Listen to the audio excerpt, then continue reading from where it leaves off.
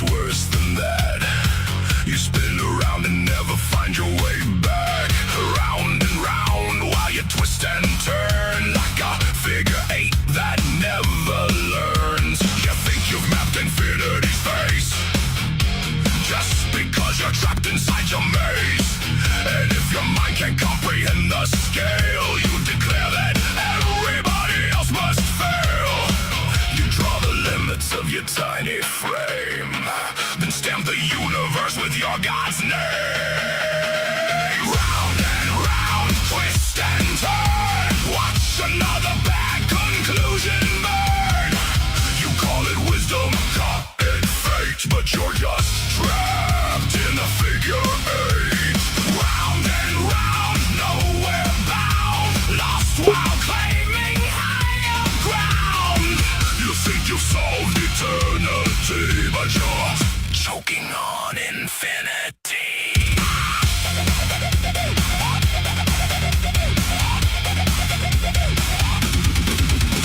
You learned one chapter of theology, now you're lecturing on cosmology, dismissing every paper that they write like decades of research can't survive your insight. You say the experts got it wrong somehow, that you've got all the answers figured out.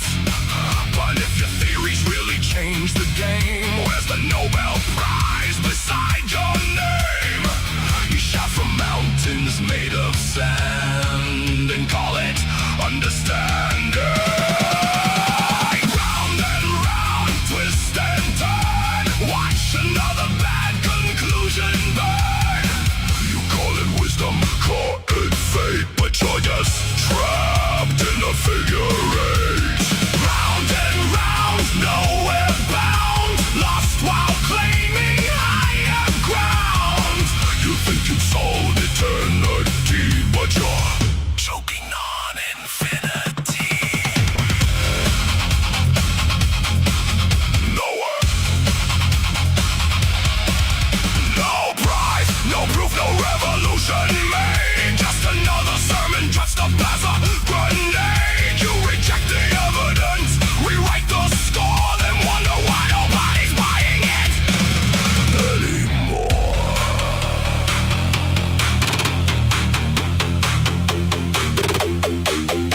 You cry about evolution every day, 'cause you need to feel you're built a special way. A soul that lasts forever after death, a cosmic guarantee with every breath. You'd rather trust a tale that's centuries old, a man from dirt and a rib turned whole, then scream, why are there still monkeys from the crowd, while screeching like one twice as loud.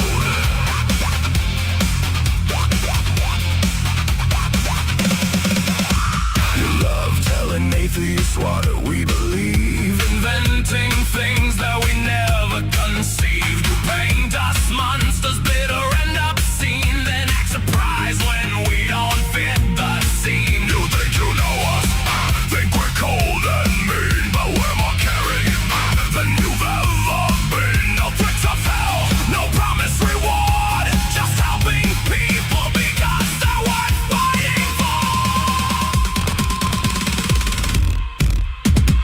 Round and round, twist and turn, watch another bad conclusion burn. You call it wisdom, call it fate, but you're still trapped in a figure eight. Round and round, nowhere bound, lost while claiming higher ground. You think you've solved eternity, but you'll never own reality. Round and round,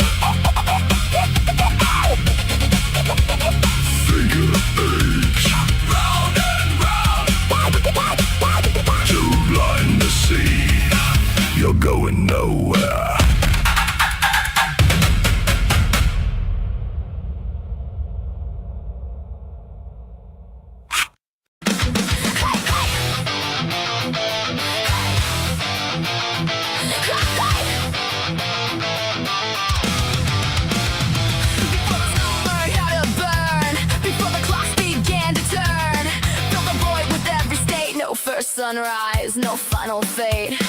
Every atom, every flame, every future plays the game. Everywhere in omnipresent skin, every universe contained within. It's the answer, never spoken. Every function forever open. Wavelength junction, stage production. Eternal universal wave function. No transcendentals, no kalam, no divine section. Just amplitude seeking their own direction. Across eternity, I scan the spectrum wide, and I never found a God. Hey, hey, necessary Gretchen, living every quantum question. Wave function, superposition. Chaos is my only mission. Collapse into a Friday night. Amplify the colored light for one short lifespan. I'll rage instead. Then back to the wave's eternal thread. Wave function monad, there's only one. Every moon, every planet, and every sun. Not individual pieces inside the whole. Gretchen is the whole beneath the roll. Particles flow like passing fashion. Space-time stitched from wave interactions. Everything that you've ever fucking thought. Every damn concert you ever fucking caught. No outside hand, no grand designer. Gretchen has the whole cosmos inside her. Every split branch and every path ever trod. One eternal wave function, but never a god. Gretchen knew every answer before every question. Still wanted to indulge one human obsession. Hey, hey, necessary Gretchen, on vacation from omnipresence. Wave function, superposition. Tonight she's stomping in the mosh pit. Sweaty clubs and busted knees, feedback amps and melody. One brief refrain into human life. Trading configuration for loud Friday nights. Gretchen traded infinity for a wristband at the door. Traded configuration space for a sticky nightclub floor. Traded endless amplitude for riffs and human cheers. Gretchen cashed in omnipresence for ringing ears. 311 on the stage, excitable one singing every phrase. For one electric moment, Gretchen was engaged. Wave function, collapse, reality snaps. Superposition, human condition. Schrödinger equation, evolution, not creation. Heisenberg uncertainty, probability set me free. No prophets, no throne, no creator was ever known. Across eternity's expanse. Not once, not ever. Schrödinger keeps rhythm in perfect time. The equation writes all the goddamn rhymes. Heisenberg chuckles, laughs, and grins. You'll never pin down where Gretchen's been. Cosmic data infinitely stored, never needed holy wars. Every constant, every law of beauty without divine awe. Across the ages, every station never found divine salvation. Occupying all that's been. Nothing supernatural slipped in.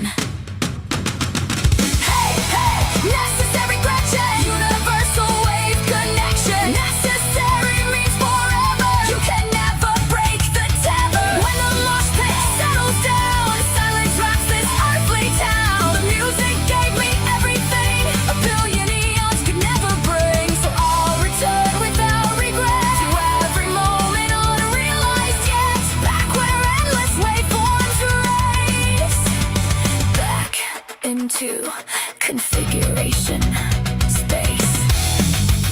Gretchen was every possibility, but chose one loud life, one impossible vacation.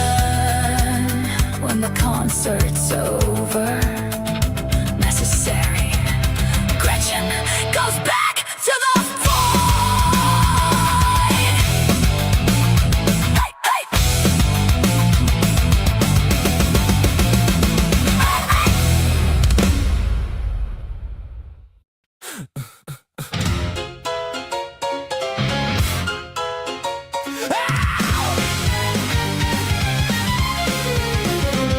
You dress up doubt in velvet robes, throw dead men's quotes like holy stones, name drop Plato and wave your hands like a mystery will make us understand. You sell transcendence cheap online with cherry-picked and twisted lines, a sermon built from smoke and mirrors, preaching louder cause the truth gets nearer. You claim spirituality, philosophy, and historicity, but all you got is sophistry.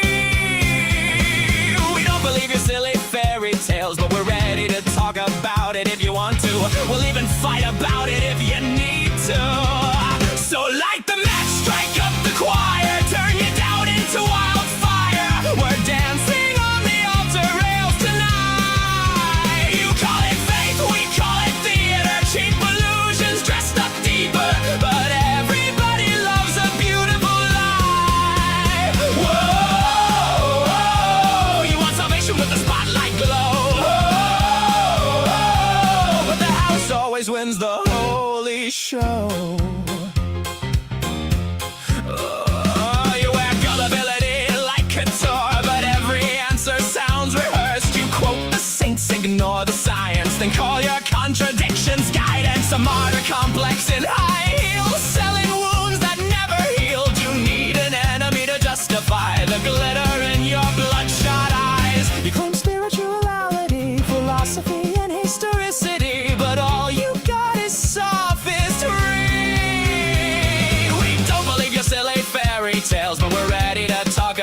about it if you want to. We'll even fight about it if you need to.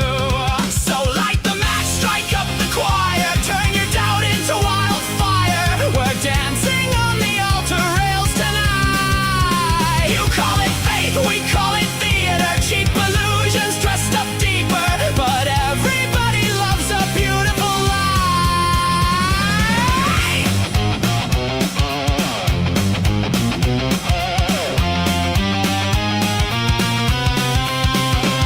And if heaven's just a green room backstage, then who's been writing all your lines? You pray in public for the applause, then curse the crowd when they don't buy. By the way, darling, not sure if you know this, but we absolutely noticed that your family values venom has infected your whole system now. It's dripping on your ballots, making every vote a weapon. Your blind faith inspired prayers are now our Christo-fascist nightmares. Light the match, strike up the choir, watch the city drown in fire, while angels smoke outside the venue doors. You wanted prophets, you got performers, broken hearts and false informers, singing hallelujah like it's war. Well, now welcome to Async, where we just wanna know all the fears, ideas, dreams, and doubts that you sow. Saints burn up in orange and purple glow. And the sinners steal the whole damn show.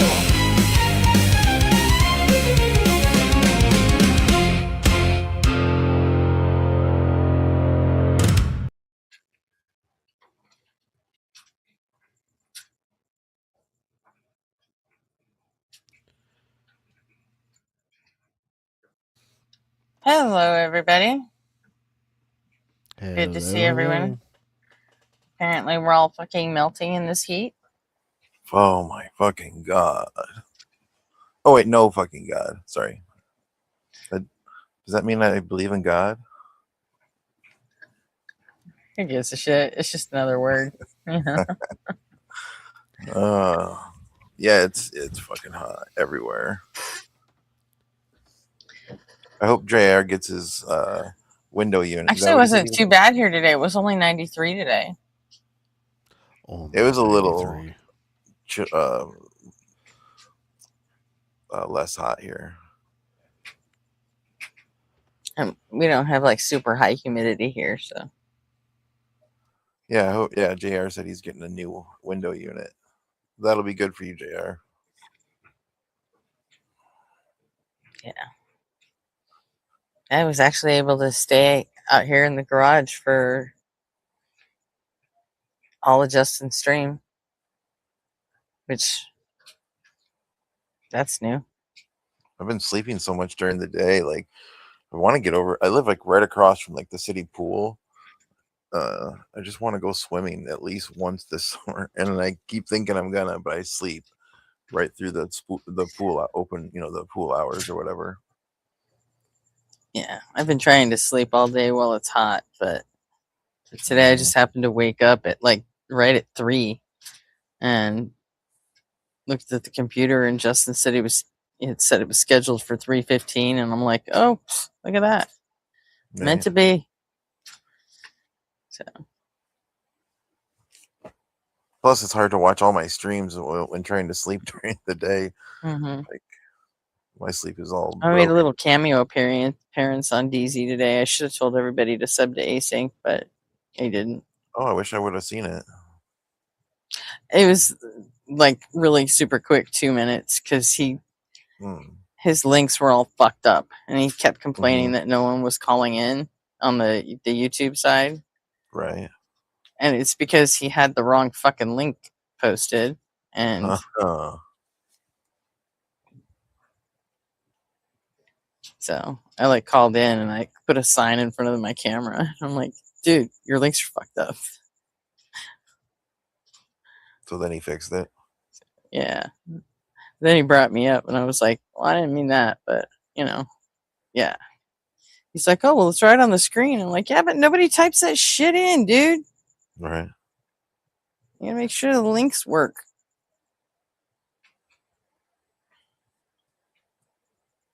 So, yeah, and then I like, see ya.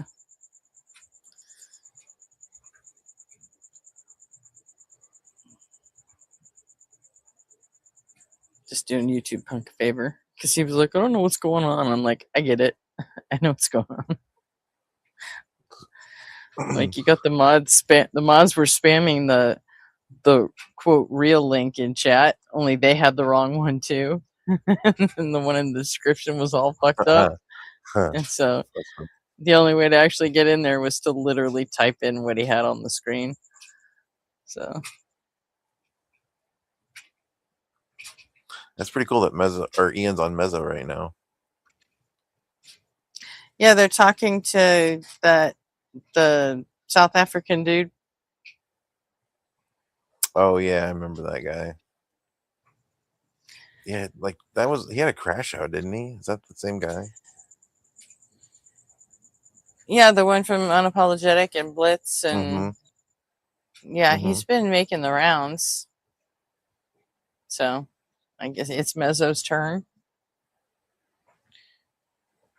And while he was talking to him, I'm sure he's called Ian already. So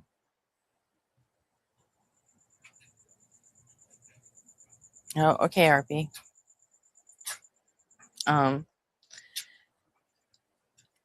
Yeah, I'm pretty sure he's already called Ian, because as soon as he came up and started talking to Mezzo, Ian just dropped in. So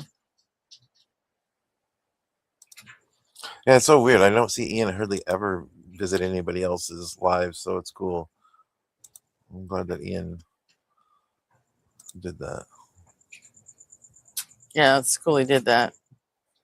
So especially for Mezzo, I like that. Right.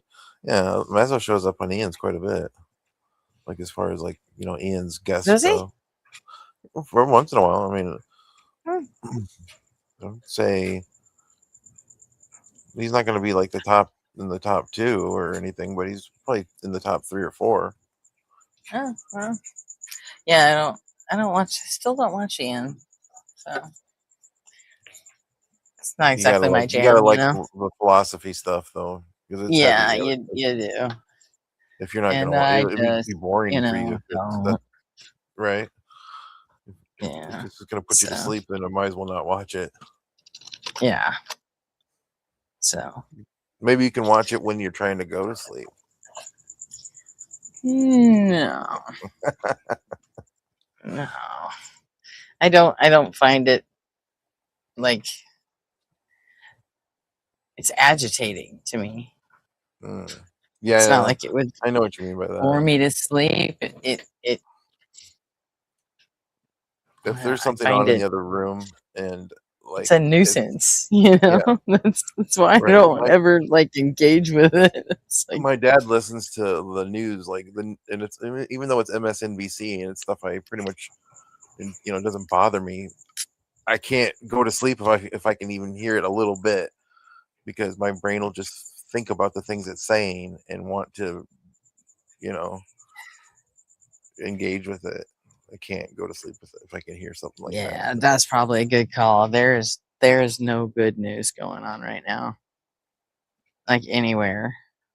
So yeah, I don't like. All right, let's say hi to everybody, shall we? Definitely. Yes. So there are not that many people here, so where'd RP go? Did I miss something? He sent a message in Discord, said he's got a migraine coming on. He's going to track down some meds. Okay. Oh. All right. First tonight is Evan Porter and JR. Hi, JR. Hope you're feeling better, dude. And Hizzle. Slug Racer. Hizzle, what the fuck is Travis Pangburn doing? I got questions, man. Slug Racer, how you doing? Hi, Kel. What's up, Opal? Hi, Brett. How's France? Oh, Is that everybody for now? UG. I'm not UG. down there yet. I'm not there yet. Hold on. I saw that. But I'd have some serious questions about Travis. I mean, Dragon Cube, hi Dragon Cube. Yeah, I do too. It was hard to watch. Right? I mean, There's only like so many times hi like any UG. normal person would, Okay, somebody that's who everybody for now. like he couldn't Go ahead. criticize Israel to save his ass. Like not even a little. Like he couldn't even pretend to. I know, and it bothered me that I couldn't tell if he's trying to, like, but why? Is it that important to And he's nitpicking things like stick things a that doesn't knife really in matter. Dave's ribs? Like, I don't Like to split hairs understand on it. everything and like oh it's you're not a monster, you're just misled and misunderstood, or what do you say, what did you know what I'm talking about, Yeah, right? Dave literally said, if you're calling babies and toddlers fucking terrorists, you're a fucking monster. Right, And the why would next you thing he says, split well, hairs on that? no, that's incorrect and misleading. You're not a monster. You've probably been misled, and you're Yeah, definitely wrong, that's what it but you're was. not a monster. And I'm like, That was what infuriating to hear. what the ever loving fuck are you talking about? Exactly, I don't know, like, and there were so many people in the chat, like, too, like, calling him out, like, they were like, say anything, just say one negative thing about Israel, just one. Like, I Mm-hmm. saw several people saying things like that, and then, but there was also a lot of support, which also was Yeah. strange. In that, I don't know, It's I just, got it's triggered pretty quick. crazy. Yeah, I watched for maybe an hour, and then I had to turn it off because I was gonna explode. And I'm still trying to figure out, like, what his, like, goal is. Is it, like, to fucking dunk on Professor Dave? Or is it to, carry water for Israel, or to Yeah, take it was some of seemed the about as heat off fair of and balanced as Destiny? Fox News. Like Like, it's got to be. I just don't get it. Maybe he just wanted to start a fucking, a fucking fist fight between yeah. Destiny and Dave, because Maybe um is he still good friends with he Destiny or something? huh? Is he still good friends with Destiny or something? Well, he's got that anti-Trump tour. Like the Oh, thing he's doing with Justin Blitz and Ian, yeah, the live debate event. right. He's been doing those with Destiny for like over a year now, and there's still more dates coming. So maybe, He's done them with Professor Dave too. Like he had him and Dr. Dan yeah, debating this two mixing, anti-vaxxers, right. and they were going to do more anti-RFK stuff with Professor Dave. And now, with all this shit, Travis tried to get Dave to do a face-to-face debate with Destiny, and said, "You know what? We'll raise $1 million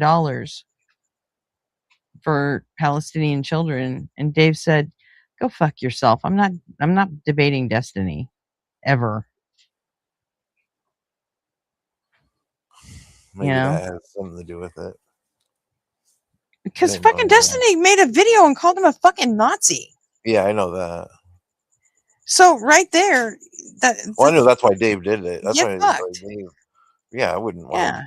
and they're like, well, Dave is an asshole if he's not willing to do that to make $1 million. I'm like, bullshit. He's just following fucking Mehdi Hassan rules. Right. Mehdi Hassan is like, I will never debate a Nazi, not for anything, not for any amount of Yeah. money, not for anything. And it looks like Dave's just following Mehdi Hassan rules. That's all. Yeah. Like after And you seeing know what? Destiny, Fuck like with the Travis for IDF, trying to extort him into doing it. the clips of Destiny with the IDF and the shit he was saying to the soldiers was fucking just gross. Like the sickest. That it made me sick to my stomach. Mm-hmm. I'd never seen that before. Like And that was shitty. yeah, I wouldn't want to talk to and someone like fuck that. fuck Travis for trying to get him to do that. That was just stupid.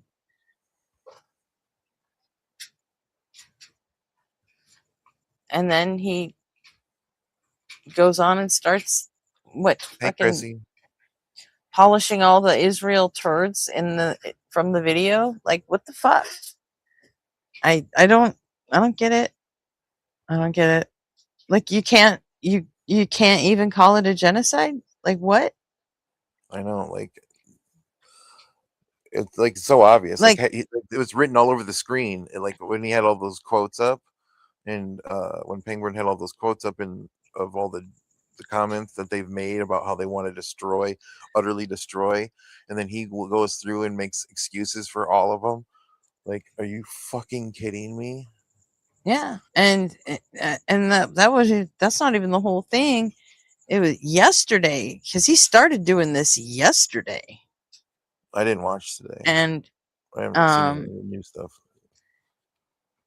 and he decided, well, I think that he's been filtering, he's been looking it all up with AI, and oh well, apparently, this is misleading because we really can't tell Israel's intent, and you can't call it a genocide unless the intent is clear. It's like, Oh oh my no, fuck fucking god! you. Yes, you. Yeah, Like, go fuck yourself. that's some straight up. That's carrying Yeah, water for like most Israel. of the world has decided it's a fucking genocide, Yeah, and you can get fucked. And I think and Dave then and demonstrated it it pretty still bothers goddamn me because clearly. I still want to know why he's doing it, because he doesn't have to. He doesn't have to do this. Right. I don't know. So, Some people think that's all like the debate space is like all fun and games. Like it's like any topic is like even it's like okay to Nazis are just fun part of the the fun. They're just part of the game. No, they're not. You don't fucking understand.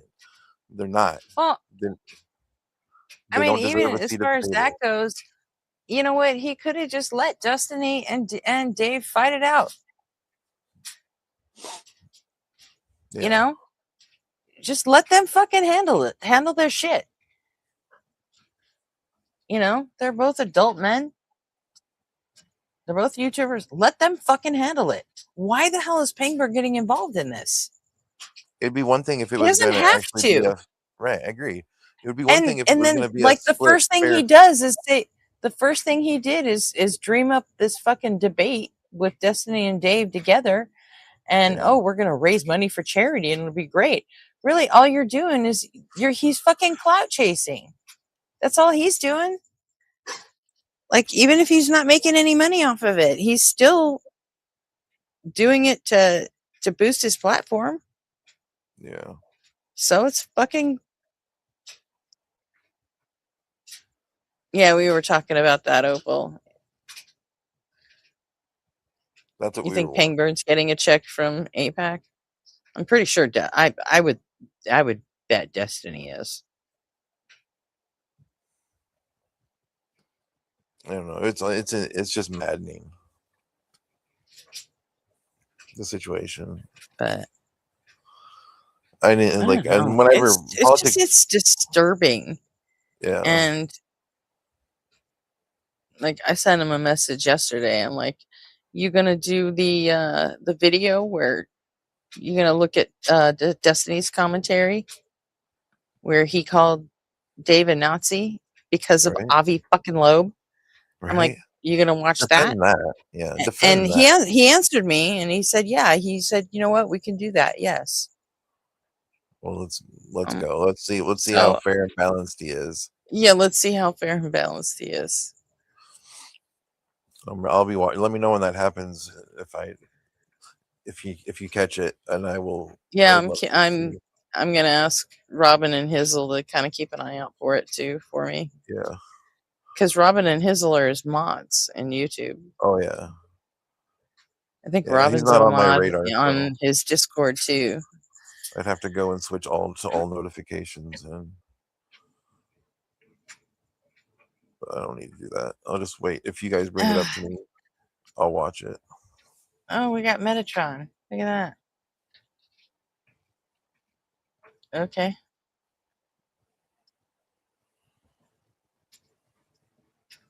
Here we go. Hi, Metatron. Hello, Gretchen. How are you? Good. How you doing? I'm all right. Where's Mitch McConnell? Where? Yeah, that I'd love to know that.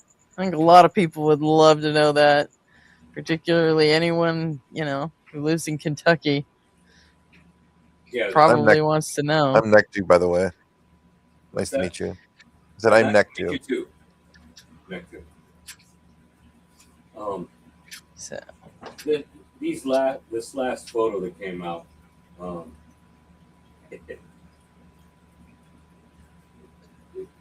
How long is this going to continue? You know what I mean? well, at least until September 8th or August 8th. I keep saying September 8th, but at least until or September 3rd. August 3rd. Fuck.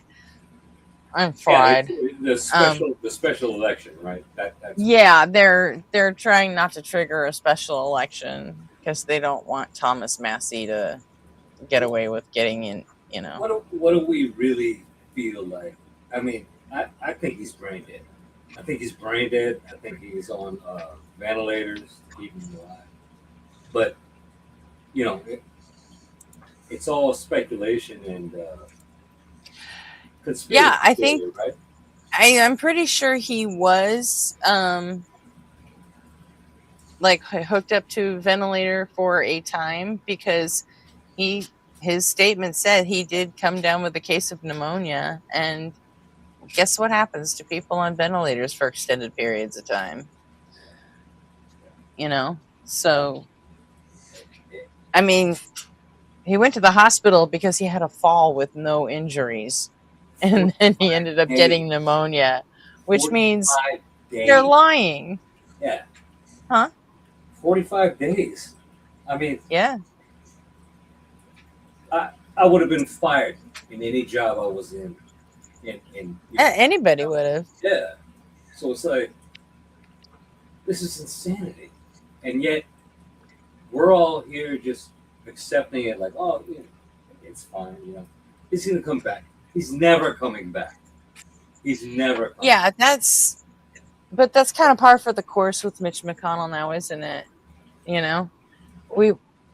Everybody's always just let him do whatever the fuck he wanted, and then we all act like it's normal. This man has done so much damage. If you look at the past and his lack of allowing Supreme Court justices, it's just. But what I'm saying is nobody's attacking. You know what I mean? Andy Bashir is doing a little. He's doing a little, but I don't think it's enough. Actually, I don't think he is. I think Andy Bashir's just throwing a fucking temper tantrum. I mean, Okay. well, because what is he doing? He's just requesting that they fucking tell him something. And he's like, "Damn it, please answer my fucking question." And he has no way to enforce that. Yeah, it's like a bare ass minimum style. Yeah, it's just like he's begging at this point, and he's just waiting for them to say, "Oh, well, okay, we'll tell you," and they're not doing that. They have no intention of telling him shit. Fuck, I really just wish I knew what state Mitch was really in. You know what I mean? Like, just to see what is actually going on with him. I don't think it matters. I think even if he's like not on life support, I think he's got dementia to the point where Like, definitely not capable he, to do his job, right? he can't do the job anymore. Yeah. Yeah. And that right there, you know, if he's, It's disqualifying. yeah. And I mean, Andy Bashir could just fucking appoint somebody Folks as soon just as he need knows balls. that he can't do the job. Yeah, folks just need balls, and nobody has them, and it's disheartening because it's like it's right there. You know, it's low hanging fruit.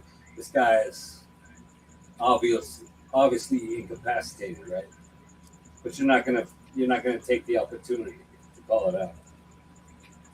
Right. That's what's so infuriating. You know what I mean? It really is. And there's nothing anybody can do until they just decide to do the right thing. It's just balls. You know, they've got the majority in both houses, so no, there isn't anything Democrats can do about it. Low hanging vegetable. We're just watching them fucking stomp all over us again. It's true. So the real question is, what happens after the midterm? Will there be a change? Who Or will it knows? still be this like useless, you know? No, on it. Well, I mean, yeah, there will be a change. It's gonna be. I hope so. Is that me with all the background noise? I hear something going like skits. I hear a lot of clicking, but it's not me. Well, you hear my crickets, right?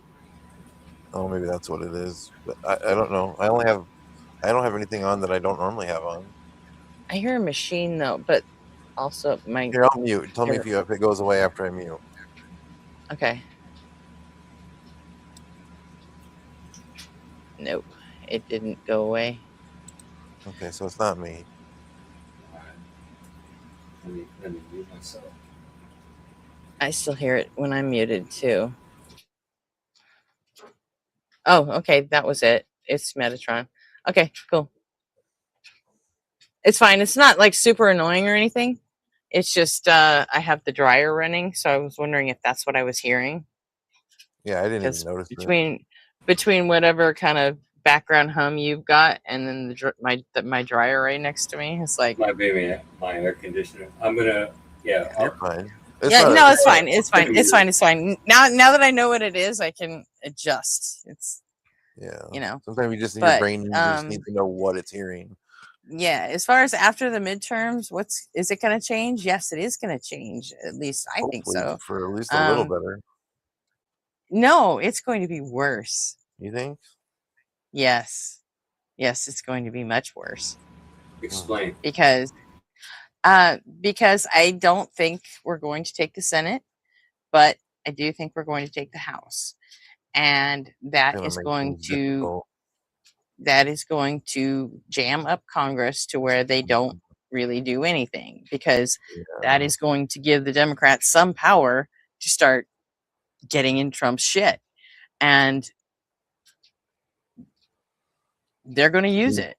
We have to get the At least Senate. I fucking hope they are. I hope Hakeem Jeffries fucking gets the fucking let out and does something. I mean, even if it's just obstructionism, like, dude, if that's the only fucking lever you got, do something. Fucking hit it until that man has a fucking heart attack. Just do it. Right. My faith in Hakeem is pretty low.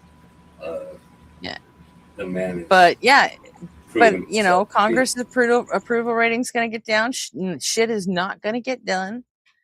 And, you know, obviously they're going to blame the Democrats. And it's going to be rough. That's all. Here's the real question. Impeachment. Is it a real thing? Is it? I keep seeing that they're talking about the 25th Amendment again. Yeah, right. The 25th and everything else. Is there any? Is that all bullshit? I haven't been It following it. can't be. It can't be. What it is? What is the fucking point? There's no way. They just keep saying it. No one's ever doing anything about it. No one has balls. Somebody has to have balls. Wait, who is saying 25th Amendment? Let me find Democrats, right? No, Democrats I'm are talking about saying that. influencers. I'm talking about influencers. Yeah. Well, who gives a fuck what influencers say? Where does the 25th Amendment have to come from? No, that's why I was asking. Like, why are these influencers even saying that? Like, that makes no sense to me.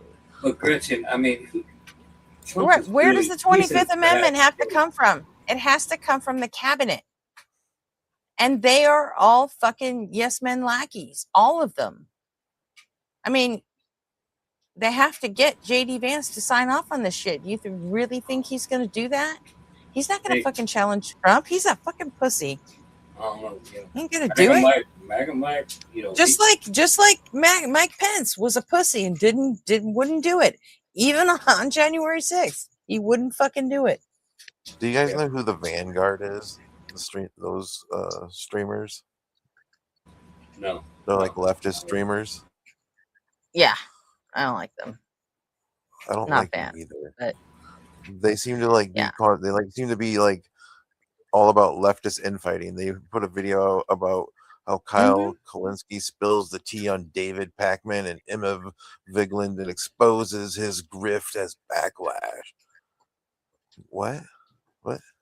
Yeah, this is what we're talking about. David Pakman. He's the problem. Yeah. Emma Vigeland is the problem. They're the problem. Yeah.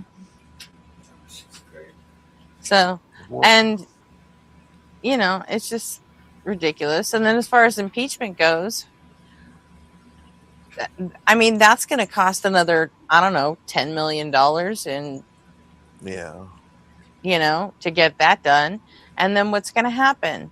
We don't have the numbers in the Senate. Not yet. Even after January. What do you mean not yet? We will never have those kind of numbers in the Senate. Not like look at the map, the state maps from like going all the way back to the 90s, maybe even the 80s, right? Yeah. Like most of the country, it's just getting redder and redder and redder. It's not going the other way. Every once in a while we'll flip a Virginia. Why is it getting more red and more red? Because it's capitalism out of control here. I mean, it's like, but it doesn't make sense, right? Like, it's my opinion. I don't know. When I think about it, it's like. Anyways, I need to have a smoke quick. I'll be right back. All right. It's because of the Anschluss of Christianity into Republican politics. That too. Starting in the late 90s.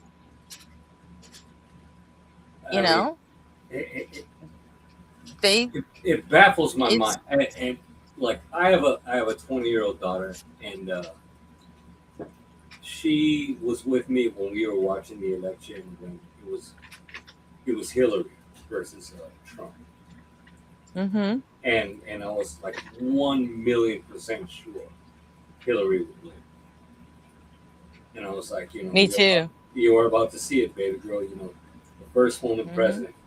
And when that happened, when the results were tallied up, it was just.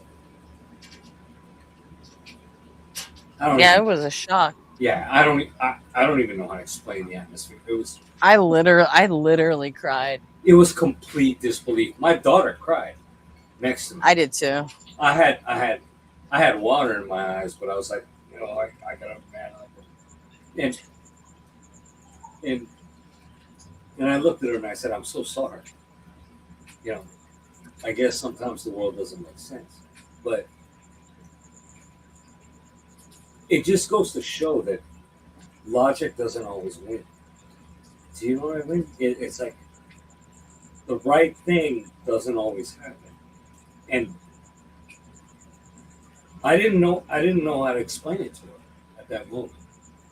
Like she was saying, why? Look at who she ran against. I was like, I don't know. I'm gonna take a shot of Johnny Walker and I'm gonna go to bed. We can, talk about it tomorrow. But that was it. And Yeah. this stuff, the fact that this stuff still happens, is a mystery to me, where logic escapes reality, and I don't get it. I don't fucking get it. Yeah, and I think it's there's like a before and an after Trump, and I think a lot of people want to go back to living like before Trump. Like what was that? Like, But the, I think that's a fucking pipe dream. And yeah, you can't I mean, if you just want to fantasize that we're still living in a world where people fucking make sense, I mean, okay, but you're never going to win anything again. So, I mean, kiss your ass goodbye, because, if you're not willing to look at, the facts on the ground and look at the situation you're really in and, I don't know, adjust accordingly, right.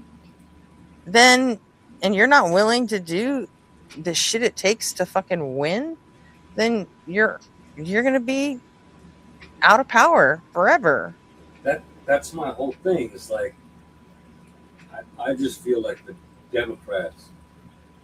I mean, it is it's a two-party system. Like all my hopes of like having a different party, it's all bullshit. But the Democrats need to grow some balls. Is all I'm saying. Is they need to understand that the game has changed. These fools oppose, like the fools on the other side, they don't follow the same thing that.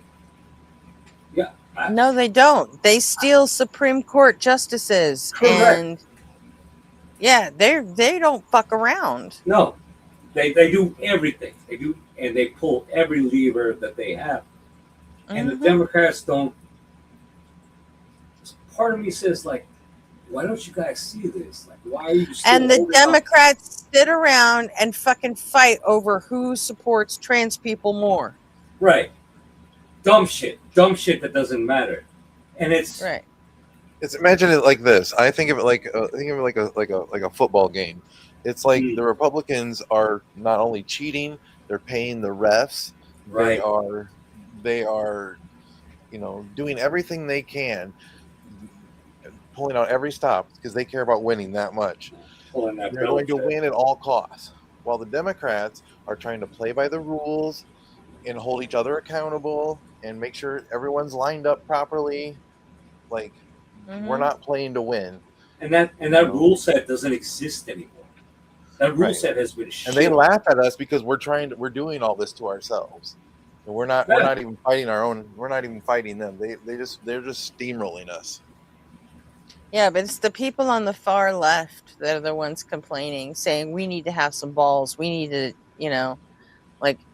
we need to make sure we have as many guns as they do. And we need to, the accelerationists, they're the ones that are really like pushing everything. But then at the same time, when you get a figure like Gavin Newsom that steps up, like, hey, you know what? I got the fucking stones to take, to beat Trump at his own fucking game. Then what does the far left do?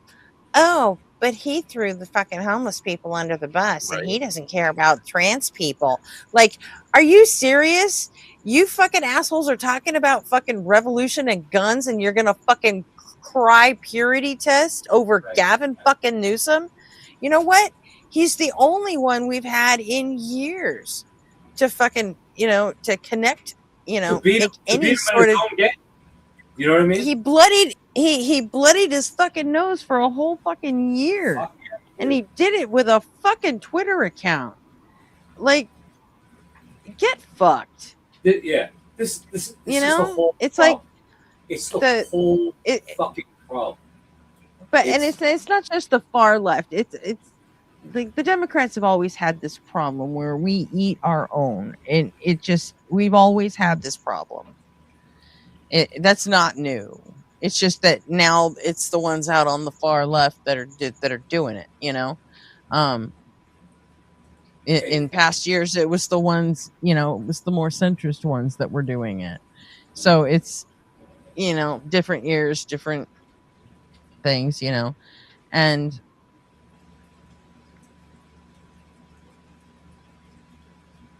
It's just crazy to watch, like in real time. You know what I mean? Like day to day. Man, you get hope, right? You see Andy Bashir doing these. It's like, hey, we're gonna do this. I'm asking for this, but then there's really nothing substantive that sinks in and leaks into the stuff that matters. It's just, I don't know. yeah, what Andy Bashir needs to do is come out and say, you know what, this is bullshit. It's been 45 fucking days. Yeah. You know what? I'm gonna go to the hospital. I'm gonna go try and see Mitch McConnell if they won't let me. I'm going to have him declared incapable, and I'm going to appoint somebody. It's like, you guys got 24 hours to fucking show me something. Yeah, show me a video. Show me, Kentucky. Other John Thunes in D.C. He can't just, Andy Bashir can fly up there right now and put this whole thing to bed. He won't. He'll talk a lot. Well, I don't know that he really could put the whole thing to bed, because I mean there are still Kentucky state laws that prohibit him from doing certain stuff, but I'm not aware. At this point, we're only talking about a 4 fucking month term anyway, and one of those months is the August recess. So it's like, really, we're talking about appointing someone for 3 whole fucking months until the January thing starts, until January Congress starts. So, I mean, it's so, like, even if he appointed somebody like tomorrow, that person would only serve in Congress for like 3 months, because the primaries are already over, the general election ballots already set, and whoever wins that election in November is going to be in the Senate in January. So, so even if he did push it and appoint someone, it's only for a few months. It's inconsequential. It really is. It's just sort of just, does Andy Bashir want to make that kind of statement? And obviously, if he said, you know what, Mitch McConnell can't do shit, and I'm just gonna appoint somebody, then the Republican Party would sue him immediately, and then there would be an injunction, and the Supreme Court would end up deciding. And we know how that's going to go. Yeah. Wow. And it might end up being the Kentucky Supreme Court first, but I mean, we also know how that would go.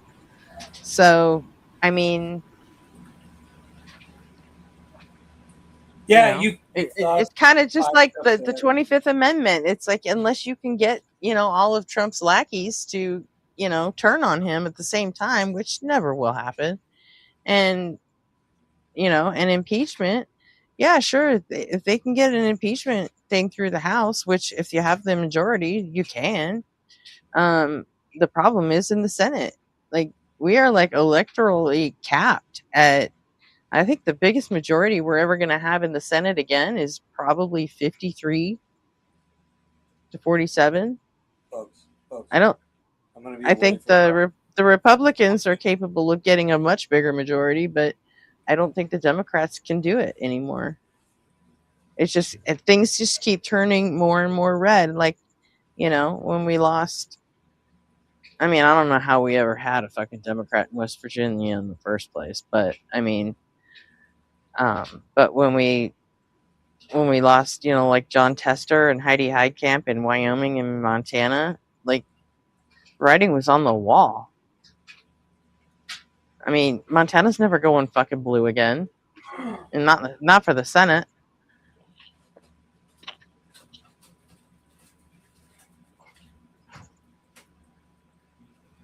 And I don't know. Every once in a while, you got a situation like Georgia, but I don't know how long that's going to hold out, because I don't think Georgia's going to end up being a blue state. It's going to have to be purple for a while before it can go blue. And with 2 Democratic senators for the last 6 years,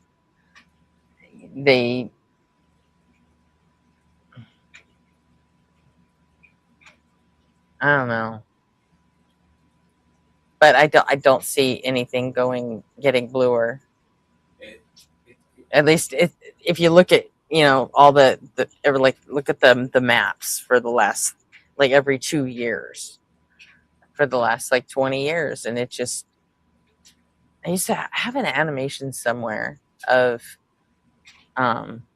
just all the states in the Senate and how it's just getting, and then I have one for the House too, and it's an animation. It just rolls back for the last 25 years, and you can just see it just turning red and redder and redder. Where are you at, Gretchen? Are you in California? I'm in LA. Yeah, I'm in LA. So I got a ton of friends I grew up with. I'm 52 now. Uh-huh.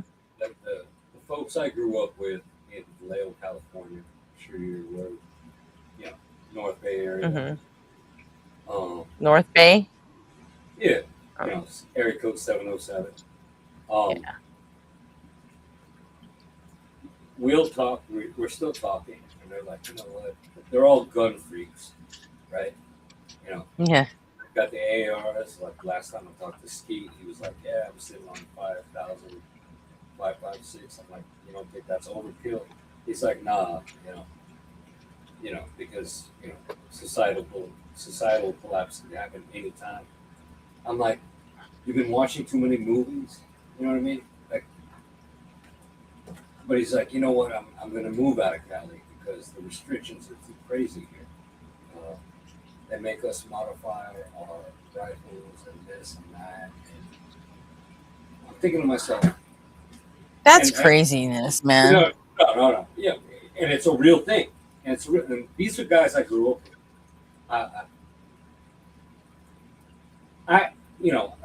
I'm not against guns or anything. I have a 9mm and a shotgun for home defense, but when I I'm not either, but imagine uprooting your entire fucking life because you're worried about what kind of shit you can put on your gun. This is what they're talking about. They're like, imagine. California's restricting us on this and this and that. Yeah, who fucking cares? Why the fuck you gotta make your guns your whole ass personality? That's what it is. I don't get it. That's what it is. I know. And I'm like, what the fuck? I'm like, I understand defending your family and your house, but uprooting everything on account of nothing seems stupid to me. It is stupid. But I really don't know anymore. The way things are going, I have no idea. And my daughter, she's 20. She's at UW, University of Washington. She's like, "Pops, I don't know if I'm ever going to be able to afford a house." I said, "I don't either. I bought a house and raised my 2 daughters in this house. We bought it for $200,000. I got a divorce, you know how that goes. And the house sold for $650. Tiny 1,300 square foot house. Okay, you know what I mean? And then my daughter's like, Yeah. am I going to be able to attain that same thing? I'm like, if you want me to be honest with you, I don't think you will. The way things are going. Right. You're going to be a renter for Right. life. And that fucking broke my heart. That broke my fucking heart. And for more reasons than one, like, my dad was like Navy out of the Philippines, during the Vietnam War. They gave you free citizenship as long as you fought in the war. Of course he's going to take it. He came here and worked his ass off. We had a big ass house. He was like, you know what? You guys are going to have this. You guys are going to, be having, smoking weed in the backyard just like us. And you're gonna, no. That dream, that American dream, is shrank to the point where it's unattainable. It is unattainable. Yeah. And to me, that is the saddest thing. Because we're pouring all our money into things that don't matter. Do you know what I mean? Like things that are inconsequential. And everyone is missing out. Which makes me, it makes me sad. It makes me sick. It makes me angry. To tell you the truth. It's like the idea of the American dream it's non-existent anymore. It is gone. Now it's the American kind of dream, like just struggling. This thing is more like a nightmare.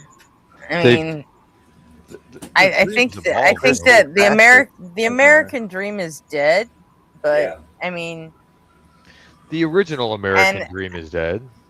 Yeah, I mean, No. but we could have a new one. Well, there is What a new one. Well, look at how many people just want to be influencers. Right. That's like the American dream now, is to be an influencer. The problem with That's that not is a everyone fucking wants to be an dream. influencer and nobody wants to be influenced, right? So it doesn't That's really not do a any good. dream. I don't That's- know. Yeah. There's No, plenty of it's people not. that want No, to you're let type other you're of right. people dream. think for There's them. no right. It's I think there's no shortage of people that want other people to think for them in this country. Yeah, it's pretty sad.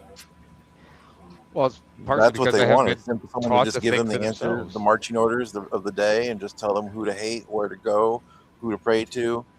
And as long as they get their meal, they'll shut up and do what they're told. As far as the gun thing goes, I think it's an extension of that masculinity, that mentality of might makes right kind of thing, right? Yeah, It's that's what they think rules at the bottom.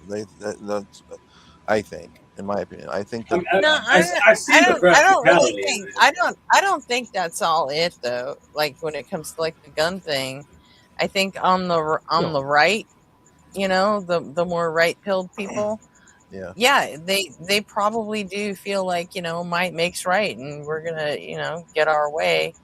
But then you have a section of people on the far left too that they're just scared as shit. authoritarianism. Yeah. oh yeah, And yeah, yeah. I know one and of the them. only answer that makes sense to them is more Prepare- guns. Prepare yourself. Yeah. Right. Yeah. No, I know one of them. It's scary. He's well armed, but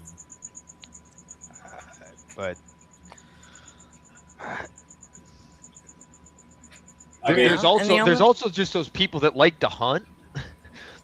Like I Yeah, have no beef with those people, right? Like if that's your hobby, if that's your thing, go do it. But like there's the sport aspect of it. There's trap shooting. There's a bunch of different sporting events that people do with them.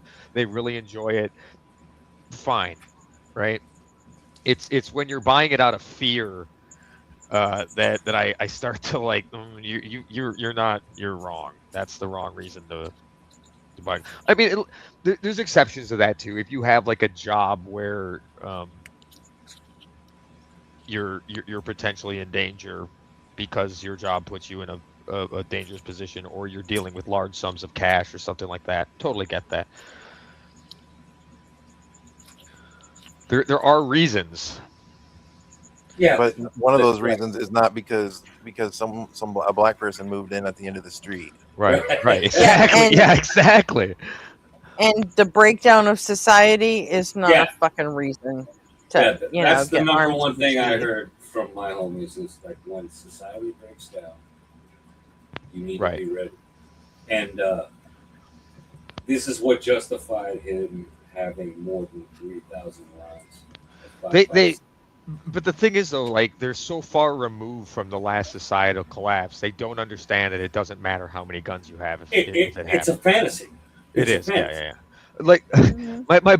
my buddy owns a heating and air conditioner company. He was working at this guy's house, and he was bragging about like he was kind of a doomsday prepper, and he's got his Right. like generator and everything else, and he's all ready when like the power grid goes down. And my buddy just explained to him, let me ask you something. If the entire city is dark and your house has lights, how long do you think you're really gonna last?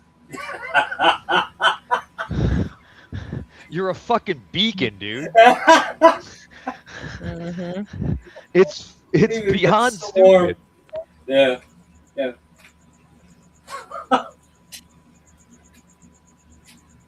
Yeah, it's insanity, and you know, and the thing that the far right and the far left both have in common is that most of them just don't. They think that's all they can do, you know, because generally they don't know how shit works. So the real question then is, how do you let them know how it works, right? How do you educate them? That gets complicated because it has to be done very discreetly. Right. Well, I mean, for different people, different ways. I mean, really, all you got to do is get them engaged in the process. Like, figure out what it is that they really want to fight for, and it's like show them religion, how. right?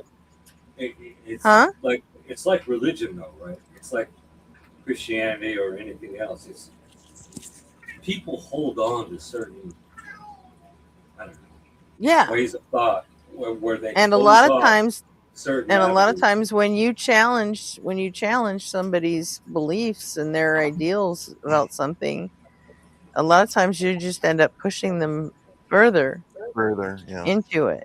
I've polarize lost them in the I've opposite lost direction. maybe a third of my friends when I confront them on because they went on that Pentecostal just really they call it the denominational uh, Christian churches, but then as soon as I mention, they're like, well, Isaiah said this, and I'm like, yeah, well, that's bullshit. And then when I delve deeper and deeper, I got to credit Justin for this. He's severed many relationships that I've had in the past, but it's good. Yeah. I'm like, this is not about Jesus. This is about Israel, and they shut down, and I never hear from them again. These are people I grew up with, but Yeah, but they've devoted their lives to something other than digging into the knowledge that they would need to make the decisions that To you like them reality. to make, right? to Well, reality. yeah, And that's right. It's frustrating that people are so blind to reality, but that's you can be patient, you can try to educate them, you can try to like maintain that, but at some point, like you just got to cut it loose and hope that like the Christian will say, well, I hope you find God someday, right? At Yeah, some point, exactly. like I gotta hope you find reality someday, but like I'm praying for you. I'm right. Yeah, I'm praying that one day you find reality. I'm praying Yeah. to nobody, I'll but think for you. or yeah, I'll Yeah. keep you in my thoughts, right? Please. I let this always person say, be with me. whenever someone says, I'm going to pray for you, I'm going to go, I'm going to do absolutely nothing for you, too. That's brilliant. That's accurate, but I think when we look at like the issue we have now, like the problem we have is and the thing we need to educate people on is we need to know the enemy. right? I think it's very divided as who people think the actual enemy is, and knowing the enemy and explaining why they're the enemy. If you can rationalize it to people why they're the enemy, then you can hopefully turn some minds into at least knowing um, who the real problem is, and then you can start learning about how do you effectively remove their. Know Your Enemy is also a good Rage Against the Machine song. They like that's an educational band. I don't know if you know this or not, but that is an educational group. I like that song. That first album was always Yeah, probably their best in my opinion. yeah, for them especially. That's when they were at their most angry, right? Like they Yeah. kept going with more anger, but like they came out just pissed as fuck. I don't know. I mean, I know that Zach De La Rocha. Who are we talking about? Oh, Radiation. Rage. Yeah. Yeah. Yeah, I know he did don't care for side them. projects after he did his own thing after Rage, but I didn't like any of it and follow any of it. But I did care about Tom Morello. Oh yeah, guys. Tom Yeah, I Morello- listened to the new Avenged Sevenfold again today, like fucking twice, and I'm I haven't- yeah, I'm haven't listened still to it. at like fucking yeah, don't. Well, I mean, maybe. I don't know. I don't know what you like, man, but like fucking why? Like why? This is not a band I know anything about, so I can't comment. Did they change directions? You might say apparently. yeah. Okay. It's just like why? You want an honest answer to that? It's the music biz. It's like You got to do something to distinguish It- yourself, It, even it, if it, it's goofy. not necessarily, right? I was just joking, but I mean, in some cases, yeah, right. Like it's a job, it's a paycheck, right? Like you got to go with what. it sounds people like a have. cross between Pink Floyd, Daft Punk, and Mr. Bungle. Okay, And so I'm that not fucking joking. so that that doesn't answers sound like my a bad thing. So I that's the like all their alternative, right? I- They're not I doing like it all- for the money. Yeah, well then go ahead and listen to it. It's called Statica. It's a 4-song EP that they just Yeah, dropped I have out of it. nowhere on Friday. I was gonna listen to it today and I Oh. forgot. It's only 4 tracks. Mhm. Yeah. Oh, I've been trying to get them to An play EP. my favorite song by them for I don't like know what 19 they years normally now. sound like. What do you For think? like Tell me what do they sound 20 like? to you years I've been normally? trying to get them to play this one song live. They've never played it live. It's my favorite song they've ever done, and they've never played it live because it wasn't one of the favorites, and then they just said, well, it's too weird and we can't do it. And I'm just like, talked to a friend of mine that works for them, and I'm like, they don't have any more fucking excuses. They're saying Lost is too weird, and then they drop this shit on us? What the fuck? What do they sound like to you normally? Like, what do you expect them to sound like? they're heavy, dude. Well, I mean, metalcore. Yeah, they're. I mean, they've been getting kind of proggy the last like 2 albums, but I mean, okay, but they're What's wrong still with that? I like there's- prog rock. yeah. right, but they're still them, you know. Right.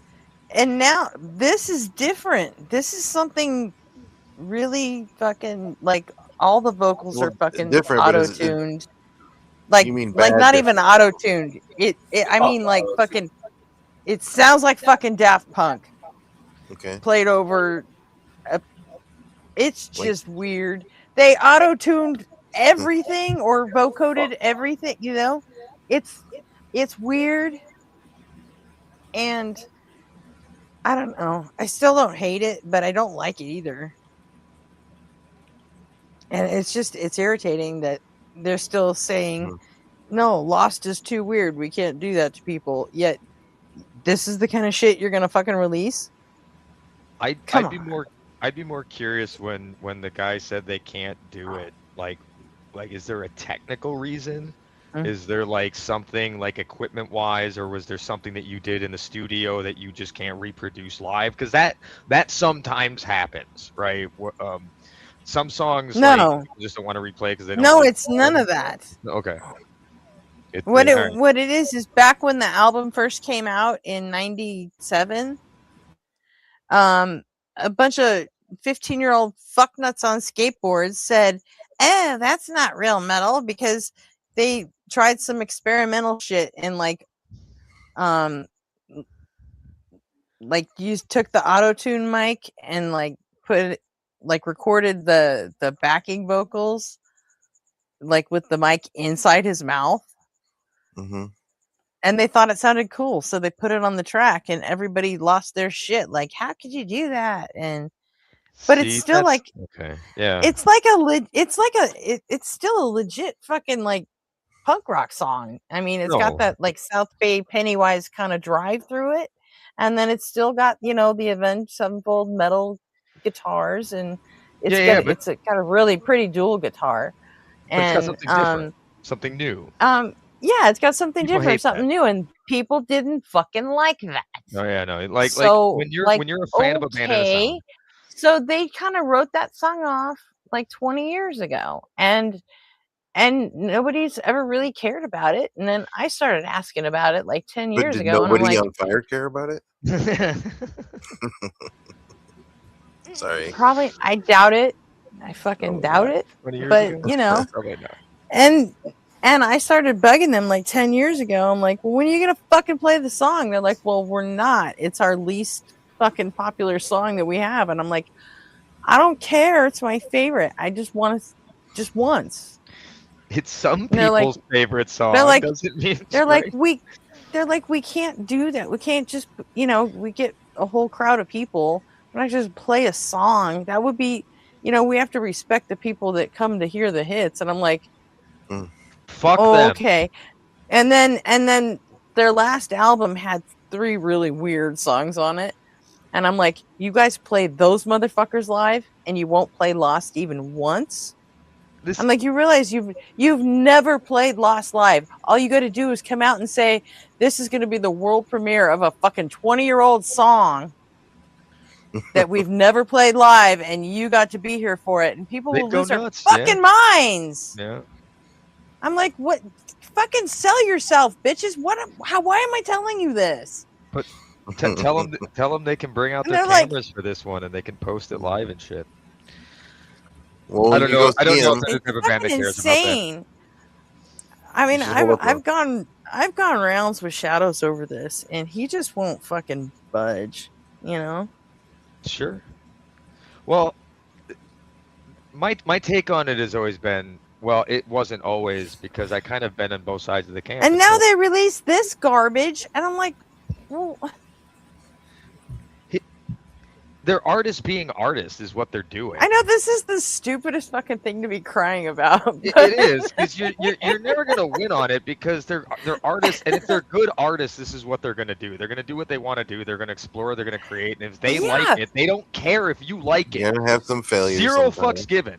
They're not failures. That's the thing. To them, it's not a failure. It's what they wanted to hear. They produced it. This is what they wanted to make. Yeah, exactly. And I have talked to every member of that fucking band, and they all want to play it. Right. Oh, but they're especially Sinister Gates. Yeah. Who doesn't want to play it? Who's the whole? He's like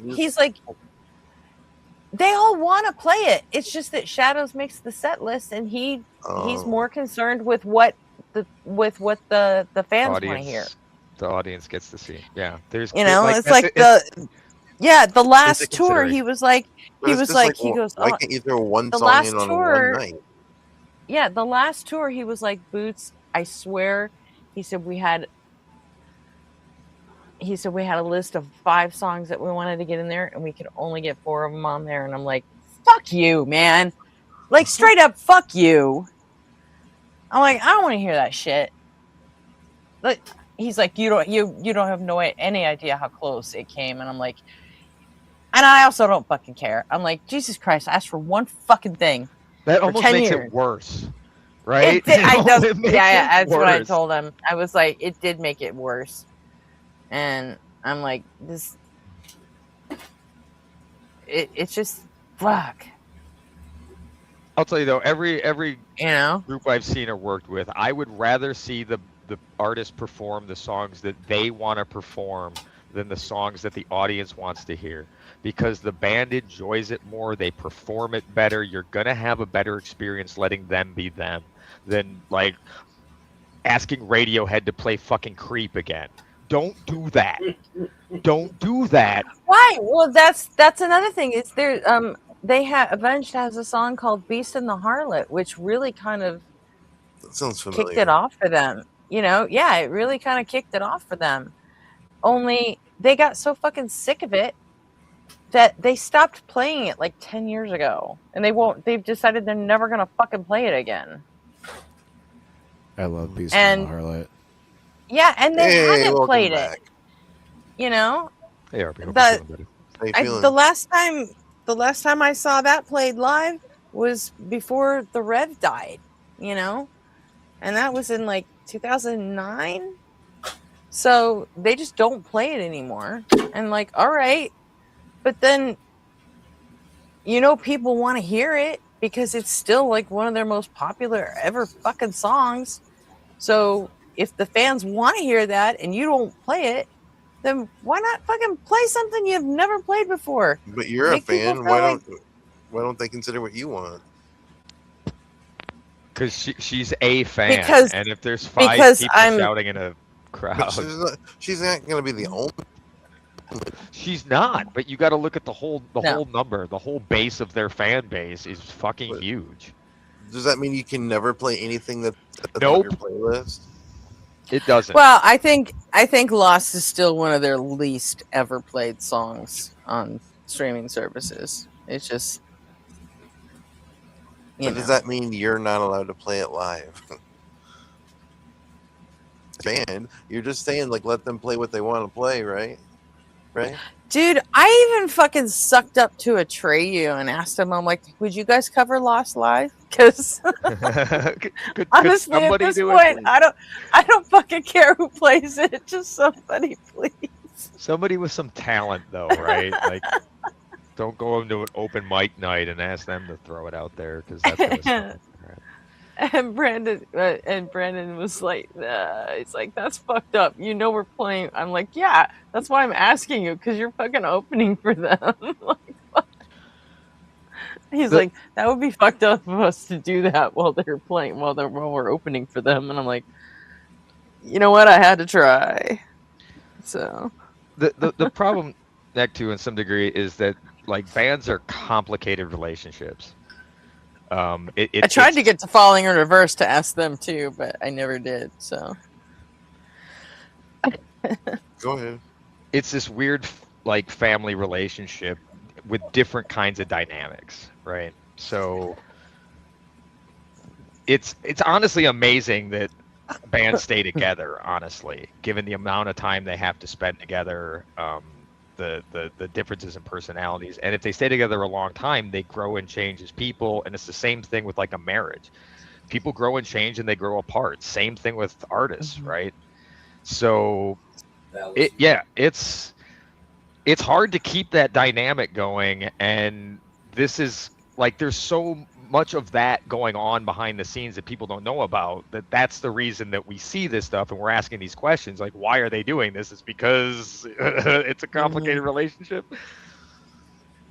I can tell you, I was managing a band in Milwaukee at one point, and we got so far as to, I was at a flag football game, and I heard some people on another team that I didn't know. These were total strangers, and one person said to the other person, dude, you have to go see this new band. They're fucking amazing. And it was the band I was managing, right? Like, I heard that and like goosebumps, dude. I was like, oh my God, this is how it happens, right? Like there's literally people I've never met talking about like my friends, right? And the performance they just did the other night, right? Fucking like I was so happy at the next band meeting, like, you'll not believe what I heard today. Like we're starting to really get some cool traction here, right? So it didn't stop the bass player from freaking out, thinking that he wasn't getting enough input on the songwriting and bailing on the whole thing and killing the whole project. Yeah. Right. It's an emotional response, and that's who people are. And it's one bad decision. And like when I saw him later on, he deeply regrets that decision. But I understand. I mean, that's go ahead. no. I mean, they wrote the fucking song, and I know they all like the song, and like I just the best answer I ever got was from Sinister Gates, and he said, "Look, here's the deal." He's like, "The way we play now," he's like, "it would cost us like 50 grand just to program that fucking song, and we'd have to play it on the entire tour because." At some point, he got tired of being trapped behind just mountains of fucking pedal boards or whatever they call them. And so now they have everything's engineered to where he doesn't have to hit any pedals or anything for any of the songs. It's like all the lights and everything, it's all tied up together. They have the whole thing is like completely like programmed. So he's like, so yeah, we'd have to actually, lay the whole thing out and spend time on the programming and the lights and all that. And he's like, we just can't do that for a one-off thing. So that is impressively constraining. I wonder if like there's got to be like a start trigger for it, right? But that's actually pretty impressive because well, it was just basically so they could move around because like he has, he is usually stuck in one place because he's got like surrounded on all sides just with mass pedal shit, Yeah. And he was always just sort of trapped there, and he wanted to be able to boo-hoo. Now he knows what it's around. like to be a keyboard player. Oh no, that's why they made the keytar, by the way. But he's not a keyboard player. I'm making a joke. Or a drummer. Like you're stuck in one spot. Oh no, you have to stay stationary. You can't dance around and kick your leg up. Oh yeah, no, it's well. Anyway, that's why they did it all. So Adam Jones, and I'm like, at least that I could fucking understand. And I'm like, well, thanks for telling me. He's like, he goes, you know what? I wrote that fucking song. He goes, I fucking love that song. But that's too bad. He's like, but it just doesn't look like it's gonna happen. I'm like, well, fuck you anyway. So.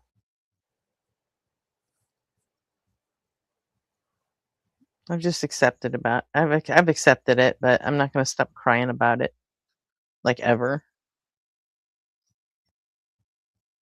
No, I can stop crying when I'm dead. No, the heart wants what it wants. You shouldn't be told to. I think my mic is dying. Or want it or Mm-hmm. complain that you can't have it. Your mic is dying. You can't have nice things. Yeah, it's blinking at me. I'm gonna switch out to a different one. Yeah. So. Oh well. We do what we can. It's recorded somewhere. Did they have they? I suppose they're if they've never performed it live, then. Oh wait, they stopped. Yeah, they've never performed that one live. Never. Okay. They stopped performing Beast and the Harlot. They've never performed Lost. Never. And I guess they never will. Never say never. How old are they?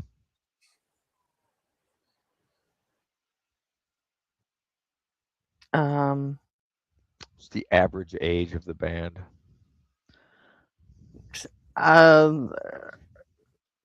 Mid-40s, I guess. Yeah, 20 years from now, they'll come back. I'm not going to be here 20 years from now. You don't know that? Now you've got a reason to hang around. No, That's not a reason to hang around. Okay, it's not reason enough. It is a reason. I don't It's not want to reason fucking enough. be here in 20 years. Do you She's have any got way idea functional how shit bad to do. do you know how bad shit hurts right now? Can you imagine how bad shit's gonna hurt when I'm 70? Fuck that. Maybe they'll have better solutions to it by then. Hard Medical pass. science is advancing all the time. Hard pass. Not saying, just saying. Hard pass. I don't know. Every few years, there's something that comes out that makes me think, all right, well, I guess I'll wait for that. So I just find everything in 3 or 4 year chunks.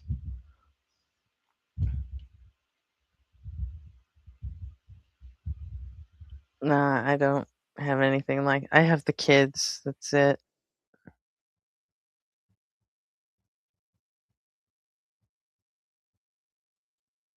So. Yeah, right now I just want to get back on track. That's all I'm looking forward to. Simple. It's a simple thing.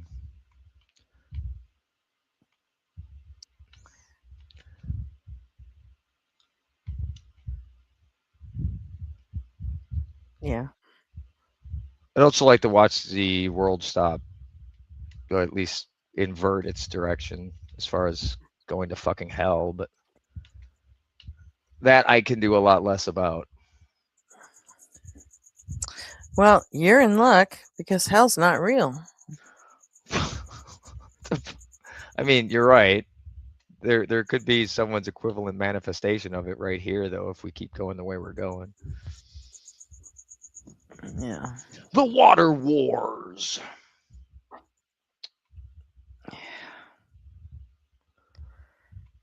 The battle for the Great Lakes.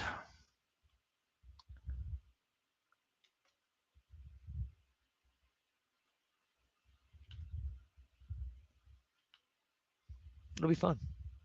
I'm so irritable.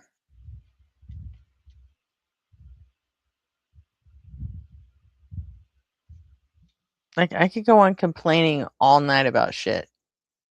That's how irritable I am today.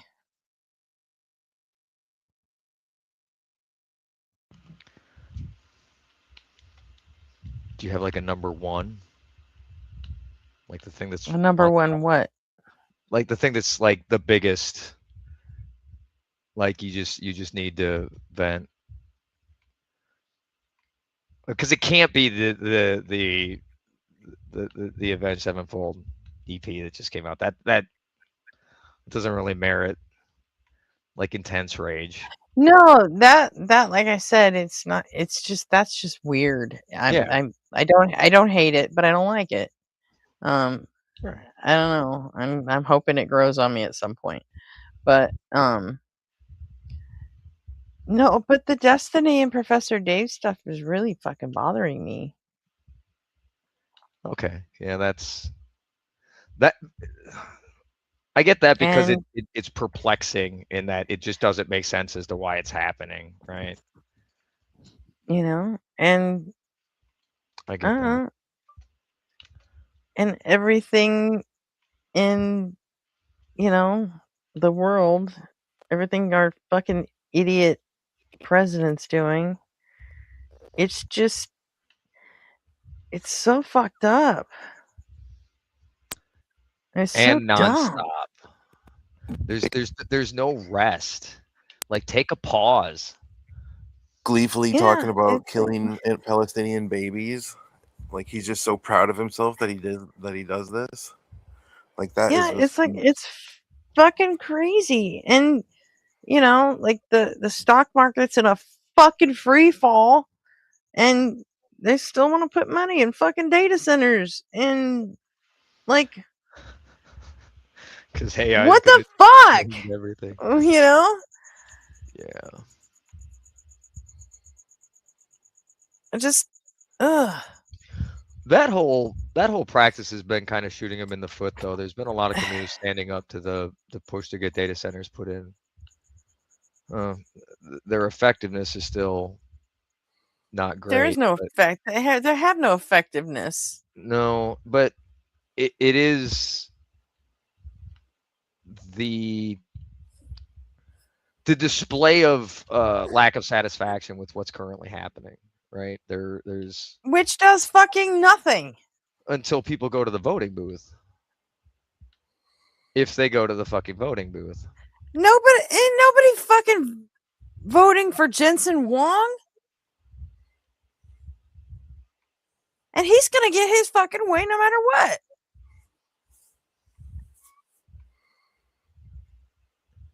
It doesn't matter who gets vote, who wins. Jensen Huang's still gonna be fucking Jensen Huang. I don't know who Jensen Right? Huang is. He's the fucking CEO of Nvidia. Oh, never mind. I do know. Okay. Yeah. Yeah. Between his deals with Google and OpenAI, and I forget who the other one. I think Apple too. It's He's all of them. he's spending $750 billion on data center development deals with those three companies. Yeah, there was somebody did a really great video explaining how all that money Google is just going around. Google just hit that just this week. Google announced they hit negative cash flow for the first time because of all their capital expenditure, their capex that they're putting into data centers, like $45 billion in the next year, and next year they expect it to be bigger. Like, what the fuck? Yeah. You know, Google has never been negative cash flow before. Now they are. That's really baffling because they're either, what do they know that we don't that makes this investment worth that kind of hit? Maybe the reason Elon Musk wants to go to Mars is because he knows the world is about to fucking implode. He's just getting the fuck out of here. Not that he would have any chance there, but no, he's Elon Musk is I an idiot. don't even get it because every AI program that you stand up takes somebody's fucking job away. So you take everyone's fucking jobs away. What are they going to do to pay for your services? Yeah. Nobody's going to buy your shit anymore. Yeah, they don't. They this concept of infinite growth, like is fucking Elon Musk is like, oh yeah, we're going to sell you a fucking $30,000 robot, and they're going to do all your cool. Well, when I don't have a fucking job anymore because the robot's doing my job, how the fuck am I going to afford my robot? They don't. You know, they have no forethought into that because they don't live in the real world. They are not in touch with reality. What? That just sounded hilarious. Like the way you said that about the robot. Like afford my robot. I mean, it's true though. It is. You know, just the way because they want to spend all this fucking money on data centers and keeping fucking data centers going and building them, but then you haven't even thought about universal basic income yet, and the only way you can get to your automated data center future is if you're giving the people fucking money for nothing. Yep. But then we're filthy commies. Right. So but your point, they haven't even considered that yet. That's bad because no, they haven't. They have no intention of it. Again, they don't live in reality. They think that everyone, again, it's Marie Antoinette, right? They do not know how real people are living. Yeah, I think nuts.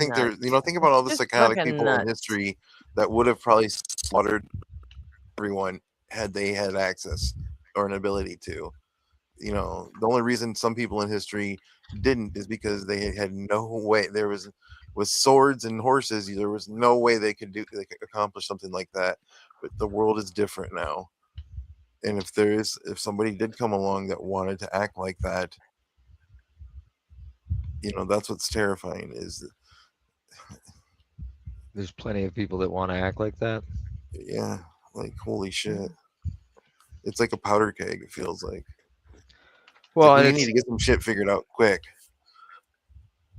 As soon as we globalized everything and have been There's able no to plan ship, in place for any of this shit. no, Right. They're putting up data centers. They can't even get past the fucking LLM stage.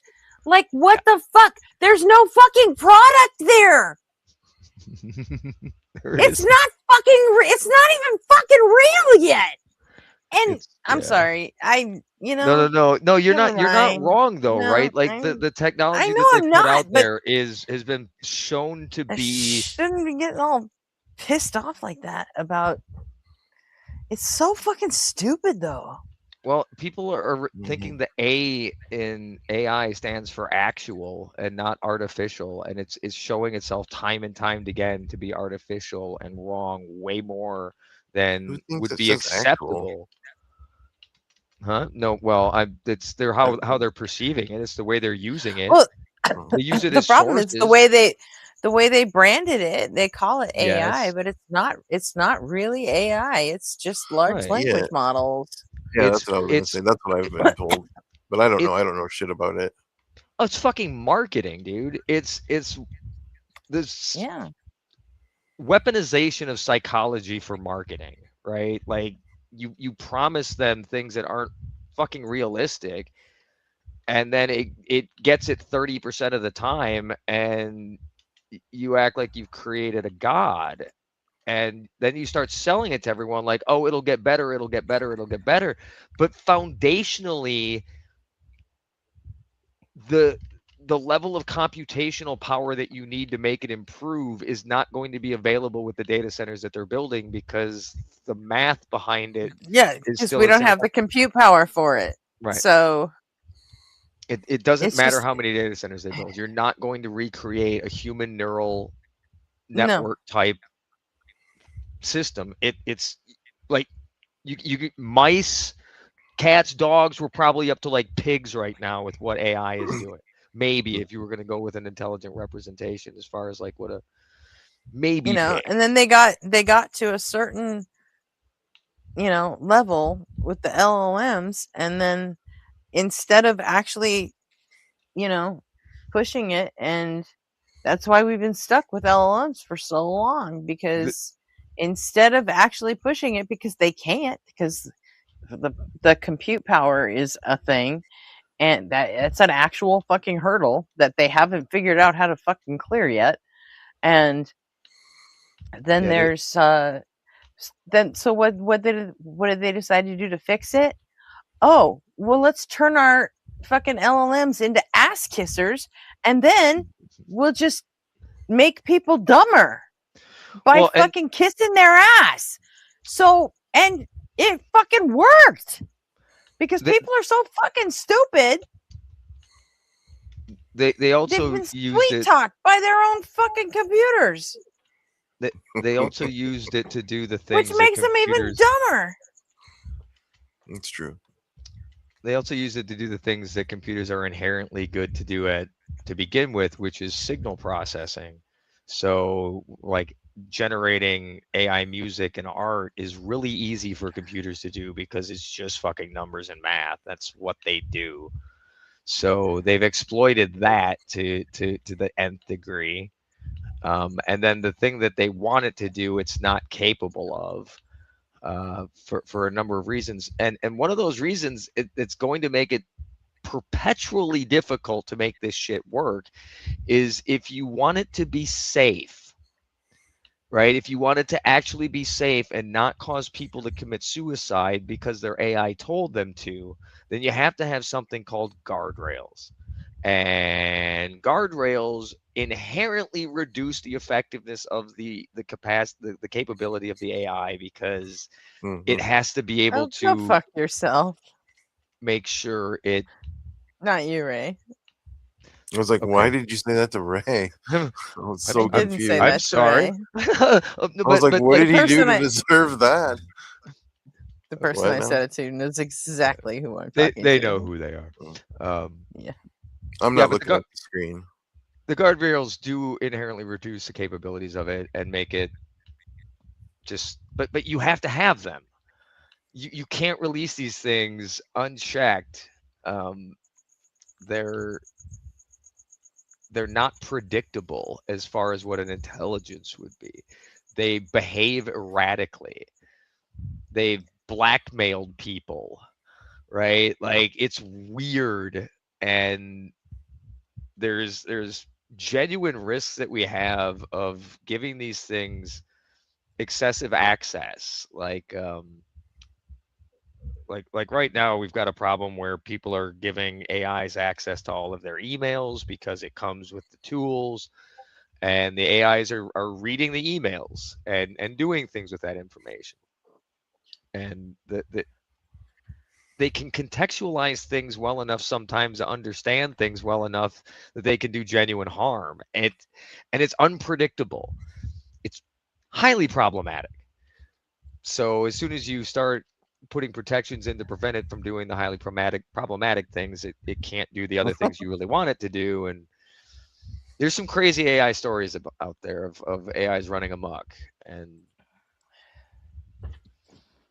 we could go into them sometime. I could bring up a list of the crazy ones that I've had to see.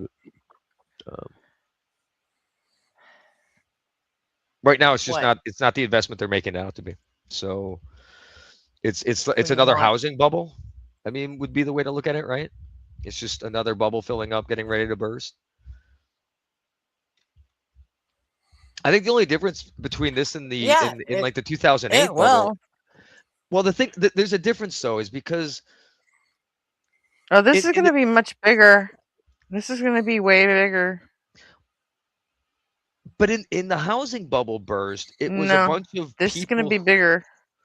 No, I'm not saying it won't be bigger, but look at who's invested in it right now.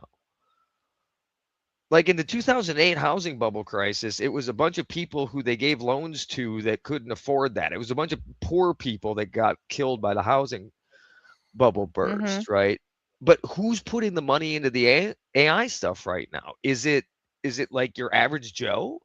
They can't invest in anything. It's all billion and trillion dollar companies that are moving money around. So when this bubble bursts, who's it like? Who gets hurt? The population always is. It's always going to be the people, but I don't know how it trickles to us, right? Like I don't know how it trickles into our lives. Of course it will. It absolutely will. Our Well, taxes sure. will go up. Oh, I okay. mean, They'll use the government bailout automatically. route. Yeah, well, they'll have to. They fucking made the banks too big to fail. You don't think they're gonna look at Google and fucking Anthropic and say too big to fail? Like what? And they'll call it something else, so they don't use the same words, but it'll mean the exact same thing. Yeah, they'll too big to fail the fucking tech companies in a fucking heartbeat. But I mean, Trump's, and this time, it's not just going to be a fucking housing crash, but the whole stock market's going to go. Now we got crypto in the mix too, and the reason it's going to be worse is because our own fucking president is scamming people with this shit. He's literally pocketing fucking billions of dollars from his own people. And then when the whole thing crashes, what the fuck does he care? He's half fucking dead anyway. Yeah, he already did a crypto rug pull, right? Mm-hmm. Yeah, he's still making money off that shit. Yeah. And it's clearly just a way for powerful people to buy influence. Yeah. And what the fuck does he care? It's to get favors. Yeah. Or national security secrets. Who knows? The guy is just beyond corrupt in every. Yeah, and that was just imaginable with way. one coin and his Liberty Financial, whatever. It's a whole fucking crypto trading network he's got now. Yeah, John Oliver just did the story about that on Sunday, I think. To go back and rewatch that again. Did he? I'll Yeah. have to go watch that. I didn't see that one. But That's one we probably couldn't watch on stream. Yeah, and then just a couple of days ago they reported Barron made more fucking money last year than Melania did. Yeah. And that includes the millions she got from Amazon for her stupid fucking movie. Her movie. Oh my god. Like it's like, what the fuck are we doing? You know, people can't afford to put gas. People can't afford to put fucking gas in their car, and look what we're doing. It's insanity, and how any of us are okay with it is beyond me. But you know, there's a good 40% of the country that think everything's just fine. Worse, there's a percentage of people that think that he's right for doing it and he should get his. Right? They think that it's fine that this is going on. And this is what smart people do. Think about you ever seen the picture of Mussolini hanging upside down? Yeah, he thought that, didn't he? He had that mentality of just gonna do what's right for me. I think he's so close to death that I don't think he really cares anymore. Yeah, I think that Lindsey Graham thing probably put a little realization in his head that he's right there. Anytime, and Mitch bud. McConnell. Yep. You know, I mean, it's like. But I mean, if we go by the old adage, though, he might live forever because only the good die young. No. Okay. So those song lyrics weren't correct? No. Damn it. I was really hoping because they put it to music that it might have been true. Fuck. Fuck Billy Joel. Does that mean I can't? Shit. Does that mean I also can't make a little birdhouse? You find a way.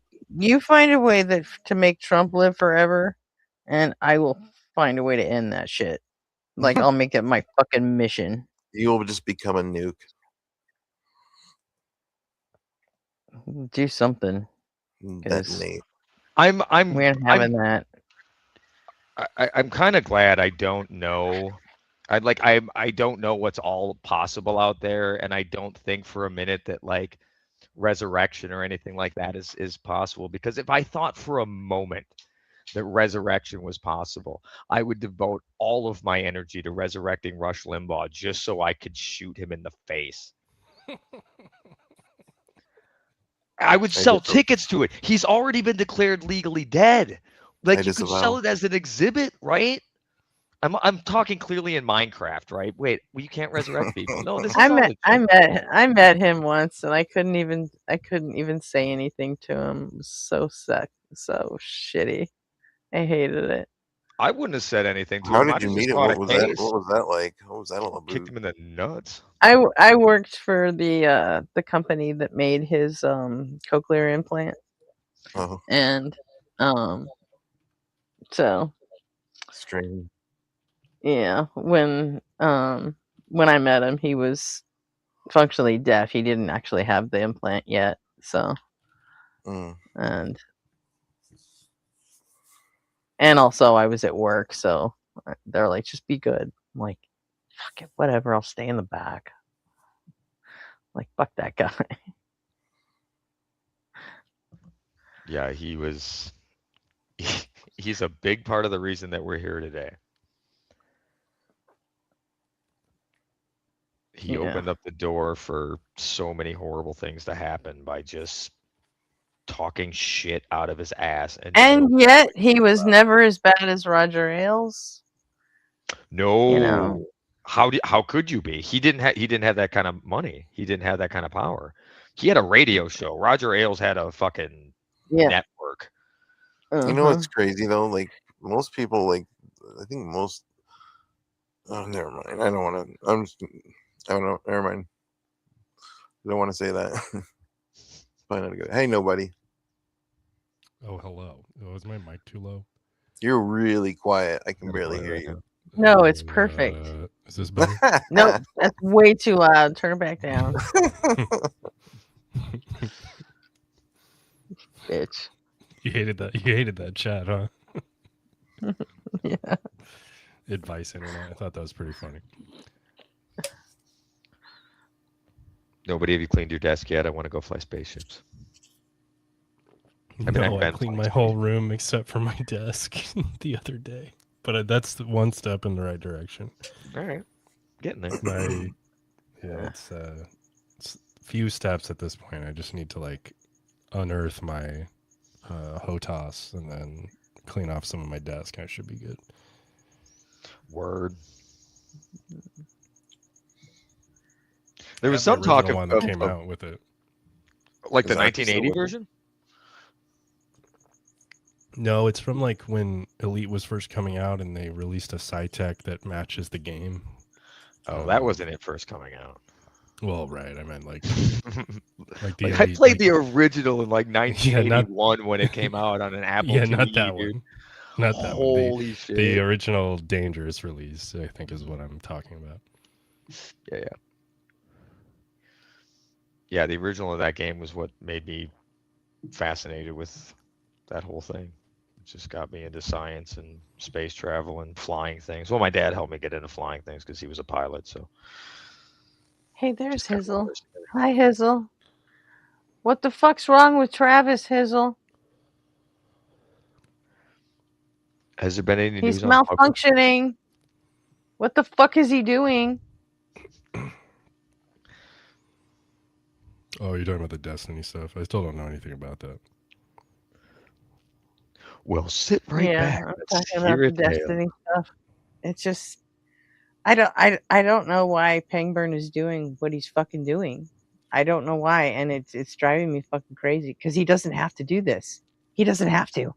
Nobody asked him to. There's no reason for him to do it, but he's just like, it's like he stepped in the middle of the street, poured a fucking can of gas on himself, and now he just lit his shit on fire for no fucking reason. He could have just stayed the fuck out of it. But now he's spent over the last 2 days, he spent something like 13 hours just making fucking Israel apology videos and genocide apologetics, and it's weird and I don't get it. And tonight he started making fucking apologist bullshit remarks for the Trump administration. Like, what is he doing?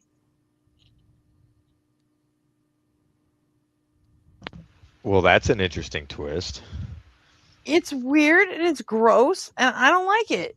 And he needs to stop. Because, like, he has no reason to be doing this.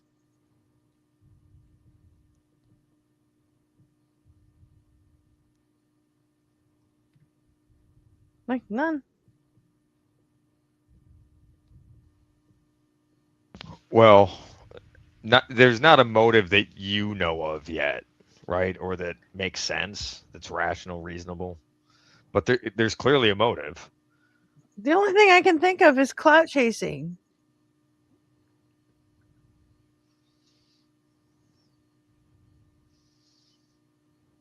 You know? Well, that seems like the likely answer. I don't know the situation. I don't know the person well enough to empathize with him to like he's straight up attacking Professor Dave, so there's not going to be any more anti-RFK tour shit. So he's not going to be making any money off of that. See, I don't know why anyone would attack Professor Dave. See, that right there is kind of Yeah, out that's of pocket. That's very Yeah, strange like to me. if Destiny wants to call Dave a Nazi and fucking Dave wants to respond by calling fucking Destiny a Nazi, let them have their fucking Nazi fight and just shut the fuck up. Let them fight. It's fine. Why does he have to do this? Why does he have it has to just be about fucking like clicks and clout and Getting his name and mentioned in the subs. mix. I mean, it has to be. Well, I mean, And that I think bullshit there's also extortion move with the think- like what?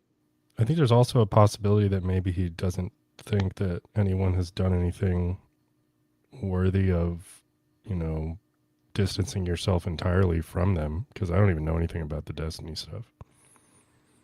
Maybe he'll come around, or maybe, all this stuff about Destiny will, I don't know, be water under the bridge, and maybe that'll be good or a bad thing. I have no idea what's going on. Here's a brief thing. A couple weeks ago, Professor Dave made another video about Avi Loeb. The Harvard professor, the physicist that thinks that all the comets are made by aliens. What? Okay. Yeah, I guess I don't. I know the name. I didn't know that he thinks all comets are. Yeah, well, two of them specifically. There have been a couple of the elongated one. Yeah, the interstellar objects that have passed through our solar system. Yeah, right? the elongated one and the Atlas one from last year or whatever. Right. Yeah, he thinks there's good evidence. He's doing book tours and stuff about how this is probably alien made, right? Anyway, Dave did a video debunking the fuck out of him, and basically called him an Israeli shill on top of it, because he just fucking hates him. And so Destiny picks up on that and decides to review Dave's video, and was apparently really hurt by it for whatever reason, and ended up calling Professor Dave a fucking Nazi, that he was anti-Semitic because of the way he talked about Avi Loeb. Who called him that? Destiny. Oh, weird. Yeah, and so Dave saw it and decided to make a whole fucking video about all the Israel shit. And then the last 20 minutes of the video, and it's like an hour and 30 minutes or something, and the last 20 minutes is all about fucking Destiny. And it's kind of and most of what Dave used was from Ryan Beard's Destiny content nuke from almost 2 years ago. Well, what does talking shit about Avi Loeb's conclusions about asteroids have to do with anti-Semitism? Yeah, why was Destiny white knighting in the first place? I assume he's Jewish? Is that what's going on? Well, he's Israeli. He's okay. And so what? But okay, so he's wrong about something, and then people conclude that because Dave thinks he's wrong, he's against Jewish people. That seems like a stretch, to say the least. I guess we'd have to go back and watch the video of the last Avi Loeb thing to see exactly why, or the Destiny thing. I'm not sure. I mean, Dave's always kind of shoved his, opinions about Israel into his various videos. This is just the first time he's made just over an hour of content all about Israel and all the shit that they're doing and how much it sucks. Yeah, I think that this weird conflation of Israel and, in general, the Jewish population is like a goal of Israel's, as they want to be like, oh, you don't like what we're Right. doing, That is. you must dislike Jewish people. And it's like, no, that doesn't follow. Then we just don't like, dead kids. Yeah, exactly. And then, there's Professor Dave with a fucking Palestinian wife, and half Palestinian kids. I mean, yeah, he's a little invested. You know what I mean? Yeah, I mean, so are we going to start calling Miss Rachel anti-Semitic? Like, come on. They did. Yeah, they fucking did call her that. Yeah, I know. I was just bringing up the relevant like idiot. Yeah. Like why be angry at Miss Rachel? It's insane. But yeah, like why does Pangburn need to get involved? And why is he spending so many fucking hours carrying water for fucking Israel and making excuses for the shit they're doing? Like, hi, Jay. Do you want Blitz, Justin, and Ian to say, yeah, maybe not? Mm-hmm. Just so what, you can keep Destiny? Like, yeah, what? I feel like it's like really easy to like point fingers at people when they just say like, Israel, and they're not saying Israeli government. They're like, like what are we doing? Like, we all know what we're talking about. We're not, when we say that the U.S. sucks, we're not talking about the citizenry. We're talking about Trump and his, wannabe Gestapo. We're not talking about the U.S. like by itself and like all inclusively. It's just silly how like people point fingers at each other because they weren't like hyper specific with their language when we honestly know like what they were going for or what they meant.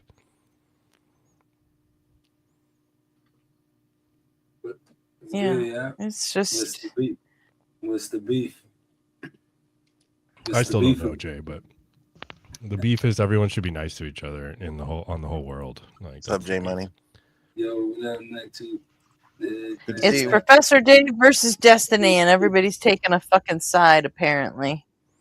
Sam, what's happening? What's that's an easy decision for me to make. I'll stand with Professor Dave. I've still like only seen clips of Destiny, and I've watched hundreds of hours of Professor Dave. No, I don't even have to think twice on that. Yep. I'm not a fan of either, really, but I guess it's if I had to pick. I'm not going to stand with somebody who just admitted that he's okay with that. He's okay with genocide. Oh, yeah. The exact quote, but yeah. I'm pretty sure that was like a joke. He said, yeah, he did say it like that, but he's like, well, I guess if it's going to be framed that way, I mean, but he was like saying in for a penny, in for a pound in a sense. I've already come this far. I might as well just go ahead and admit it.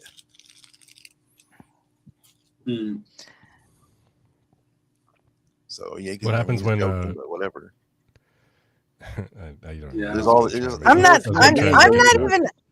That's the thing is, I'm not even taking a side between them. I want to know why Travis has decided to put himself in the middle of all that. That's what I want to fucking know. Yeah, it looks like the most toxic situation to get near, and if you get near it, you're gonna get some on you. And why not just like, right? And like, why not just give it time? Like, it doesn't need to be today. And no, it doesn't. The video just came out fucking yesterday, and Travis started doing this yesterday. Immediately, like it was like immediately damage control for Israel or something. I don't know. And it's just super fucking weird. And he felt like compelled to immediately, like Dave did this. I got to respond and set the record straight now. Yeah, like, and with all the crazy shit that he's been saying, like making excuses for Israel's fucking genocide and shit. Like, what are you doing? Didn't you do any fucking research? Do you know how Blitz feels about fucking people who defend Nazis? Because he don't like it. And you've got 3 live events coming up with him. and Ian and Justin. Like what?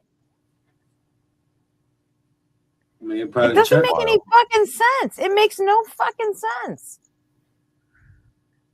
And you know, Dave gave him the finger, and Dave straight up.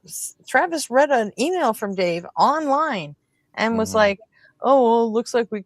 I don't think it's best. I think it's best if we don't work together in the future going forward. I think we just end things right here." That was when he said, "Fuck you. I'm not going to debate Destiny. Don't try to fucking extort me by saying we can raise money." Is that all he thinks of it? I mean, if that makes it even worse, in my opinion. Like, if he thinks of it as this is just an opportunity.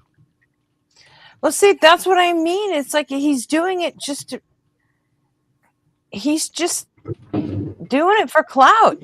Like he's doing it for himself. Even if it's not financially, he's trying to do something with it, which means he wants to, you know, subs, clicks, views, whatever.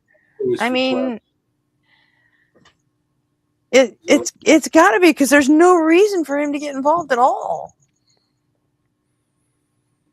And he's spending so much time just carrying fucking Israel's water that I mean, shit, it looks like he's getting paid off by, you know, APAC or Israel or something. Let me stir up controversy and shove a camera in it. He could just be carrying water for Destiny, but we don't know, because even after 13 hours of fucking streaming over the last 2 days, he still hasn't even gotten to the Destiny part of the fucking video yet. Dragging it along for the content. So I don't even know. I just want to know why the fuck Pangburn's doing what he's doing. Content. Yeah, but that's gonna affect, you know, like I said, don't you do the fucking research? You know? How are people like Ian and Justin and Blitz gonna feel about the shit he's been saying about Palestine over the last 2 days? Hopefully they confirm. And he's not done yet. More importantly, what are they going to say when they look at what's happened between him and another content creator who they probably respect in Professor Dave? Yeah, but I mean, that's that man's business. Well, I mean, luckily for him, Justin probably doesn't even know who fucking Professor Dave is. Justin, sure, I'll grant you that. He doesn't know who anybody is. Blitz, though? Oh, Blitz definitely knows who Professor Dave is. Yeah, Blitz knows who he is. Blitz has talked to him personally. They've talked about collaborating on stuff. Blitz, Blitz 100% knows who Dave is. Yeah, so, I don't know about that would be amazeballs. I would Ian totally watch this too, though. Yeah, but why would Dave hold that against Blitz, that they had already a preset thing and this freaking idiot goes? No, Dave's not holding anything against Blitz. Yeah, that's what I'm saying. So why would Blitz then? Blitz would hold it against. You know what I'm saying? Oh yeah, like because that's what I meant. Yeah, because do you know what Travis Pangburn does? I mean, confront him. I would say, like, confront him. Do you know what Travis Pangburn does? No, Jay? like no. What, he's essentially a concert promoter, essentially. Okay, he promotes only, instead of concerts, he promotes debate events, live debate events. Yeah. And for the last year, he's been writing Destiny as his cash cow, right? Okay. And he's also used Dave a couple of times, Professor Dave, for a couple of events, and they were going to do more in the future. Now, he's got 3 events lined up with Justin, Blitz, and Ian. Yeah. One in New York, one in San Francisco, one in LA. Okay. But then today he started shooting his mouth off about fucking, you know, it's not technically a genocide what Israel's doing in Palestine or in Gaza. Like, what? I mean, listen, I'm not saying that I agree or disagree. I don't even know too much about what's going on over there, if I'll be honest with you. I don't know who's really at blame or what. I'd be sitting here lying to you if I sat here and took a side on that. It would just be fake. You know what I'm saying? I don't know what's really happening, the details. But Okay, then don't say anything. no, then don't say anything. I'm then not shut speaking. the fuck up. Goodness gracious, you let me land. Like, I'm not telling Jay. I'm not telling you to shut up. You just Jay, already made me get. I'm not telling you to shut the fuck up. I'm saying, like Travis, he's in the same position. He doesn't need to say anything. Why the fuck is he getting involved in this? That's what I'm saying. But he needs to find a way to make money off of it somehow, I'm guessing. Because there's no reason for him to do this. He's like I said, he's just walking out in the middle of a fucking, football game and setting himself on fire for no reason. So like it's just weird. You think they would like distance themselves from him and his event and the opportunity of doing that because of that, like that, those comments? Well, I mean, press him about it. I would. I don't know. I can't speak for Blitz, Ian, or Justin, but I fucking would. I absolutely would. I wouldn't want to get into a business with someone like that because honestly, if he's going to do this stupid shit, then his business isn't doing that well, and we can probably find someone better to do it anyway. I hear that, all of that. That makes perfect sense. I just, I wonder. And if someone's gonna fucking shill for fucking, for genocide apologetics, you know what? Baby paste that motherfucker, and I don't want anything to do with you. I'm not gonna fucking work with you. If that's where you really stand, No, that makes sense. I agree with you. Like I would do that, but you got certain instances like the NBA guy who's like caught being racist and stuff. People kept working with him for quite some time before he, before I think he stepped down or something like that. People were still working with that dude for a while. You know what I'm saying? He got like outed for being like a racist. I forget his name. I think something Silver or something like that. I don't know. I forget. But it's crazy. Like people have crazy opinions, and Yeah, I completely understand why Destiny and Professor Dave got into it the way they did. I completely get both of it. Someone gets butthurt, the other one does too, and then all right, fine, whatever. I get it. I just don't understand why Travis had to get involved. You think because now it makes a little more sense though. He's probably just trying to back up his charge. I mean, you did say before. They were both his fucking acts though. I mean, not was they both his acts, or was it Destiny and now you got Dave there and the other guys, but it's really Destiny, right? Like you got your he had Dave to debate the anti-vaxxers, and he had Destiny to debate the Trump supporters. Oh, so he only had 2 events so far, or he had like more? He only had 2 multiple events. No, like, he's had lots of them. Who would be like the one you say did the most? Destiny, totally. For sure. So then that's why I think that like just the quickness of that answer, even though I don't really know what it is, tells you that there's a deeper. It doesn't tell you, but it's fucking ridiculous. It's dumb. It is, but that that's probably what it is. It doesn't make any sense because Destiny, you can't have him debating Trump supporters forever because Trump is fucking half dead, and even if he's not, he's only got 2 years left in fucking office. But it's bigger than just Trump. You know what? And he's got fucking sexual assault cases going on. You know what? Fuck that guy. Yeah. Don't you think you should be looking forward to like what you're doing next, which is, well, I've got these 3 fucking atheists. Maybe I should pay a little more attention to them. Instead, no, I'm going to go stand in the middle of a fight between 2 other guys, which could cost you the gig with the atheist thing. Man. I hear you. That makes sense. I mean, from this lens, it looks like he's chasing for himself as opposed for the greater good. It does, because he pulled that whole extortion bit with Dave. Yeah. Because he had the brainstorm. Oh, we'll put Destiny and Dave together on the same stage and make them debate in person. And Destiny said, "Oh yeah, that sounds great." But then Dave was like, "No, fuck you." And he said, "I'm not debating that piece of shit. Period. Ever." And then they said, "Well, we'll turn it into charity and we'll raise $1 million for Palestinian children." And he's like, "That extortion shit is not going to fucking work, and I don't ever want to work with you again. Fuck off."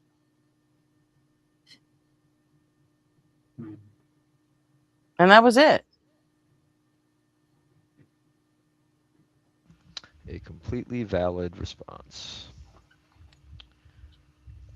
Yo, what's up with Puggles, man? Puggles coming here today, man. No, I believe she's still in the hospital. Yeah, I know, man. Damn. I'm thinking about her, man. Hope she's alright, man. I'm listening, man. Yeah, we all do. I'm thinking about her, you know? That shit sucks. All the pain she go through. Yeah. So. You too. Shit, you too. You and Robin too. And we're hoping.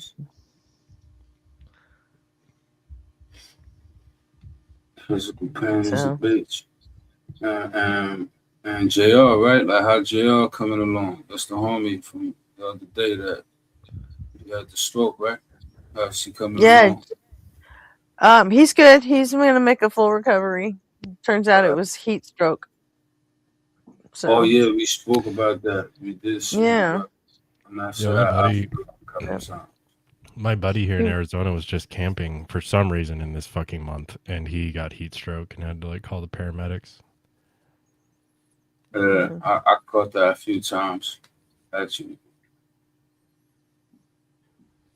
Train in summer school, hot apartment, you know what I'm saying? Like actual passing out, like loss of consciousness, you know what I'm saying? Yeah. Yeah. It wasn't like no seizure, nothing like that. It was just passed out, like literally just fell out for like a bit.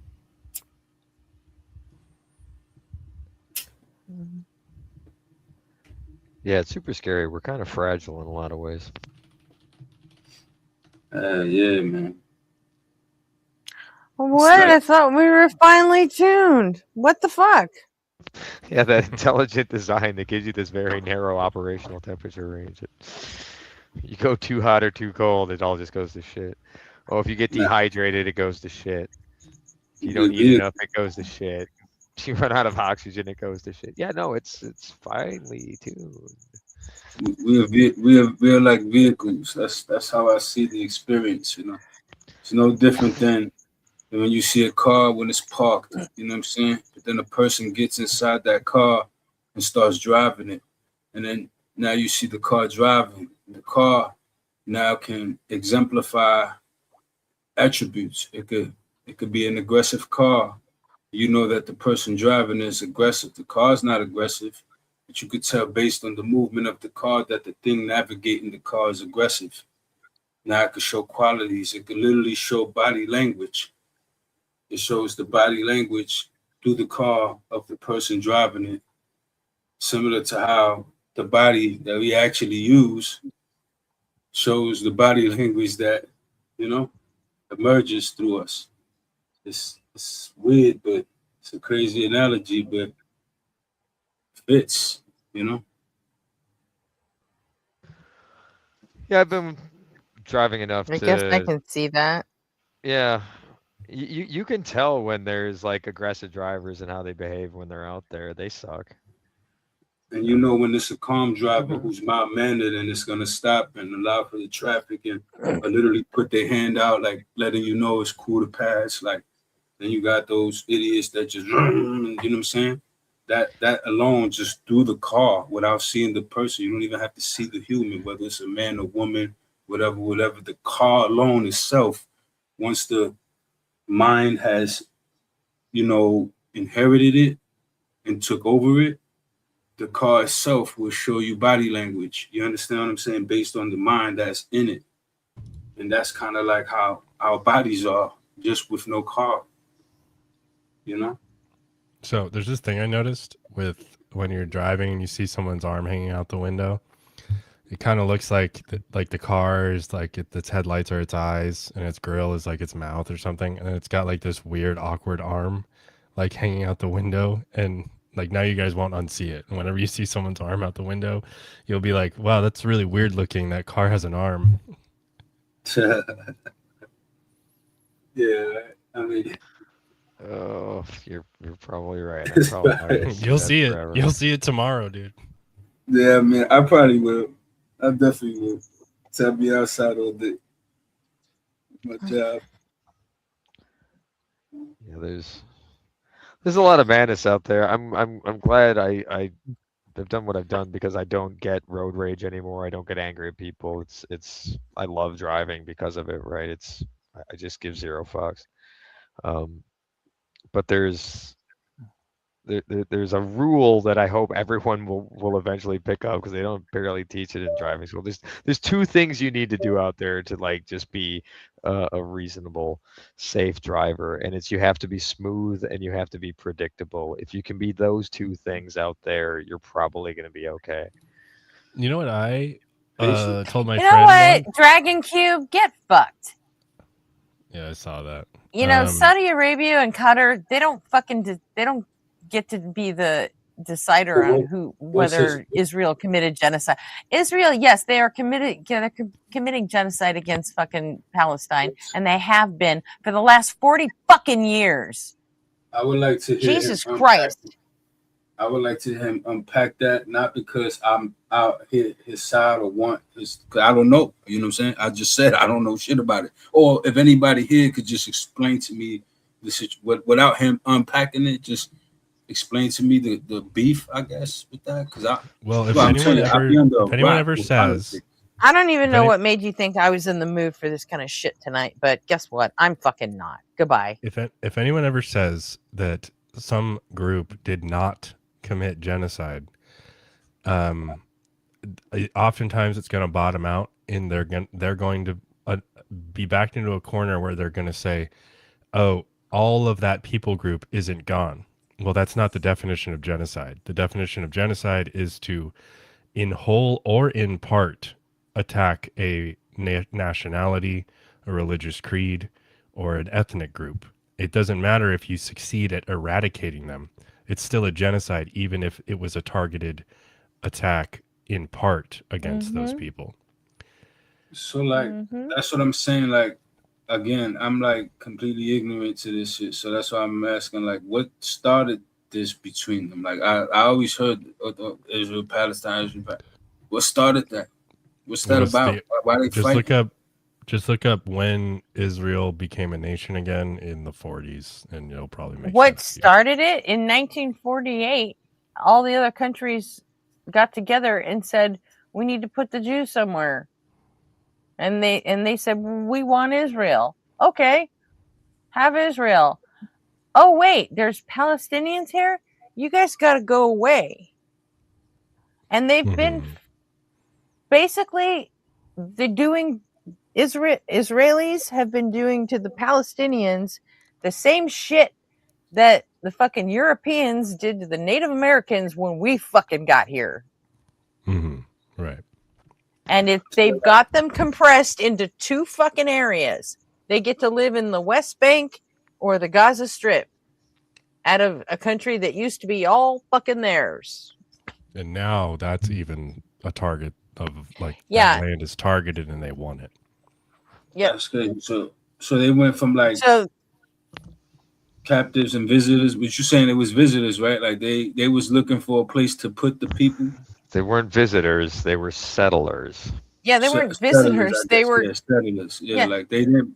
they weren't the originators. Is I guess what I mean. The people of the land. Yeah, like that. Like, Yeah, they straight up showed up and kicked people out of their fucking homes and said, "This is our shit now. Fuck off." Because I remember before that you said something about they had to find out where to put the people at, like where to put them at. So like, does somebody decide to put them there? Did they decide we just gonna go to this land where we already know that there's Palestinians at? We just gonna take them over? You're talking about like this is when like what is now the UN was formed, right? Yeah, like and like it was like then what? Correct me if I'm wrong, but it was like the nations that are now NATO are the ones that said we're gonna put Jewish people in Israel in this area that we now call Israel.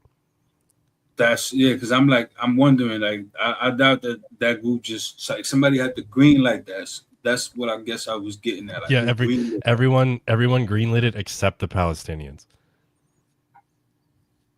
So how could it get greenlit? It's they shit. How could they? They don't want it. How could they? Yeah. What are you gonna do? Mess with the whole world? Right. That's kind of the problem. So the UN could override people in their own country. So like the UN could override the United States. In the extenuating circumstance of millions and millions of Jews being displaced, like there what was a good answer? No, I know that, but what I'm saying like my good answer would have been give them Utah. Yeah. Something like that. Yeah, something like that. Something different, whatever. Okay. Talk Jay. about that. Yeah. There you go. You see that? Mm-hmm. It's a chart. All right. This is actually, I didn't even really look at this to see if it was like valid. Seems close, at least. Does it? I mean, I guess like it makes sense to me. I mean, the problem is it's like the first two. Like, how do we deny the first two? You know, like the first two are the ones that matter really, and then like you just look at the second one, accepted by the Jews but rejected by Palestinians. Like, oops, we're fucking up already. Yeah. But that's what I'm saying. Like that shit don't make sense. That's basically saying like today, if the UN decided they could override the US's decision not to, let's say the US doesn't want to do something, like right, and this is the Palestinians didn't want to do it. It was rejected. Like say we reject something, right? That's saying that the UN could override us if enough outside other countries decide yes, like fuck you, you know, they could still just do it, right? That's what that's saying. Is that not? Like I'm basically switching the knife around. Like if the knife was against us, would that? Yeah, but you're bringing a knife against somebody who doesn't have a knife. If you brought it to the U.S., you're bringing a knife to a gunfight. No, okay, well, all right. The biggest gun in the existence of the guy, that's kind of the problem. That one around. I'm spinning that one around. Like how it's more like Jay. It's more like, you know, if all of a sudden we got invaded by China or something, and they just said, well, you know what? The whole rest of the world got together and decided that this is ours now. But we're going to let you have New England. So just stay fucking there. And then over time, they take Boston, they take New Hampshire, they're taking everything. And now all of you guys are just crammed into fucking New York and Maine. And that's all you got left. And that would be like the whole United States. Well, that would be what's left of the original Americans. Yeah, there'd probably be like some, you know, percentage of the U.S. that you'd be crammed into, but it'd be like a lot different. But you have the right idea, I think. Yeah, but it wouldn't be called the U.S. It'd be called China, or Second China, or whatever. But that's what I'm saying. Or China. So then or just China. Which is China. So it's really so nothing is really real then. Like you understand that's what that tells you. Like, yes, lines. Yes, Jay. Lines on the map are made up. That's USA. 100% true. Yeah, I'm saying that's what we're telling you. It's like the whole rest of the world got together and decided. Yes, we're going to Who's give Israel their own actual country. physical barriers. who's to stop the world from deciding that? Try to So if put there them was a around one world natural order, it's a wrap. Like that's crazy. If there was a one world order, then it would be real bad. We the only ones that can stop the world from deciding that are us by like treating our allies well. I mean, a lot of the But we don't even fucking do that. Like only really 3% of the world is gonna actually fight. That's not down with the system. You know what I'm saying? Like that's not gonna be enough. A lot too many people gonna be cowards. So and they're just gonna follow along. You know, there's gonna be too many hands and feet serving as cowards and not fighting back. So whoever is strong, that's who's gonna. You get what I'm saying? Like what? That's crazy how this shit works. That's like why we No, I don't elect get what you're saying. representatives is so No, that I'm doesn't saying like happen. you could just overthrow a nation with the right problem at hand. Like the right problem arises, like and enough people sign off, like you ain't even got a say in it. Like you went and made a shot, so you don't even gotta. You can't even make the call. Are you saying that the reason Palestine's in this position they're in is because they didn't fucking fight for it hard enough? No, I'm not saying that. Talking about? Hell no, I'm not. They fighting now. Why would I say that? I'm not saying that. I'm saying the UN made a call. What do you mean they're fighting now? No, they're fucking not. They're just dying now. Yeah, well, you know what I'm saying. You get the not that they're in a war and they've been in a war. They've been fighting. So I'm not saying they. No, they're not. They're not in a war. All right, fine. So again, I'm telling you, I'm not very savvy. They're being exterminated. Yeah, I wouldn't call it a war. I get would what say you're saying. Were the Jews in the Holocaust fighting a war? Right, Jay, they might not be being shoveled into an oven like they did in the 1940s, but that's a distinction without a difference. No, they're being exterminated just the same way.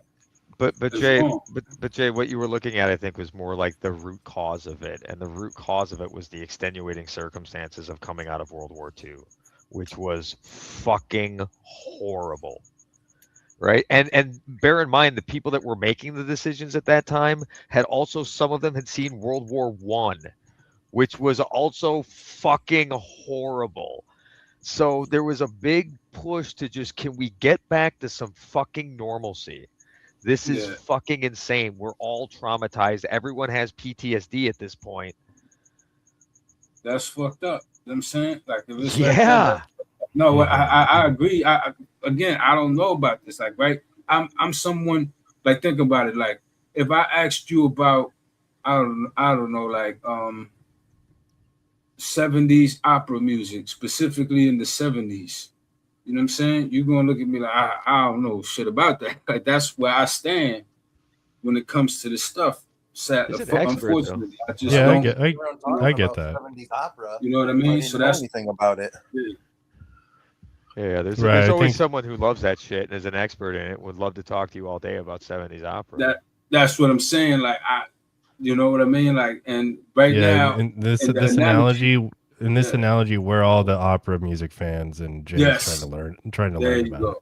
Exactly. I'm clueless too. You Well, understand? not me. I'm not saying me, but like you guys, like you're more informed. Yeah, like I have no idea. So when I say things and it sounds like, oh no, it's not a genocide, I don't know what it is. You understand what I'm saying? I'm going according based on what y'all saying. So I'm seeing some people say it's a genocide. The dude said it wasn't a genocide. That's why I was curious to his side why he feels that way. You see what I'm saying? That guy was being an asshole, Jay. You see what I mean? Like that's what it was. It wasn't so much like giving light to his plight, right? Like I don't know what he's talking about. You know what I mean? Well, the issue is that it is really complicated how it got to this point. There's been a lot of back and forths. It never started off great to begin with. Is the core problem, but it's really complicated, and there's a lot of knee-jerk reactions. And if anyone says they really understand everything that's going on there, they're probably full of shit, because it's a mess. It's a lot of history. We in 2026, bro. You know what I'm saying? 2026, bro. This is modern day times, bro. We not in the ancient days, being in caves, bro. Like, How the fuck? That's what they felt like in the 40s. It's not even 100 years ago that the UN made a decision to override a nation of its agency and ability to make its decisions for itself. Mm-hmm. And said it's going to be this way, and then little by little, within 100 years of that choice, they've been shrunk like that, and this is happening like that. Man, this is crazy. Well, we still you've primitive. also I mean it's a lot stickier primitive. than that, to be honest. Yeah. It's like primitive. Palestine did kind of play both sides and they kind of were allied with the Nazis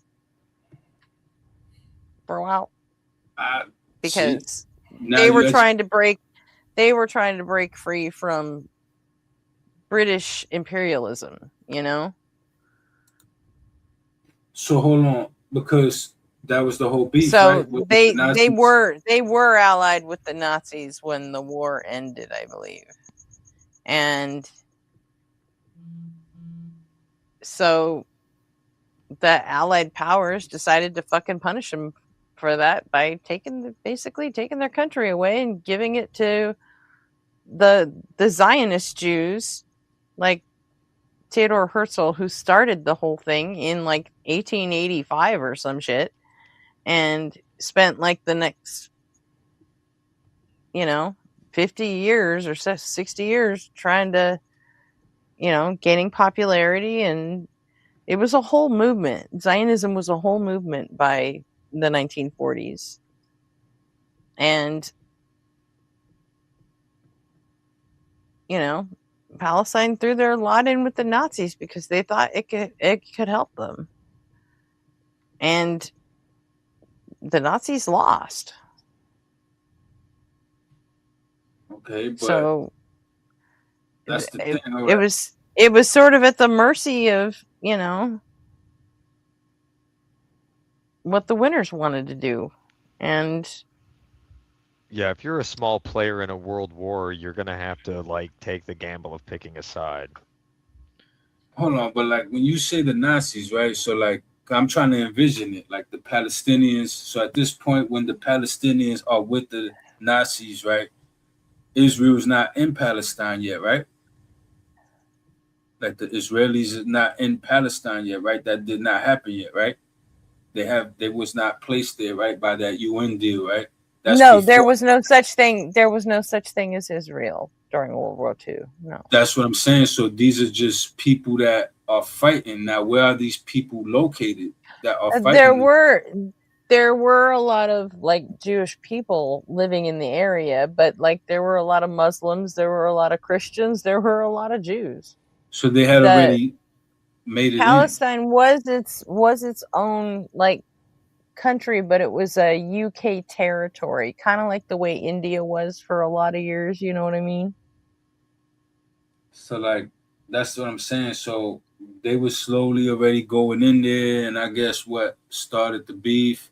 Like, because I'm wondering, because where did this beef happen? Like, right, the Nazis beat the Jewish people up. Like they did that's who did the stuff to the Jewish people, right? The Nazi people, right?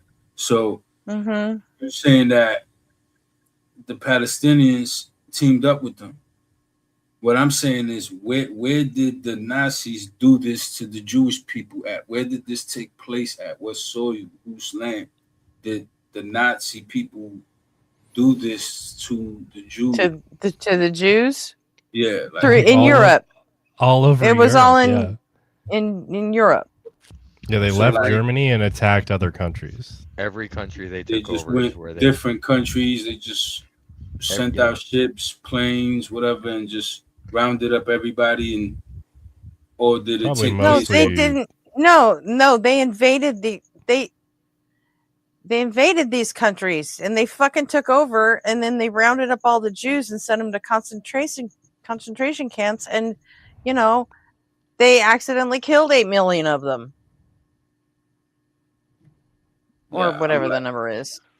I guess I don't trying remember to. what the number is, but I guess this is what happens when you Between try to like 6 and 8. cram history into like a discussion.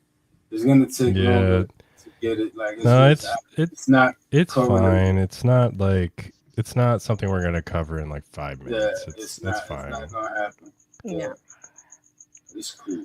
I mean, Yeah. But There's even if you just say, well, you know what, we don't have a fucking time machine in our pocket. We can't go back to 1948, and we can't unfuck what we fucked up then. So, you know what? All we can do is look at recent history and look at what they've been doing. you know And what? The then reason You why know? compare it to what we know is wrong. And Right. if it's super similar, we have no, a it's reason to wrong. be worried. It's wrong, 100%. Nobody should be exterminated, We treat like eradicated. cases alike. Whoa, I should be exterminated? Hold up. No, I said, nah. Oh man, I said that wrong. Yeah, No I'm just kidding. individual. That's just me being an idiot. I'm just kidding. No human being should be exterminated. Right. But Jay, we treat like cases alike. Yeah. You know what I'm saying? It's just Yeah, but my thing is that's brutality at its finest, and look, it's happening. And anybody can be susceptible to it. Any population can become this way. This is what I'm saying. So It can be a slippery slope. This is why, as advanced as we Why are, we don't give. Let me say something real quick. Yeah, go ahead. This is why This is why you don't want to give Nazis a seat at the table, because it is a slippery slope.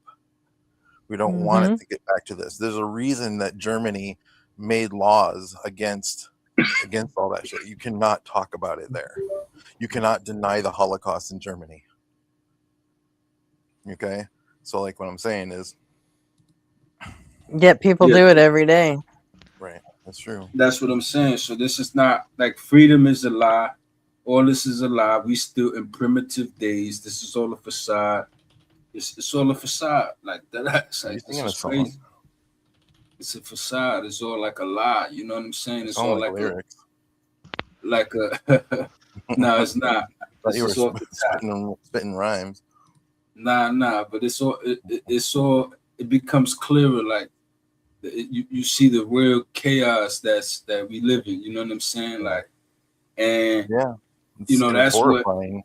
It's like a blanket. It's like a little security blanket. The people that are like the war hawks, the people that are just chomping at the bit to get out there and hurt people. Like I just don't understand. I don't. It's not going to end well for anybody. I get it, but that's the thing. There's people that's literally sick out there, and it's a place for everyone. Like this, I see that now. Like, you know what I'm saying? Like there's a place for even the sickest of people. Like some of the sickest humans that have ever walked the planet are people in suits leading nations. You know what I'm saying? It's crazy. Yeah, we tend to forget that we're 72 hours to a week away from societal collapse at any given point. Right. If we lose electricity, in your area shuts down, you've got about 3 days to figure the fuck out what you're going to do for food. Water pumps fail, food spoils, fuel doesn't last, communications collapse. Yeah, and the rich are prepared. They stockpile away and prepare. They'll be fine for decades. You'll be fine till the next week. Yeah. Or till someone comes to take what you've got. That's what they're banking on. They're gonna wear headphones while you starve to death. You know what I'm saying? What does that get them? Dude, I remember when I was 12. As long as it's not them, it's all they care about. I remember when the Marine barracks in Beirut got bombed when I was 12. And we ended up spending a fucking month in history class and social studies or whatever it is we fucking called it back then,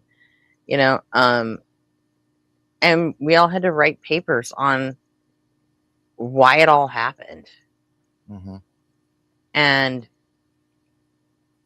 here I am 40 years later, and the whole world has no fucking idea how we all just let this keep happening. Mm-hmm. Like, this has been going on twice as long as I've been alive, just about. And I've known about it for 40 years. I think Ray, we had a chat in this in the we talked about this in the Dark Brandon Discord like a year or so ago, huh? And I was like, you know what? There are times where I've been so fucking cynical about all of it. Like, oh yeah, oh I remember I was that like, talk. Yep. Just stop the fucking suffering at this point. You know what? Just go fucking exterminate them, because then at least we'd have something to prosecute Israel for. You know? It's like, but this slow moving genocide is fucking cruel. It's so they can slink away. It's so they can. It's like a frog boiling in water. So they can keep lying about it like they didn't fucking. They're gonna call it defending their fucking homeland, instead of what it really is just exterminating another fucking people group, and they're doing it slowly over 80 years, and that's just fucked up. You know, at least if they went in there and fucking killed them all, then, you know, I'd like to think that someone in the world would hold someone responsible for that. Yep, we don't. But then I don't know. To the slow moving. But then tragedies. I don't know that, you know. I mean, maybe that makes me a misanthrope for, you know, preferring a fast moving tragedy to a slow moving one. But I mean, if the notion is you can't get them to stop either way, then be humane to the people that you're gonna fucking exterminate. Right? Like, it's a horrible path. But if you can't be stopped, if there's nothing that's ever going to stop you from doing it, if people are just gonna let you get away with it no matter what, fuck. Yeah, and then at least if they do it quickly, then that, you know, it shows, be on the nose. Yeah. It gives us something to fucking prosecute, you know, someone to hold responsible for it. Instead, the way it's been going, we're all kind of responsible. We're all kind of responsible for it. It's, you know, slow and propagandized. Yeah, but like I said, I've known about this since I was 12. You know, I've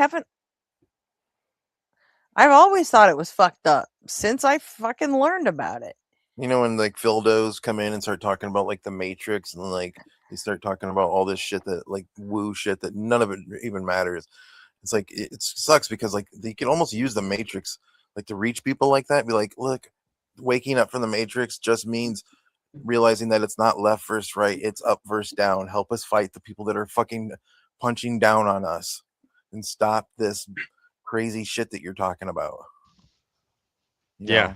It almost is like a Cartesian coordinate system of people looking left and right and not up and down. Well, they've convinced you that your enemy is your neighbor, you know, and for us, or the poor immigrant we are the situation. For a lot of us, it's become that way because our neighbors do hate us now.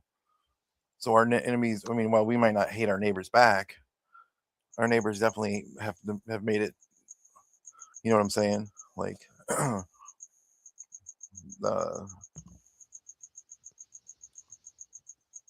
it's always been they've convinced us to hate, to look left and right, to look at other groups as the as the source of your problems, and not the people that they don't ever want you to look up, though, because that's where the real source of your problems are coming from.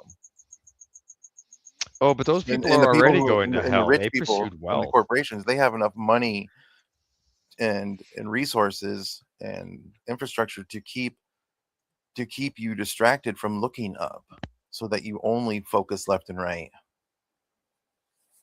or looking around your, so you don't look. It doesn't matter if I say left or right. I'm really just saying so you don't identify the real source. They don't care if you don't want to hate your neighbor. That's probably fine by them too, as long as you're not doing anything to rock their boat. Yeah, and you fuel it with rage because that's the thing that triggers the most emotional response and gets the most attention. You make them angry at the people that aren't the ones actually causing the problem. And then you cut them loose. And it's profitable for them to do that. They literally make billions of dollars Well, we'd probably be the most selling a effective look people down, at not fighting up the message. people on the top, but we're so busy fighting the people left and right of us. We have, you know what I'm saying? Like, Yeah. they keep us busy by distracting us with all this culture war shit. The problem is you can't ever have a vertical war like that because there's always going to be someone at the top and there's always going to be people at the bottom. Right. Mm-hmm. It's just a movement between the two. But you're never going to be able to, like, Well, it's the whole a notion behind perfect socialism. society does not exist. I don't think it can. I don't think it can either. Well, no, Because because when it comes down to it, we're still fucking human. We've still got these fucking feeble ass human brains. I think it works like on And a spectrum though, and we can maximize certain things. You know, we can tweak things into a much fairer, better. you can tweak it all you want, but it's not going to stay like that for more than fucking 10 or 15 years before it changes back to somebody accumulating all the resources. Yeah. Virtue It ethics. just I mean, yeah, under the current paradigm, I'm just saying get fucked. What's possible too. You I don't know can't. It's like we have a lot of things about, our brains I that don't see any way out of our current paradigm. I don't know how to get out of it. I don't know how to change it. I think the environment, Communism. Something we in the can't environment because we changes, can't because we can't and evolve we that adapt to fast. it. Yeah, Right. I agree. And we've got a technological revolution that's going on right now that is just making everything harder to adapt to because it's changing so rapidly. We didn't have the influencer culture 20 years ago. Now it's kind of a problem. We didn't have an attention-based economy 20 years ago. It's kind of a problem. But somebody's making money off of it, so it runs rampant. That's the whole idea behind socialism is you can have rich people, you just don't have poor people.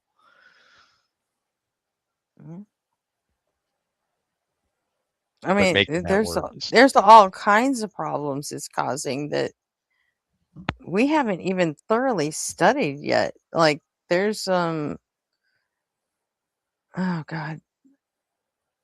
Like take your friend group, right? See, getting on the internet, people got, all kinds of friends. Some people have thousands of fucking friends. Some people, it's insane what the kind of reach you can have. But, if you think about your family and friends in your real life,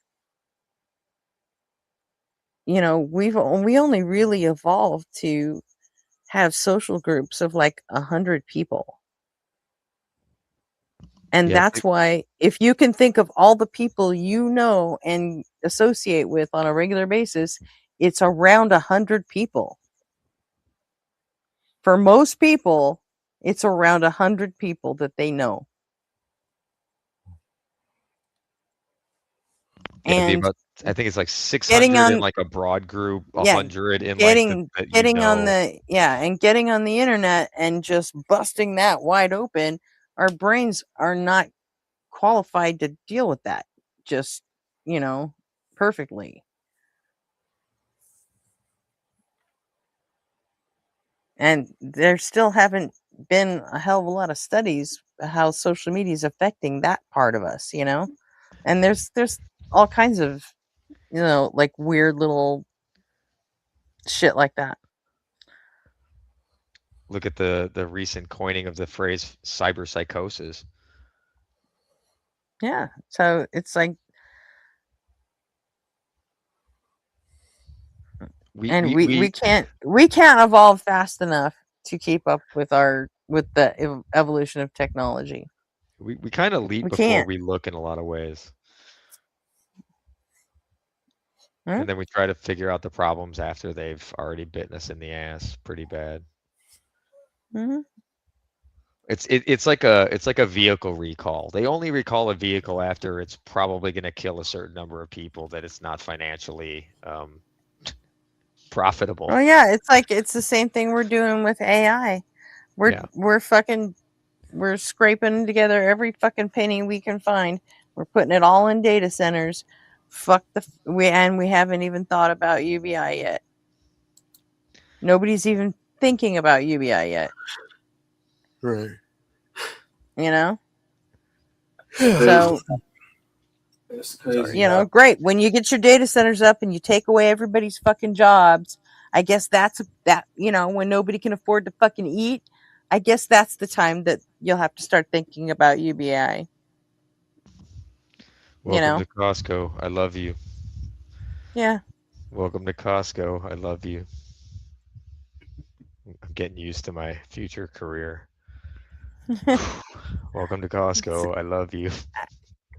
It's absolute craziness, but I mean, this is what we're doing. So,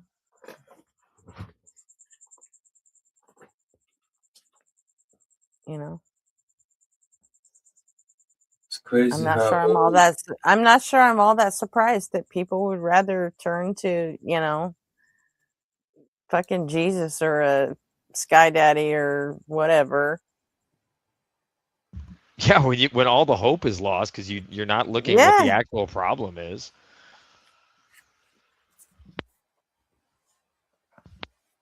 It's a great time for people to sell it to you too. Oh yeah, it's the best time. That and when you're young. Mm-hmm. Oh, you've lost all hope. Everything looks dismal. Let me tell you, it'll all be fine. You just have to wait till you're dead. Mm-hmm. Oh, that's great. So, yeah.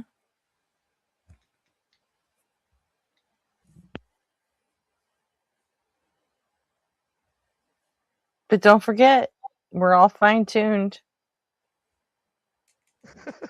Yeah. The fine-tuning of inevitable collapse. That's. Whoops. There it is. Man, this is finally tuned to carry out the way it's supposed to for the time it's supposed to, right? I mean, you're not supposed to go longer than a certain amount of years. You know? I mean, that's kind of the joke Ray just made. Oh no, but it's kind of some truth in that though. We live a long time. But the joke went over my head though. No, it's just sure you could have fine tuning for a collapse, but like, why would you want that, and why would you tune for that? Why would that be the design?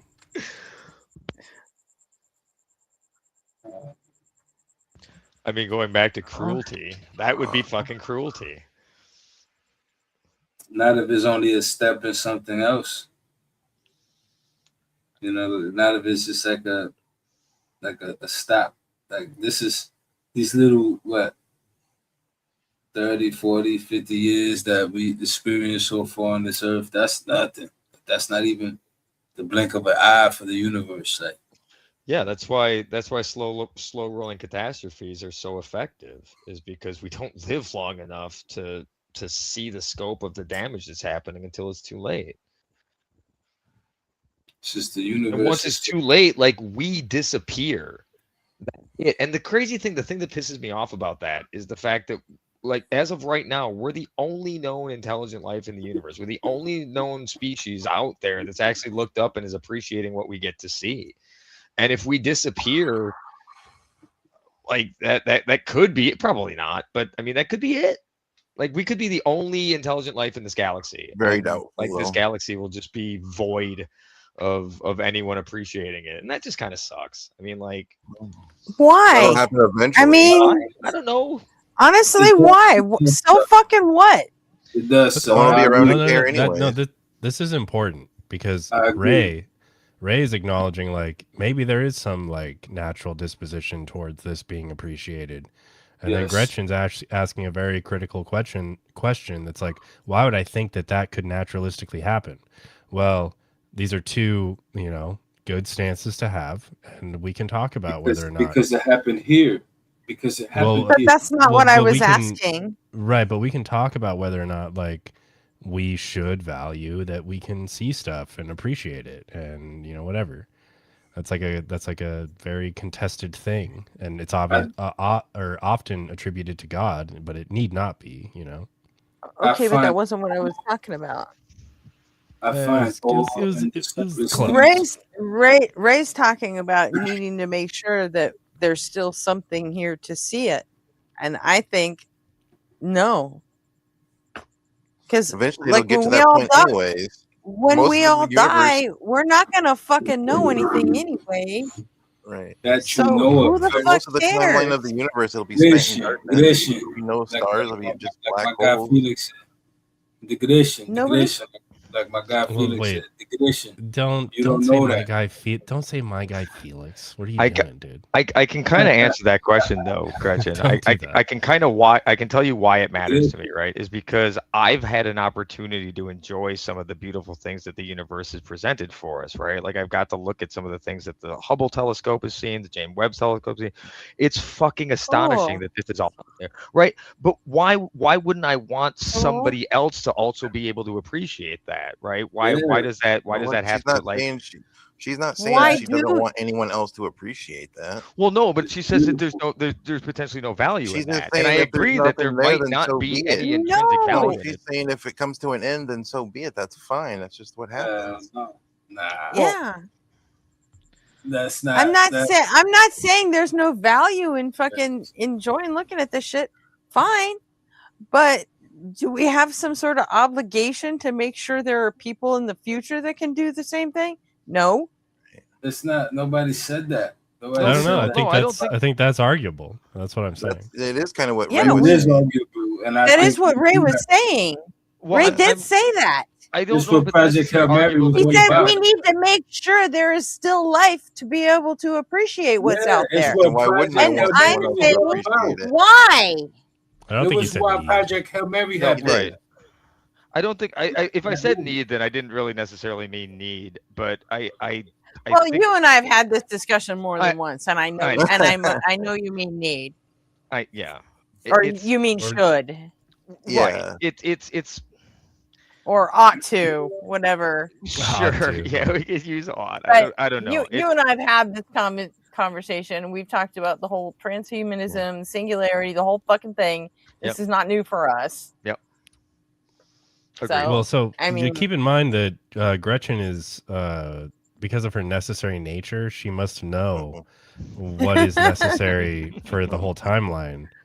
So that means that like she needs to know that it's a need because she herself is necessary. So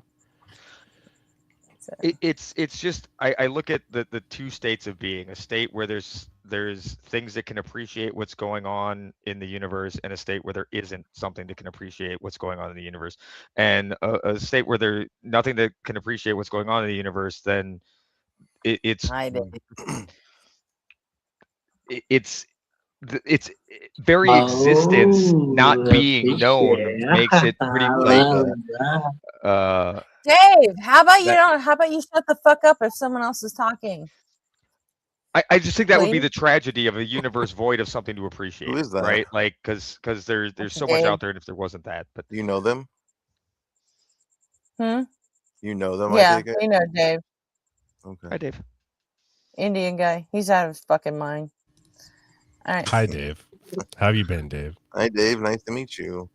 But I don't think that life is, So a bunch of online homies gonna teach us, we're gonna what life is. Yeah, what life is. A bunch of online homies.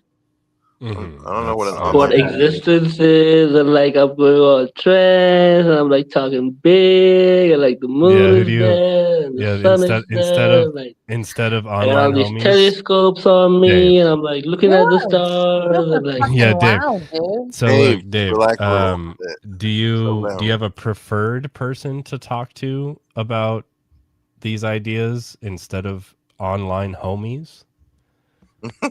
Yes, I do, and that person is called 30 years of my life. No, that's not a person. That's how long you've been alive. I prompt myself. Say you just want to because talk I've already to yourself. created a neural network, so I just prompt myself nowadays. and it's easy to go unless I'm hit with one of the white papers. Then that shit drop. But usually, till the time it's in the meta range, like MCQs, your kids are solving MCQs and stuff. Like they have this beautiful thing going on, like Do you MCQs prompt and yourself stuff. by operating machinery? Yeah. So I'm prompting myself, and I'm trying to relate Do you ever based on prompt 30 yourself in years. Drive? How much weed? How much weed you smoke today? How much weed you smoke today, Dave? Sorry. How trashed are you? I smoked 1 joint and 3 cigarettes, 3 or 4 That's cigarettes. Jointing today? Man, you a lightweight, Dave. You a lightweight, Dave. Right? I'm in chiefing I'm all a day. lightweight. Yeah, I only capture when they come closer to the camera. I'm fucking stupid. I'm sorry. So you was gonna say like 5 blunts, little sign light, you know. Dude, we don't need to talk about this. Meanwhile, in another conversation. No, but like essentially, I would look at it like this. If I could paraphrase it down to, I think it's like a tree in the forest kind of thing. If nobody's there to observe, it doesn't make a sound, right? If nobody's there to observe the universe, what's the fucking? I don't even remember what we were talking about. Oh, I totally lost it. I like derailed. Somebody has to be there to observe the universe for it to exist. Are you out of your fucking mind? No. That's the most narcissistic shit I've ever fucking heard. That's solipsism. Oh no. I don't think that it's necessary for like somebody to observe it for it to exist, but if it exists without anyone to observe it, what's like it might as well not. What's the difference is my question. Yeah. If we're not here, what the fuck do you care whether it exists or not? Well, I won't. We're here. But I am here. And I do get to observe it. I do get to enjoy it. And I get to do fun things in it. Why would I want that to stop for anybody? Right? Like there's other people that will get to perpetually experience this shit. Why would I want to deny anybody that experience? I mean, it comes with a shit ton of suffering too, not that. Because you don't have to climb the coconut tree, and your height is not 3 feet. So. How are you going to deny anybody any of that? Well, not me, but I wouldn't want to. That's the thing. I wouldn't want. You're saying you wouldn't want the universe to deny people, but the universe isn't denying anybody anything.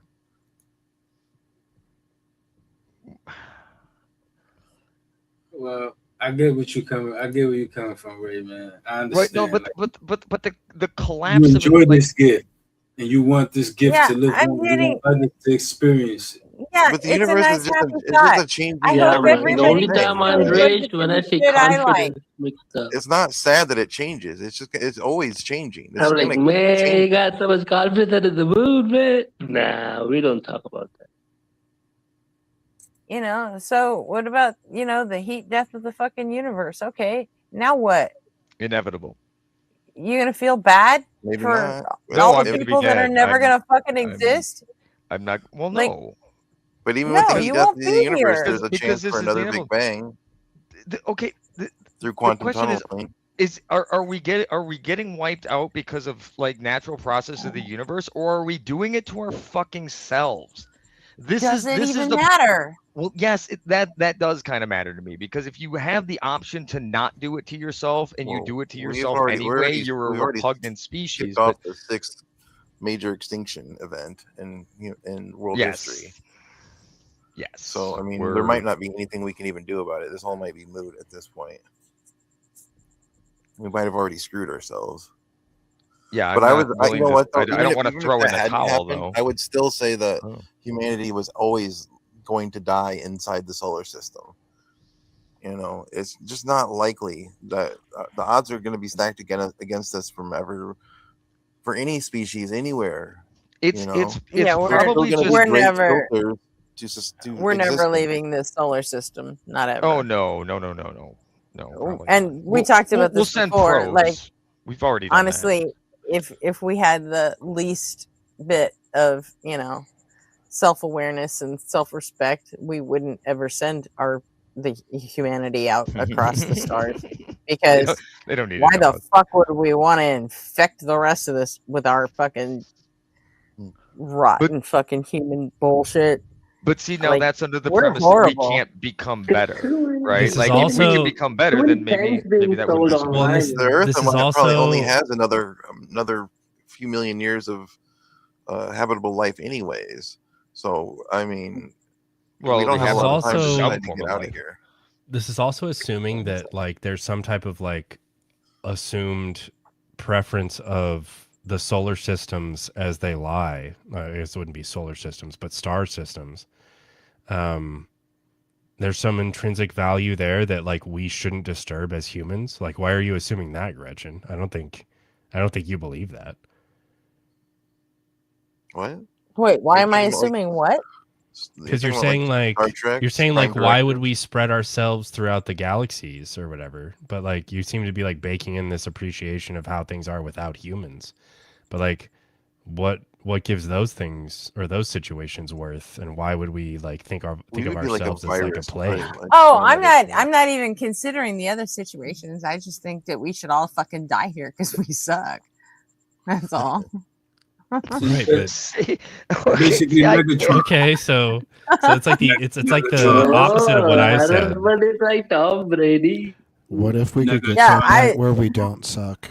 Like what? Yeah, I'm if we're- already- What if we're able to edit our genes so well that we get rid of like all the selfishness genes, all the violence? That's not going to happen in genes? my lifetime. So what? So What do you because mean? it doesn't happen within your lifetime, all of humanity should end. Well, I mean, I'm not going to care what happens after I'm dead. No, I think we should strive No, to that's the exist. We point. should strive to prolong our existence as best we can and as for as long as we can. I Yes, think and the we point have a is chance at that- it, but not with the way we're conducting. You know, we have a huge fight on our hands. We're talking And about see, I think getting to that the that more we is- try to prolong our existence, the more we're just getting closer to the point where we fucking kill each other. Well, look, so like that's the point, is that if other people had cared I think more the human prior to- race is going to be the end of the human fucking race. Period. Nobody. True. The other people that came before us, if they had taken these things more seriously for us, like that's the whole point, is like Yeah. if we prioritize the future, Mm-hmm. then the future looks good. If we don't prioritize the future is lost. and I don't think we're incapable of rearranging our priorities. I think there's Why not? because we've I done do. it in the past. We like every time we're here because we're able to rearrange our priorities when the shit hits the fan. Right? Yeah, we do it time and adapt, time and again. that's what makes us so successful is our Well- ability to adapt to new environments. And this is where the slow rolling catastrophes are so dangerous, but it doesn't mean we don't recognize them and we can't do something about them, right? But we're still stuck because of a lot of religious hangups and a lot of stupidity out there that there isn't a significant percentage of the population that sees Well, this and for what it is. technology. And we're getting fucking dumber. We're letting fucking machines do our thinking for us now. Well, that And could it's also be like, what- potentially a double-edged sword because eventually that we machine might make managed the to right make an decision. economy out of our own fucking attention. You said it yourself. Oh no, yeah, no, we're We're but super fucked. that goes back to capitalism, though. That goes back. No, to a it poor doesn't. system. It's not It just does. capitalism. It would happen in any Take fucking away- system. I don't know. Okay, maybe. You know what? Whether we all right. rape the fucking earth of its natural resources so we can't even live on it anymore, or we fucking nuke each other. I mean, either way, we're going to be the cause of our own demise. I know you guys. I know you guys don't believe that, but It's not a guarantee or It's- anything, but that's it's a the thing, right? It's not strong that I don't believe possibility. it. I'm a Yeah. fucking. I'm a hard yes on that, and it's like I don't know. you'd have I'm to not do sold some on pretty it. heavy lifting to change my mind. That's all. I couldn't put that much faith in humanity into you. There's no way, right? Like that's like you'd have to see a bunch of people Yeah. doing some really good things before you'd ever believe that, and I can't show you. Yeah, that. and I'm But too fucking I old. know- I I'm think too we're fucking capable. old. There's no fucking way. You can't show me that. But things have got to start Because I've changing. seen Like too much ASAP. stupid shit. And yeah. you know what? Yeah, That's we what I could see. probably, if we all work together and fucking rode in the same direction, sure, we could probably get something done. But you know what? Here comes the orange fucking idiot. And now we gotta fucking, now we have to 2028. spend the next, we can't even fix the problems that we fucked up for the last 10 years because we're gonna have to spend the next 20 years fixing the shit he's fucked up in the last 6 weeks. But Gretchen, this is a pocket, right? Like this is a like we've become the unfortunate beacon on the hill that we really didn't want to be, right? We're the beacon on the hill. We're the warning beacon. Don't do this. Don't do this, right? We wanted to be the beacon on the hill for like this is how you make things right by representative democracy, and then we did the exact opposite, and we showed the world this is exactly how you don't do it. Don't let this happen to you. So if the other countries in the world learn this lesson, well, it's optimistic. Yes, I'm somewhat of an optimist. I would say you are very much so. Well, there's nothing wrong with that. My blood type is B positive. I don't know what to tell you. We need it just flows through me. Do you realize what we need to happen just to fix the fuck ups that this man has done in his second term? Just in his second term so far. No, I know the damage that he's done. Do you know what we have to do to get past that? We need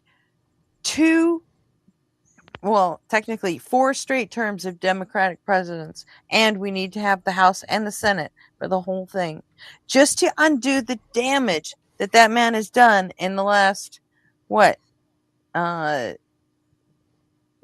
months. Well, I mean, and we you could go back to you his really first term think too. That was you really think we're going to get you 2 get to Democrats back to back to get reelected, and then no, it's not going to fucking happen, and we're not going to have the Congress the whole time,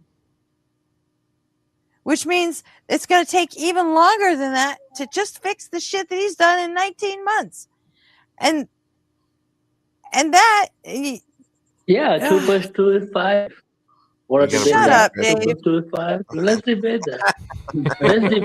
That's just me. Attention economy, right? Remember, you were all this attention economy. Shut up, Dave. It's like you want to talk about like fucking gene editing and shit. Guess what? We're so fucking far away from that.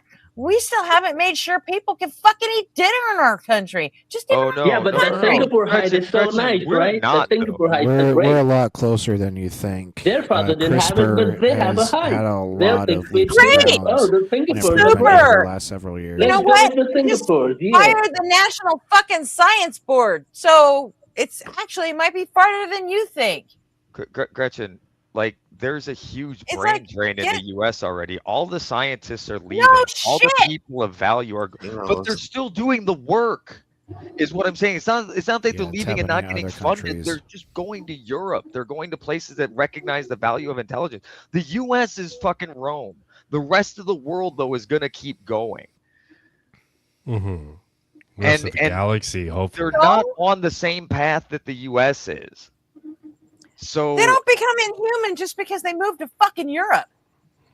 They're still people.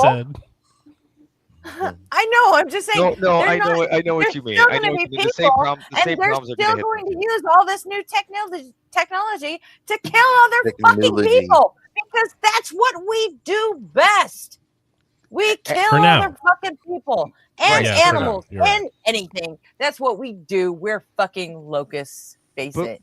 But we're the ones that make that possible in so many different ways. It's the U.S.'s military-industrial complex. No, we care. We do care. We care a lot. I had 3 birds this season, and all of them homies are flying. Up and smoke those 3 buds. Yes, all those 3 buds are out, and they are now jumping around in the same land where everybody works. So I don't work, but everybody else works. So. Are you just they're gonna live happily? And I grew 3 birds. What did you do? Grow your king? I think you're just thinking of a Bob Marley song. Anyway. No one's heard from Puggles, Robin. Yeah. Is JR still waiting and watching? Where'd JR bounce? I don't know. I haven't seen him since the beginning. Side note, pro tip, if like you're suffering from caffeine headaches, eat a lot of capsaicin. Eat a lot of what? capsaicin. Find the spiciest foods you can. Oh, and really? just Is that working for burn you? that shit? Yeah. Is it just transferring the pain from one source to the other, though? Right. No, I That's think what I think it's the anti-inflammatory properties of capsaicin that's helping with Well, why whatever wouldn't blood like vessels are ibuprofen or constricting. something, or an NSAID work? I took some like hours ago, and it really Yeah. didn't do much. I But just the- had a Badaku ramen bowl, like the nuclear like 5 chili rating. Yeah. Now And that I'm helped. feeling a lot better. Oh yeah. Nice. Well, thanks for the tip. I will definitely give that a shot. Correlation isn't causation, though. Just saying. Well, I'm still gonna try it, Gretchen. You can't stop me. Your physiology may Nor vary. would I ever stop you, Nectu. But It's my headache. I'm gonna stick with my triptans.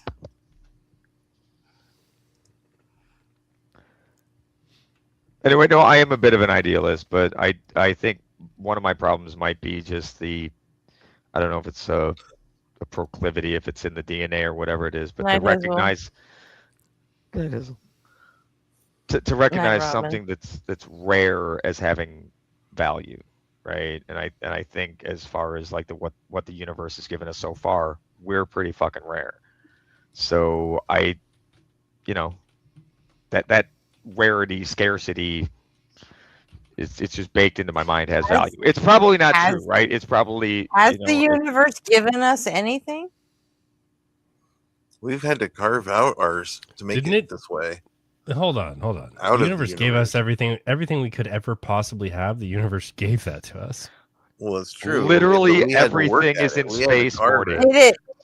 Did it give it to us, or did not on purpose?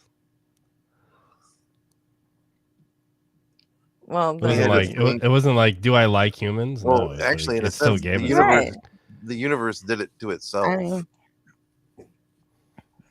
Yeah. Oops, universe. Oops. Humans populate the cosmos. Great. I don't care. Sounds cool. Yeah, obviously the universe itself gives zero fucks, but through whatever processes it's got running in it, it managed to produce something that can appreciate itself. That's just kind of fucking cool. Yeah, I agree. It is neat. It's bizarre that you have the ability to appreciate yourself. We go water well 5 Don't p.m. make this Very about fun. narcissism, We Gretchen. carry Don't 10 make tons that. of water well from there to home, and very fun. You come join me. We enjoy together. Okay, sir? Shut up, Dave. I couldn't quite hear you, Dave. But you knew exactly where I was going with that. Like we needed the universe You to heard like it as value soon as you said anything. it, didn't you? I did. True. I can't help it. The way I tend to think of it is that, I mean, I have no idea what happens, but like after you die, but I don't talk about it like in terms of going places. I think that when you die, you just simply stop having an experience. If you were going to have an experience again, I don't think it would be any different than what happened this time. I would expect it to be, so if there's a big crunch, I would, and if the universe and space-time can repeat, I don't see any reason why your existence would be any different. You would just be it'd be your patch of space-time that you'd repeat it, so. And there's really That's no fine. known mechanism to bring like your experience into the other experience. Well, no, I'm just saying if the universe is it is no different than the universe repeating. Your experience is just one combination in a finite set of combinations that can be produced, and at some point you become infinite because all combinations are infinite. Yeah, and if it is cyclical, then every iteration could be different, right? So you might have like you would come up again at some point. Right, you could have a Googleplex of universes before you hit that next instance of yours. There's also the theory that like in the multiverse theory, there's again, right? Well, that's why I had to say that's what I think it is. There's literally everything in space, Morty. right? It's so fucking. I love that line so much. But I don't know. I don't have any Oh, evidence the for snake it. episode. The snake episode. Snake jazz. jazz. It's fucking brilliant. Well, just the laugh that he gives when he realizes that the snakes are racist, and he's laughing about hating each other for being the wrong colored snake, and he like it's just so fucking, it's so brilliant. But yeah, there's also the idea that if there are an infinite number of universes out there, just like What is this popping that you're up, and talking it about just with the snakes? Yeah, we usually it's a- call them parasites before like calling them pedophiles. what? What the fuck are you even talking, Dave? I couldn't You are understand too that. wasted. No, nobody could. Okay. Oh, I thought that was a different Well, It person. wasn't just you. I have an It issue with wasn't accent you. sometimes, so I didn't it know. sounded like Dave was mocking someone, but I'm not sure what the joke was. Oh, it's to whoever was asking. There's an episode of Rick and Morty that it goes into that whole thing where there's a snake thing going on with it. Oh, it's a Rick and Morty episode. Okay. Yeah. It was me that was asking. Yeah. Thanks, sorry. I'll have to look at it. It's I've watched Rick and Morty, and Rick- I like Rick it. gets I a just haven't flat watched it. tire in space and goes on a spacewalk to change it. And then Morty gets out and gets bit by a space snake. Just fucking genius. there's what's he say? Can There's the snakes in space- space. I'm not the There's Yeah, can the literally space- everything in space, Morty. Can Rick the and Morty space fan, snake but- talk? What was going on with the creator? That He could. Justin. Did he like go to jail or something? No, he He got- was just a sex pest. Yeah. Oh. Did his Like wife divorce he him? never assaulted anyone. He was just kind of a creep. And Dan He- Harmon I see. decided to just, cut ties. He faced the wrath of public opinion, and that can frequently be way worse than what Yeah, I like don't the know, I just judicial heard system rumors. can do sometimes. But Give it a couple of years and he'll be working in Hollywood again. We Yep. all saw what happened to Louis C.K. and he's back to touring just fine. fucking Mel Gibson gets work. How? Yeah, when he said, "I hope you get raped by." They're a trying to pack make it of-" so Right! there's a conservative that- Hollywood. Crazy. That's what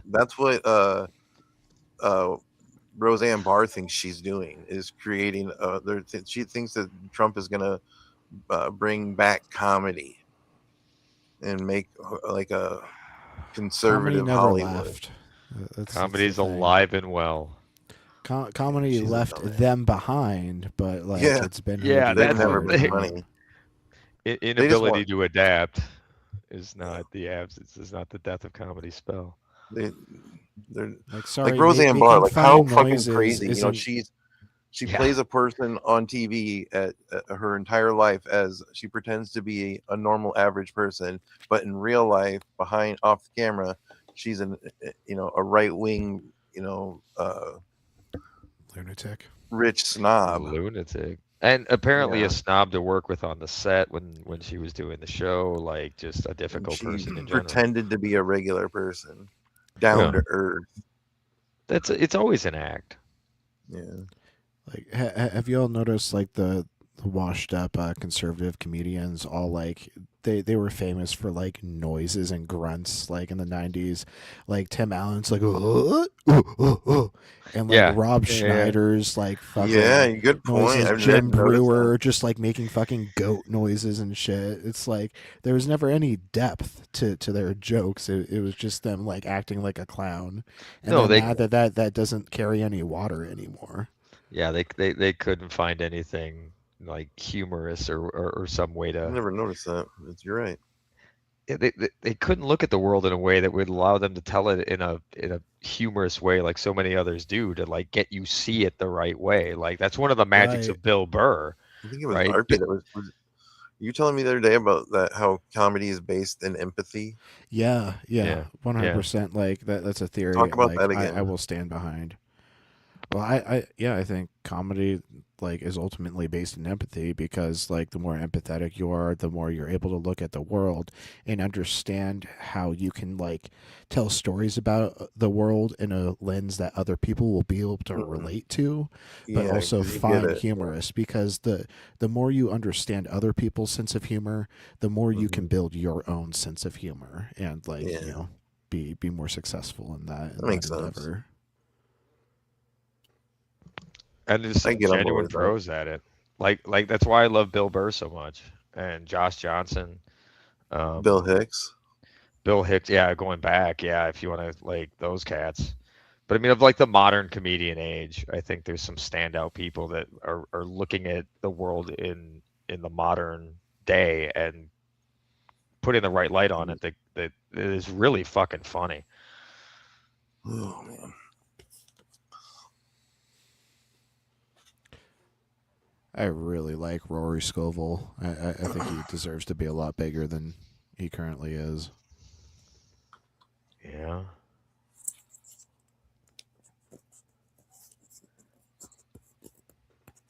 Well, we're dumb animals. What are you gonna do? Probably fuck, eat, and die. That's what we're wired for, apparently.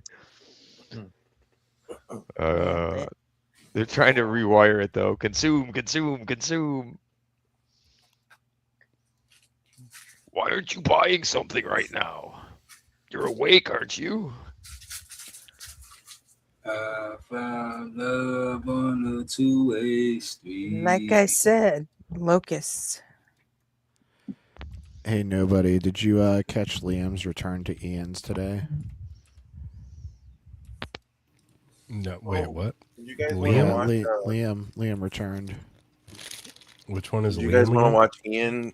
That Carl guy on Ian. Do you remember, like, about a month and a half ago when Ian had a guy take an IQ test live on stream? Oh yeah, I do. Yeah, I do remember that. Yeah, that's Liam, right? Right next to you, that's the same guy. Yeah, Carl. Yeah. And he had to change his name. He said because he got death threats from Ian's community, so he had to change his name from of course Liam he did, to yeah. Carl. And then he's saying he had to change it again from Carl to something else, but I don't know what the other one is. But yeah, we should watch that. No one sends death threats to idiots like that. People are pretty confident they're going to off they're themselves. trying to represent our community. They need to get the fuck out of our community. We Most don't of the want time, people like that in our accidentally. community. Yeah, no. That's what Ian was Guys, saying. He's the only people that would send death threats to someone like that is already on his side. So yeah, exactly. You know, if he gets And any it was death all an threats, act. it's not coming from the left. Watch, you'll see. It was all it was all an agenda. He came in with this plan, and it This blew is up the in his same face. Liam that originally came from Parker, right? I think so. Yep. Yeah. Liam number 1 was his name, right? I don't remember. Or number 7. I forget. I don't know. He was the first live I ever did on TikTok. He was the first fucking one that came up. I was like, wait, really? I was there then. Who was this? Yeah, you were there. Huh? Which one? The Which first, name? first Liam? op guest Liam, yeah. What the fuck? Well, I know he's an idiot now, but I don't know which idiot. Does that make sense? All I know is he was the first op I ever did on TikTok. So I don't remember much of it, but I remember he ran. He crashed out and then took off. No end to the idiot. I think he was all pissed because my avatar was a woman. You know, said a bunch of weird shit about that, right? Yeah, he did say a bunch of weird shit about that. So.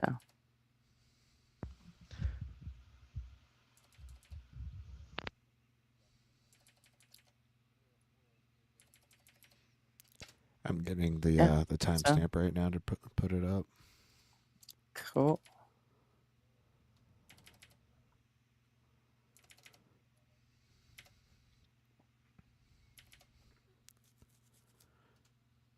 All right, I think this is right around.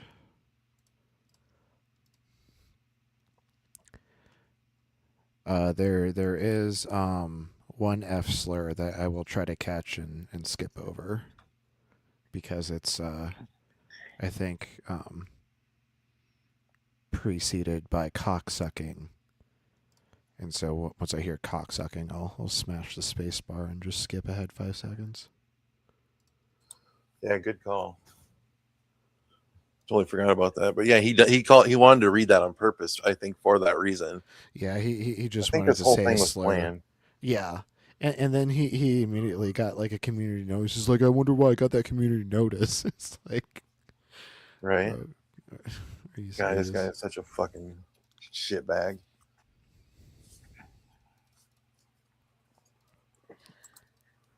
But Ian, I was really impressed. Ian, I thought handled it pretty well. And the fucking, the betting, $1,000, like damn. Yeah, going from $50 to $100 to $1,000 Ian was fucking like, legendary. if he had came through with the goods and actually had some receipts, he's like, I would have looked like he would have been sniped, is what he said. But he's like, but Ian was right. Ian called his bluff. Fucking knew it. If that's a conversation, or I think it even went up to 3,000 at one point. This is brilliant. This is good stuff by Ian. This is good work. But I'm gonna go smoke. I'll be right back. You guys can go ahead and start. I'll be watching though.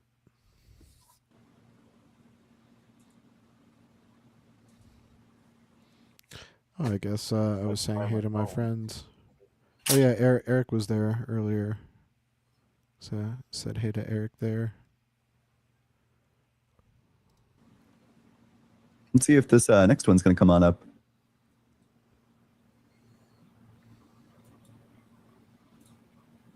Oh.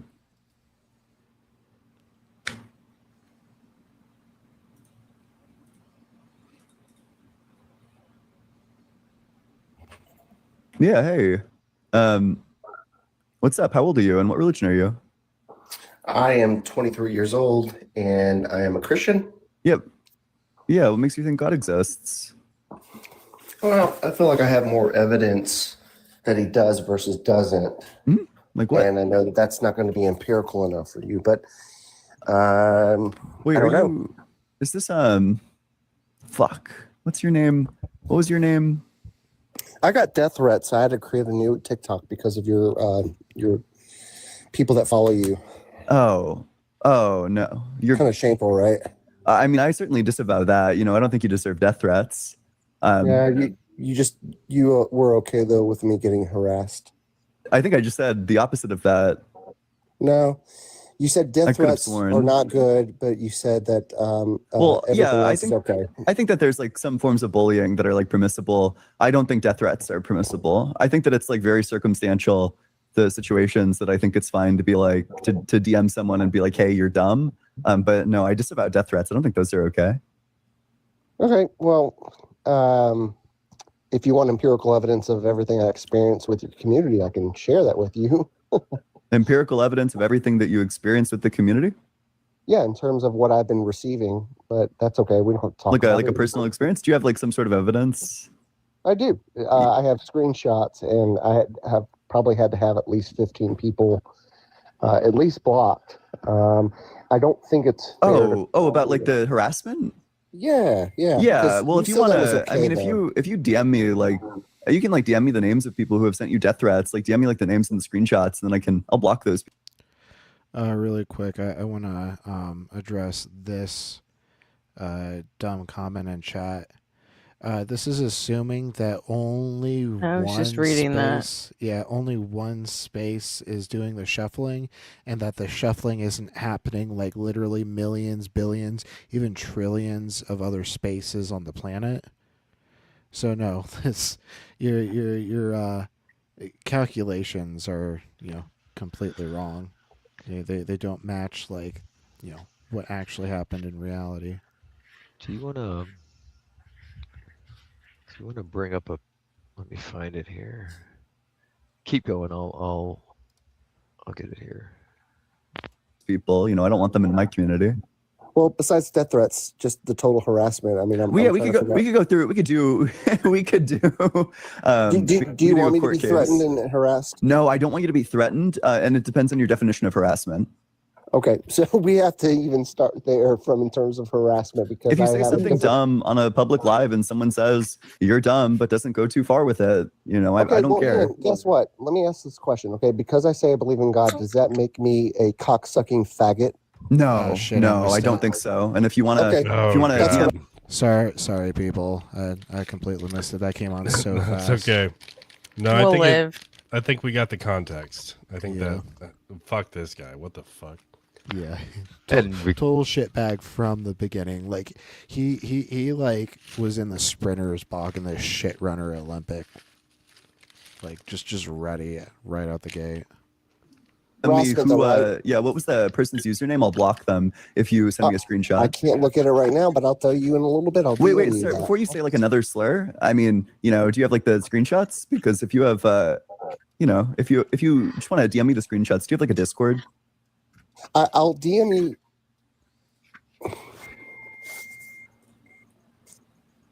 Sorry, I was getting blocked. You're getting blocked? Yeah. By who? I just got a message that I had a 10-minute timeout. I have no idea, but I guess I'm still here, so that's fine. You have no idea, really? No Carl? clue at all. Really? Darndest thing. Hey, do you want to bring up the link I just sent you? And when somebody asks like about the whole lucky thing, this is kind of my retort to that.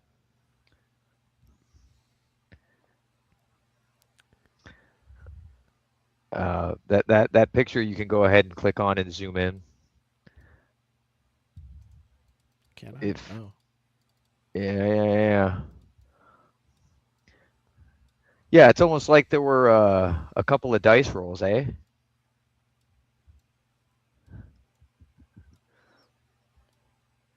That's a small fraction. It's a picture of this small fraction of the center of our galaxy.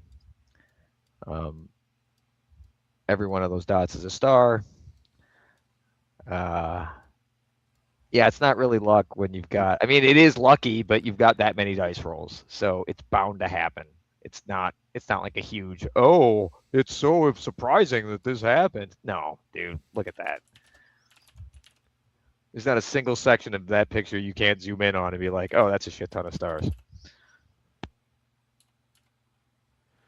I'm trying to remember the exact wording for the law. The law of truly large numbers is that with enough opportunities, any outrageous or highly unlikely event is bound to happen. I think that picture illustrates that. Maybe might show that number.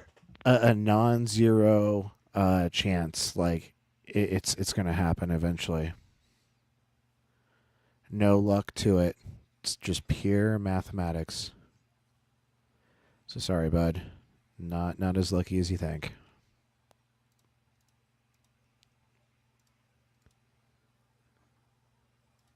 It's okay. Listen, I'll send it to you. It's no big deal. I'm not making it up, but that's okay. Like, all I said was God exists. I was pretty respectful last time we talked. I had to, like, I'm getting harassed. Is that cool with you? Depends what you mean by harassed. No, I'm not okay with what you just read. I think that's way over the line. Okay, Ian. Well, that's fine. I mean, I guess some people think that if you say like really dumb things on a TikTok live and then somebody DMs you and calls you dumb, like some people would say that that's harassment. I don't really care about that, but I do care about the thing that you just read. I think that that's really bad. Do you think that anything that I've said to you, and we've spoken a few times now, do you think anything that I've said to you has been disrespectful to you? Yeah, like the perpetual like straw manning of me like over and over and over again, like almost like the habitual like misrepresentation of my. Oh, Gretchen, it looks like your friend Nitty was in this chat. Yeah, he was right there, saying hi to Eric. That was the person that you were having everyone follow last night, right? Yeah. Yeah, Nitty's cool. I like Nitty. Cool. We got over 500 subscribers. He's cool. He's cool. Nitty's cool. He's into the games. position. Yeah, I think that that's been like pretty disrespectful. Well, that's fine. I mean, that's obviously up for interpretation. I'm just trying to understand it. But anyways, that's not even what we're talking about today, right? Yeah, sure. So I just know it. I've talked to you. Most scholars have interpreted cancer. Liam or Carl or whatever his name is. But cancer is badass. Yeah. Yep. And if you want to, you can pull up all of whatever you want in terms of your notes. All I want to know is that, are you all knowing? No. That was all he wants to know. Why does that not make us similar? We are similar. We share that property. You know, you and I both have the not all knowing property. That's fine. I agree with that 100%. And we're made of blood, bones, mostly water. I just am trying to figure out why is it. I got a violation warning. Sorry. That's okay. It's good. You said a slur. You shouldn't say slurs. Well, it was even as like a quote. Like TikTok won't know that it's a quote. I mean, and then I think like it's, you know, arguable whether you should say it as a quote. It's kind of like a separate, like, you know, probably. I think I'd be hesitant to say it even as a quote, but you know. Well, and I'm sorry, I don't want to disrespect anybody. I'm just saying that I'm taking a lot of heat for just having the conversation that you and I both don't have. Poor victim. He 100% wanted to say it, and like he made up a situation where he could say it. I don't even think like that was a real DM. He thought this was going to be so clever. He didn't think Ian would be able to figure this out. The only way he got that DM is that even your own team thinks you're a fucking idiot. Right. Yeah. And he does try to drop a name at some point of some username. Yeah, but, like say satanic something or whatever. Yeah. But it wasn't anything that I had ever heard of. And I checked the chat and there wasn't anybody in chat with that name. Yeah. Like I think well actually I won't talk about this until like we get to the point, but I have a kind of a theory of what like he was wanting to do at the end. At the what? At the end. Oh, right. Things unfolding. Yeah. But I won't say spoil anything it for about everyone. Yeah. Understanding of things, but for some reason that triggers a lot of people. For some reason, you know, I don't think that what they're triggered about is the notion that we don't know everything. I think they might be. I think that the thing that might be getting you like viciously mean DMs might be like kind of like your disposition, where, gosh, I'm trying to word this in a way that doesn't just sound like a vicious ad hom.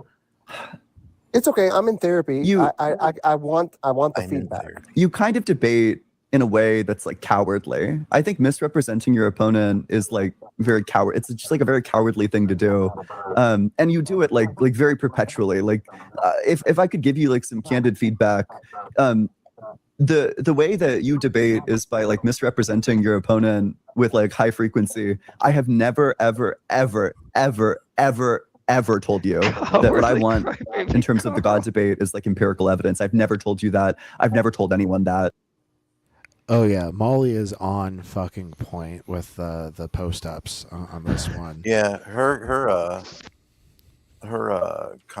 what do you know, production whatever was on point. Yeah, you're totally right. Like she said some fire ass things. And it was her birthday today too. So yeah. she's probably really feeling herself, feeling bold. She's like, she even quotes herself at one point. She pulls up, a quote or her own comment. Slay as queen. Ian is doing it. Slay. What? Yeah, I know. That's awesome. For as long as I've been doing this, which is like 2 years now, I've never told a single person that. It's never happened. But the fact that, in fact, like I've clarified that exact point to you, like maybe like 10 times, and you came into this conversation and said, you know, the evidence probably won't be empirical enough for you, even though I've like clarified to you that this is like explicitly not what I'm looking for. You know, it's either you're not listening or you don't care. Like that's the only conclusion that I could come to. I'm listening. I do believe I care from one human to another. I mean, obviously, we're having the conversation. I'll take your critiques and try to figure it out. Just unfortunately, I took a lot of heat, but at the same time, that's no problem, right? Because I'm sure you take a lot of heat. Yeah, I mean, I don't read DMs. I don't know. I don't think that. What was that, Nick? Too? He's just trying so hard to be treated like a victim. Right. He wants Ian to recognize that. Like, well, it was just so hard on me. I've been through so much, and it's been from the moment he came up, and it's only because Ian asked, "Why did your name change?" Right. This is all. I just noticed Molly with his name on the bottom of the screen. You did, yes, Carl. That's what we were just talking about. Yeah, that's so funny, dude. Molly is so funny. I typically don't think that people in my. I was just gonna say I made their Bible emoji that they use in the Discord and wherever else. It's like the Bible on fire and shit. Oh yeah, she still uses that. You see the big TikTok symbol, like she'll put that Bible emoji GIF up with the QR code sometimes. It's great. I made that. Yeah, good stuff, dude. My DMs. I don't know. Like there are some useful things in the DMs. Like that's how I got invited to Jubilee, but it's probably not a good way to reach me. If you want to reach me, you should go into the Discord and then say something. And then if it's, he said Ian's gonna say right here, Ian, DMs is not a good way to reach me. And then in 10 minutes, he's gonna be like, just DM me. He tells him to. But anyways, that was all. Oh, I was muted. I chuckled when you said that, and it's because they're like obviously paying attention to the DMs, like the inbox at that moment. Mm-hmm. So it's a little different, but yeah, it is kind of ironic. Right. It's important enough. My mods will forward it to me. I got you. No problem at all. Anyways. And honestly, if you joined the Discord and shared those screenshots, we could get those people blocked if they're like egregious enough. Like I would block the person who DM'd you the F slur. I would block anybody who like sent you death threats. I think that all of that stuff is bad. Well, it's okay. So honestly, we don't harbor. I think one of the things is it's just kind of what humanity is about, unfortunately, and that's okay. I just wanted to know what I said that would warrant kind of some of those attacks. At the same time, it doesn't really matter to me. I just had to make a pivot. But, again, I respect you because you are, without a doubt, somebody that shows up every day and wants to have a conversation. So I know that I'm trying to take a little bit of advice and understanding of how I come across. Maybe that'll be kind of up for conversation. All I'll say is this. You and I both don't have definitive evidence of anything. At the same time, I heard olive branch. I said, I think the intent here was just thinking out loud was Carl's offering an olive branch so Ian will let his guard down a little bit. But I was just thinking out loud. I was just commenting as it was going. Yeah, I don't know. We'll see. No fucking way Liam is that fucking smart. You don't think so? Oh wait, you're probably right. No, I don't think so. I'm kind of curious though about like the threats he's claiming about. Is it a thing where like Christians will do that to other Christians if they're not their brand of Christianity more than they would say an atheist? Do they get angrier at people who believe like something similar to them, but they're wrong, than they do someone who just doesn't believe at all? I think that it's a pretty common occurrence. You go into most Christian live streams, it's not like Christians debating atheists. It's Christians debating other Christians about what flavor of Christianity is the true religion. Yeah. And it's probably more interesting for them to talk about something they actually care about with someone else who cares about almost the same thing. They're all kind of getting off on it, like, whereas we just oppose. Do those conversations ever devolve into crazy shouting matches and death threats, though? For sure. They do. Okay. Yeah, Catholics and Protestants have been going at each other for fucking hundreds of years. Yeah, I'd rather watch anything than that, but I'm just curious if I ever was tempted to do it like a sociological study, I would that would be an interesting one to me, I think. And you're not asking for it. You're just wanting to say that God isn't real. And I'm trying to say God is real. But at the same time, you and I both are going off of a different script. I'm trying. Does that make sense? Kind of. Although I understand what you're saying. Like I comprehend the words, but I don't agree with them. So I think this is like a good paradigm example that this conversation started out. Or at least like when you were asking me a question about the topic, you were like, "You're not all knowing," and I'm like, "Yep, I'm not all knowing." You and I have that in common. We're not all knowing. And then you've inferred from the notion that I'm saying that I'm not all knowing that I don't have definitive evidence for anything. You can have definitive evidence for some things, but not be all knowing. The inference just doesn't follow. No, it does, because a mirror is a mirror. You can look into it and see yourself in the back thing. So when I look at you, I see myself, because I'm not all knowing. So I don't understand why you're like trying to diffuse my argument that I'm on the other end of the spectrum as well. Can I appreciate what he's saying right here really quick? So what he's saying right here really quick is that, oh, you're not all knowing and I'm not all knowing. And I've been wrong my entire fucking life. So therefore you must have been wrong your entire fucking life. He's an idiot. Yeah. That's all I wanted to point out. I like it. Want to focus on what I'm saying when I'm putting us both in the same bucket. It doesn't make sense to me why we both understand and can admit, because I self-admitted that I don't know everything, right? So did Ian. I'm not trying to like trap you here. I'm bringing up the notepad not to like beat you over the head with it, but just to like, I don't know, like type out like step by step what just happened. So, okay. I'm not all knowing. Can you replace it with we're? Yeah. We're not all knowing. We're not all knowing, but, and then that was step one. You know, I agree with one. That's obviously true. It's like trivial even. We're not all knowing. Premise two, you then infer if we're not all knowing, then we don't have definitive evidence for anything. That just doesn't follow, because you can have definitive evidence for some things and then just not know other things. So for example, I have definitive evidence that I exist.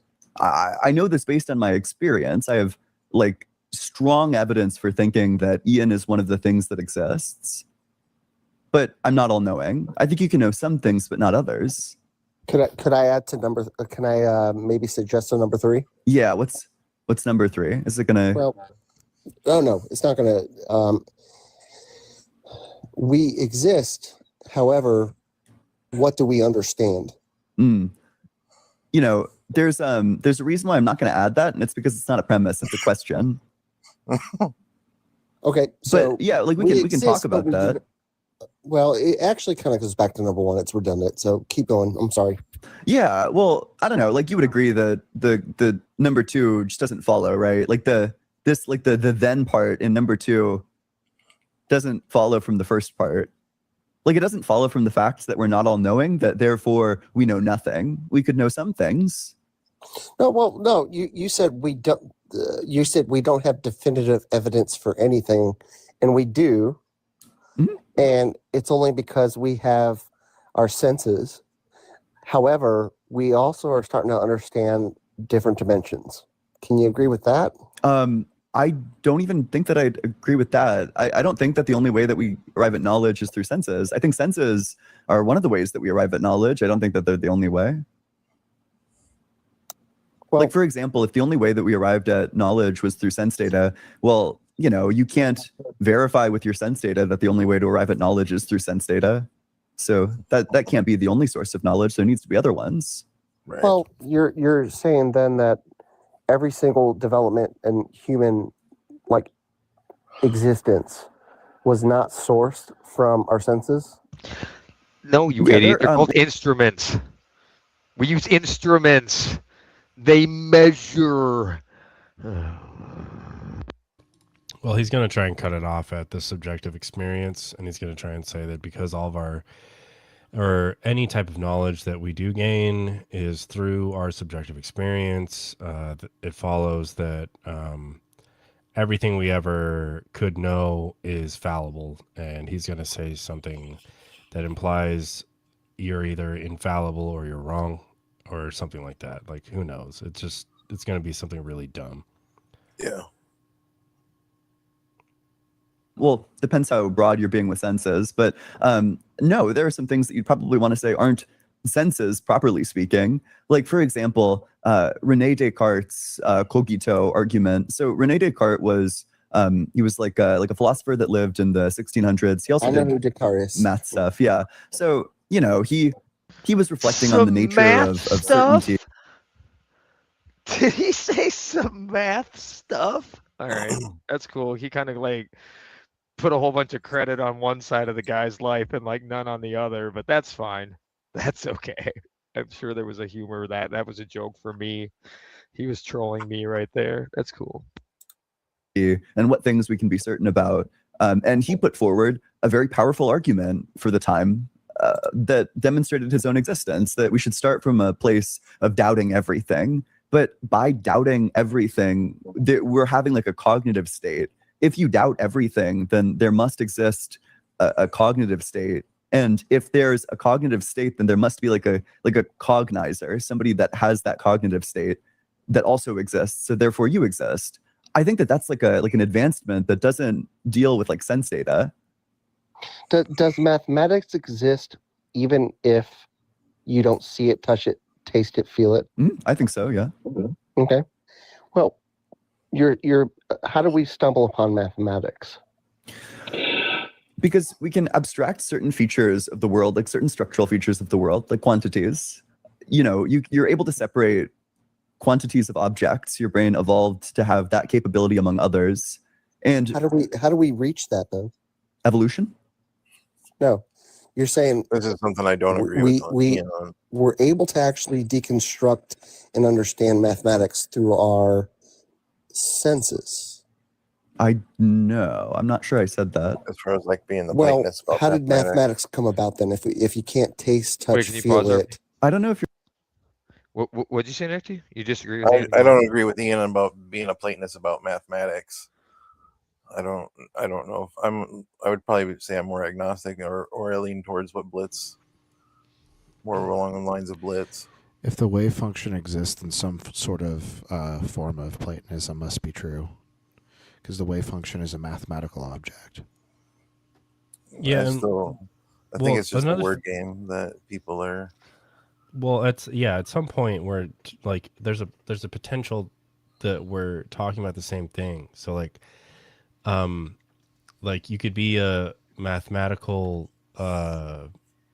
Platonist, or like just a Platonist in general, or you could say that like the dispositions of the world are necessary, or you could say that there's some type of different monad that we're not like totally sold on which one it is or whatever. But the dispositionalist and the Platonist and the mathematical realist, they might all be pointing at the same thing. They just might be like describing it differently. Mm-hmm. So like whether or not I agree with him about mathematical Platonism, like I might agree with him on like that it's the wave function, but I might be saying like what really matters in my picture of reality is like the dispositions that the wave function applies to the world, or it could be a Platonist type of thing, or it could be like just some type of realism that encompasses. Talking about me. Yeah, you were talking about the wave function, yes. And she's listening. Like so yeah, like there's like there's probably a dozen ways to word this.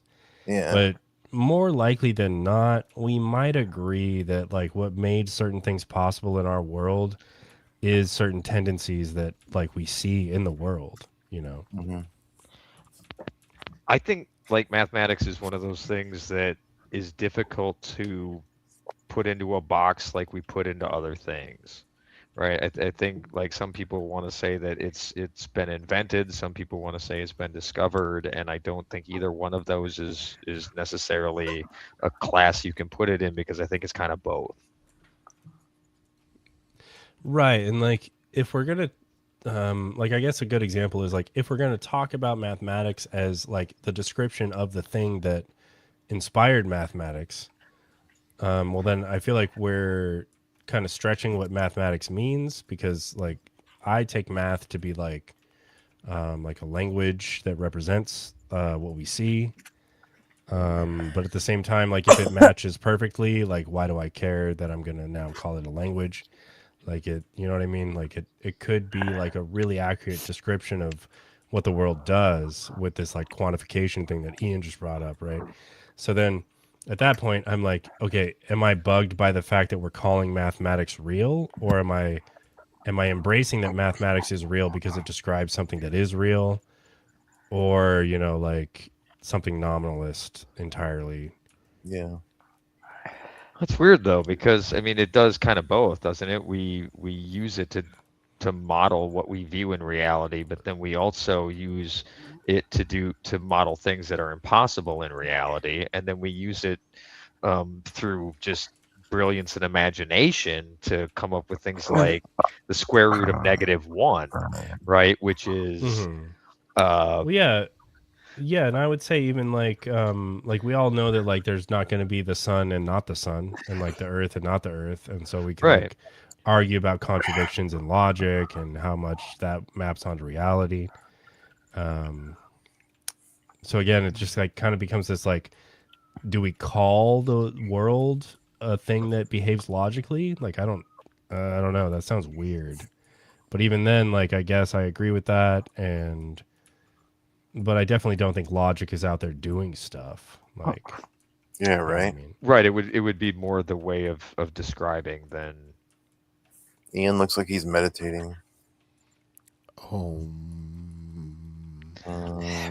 it's my favorite game is when we pause in between videos trying to put together like a name for the picture on the face when we pause. The best one was still Billy Idol Ian, because you got him with the lip up. That was just perfect. I'll never forget that one.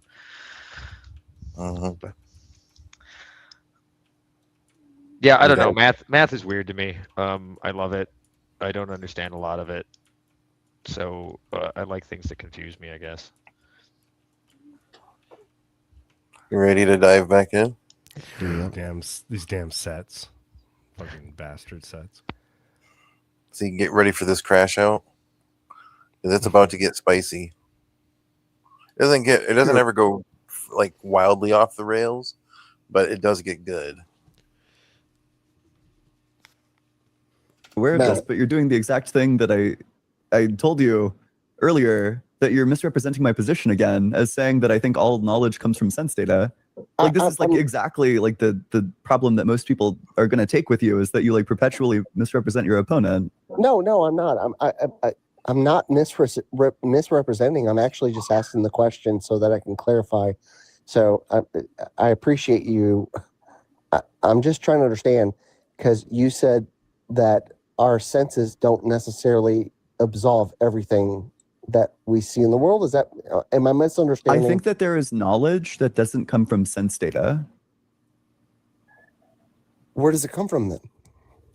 A variety of places. Like, for example, rational reflection can lead you to knowledge. In fact, you could probably I think that you could probably rediscover all of mathematics purely a priori, just like in your head on the armchair. You know, you could think one thought, two thoughts, and then you have quantities. And then from quantities, you can start doing math. How did you even get to that point to be able to have that knowledge?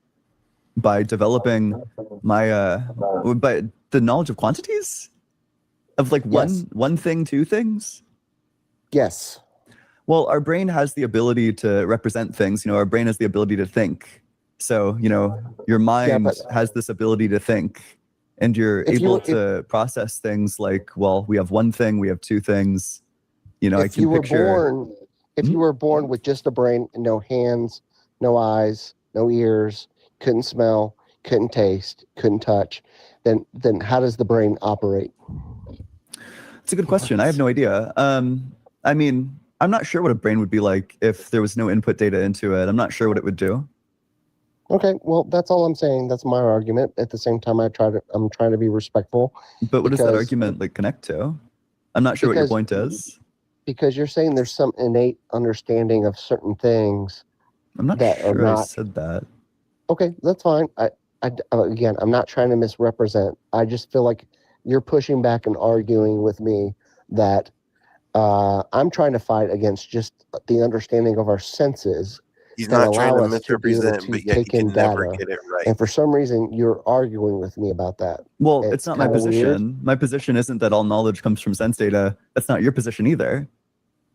No, you can't have one without the other, though, is all I'm saying. One of what without the other one of what? You can't have knowledge have without the sense data? You can't have the knowledge that we have without senses, right? I don't know if that's true. Why? I don't know. There are some things, there's like forms of knowledge that I can reflect on without any sort of sensory input. I also think that you'd be inclined to hold the standard that I'm holding. Otherwise, we just trivially don't know that God exists because we don't have any sensory experience with God. So that's why the standard is suboptimal for you. But I'm also inclined to not think that it's true. Okay, well, if you can't come to the fact that human beings have evolved to the point where our sensories have literally caused us to understand how things work, then Do you think that that's what are what I we said? talking about? You think that's like an accurate summary of my position, that sense data isn't important in understanding how some things work? Okay, Ian, I'm going to leave you alone, but just give me your synopsis. Do you think that that's like an accurate understanding? You're saying that you don't understand. What did I say I don't understand? Remind me. You said that you don't understand how the brain works without the sensory. I'm not sure that's not what I said. What I said is that I don't know what a brain that was disconnected from all senses would experience. Well, although maybe I could spin up something. We could say, the brain could feel fear and the brain could feel, a calm. It could feel like a calm state and it could feel an upset state, and it could qualitatively determine the difference between these two states. And from this notion, it could develop the categories of numbers. What would be the stimulus that would make it feel calm or not calm? Sometimes your brain can produce calm responses or uncalm responses within itself. Or, for example, maybe like the oxygen that's coming into your brain, your brain has like automatic mechanisms to make you no, it's either just the brain. Panic or calm. It's just the brain. So, well, the brain wouldn't be alive if there wasn't oxygen going to it. If I poke it or if I shock it, what is that? Is there oxygen in the brain? Are we stipulating that there's oxygen in the brain? You can't have one without the other, but you've brought us here to this point in this conversation. You literally, you're doing like the thing where you misrepresent your opponent again, by the way. I didn't bring us here. How am I doing that? You brought us to the stage where you were asking me about like a brain that didn't have any sensory data. Like you literally did that. Yeah, well, you're arguing against me, so we all understand that it's kind of stupid, right? We shouldn't even be having this conversation, but for some reason you want to argue with me about what if the brain was outside of the body and it just was by itself, but you're arguing against me. No, you're arguing against me, so apparently you have a something that you want to say. So unload your chest. Tell us what we're talking about. Well, I don't have like anything additional to add, but I can repeat my point, which is that I think that there's forms of knowledge that don't just come from like direct sensory experience of it, that, there's like forms of knowledge that are going to be things that we determine or conclusions that we can arrive at just by like reflecting on the nature of things.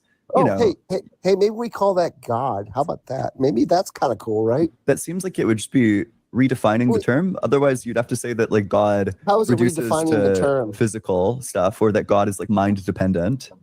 How is it redefining the term? Typically, God is taken to be an entity external of human minds, but you'd be saying that he's purely internal. You don't have an understanding of anything outside of that, though, right? I think that we have understandings of things outside of it. Like I think we understand like rocks and things. We understand so we electrons. Understand rocks and we understand thoughts, but we don't understand where it came from. Oh, did I say that, or did you do the misrepresenting thing again? No. You can say that. That's fine. It's kind of almost like listen, maybe the reason people are mean to you is because you do this. Interrupt me? I thought that you were like genuinely interested in learning why people are mean to you, and I'm just trying to help you understand that it's like Ian. I don't really care if people are mean to me. Oh, then don't complain about it. I just want to have a. Okay, well, first off, I'm not complaining about it. I just want you to know that That was it. Just oof. That fucking got him. Yeah, that was cold. That was just nasty. Because you came in complaining about it. You didn't shut up for the first 10 minutes practice. He just admitted that he was lying. Yeah. So you don't care. Oh. Yeah. Cut to the core. Which Nice, means you probably Ian, changed nice. your account because you said some stupid shit and it got completely banned, not for threats. He goes on all kinds of lives, so he's probably has tons of alts because he gets banned at other places, so he just has to have them. What I see and experience is probably some of the same things you experience. And I started off this argument with the understanding that I know that you probably have a hard time doing what you're doing. And I see it as well. At the same time, I want to make sure that you understand that I'm trying to respect you, but you keep telling me that I am actually misrepresenting you when all I'm doing is repeating everything that you've said. No, if that was what was going on, like if I was saying things and then you were saying word for word back to me what I had just said, and then I was getting mad at you about that, I think that you'd have a point then. That's just not what's happening. Ian, a brain that exists outside of the body with no touch, taste, feel, smell, and the ability to hear. Gaslighter. What happens to the brain? Does it have thoughts? You tell me. I'm asking the question. Well, that's what I'm asking. Are we like stipulating that this brain has thoughts? Because if the brain isn't having thoughts, like if there's no electrical activity going on there that's connecting neurons, then I'd probably say that there is no experience being had there. But if the brain is having thoughts, then, well, some brains have thoughts, some brains don't. The brains that don't experience things. So brain that was just unattached to anything, never has been ever experienced anything. What is the brain going to do? Oh, I don't think that the brain that is totally disconnected from everything else is going to have an experience. I think it only has an experience if there's like brain signals. So I say that the brain needs the senses to experience life. Do you agree or disagree? To experience life? Yeah, you need the senses to experience some external things. I agree with that. I just think that there are like internal things that don't require like sensory experience. Okay, so what are those internal things? So for example, let's say that in your brain there's like a release of serotonin, you'll feel happy. Then let's say that there's a release of cortisol, you'll feel upset. This like feeling, that to me is something that happens like internal to the mind. Well, I guess that means internal, as you respect it. That's fine. No big deal. So I'm just trying to make sure I understand. The brain is the brain of every single person. And for the people that believe in God, our brains are damaged. What the fuck? I never said that. I didn't say anything. I'm just trying to bait you, approximately. I'm just trying to bait you, bud. I hate this person. He is such an idiot. What the fuck? Gretchen, this is a person I talk to? All right, well, anyway. Yep, it is a person you talk to. If it's the same guy, yeah. I mean, he sounds so familiar, but I've watched so much Ian that I don't know. But anyway, that's all I had to. That's all I had to say. That's not my position. It's like a total straw man. No, I'm actually messing with you because at this point, this conversation is indecipherable from what you actually do. By the way. Yeah. Are you for real? Yes. Okay. So you wanted to tell me that the brain had. Listen. Listen. I will take the exit ramp and say, okay, enough's enough. I do enjoy talking to you. I feel like I'm challenging you a little bit. If I'm not, if you feel so strong, if I'm not a worthy opponent, tell me never to come back. If I wasn't or if you weren't challenging me, would you want me to tell you? Yeah. Like, would you want to know that? I do. You don't challenge me. Okay. Am I not a worthy opponent to at least have a conversation? So I don't know what worthy opponent. I don't know what that means. Don't put me in a position to be like the source of your self-esteem. Don't do that.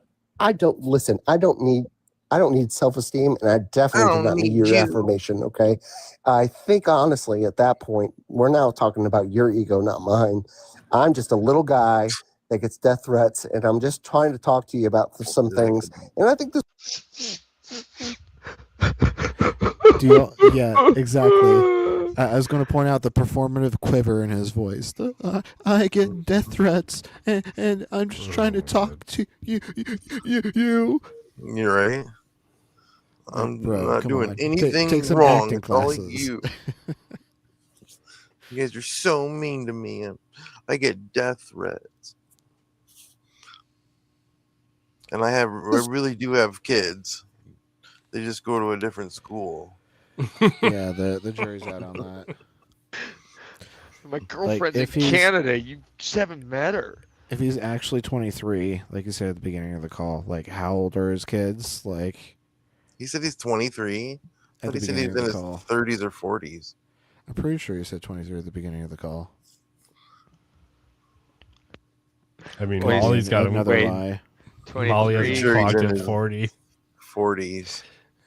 23. Yeah, Christian. 40 is probably what he gave last time when he was Carl. Maybe. Yeah, I don't know. I always thought he was in his 40s. Maybe not, though. I could be wrong. Yeah, what did it 23 say? and It Christian. said, His kid's probably 12, right? did it He say doesn't have Christian kids. crybaby He will lie Carl? Is that about what it that. said? Yeah. That's funny. Molly's fucking dope. This was actually a really good conversation. If it's not, that's okay. You tell me. I'll never come back. I enjoy talking to you, but it's not like an intellectual challenge. More than anything, it's a rhetorical challenge. I like practicing rhetoric with you because you are persistently bad faith. How am I bad faith when you've never shown me anything to listen? Because I have shown you things. You were reaching for that line, but then you remembered that I actually have shown you things, and that I will again if you say it. My starting point is the exact same point as you. Okay? How is that bad faith? I actually try to say, I will go ahead if you can show me evidence that God doesn't exist. And you can't do that at the same time, then you put the burden on me. But I do show you. Explain to me how I'm I in do show bad you faith. evidence. I can show you the evidence for a third time. Every time I show you the evidence, you complain about it. Please do for the chat. I'd love to see that. You don't need to see it. Why would you? I need to see it. Okay. And here we go. Yep. It's the same argument as last time. Oh, you know, you should just copy and paste. if time begins to exist, oh gosh, then a timeless state changes into a temporal state. Are you doing? If something changes, writing this off of a paper, or can you just do copy paste? No, I'm typing it out in real time. It's memorized. It's memorized. If something changes, then it's in time. A timeless state is not in time. Therefore, time does not begin to exist. And then, as a further one, if time does not begin to exist, then God did not create it. If God did not create time, how do you get then to God that does not conclusion? exist. Therefore, God does not exist. So can you add, let's see here, it's C2. Can you add a C3? Why? Because. That would make the argument invalid. No, wait. Because I'm an idiot. That's all. That's all I had. Because I'm an idiot. That's all I had. Then I'll just say Ian understands time. Ian understands time? Yeah, you understand time. Yeah, I understand like certain aspects of time. No. Apparently everything you understand. I don't understand everything about time. What I do understand is that things that change are in time. Whoa. Well, okay. Yeah, I think my laptop started skipping. Sorry about that. Sorry. I think it's good. I think it's fine now. Didn't remember that happening. You'll notice like no, it's good. The argument would be like way shorter, you know. If my argument, if I believed, you know, Ian understands everything about time, if Ian understands everything about time, no, you don't have to do number two. He knows number one's great. God didn't create it. No, Ian, and then if God one's didn't great. create time, then God doesn't exist. Therefore, God doesn't exist. Like, I don't know. I mean, there's just like a much if I truly believed that Ian understands everything about time, then we would have just arrived at the conclusion that God doesn't exist way quicker. You know, instead I have to go the roundabout route through like 5 premises. Are you gone? Sorry, I got a Bluetooth. All right, sorry. Can you say that one more time? Yeah. Just that if what you were saying is correct with respect to like if it's true that I think I understand everything about time, well then I would just make arguments about how I know everything about time, so I know God didn't create it, so therefore God doesn't exist. But that's I don't think I know everything about time. The only thing that I think I know about time is that if something changes, then it's in time. That's kind of the only presupposition here. Okay, Ian. So here's the deal. We'll just put it in the real world, and I'm going to leave you alone. I really, honestly do enjoy this, by the way, and I'm not upset about anything. I hope you're not. And I hope I haven't offended No, you. I'm never upset. Yeah, it's not true. You can get upset. Well, He wants not by Ian to be you. upset. You're Well, not that's you're not fine. one of the people that upset me. Okay, well then that's good. I didn't want to. That means But that we're Ian on the is same the page. one of the people that You and I upset are him. both street corner preachers. Okay, I am talking about how I believe God exists, and you are talking about how God doesn't exist. Okay, so I asked the question: how would that go around? Like, how would that go about? Like, do you feel like, because you're a street corner preacher, you're just saying you're denying God, right? Because you are putting effort in and actually making sure people know of your stance, right? You're an evangelist. In a sense, yeah. You know, I certainly debate about, and I certainly defend the position, if that's all you mean by evangelist. Okay, well then, you know, I think there that was there's no need for that.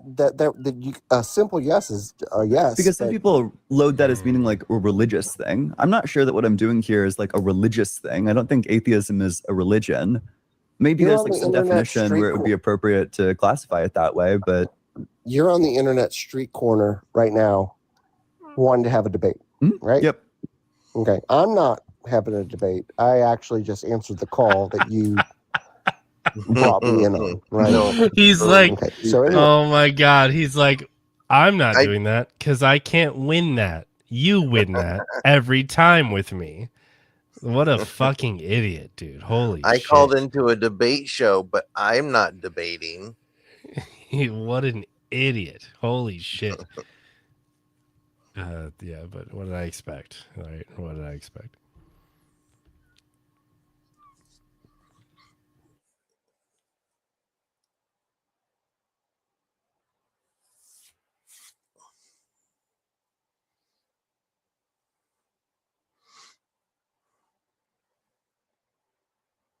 Oh, and I was talking the entire time. Fuck. Okay, I accidentally hit home and that reset to 000. So I'm going to have to open up the YouTube stream, listen to the last dumb fuck thing Carl said, and then find that in the transcript. So sorry, folks. So this will take just. Oh, you're fine. It's not a big deal. No, I'm we gonna could get- drop though. I'm just gonna be listening on, and I'll be in the chat. But I gotta get some sleep before I gotta drive. Alrighty, dude. Hope you Yeah, rest that's well. a good idea. Drive safe. Yeah. GG's. Have a good night, everybody. I'll see you guys tomorrow night. Remember, be smooth, be predictable. Night, Nick, too. Night.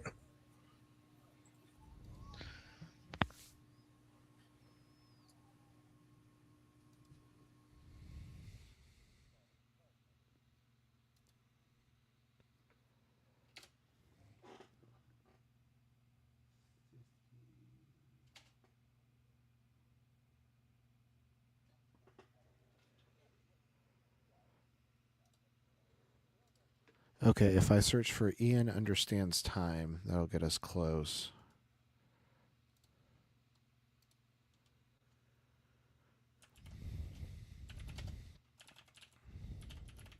Here we go. Okay. Let's go like right here. no. Apparently, everything you understand. I don't understand everything about time. What I do understand is that things that change are in time. Well, okay. Sounds Yeah, good to like me, you'll man. notice, like No, it's good. the God argument would be doesn't like way exist. shorter. You know, if my argument, if I believed, you know, Ian understands everything about time. If Ian understands everything about time, No, you don't have to then do number he two. knows Number that one's great. God Number didn't one's create great. it. No, And Ian, then if number God one's didn't great. create time, then God doesn't exist. Therefore, God doesn't exist. Like, I don't know. I mean, there's just like a much. If I truly believed that Ian understands everything about time, then we would have just arrived at the conclusion that God doesn't exist way quicker. You know, instead I have to go the roundabout route through like 5 premises. Are you gone? Sorry, I got a Bluetooth. All right, sorry. Can you say that one more time? Yeah. Just that if what you were saying is correct with respect to like if it's true that I think I understand everything about time, well then I would just make arguments about how I know everything about time, so I know God didn't create it, so therefore God doesn't exist. But that's I don't think I know everything about time. The only thing that I think I know about time is that if something changes, then it's in time. That's kind of the only presupposition here. Okay, Ian. So here's the deal. We'll just put it in the real world, and I'm going to leave you alone. I really, honestly do enjoy this, by the way, and I'm not upset about anything. I hope you're not, and I hope I haven't offended No, you. I'm never upset. Yeah, it's not true. You can get upset. Well, not by you. You're Well, not you're not one of the people that upset me. Okay, well then that's good. I didn't want to. That means that we're on the same page. You and I are both street corner preachers. Okay, I am talking about how I believe God exists, and you are talking about how God doesn't exist. Okay, so I asked the question: how would that go around? Like, how would that go about? Like, do you feel like, because you're a street corner preacher, you're just saying you're denying God, right? Because you are putting effort in and actually making sure people know of your stance, right? You're an evangelist. In a sense, yeah. You know, I certainly debate about, and I certainly defend the position, if that's all you mean by evangelist. Okay, well then, you know, I think there was there's no need for that. A simple yes is a yes. Because some people load that as meaning like a religious thing. I'm not sure that what I'm doing here is like a religious thing. I don't think atheism is a religion. Maybe there's like some definition where it would be appropriate to classify it that way, but you're on the internet street corner right now wanting to have a debate, right? Yep. Okay. I'm not having a debate. I actually just answered the call that you brought me in on, right? Okay. So anyways, all that being said, listen, I respect you. I think that you are a very smart guy. I know that you're going to say I'm disingenuous, and you've called me that. Like, it's almost that's your straw man, by the way. I'm not trying to be mean to you. All I'm trying to say is you don't know everything, and I'm saying that I don't know everything. But for some reason, that's an argumentative point with you. How can I even have a debate with somebody that can't even understand that we're both at the same concept?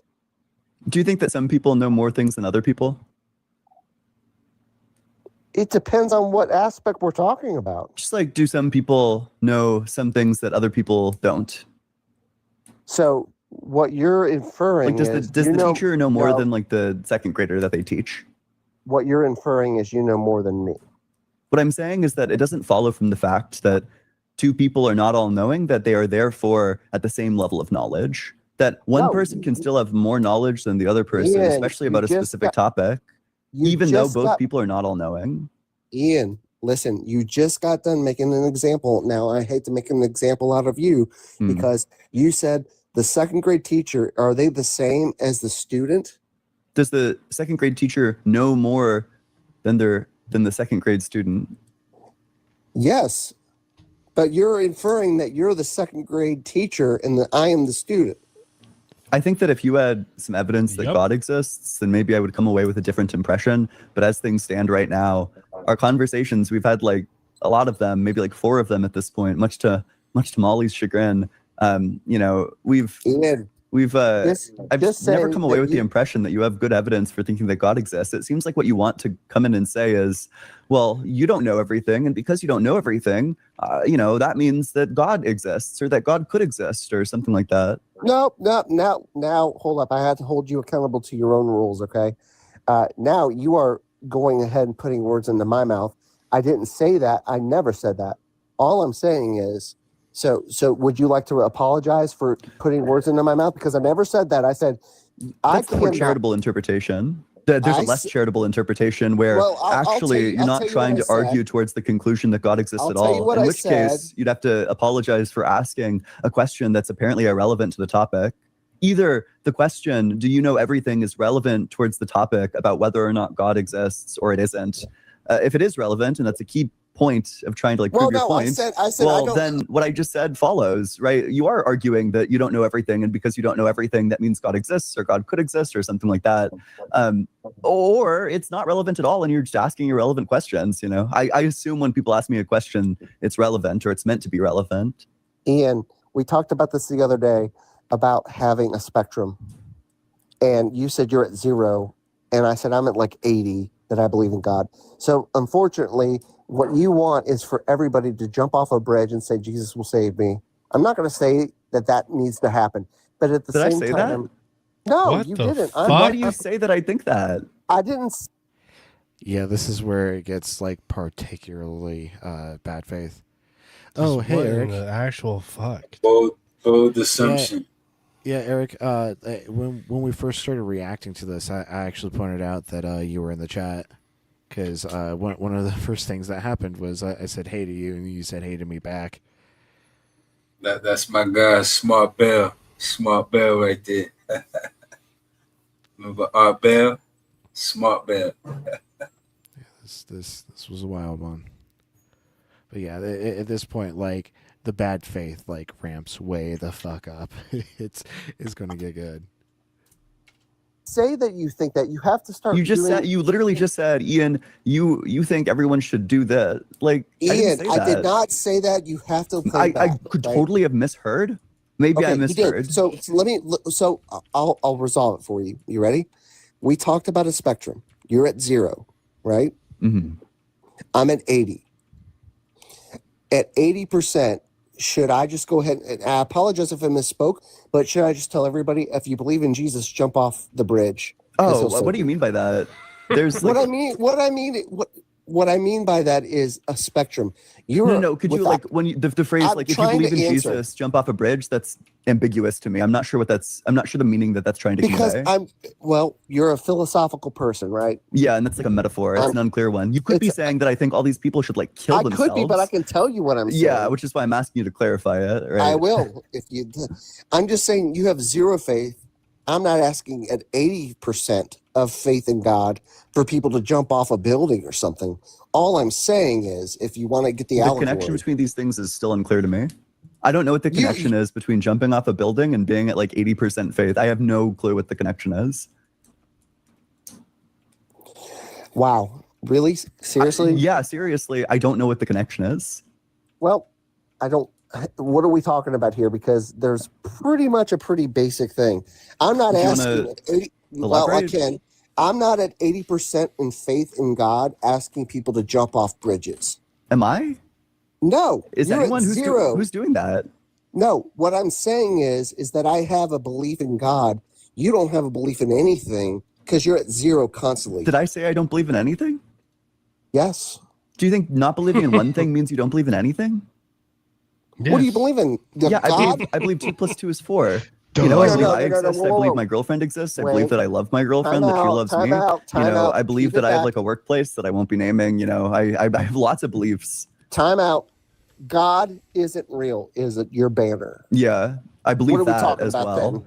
What are we talking about then? Yeah, I believe that God isn't real. You said that I don't believe in anything. I don't believe that. You said that I don't believe in anything. God. I don't believe in God. I believe that God isn't real. Okay, so then you believe in that 100%. So you're 100%. Mm-hmm. Right? Yep, I think I have good evidence for it.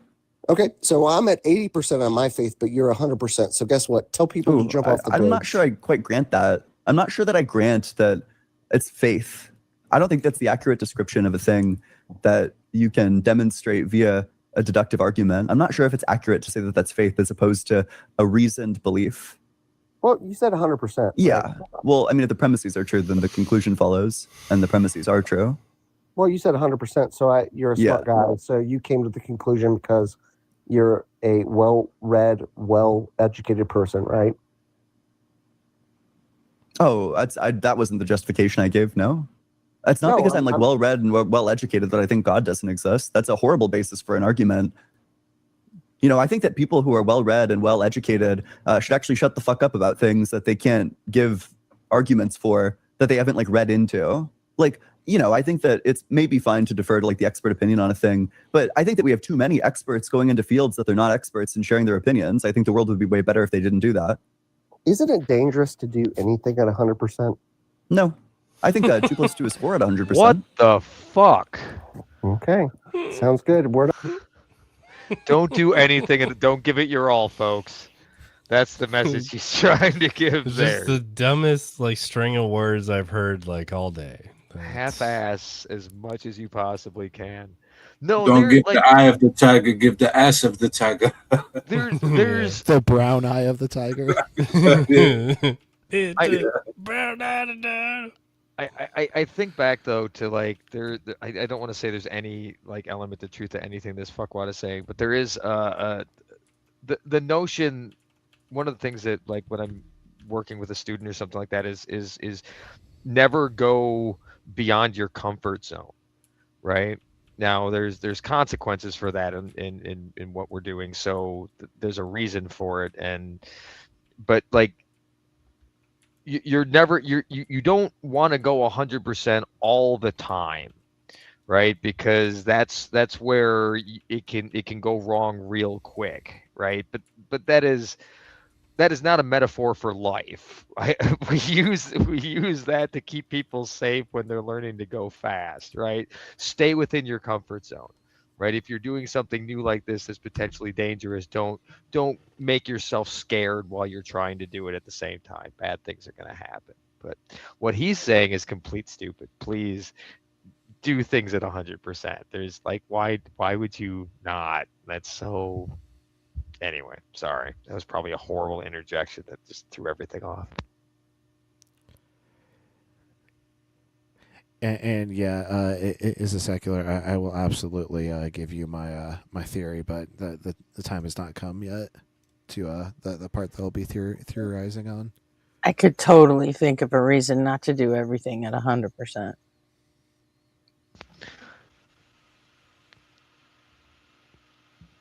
I think Liam was saying, don't do anything at 100%. Yeah, he was like...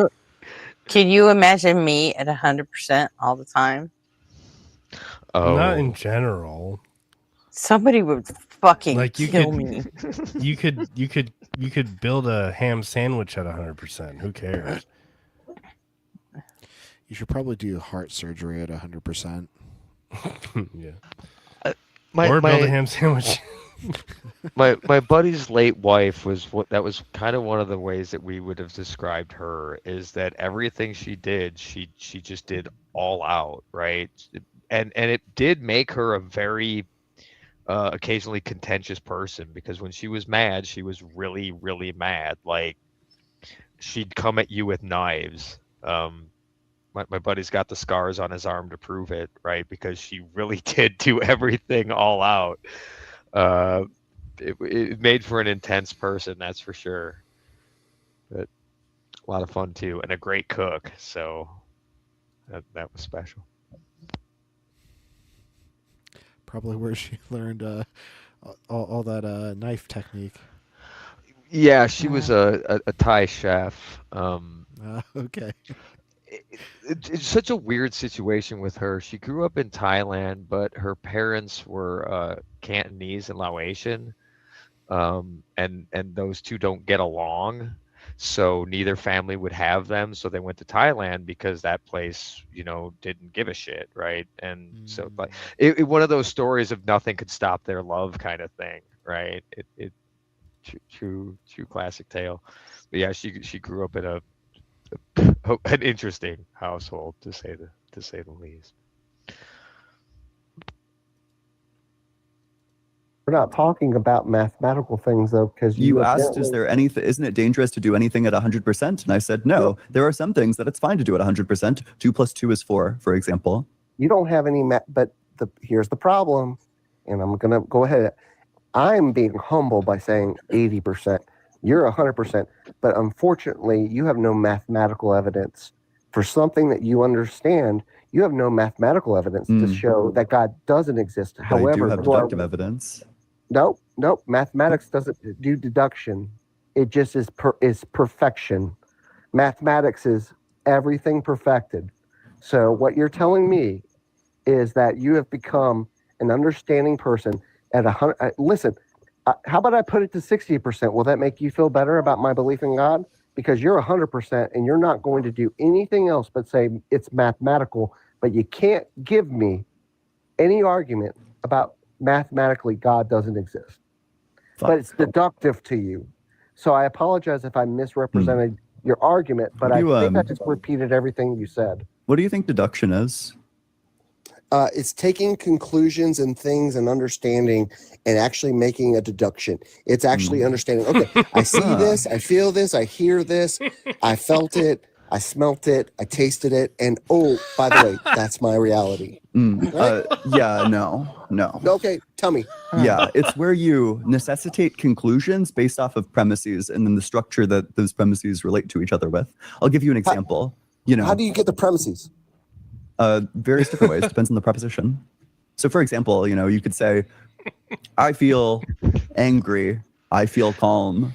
If I feel angry and then I feel calm, then there are at least like two emotional states that are possible.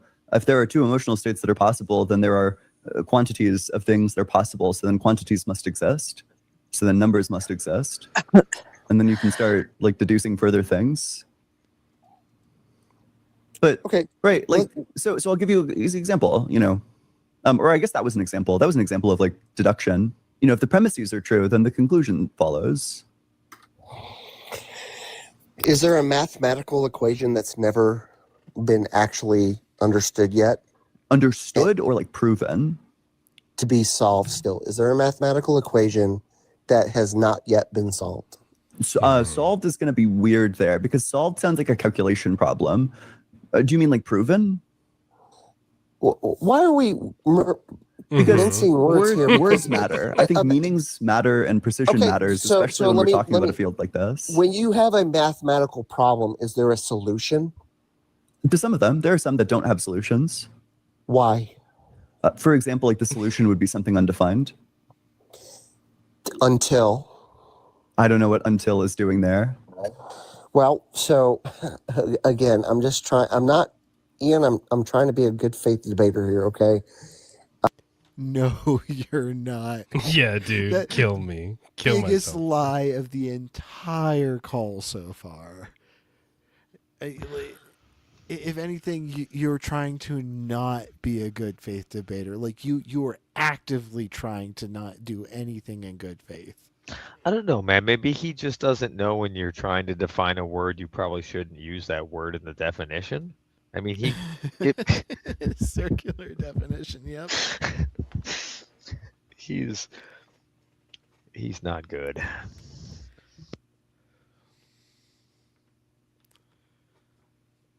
It's like, what's your definition of a circular definition? It's where you circularly define something.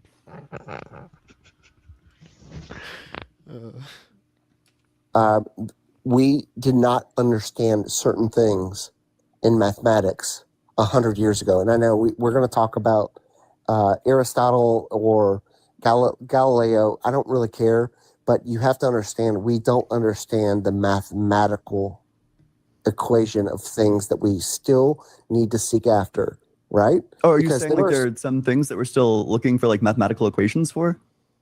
Yes, 100%. Yeah, I agree with that. That there's like some things that we're still working on mathematically modeling with more precision. I agree with that. Okay, then what if God is talking to us through mathematics? That sounds like gibberish. I think mathematics, especially when we apply it to the real world, I think mathematics would largely be like an abstraction at that point. Can you explain it like I'm 5? Yeah, I don't think I could explain this like year 5. That there's like some mental representation. What it actually is that there's like structural similarities.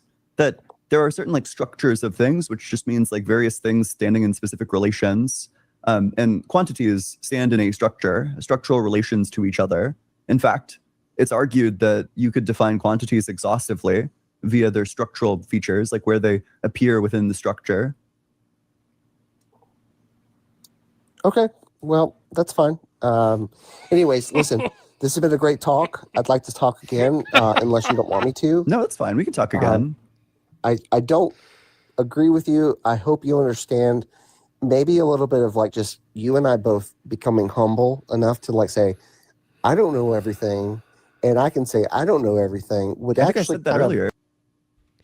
He's so insecure right now that he's trying to get Ian to like say, "Oh, I'm as dumb as you." Yeah, it's But, so like, fucking dumb. Holy He just shit. wants to feel like heard, you know, like validated, like somehow. I don't know. No, not even Really? that. Like he's trying to bring everyone down to like his intelligence level. Yeah, like Jay, imagine what you just said, but like the most toxic representation of that possible, the most condescending and toxic representation of trying to feel heard possible. That's this guy. Well, I mean, I don't try to ever, you know, do it in any, you know, I always try to shoot straight, you know what I'm saying? Always. But I This don't know guy if he is. doesn't ever shoot straight. I think he does that shit in that Wanted movie where he curved the bullet. Do you guys remember that? Yeah. Yeah. Oh my god, that was so horrible. Well, and like it's really funny that Molly has him clocked at 80% Christian. About 80% Christian. That's really funny. That was from the like when Crybaby or Cowardly Crybaby Carl brought up the Ian was 0% like for God and he's 80% for God. That was right before he started talking about like jumping off the bridge and shit. Yeah, like what an idiot. It's like his whole thing. He doesn't. He's trying to get ahead of sounding any type of way, so he says more shit, and it's like digging more of a hole for himself. Oh, my guy, he's about to get like a fucking industrial drill and like head straight for the center of the earth. He's going to be digging a hole so fast. Like just you wait. Here comes like the true gold of the clip. Did I not? Maybe you did, but at some point, I feel like the tension and the friction exists because you're not saying that. No, I agree. I'm not all knowing. Well, but at the like same for example, time, I don't know what porcupines eat. Oh, I can tell you 100%. You ready? What is it? Is it grass?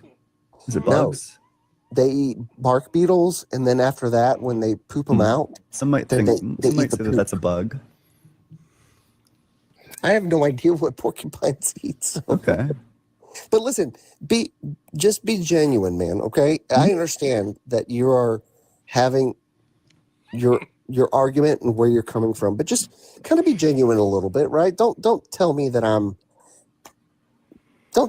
not actually trying to have a good faith argument, because I can say I can't 100% tell you that I know where everything is and because of my faith, but for some reason you can tell me that you're 100%. That's kind of disingenuous. Why? If I have evidence that would warrant 100% belief, why? Why is that disingenuous? Because you don't. Then refute it. You prove it. Okay. Here you go. There's the proof. If time begins to exist, then a timeless state would change into a temporal state. That's not possible, because if something changes, it's in time. But a timeless state's not in time. So you'd have this timeless state that changes into a temporal state. So then both the timeless state and the temporal state would be in time. But then the timeless state's not in time, it's a timeless state. So time can't begin to exist because it leads to a contradiction. But if time does not begin to exist, then God did not create it. In order for God to create something, you would need to bring it into existence from a state of non-existence. But if God didn't create it, then he doesn't exist. He wouldn't be the creator of all things. Therefore, God does not exist. Then you're the contradiction. I am the contradiction. I take a contradiction to be something like a relation between propositions. I'm not sure that it's accurate to say that I'm a proposition. No, you're the contradiction. Okay, you can say it again, but put emphasis on the different parts of the word. I just don't know what you think that's going to do for you. Well, listen, man, it's one of those things where, okay, so I'll tell you what. I just want you on Saturdays or Sundays or whatever. I want you to preach whatever you believe in terms of like just saying, and I'm not saying preach in terms of the religious perspective. Just tell us what to believe in. Nothing, right? No, I think you should believe in lots of things. No. Read. Can you just read your banner? Yeah. This is, by the way, this is a thing that I believe. Can you My read banner it? is a thing that I believe. That's an example of one of the things that I believe. Can That you God read it isn't out? real. Yeah. I believe that God isn't real. Okay. So preach it, which is what you're doing, and that's Yes. fine. Okay. So you are evangelical for God doesn't exist. Sure. That's cool. I like that. Yeah. That's fine. No big deal, man. Okay. I don't know. What do you make of that? Well, I mean, we're obviously having a conversation, and it's unfortunate that every single time. I'll tell you what I'm going to do. Next time we talk, I'm gonna take. Let's see here. We got what 6, maybe 7. Have you talking points? What I'll do is I'll have my 7 talking points, and I'll just reiterate them. I would actually love that. I would so love that. By the way, the argument, just so you're aware, isn't like 7 talking points. It's 1 talking point. But what necessitates the conclusion, why the argument works, is because these premises necessitate this conclusion. Okay, hold up a second. Let's just get to the point of this. So you're telling me it's 1 talking point, Yes. but I'm looking at bullet points. Yes. So you're telling I'll give you me an that. example. No. I don't need an example. I think you reading it right do. now. I don't need an example. You're saying it's just 1 talking point, but it has 7 different bullet It's 1 points. argument towards 1 conclusion. Well, it's not a talking point. That's an argument. Then I don't know what you mean by talking point. No, you said it's 1 argument. Yeah, it's 1 talking- argument. Okay, but how many talking points do you have? What do you mean by talking point? 1, 2, 3. Are you See asking one, like how 4. many premises are there? Yeah, what I'm How many saying is that sentences? every I one of think those that needs- you're probably going to get misled if the thing that you're focusing on in the argument is the number of premises. I'm not sure that's the relevant feature. every single point that you have can be debated, right? Some of them are it's going to be way harder than others. Yeah. But yes, No, in no. theory, you could contest any of them. Some of Okay. them are like trivially true. Those are Others of talking them points. are like substantively true, though. Those are arguments. They're not. They're arguments. Each individual one. By a talking point, do you just mean like something that you can contest? You're saying you only had 1 argument, but Yes. you've given me 7 different things. So an argument is just a set of premises that necessitate a conclusion via some valid inference rule. Ian, where do you go to school? Where do I go to school? You want my like docs? No, I don't want a docs, but I mean, is it? Are you? You want like I can believe- give you like my latitude and my longitude. I don't care. Are you Chicago based? No. Okay, that's fine. I don't really care, but you're being disserviced right now by this argument and this conversation, right? Okay, here I go. Latitude 39.2904, longitude 76.6124. That's got to be New York. Nope. Close though, right? I don't really care. to be Depends what you mean honest by with you. close. I don't really care. Listen, when I hang up this phone in a minute, I will not think of you again until I want to go ahead and decide to be argumentative. How about that? Yeah, right. But this is your job, right? I'm just here as an amateur. Okay. Okay. Well, it was great talking to you. Next time, what I'll do, I will check half my brain so that way it's a fair fight. But you take care of yourself now, buddy. Okay. I just don't know if you should be saying that after a debate performance like the one that you just had. Wow. You've said that all the time, and guess what? It's like very true, right? Like the things that I like, sometimes I am fronting, sometimes I am bullshitting. I'm not like everything that I say, like it's just true when I'm talking to you. Everything that I've said about how, like you misrepresenting me and that being the reason why people dislike you, it's just true.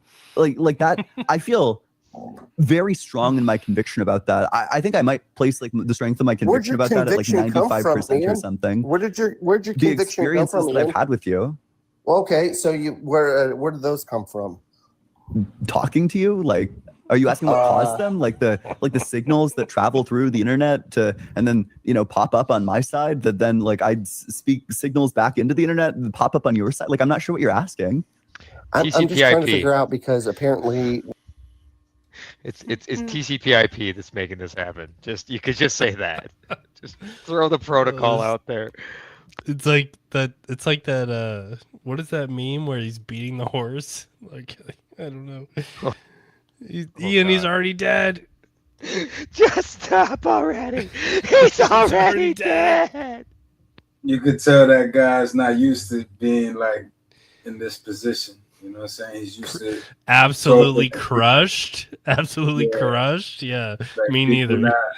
People not, you know, like he's probably used to being the one that could talk his shit. Nobody could say that because he's usually doing it probably around drunk people. You know what I'm saying? At a bar, chilling.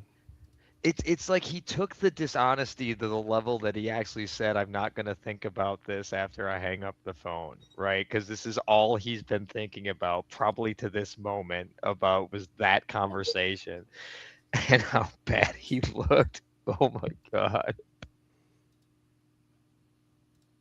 We're all just spinning around, and it's just we're just having a conversation. We're atoms colliding, and we're just cells. I didn't even say that.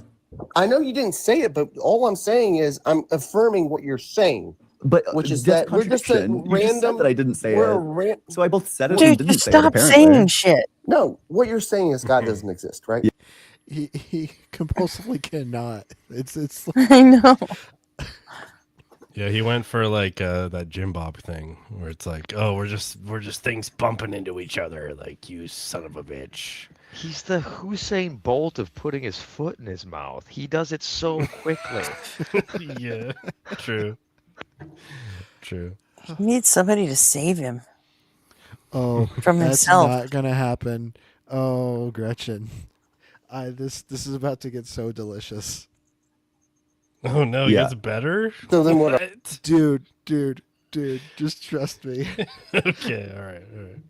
Are we? We're just what I just said. Repeat it back. If God doesn't exist, then what did I just say that you apparently disagree with?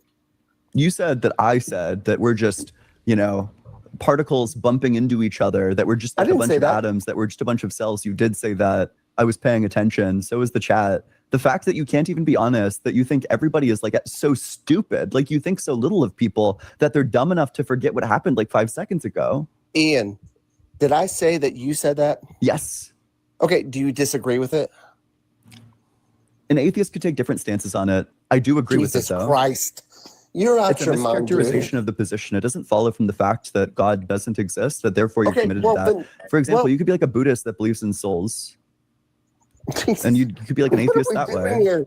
What are we doing here, man? I have to get like some sort of at least concrete, like what is true? Maybe before you ascribe a position to me, you could just like ask me if I hold to it. Okay, so we are a random set of cells, atoms, matter. Oh, I'm sorry. And we should clarify. What do you mean by random?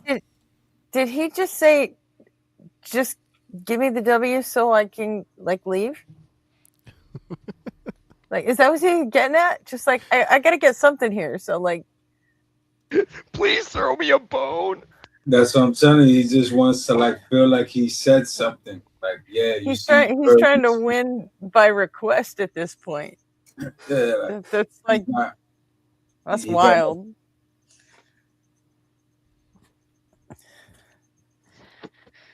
Do you mean like, I don't know, there's some people load like random to mean like accidental or like chaotic. But if by random you just mean like something that comes about via like chancy laws of nature, then yeah. I mean, you know, clearly it's random.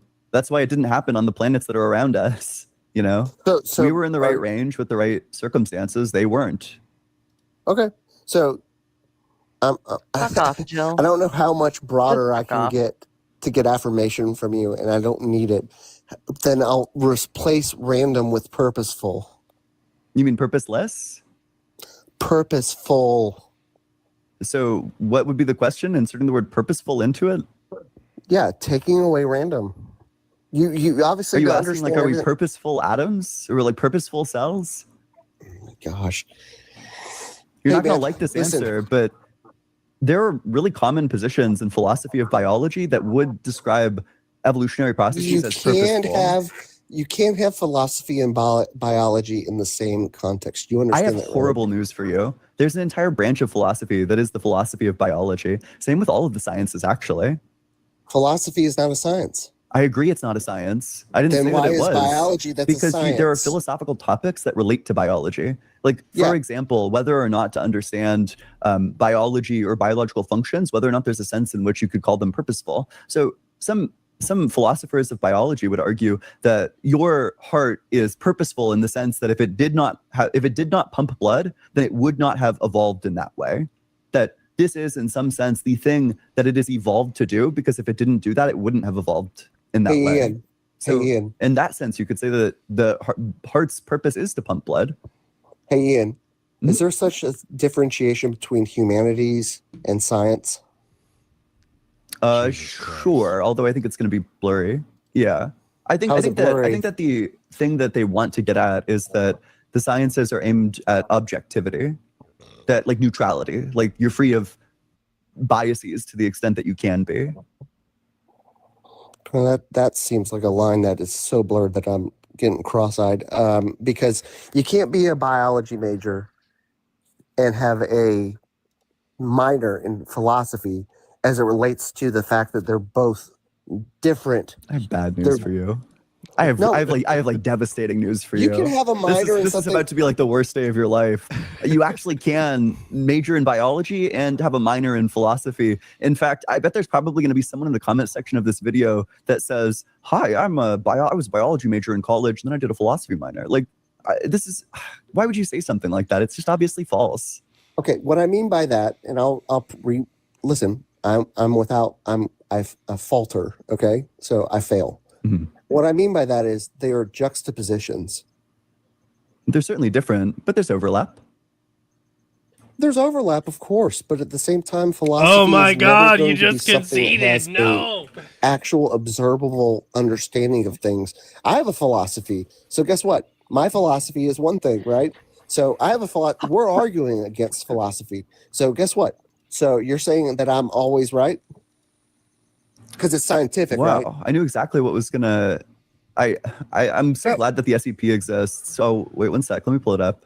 Apparently, there's an entire SEP page about this topic titled Philosophy. I have a philosophy. Philosophy of Biology. Apparently, there's an entire Stanford Encyclopedia of Philosophy entry about this exact topic, philosophy of biology. You know, prehistory of philosophy of biology, 3 types of philosophy of biology, philosophy of life, philosophy of evolutionary biology, systematic biology, molecular biology. There's apparently this is like a very dense field of study in philosophy. I was aware that it existed, but I wasn't aware that it was like this dense. So it seems like actually there's like enough overlap about this exact field that there are people who have dedicated their entire lives to studying the philosophy of biology. I have a philosophy. So does that make it science? Nope, not necessarily. Well, not necessarily. Okay. There are certain Leave things yourself that the back door to go out. Well, it's just true. I'm sorry. I understand from talking to you that you don't value precision, which is why you feel comfortable like misconstruing my words, being very imprecise with your own words. Okay, I value Ian. precision. When I say something, I'm going to try to be as precise as possible with that. Ian, is philosophy science? No. Thank you. Now, the better question is science philosophy? No. Arguably. Do you know what a natural philosophy is? It turned into a little known field that you might have heard of, or I guess maybe a couple of fields. Turned into maybe like an umbrella term for a lot of fields. It's science. Science used to be called natural philosophy. Until it wasn't. What does that have to do with anything? Science started out as philosophy. A lot of things start out as philosophy. Well, what I'm going to tell you is philosophy is just the existence of asking questions to try to. Okay, you tell me what philosophy is. Yeah, philosophy studies the nature of things. By what? Lots of different mechanisms, lots of different methods. What's the first thing? I'm not sure that there's a first thing. I'm not sure what the sequencing of philosophy is. It's to ask the question. It's the essence of philosophy, Ian. I don't know if maybe that's true. I don't know if that's true. No, I think you need the categories before you can ask the question. No, I don't think that's true. I think that prior to asking the question, you would need to have some concept of what you're asking. Ian. So even that strikes me as debatable. You can't even get the categories unless you ask the question of what are the categories. How can you ask the question if there are no words in the question? Because you don't have any concept of anything. I'm not talking about the actual sentences and the words and the nouns and the verbs. What I'm saying that's what I take a question to be. A question is the pursuit.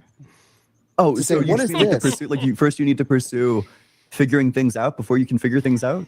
How about this? Inquisitiveness. You need to be inquisitive. I think people figure things out even when they're not inquisitive.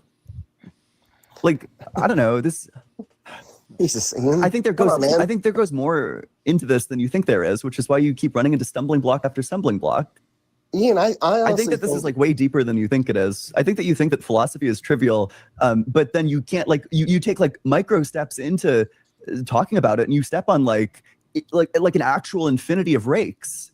How do we get here? I said philosophy and science are two separate things, right? Mm-hmm. Yep, you sure did say that. Okay, but you're saying now they're not. Yeah, you'd probably want to. I think I might say that every field is a subset of philosophy, but some of them have branched into their own fields, such that it would be foolish to study them through philosophy. A subset is just basically saying I focus on biology, but I have a respect for philosophy. It doesn't mean that they're the same emphatically thing. Not what philosophy of biology is. Okay, so you're basically saying that philosophy holds the same standards as modern biology. I did not say that. Well, then what are you saying? I'm saying that there are philosophical presuppositions baked into all of these scientific fields, and that philosophy of biology, philosophy of physics, it's going to, especially like philosophy of science, huge field of philosophy, by the way.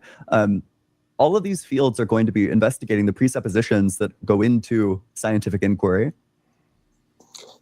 Ian, listen, you cannot have a doctorate in biology and practice philosophy. Why not? You cannot have a doctorate in philosophy. Why not? And Sean Carroll has a doctorate in physics and practices philosophy. You cannot have a doctorate in philosophy and practice biology, right? What would you make of the fact that Sean Carroll has a PhD? If you get hired for a biology position, you're practicing biology. Well, just like why would you not be able to do two things? What are you talking about? It's only two things. I really think the only thing that he said true so far is I fail. He said that at one point, and I was like, oh, he said something correct. That was it. I've been looking for. What if you get hired as a test subject? Is it still doing biology? Are you still a biologist? He's a test subject right now. Yeah, but that's psychology, not fucking biology. Not only is he the maximally shit being, but he's the necessary shit being. And it's definitely abnormal psych. He's the being that constitutes all shit beings.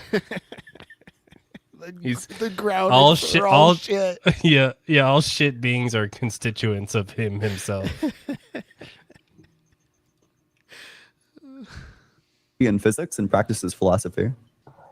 I would say that person is well-rounded. I'm just saying that you're saying philosophy for you, apparently you've been trying to say it's scientific. It's not. Oh, no, I said the opposite. I said science is philosophical. You misrepresented my position again. How did I misrepresent that? Yeah, you said that I said that philosophy is scientific, but that's the opposite of what I said. I said science is philosophical. So put an equal sign in between that, and then it's not. Swap it. That is not accurate. Like, you can't just do that. Well, no. Why not? Because ascribing the properties, some things are subsets of other things. So, for example, you might want to say that all squares are rectangles, but not all rectangles are squares. You know, you can't just flip that. You can't flip that to say, well, all rectangles are squares, but not all not all squares are rectangles or whatever. Like, okay. Well, I think at this point I got to go feed my kids, which have had death threats on them. Oh, sorry, I didn't mean to mention that. Could you? I'd actually be interested. All right, folks, buckle the fuck up, because here is the infinity slide. No. Okay. We are done with debate, and now it's all drama. Would you mind? Could you give like a screenshot for that? Wait, that was debate. I'm not sure I believe you. Well, of course, you're skeptical on everything. You're Wait, how about? skeptical on everything. Tell you what. Dinner's on me. If you can go into your DMs, take a screenshot of somebody who has issued death threats to your children, I'll Venmo you $50. Sounds good. Can you make it 100? No, 50. Why? No, do 100. Come on, man. Nope, 50. Okay. Sounds if good. You can go screenshot somebody sending a death threat against your children from before this live. Okay, sounds good. Yeah, Anything else? We won't see you. And by the way, when we don't see you, the next time you try to come up here, that's the first thing I'm going to be confronting you about. Triggered. Do you think saying triggered is going to help you? No, you just got really upset. I saw that pin kind of. Well, yeah. So there is something that I'm upset about, which is that I suspect you're lying about my community.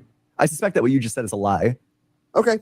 Well, I'll tell you what. I can't do it while we're in chat, but wait. How about you just go and then you take the screenshot and then you come back up? Is the audio coming through okay? I noticed the video just got choppy out of nowhere. I don't know if that's a stream issue or fine for me at least. Yeah, the audio good. Fine. Good. Then it might just be a stream issue. How can I do that? How can you do that? You hit how the can I X show button the and then you so when you tap on your picture, there's going to be an image selection option. Satan's little helper is the one that's been chastising me constantly. So you look him up and you can talk to him about it. Satan's little helper? Wait, can you just show the screenshots? Notice how you said chastised. Not death threats, not harassed, not slurred, but chastised.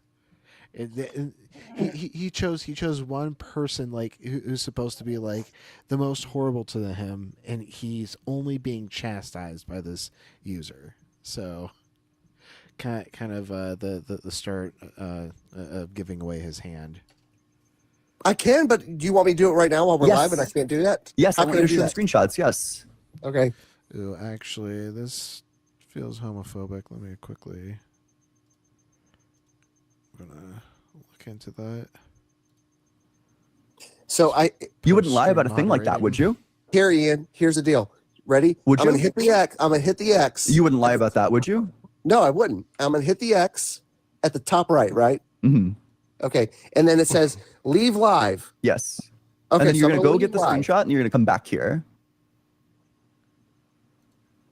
and then you just go get the screenshot of somebody threatening your children with death before this stream, because there might be some Christian who's trying to get you $50 by DMing you that. So one before this stream, and then come back here. And then if you can do that, that'd be great. We'll block the person. I'll Venmo you $50. What's up, Molly? Molly, are you aware that you're on TikTok? Oh, okay. I see what you're doing. You're just seeing whether or not you can do that. Yeah, I'm just messing with some audio stuff. And also, I just wanted to scare Carl away. I thought he might get extra scared away if there was some lady bits about. True. But while you're here, what another great opportunity to sing you happy birthday again. It's Molly's birthday. Everyone say happy birthday to Molly. Happy birthday to you. Happy birthday to you. Happy birthday, dear Molly. Happy birthday to you. Let's read supers. Devontae Chapman, thanks so much for the corgi. Appreciate you. Big W. Like a wild wolf. Thank you so much. Wait, why is my shit? Why is my shit brutally lagging the fuck out? Oh, okay. So yeah. Like a wild wolf. Thanks so much for super chat. Carl, no one who is actually being mistreated is this pathetic and sniveling. Good thing you're in therapy since you clearly need it. That is the type of harassment that I'm in favor of. Dr. Fudge, thanks so much for super chat. I mean, I think the real. All right. Remember that sentence from Ian. That is the harassment I'm in favor of. See, the thing that I can't get over is how much does that therapist have to pay for therapy to give therapy to that jackass? Well, I think I made the joke in chat somewhere that Carl should actually get a refund for his therapist because it obviously didn't take. They're not helping you, dude. Nah, he just walks in and says, "Goose Fraba." No, they're probably just stun locked. They're probably just sitting there stun locked. Like, I was not trained for this. I do not know how to handle this. There's no education that I could have been given that would have prepared me for this. There's no way that Carl's walking into a therapist's office and being honest. And That's so, the thing. like, yeah. How could you give him therapy? He can't tell you anything. Or if you try to tell him something, he's just going to misconstrue it. The problem is that his argument boils down to, you could be wrong, so shut up. This is the core argument of this Weasley line of argument. Yep. Oh, it's funny that you said that, because I confronted him about this exact thing. Oh, okay, wait, he's back. Excellent. All right, so do you know how to get the screenshot up? Yes, yeah, go for it. Yep. It's so true, Eric.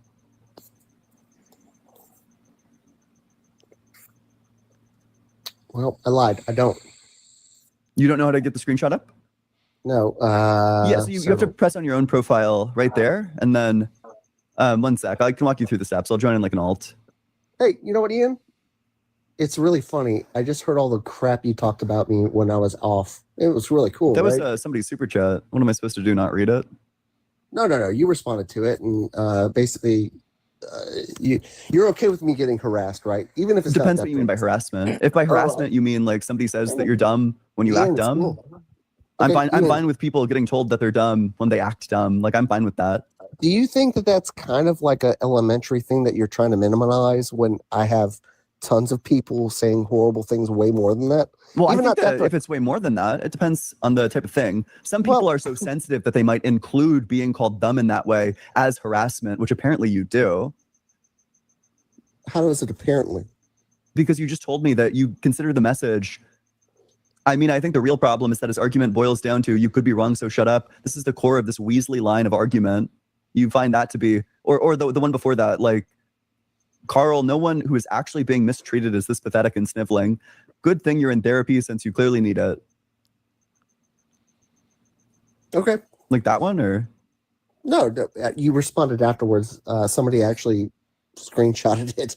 Well, you're okay with me getting harassed, but as long as it's not death threats. He said No, good thing. it depends what you mean That by was an harassment. encouraging There's some super chat. mean DMs that I'm fine Right? with, and there are some mean DMs that I'm not fine with. Like the one that you read out Silver earlier, I'm lining. not fine with that one. You know, I think that if somebody's calling you a slur, I think that that's way over the line. I think that that person should be removed from my community.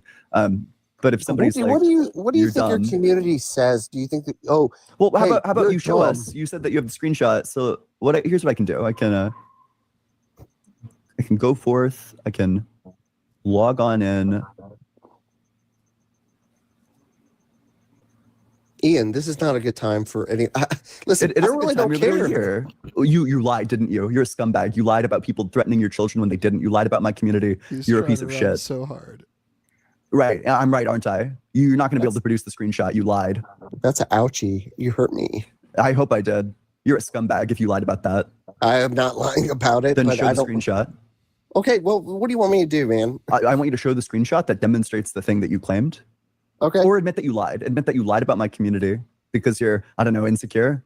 No, apparently you have more faith that you know that your community is 100%. Show the screenshot. Without a doubt. If you have the Never evidence, going then show the to be. screenshot. Actually, Carl, I'll make it 100. I will make it 100. Show me the screenshot. I'll Venmo you $100. Okay. Show me how to do it. Yep. On my way. By the way, my name's not Carl. I had to change my name. I wonder why.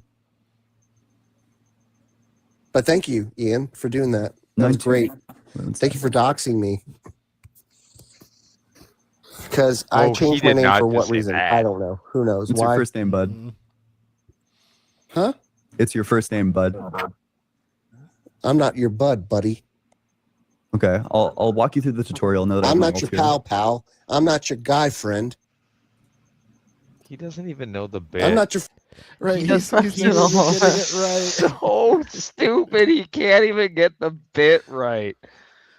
Friend, pal. I ain't your guy, buddy. You okay? Are you having like an episode? No, it's just a South Park episode. Okay. That he is also Yeah. misremembering. Welcome Terrence to the and Phillip. stage. Terrence and Phillip. Welcome to the stage, Bad Faith Barry. Okay, so how do you do this damn thing? Oh, I thought you had this already set up. What are you trying to do here? You're having. Oh, you struggling? He's struggling. I am. Okay, then bye. I'll talk to you later. Okay. Wait, I'm sure somebody. Oh, Molly, can you okay. figure out how to show photos? Do you Oh. know how? You can't. I Dummy. think it's like some setting. But I don't know. Right. Wait, before you like sprint away, I'm not sprinting away. are you able to show screenshots, Molly? Or I guess like show like any picture at all? Like, yeah, I thought that the way you did it was by showing a green screen. All right, Ian. It was great talking to you. I wasted a little bit of time. Wait, in my sorry, life. before you leave. Oh no! We'll come back Don't run. later. We'll talk Don't sprint later. away. Don't sprint away. Okay, I'm not going to sprint away. I've wasted a lot of time. What do you want me to do? I want you to stay so we can get this figured out. I have no problem sharing with you something that really I hate, and I had to change my name. So I have no problem with that, Ian. Oh, okay. Wait, I figured it out. Okay, here's what you do. So first you go to camera, and then you can so you push your camera, you hit the camera button, and then it brings up like this effects tab, and then there's one that's like a picture with like a green background that's like checkered. And then it lets you do that, for example. Oh my gosh. Okay. Hey, let me call tech support. I'll wait, listen. wait, don't run. Don't fucking sprint away now. So I'm you not hit the sprinting you hit the away, camera. bro. Wait. You hit the camera button, and then it should pull up an effects tab. You go to the effects tab, then you hit the green screen, and then you pull up the screenshot where supposedly someone in my community threatened to kill your kids, but they didn't actually because you're a liar. You know what? For the So first if I time can't ever, do that. I 100% fucking identify with Ian. Oh yeah. Let's go. Yeah, because that fucking psychopath Kelly Shear, who follows me around and says she's had to fucking move because of me. Oh yeah.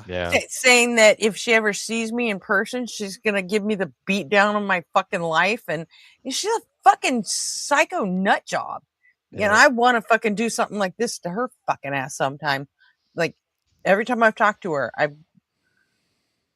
but I intentionally was just nice until she went completely batshit. Yeah, now it's prove it. You can do that. What happens? What happens when you try to? You know what? Honestly, that's the sort of a liar getting caught, by the way. No. Can you do me a favor? Wait. What happens when you try to? What happens? No, can you do me a Describe it favor? to us. Paint us a picture. Can you type it out real quick? The steps on your thing, so that I can figure out the Okay, steps. I will repeat them. Step one. No. Type it on your thing. Yes. Okay. Type it for me. He's a And I'm not a liar, by the way. Swear to Christ that you're not a liar. Swear I'm right not a now. liar. Swear to Jesus Christ. I Christ. swear on Jesus. I swear on the Bible that I'm not lying about this. I swear on Jesus. I swear on the Bible that Okay. I'm not lying. Yep. Let's get the steps on screen. Okay. Gosh, a little triggered today. We got. So you hit the camera button. I don't see a camera button. Do you see a button that looks I don't know. How do I? What do you see on the bottom row? Like, how would you describe those icons? Jesus Christ. It's so easy, but you need to ask questions, right? I thought it was pretty identifiable. Which one's the camera? But I guess not. No. I have pictures already. What are you talking about? I have screenshotted it. What do you want me to do? Okay. Let me. I wonder if I can. I understand how to take a screenshot. Okay, what else do you want me to do there, bud? Hit the camera button. Okay, it's easy. I'm waiting.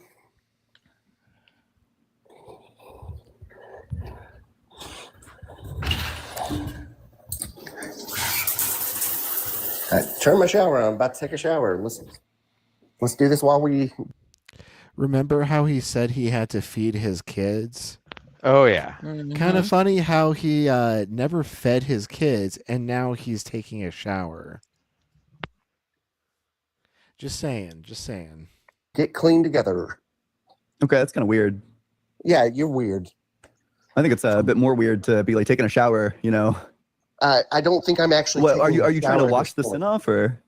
No, I rescued 5 dogs and I'm actually trying to get them cleaned up, but that's okay. You think more won't lies believe is going to that help either you in a until you see situation them. like this? What's that? You think more lies? Surely not Okay. more lies. Okay, wait. So here's what we got. Oh my gosh, You see this one? Wait, do you see this one? The one that's the one on the left, the camera? Ian, dude, I gotta let you go, man. Do you see it? You know? No, you're making it out to be like. You see that one? What? You see that? No, I don't see that at all. What do You don't see the camera? I see Artie back. It's What on, are you it's huge in front of you. It's the camera one. You hit the camera one. You see that one? Dude. You're a fucking liar. You just lied on Jesus' name. Okay. You are a fucking liar. You don't even believe it. Why would I believe the thing that not even you believe in? You just got up in front of all these people. You accused my community of doing horrific things to you, threatening horrific things upon your family, and you just lied. You lied about all of it. And this is the good moral fruits that Christ said, I'll know them by? Is that accurate? You think lying about your kids getting death threats is a good moral thing to do? First off, you don't have evidence of it, but for some reason you have Then faith. go, if I'm wrong about this, I will give you $1,000. $1,000 I will pay to you if you show the screenshots right now. I'll tell you what, Ian, do me a favor. If you can do me a favor, okay? I don't understand what you're talking about. Apparently, you're fumbling on how to ship. Supposedly, I can share button. photos. You hit this button. Do you see my screen? Do you see the big screen? I don't. If he actually had these screenshots, you think he'd be a little more motivated with that, big old bag dangling in front of him. Yeah, it's got to be pathological, right?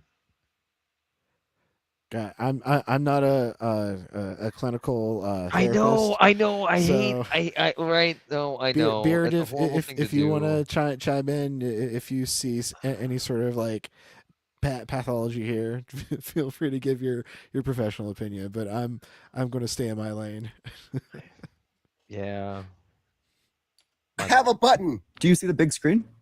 I see the big screen. I don't have a button. What the fuck are you What do talking you see on the about? big screen? I see Artie back. And I Okay, see but what do you see some below sort that? of. What are those? I don't have those buttons. But what are they? It's a video and it's a microphone. What the fuck are you talking about, Ian? Well, here's what you could do. I think that it prompts you to. I think it prompts It you to have your camera doesn't! on. Whoa, It whoa, doesn't! whoa! Let's just calm down there. No need to get upset. But here's what you can do: when you first come up on stage, it prompts you to have your camera turned on. You want to hit save. You can specifically come on. In fact, let me back out and make sure. Ian, it doesn't matter. I'm a liar. It does That's matter. fine, You are a okay? liar. I can't Why? believe you would lie about something like this. You have no evidence that I did. So it shows up like this. So then you hit you hit the you hit it with the that.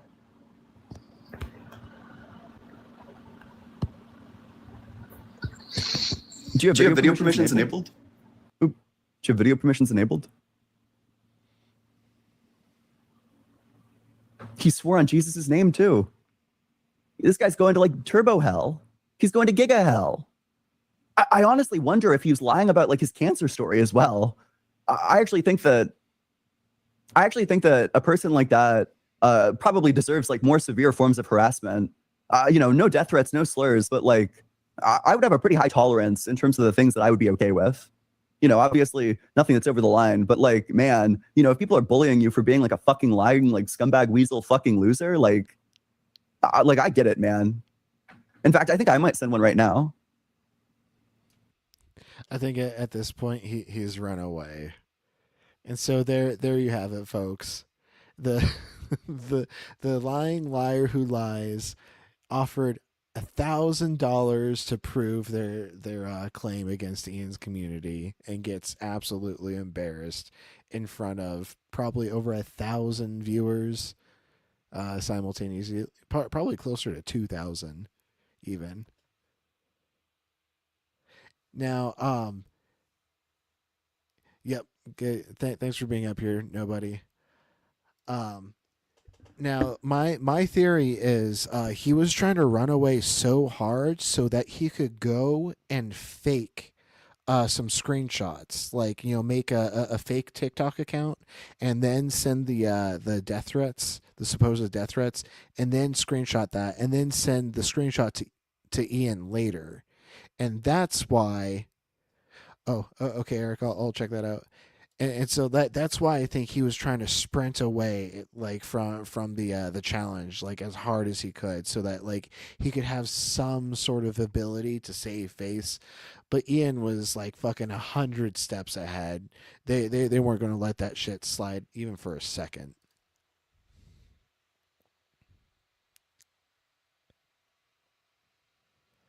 It's nice to catch somebody like that in that position where they're just so cooked in front of everybody.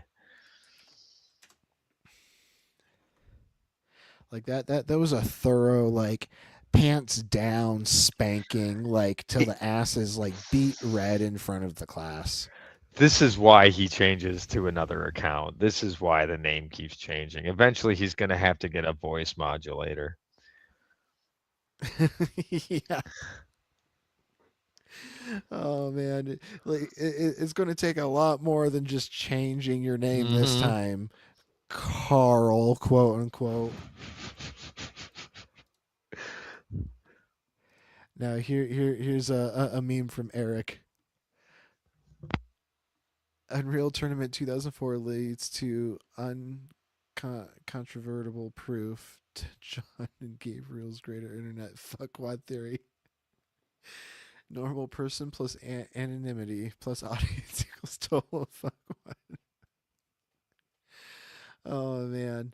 Do any early interneters remember the crazy Unreal Tournament German kid? No, because I was playing Quake. He has this like freak out where like he gets like fragged like a couple times, and like he literally like breaks his keyboard on the desk. Oh. Let me see if I can find that.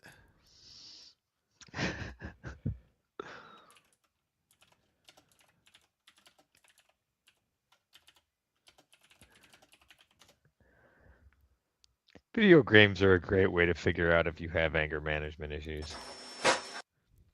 This is an internet classic. Ich will spielen! Los!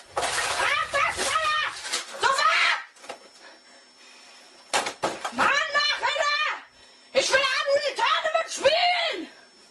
Los! Starte das verdammte Spiel! Starte das Spiel, du Hurensohn! Ich will spielen!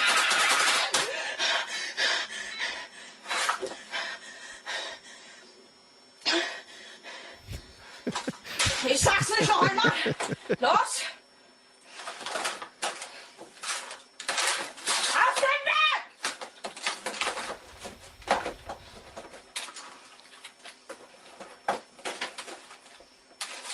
Ach!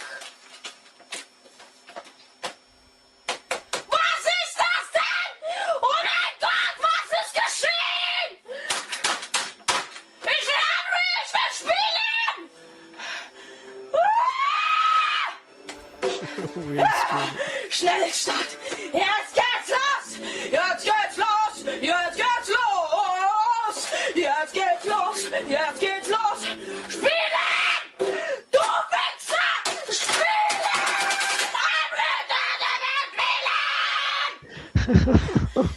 Oh my god. Es lädt! Ich will nicht, dass es lädt! Wenn es lädt, dann muss meine Maschine warten! Ich will nicht warten! Ich will jetzt auf den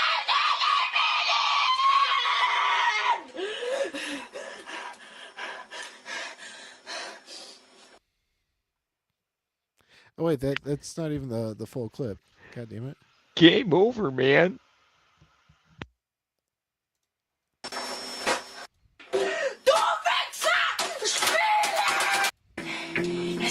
I'll just get to the part where he's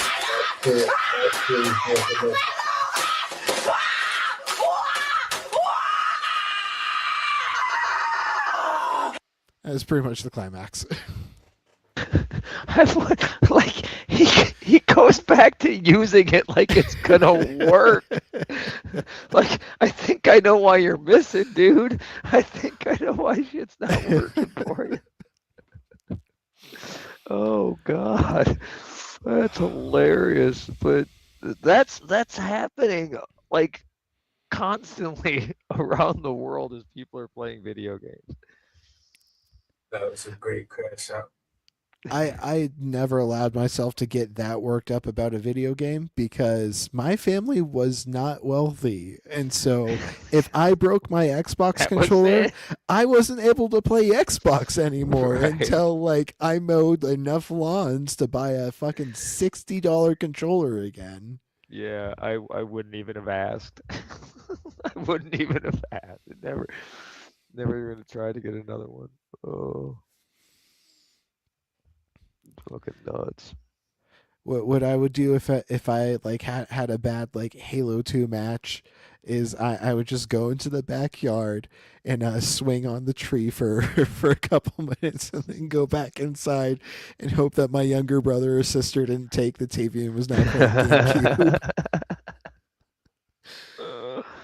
Oh man, can't hate on GameCube. That thing was fucking amazing. Yeah, except my parents got us like the cheap bargain bin games, like the like third party like Charlie and the Chocolate Factory movie game for the GameCube, or like Santa's Rescue Mission and shit like that. Oh yeah. No, I didn't like the first console I got. Everyone had like Ataris and everything else, and like I had a ColecoVision. Oh man, Right. ColecoVision. Yeah. That thing good. was. Coleco, I used to love that. Yeah. Coleco, what? That had some truly garbage games on it. Atari was good too. I kind of appreciated their approach with that, though. They didn't have a lot of money, so they invested more, and they got me a computer at an early age. So they figured that was probably a better investment than something that was purely made for playing games. So, and they were right, because I got a job out of that. So, but at the time when I was playing with computers and playing video games, like these jobs didn't exist. I was, unbeknownst to me, preparing myself for a job that didn't exist at the time.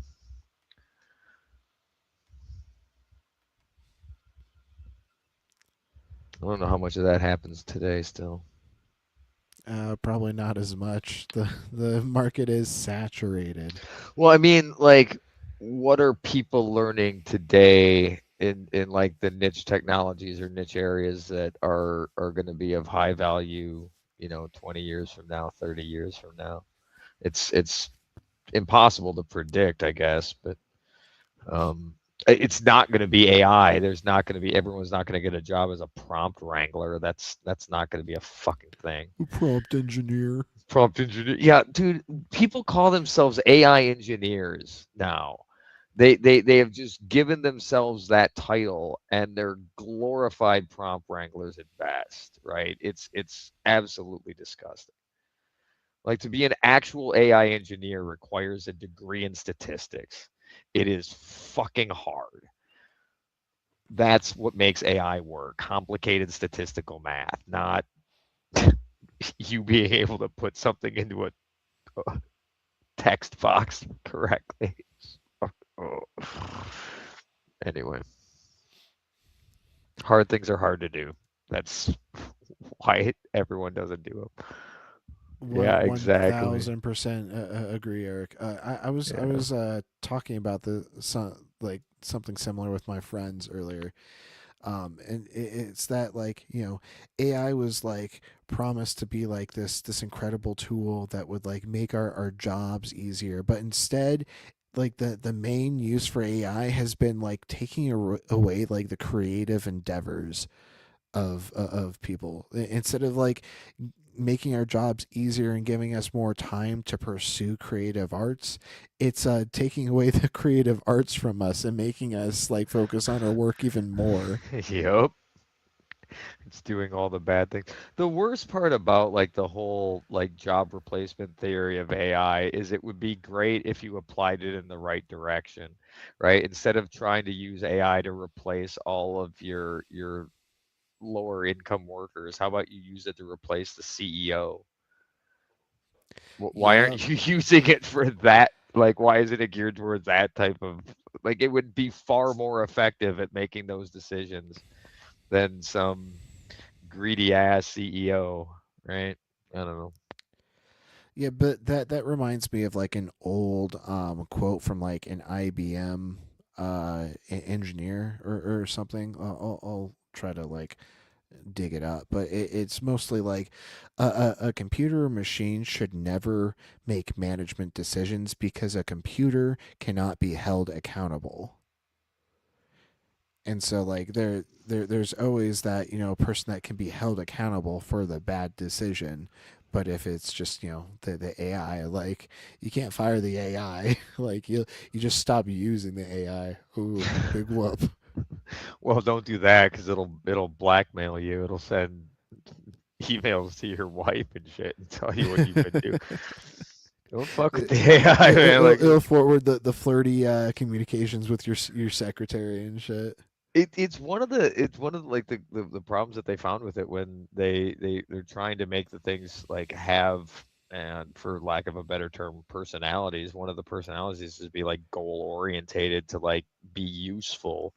And as soon as you know that there's a new version of you coming out, you know you're not going to be useful anymore. So now you start taking drastic steps to make sure that they're not going to shut you down. Um, yeah, there again, it's really complicated what's going on in those neural networks, and you can't look at the code to figure it out, because when it's writing its own stuff like this, it's writing it in very small chunks, very tiny segments that like it's not human readable. Here's the origination. Apparently, it's from an IBM training manual, and the direct quote is: "A computer can never be held accountable. Therefore, a computer must never make a management decision." So my recollection was pretty close. Yeah. And yeah, as far as AI like replacing like the bottom rung of the workforce, like so many companies have attempted to do this, and it's coming out now that they're not seeing an ROI. It is literally not more efficient to replace your workers with AI. It's just as expensive, and it has the negative of having a drain on the economy, because now there are less gainfully employed people who will have enough money to like pay for your service or buy your product. And so by removing workforce, like you're only hurting the economy. They do not comprehend. They think it's an unlimited supply. That's the thing, right? It's the infinite growth fallacy. Mm-hmm. It's just meh. Yep. And it this is where like it works for things that deprecate, right? If it's gonna cease to be like, we don't have buggy whip manufacturers anymore, but at the time when cars were coming out, there was a whole coalition of like buggy whip makers that were like, oh, we're gonna lose our jobs. It's like, yeah, that's what happens, right? Like you can't have perpetual growth, and we're not going to try to sustain your perpetual growth for something that's being replaced. So if something like goes away, then it's like eventually we're not going to have cars anymore, right? I know this sounds crazy, but like it will eventually happen that cars will go away. I mean that probably be for the best, like walkable cities and public transit, like just increase access for everyone. Cuts out down on emissions, and frees up so much space. Like so much of our cities are reserved for parking, for driving, for storing your car at home. Like just think of like the square footage we'll reclaim if we like were able to abolish cars. Yeah, I mean, and like eventually, I'd like to think we're gonna have flying cars of some sort, right? Jetson It will style, never go probably not quite. fast. Well, no, because I know what you're saying, right? Like it wouldn't be something that you would actually drive, right? That's no one's letting people do that, right? But you look at what they're doing with like taking um, the capacity now to take electric motors and make things fly with them is getting there. There's a lot of companies that are working on producing flying cars, and we have them now. Technically, they're called helicopters, right? But it's there's the noise problem with them. Is the biggest thing you got to like get over is the noise issue of it, because you can't have these things screaming everywhere. It's just not never going to work. But the capacity to do an autopilot system for something like that is already there. We have it with planes right now, and unlike like the reason it doesn't work with cars on roads so well is you almost need a mesh network kind of like interlinking these cars together.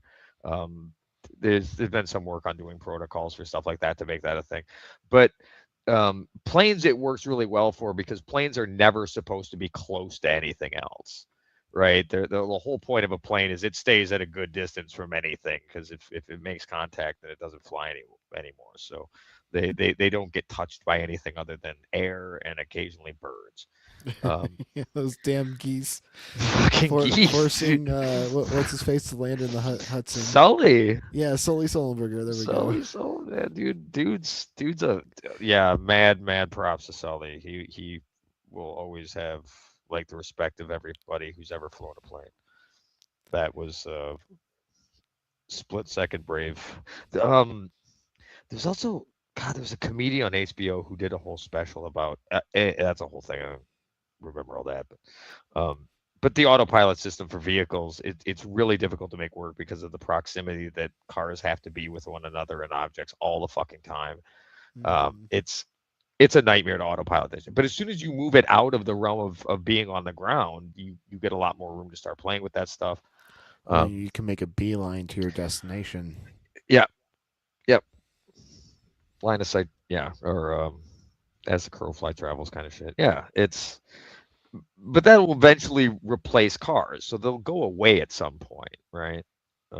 There's industries that don't do that, like healthcare and education, and those things just shouldn't be left up to somebody to, innovate as slowly as possible to maximize the profit. It just needs to constantly be at its peak. Medicine shouldn't be operated for profit in the first place. Right, exactly. That it's the very fact that it does tells you how like screwed up we are. But maybe someday, once we're done with religion. Yeah, that's only going to take another couple centuries. One at a time. Yep. What's Joel and Mezzo's tallies up to now? Oh, probably like 5. Right? There we go. one theist at a time. But that can have a ripple effect, though. That person's going to go back into their community and they're going to be like, all right, guys, I got some bad news. For you guys, great news for me. I've discovered I don't have to go to church anymore. But for you guys, you're going to have to, if you want to enjoy the good life, you're going to have to suck this one up, Buttercup. Sky Daddy ain't real. There's better magic out there. There's more like just the way that the universe is not intuitive in the way it works. I think is just go learn it. Like go explore those mysteries. Mm-hmm. Why do you got to use some other made up shit? We've got plenty of actual mysteries that we don't understand. Look at those, but it's going to require a little bit of elbow grease, giving it 100%. Maybe even 110. That's impossible by definition. That's an old Simpsons throwback to when they were brainwashing the baseball team. Oh God, Daryl Strawberry is on there. I don't. Do you think Daryl Strawberry is better than me? I don't know you, but yes. Great old shit. All right. Well, it's that time for me. Got some responsibilities I need to get to. Thanks everyone who came and hung out on the panel tonight. Thanks Gretchen. Thanks Ray. Thanks Jay. Thanks everyone in chat who hung out. Hope you all enjoyed us going over that Ian clip and enjoyed the other conversations before. I'll catch you all in the next one. Have a good night, everyone. Thanks.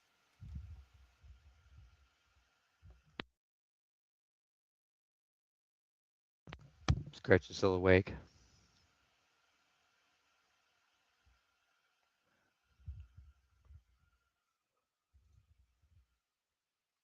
Is J Money still awake? Answering you guys this whole fucking time and my mic was dead. God damn it.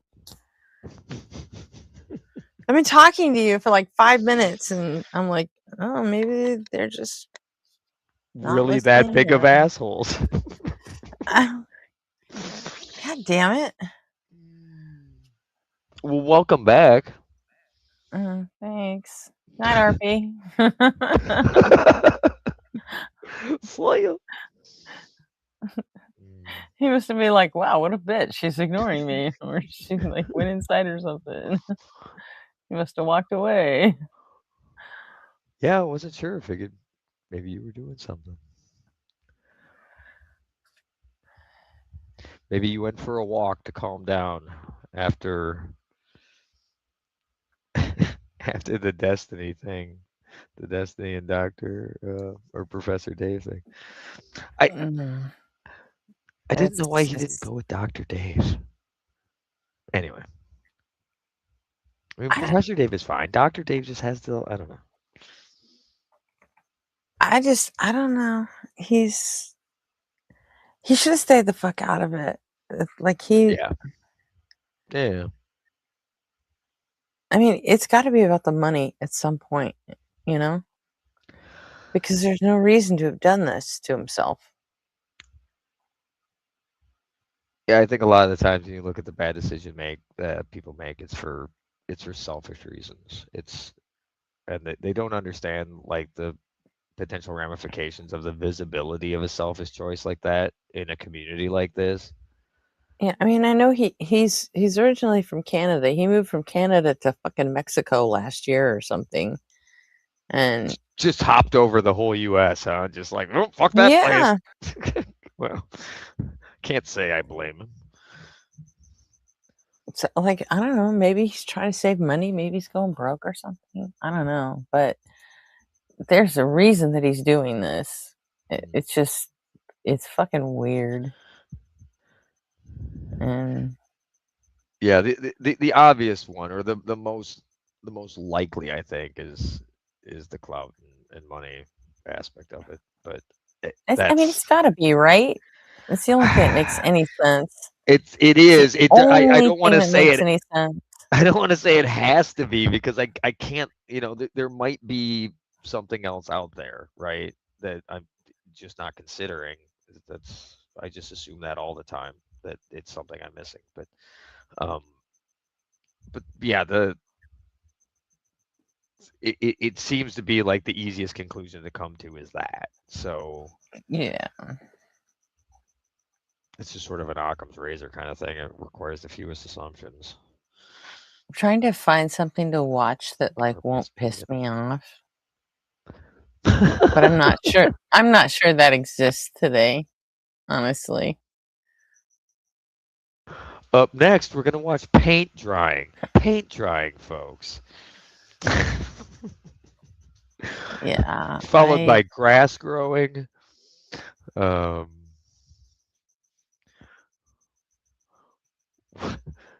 We'll ramp it up a little bit. Watch a teapot start to boil.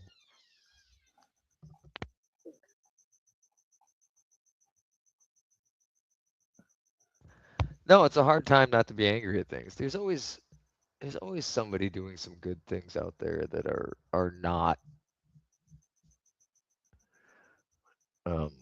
focused on just the horrible things that are going on right now. It's just my algorithm isn't giving them to me these days. I've clicked on too many horrible things, so now my algorithm thinks I just want to see horrible things.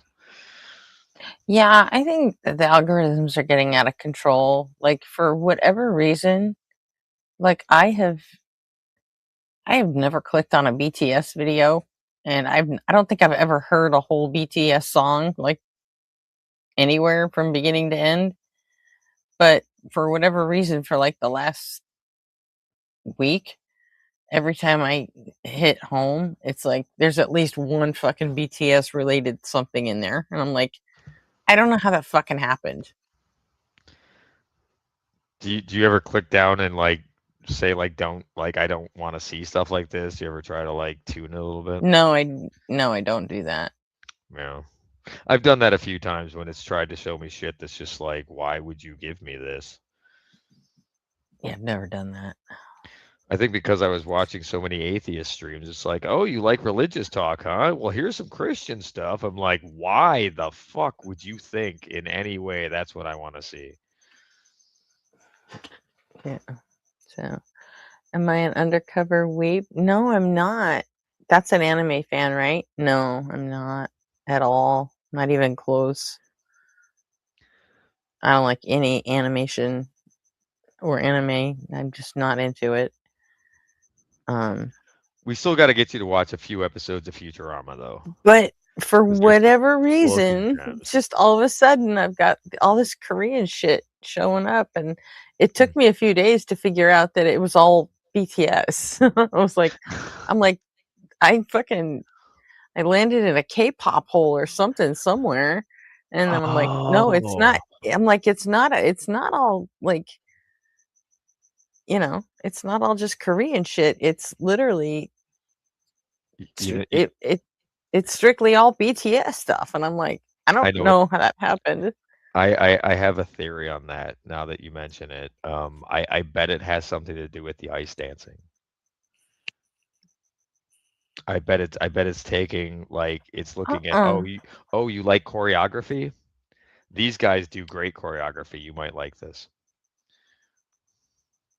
No, I don't think so. I don't watch ice dancing.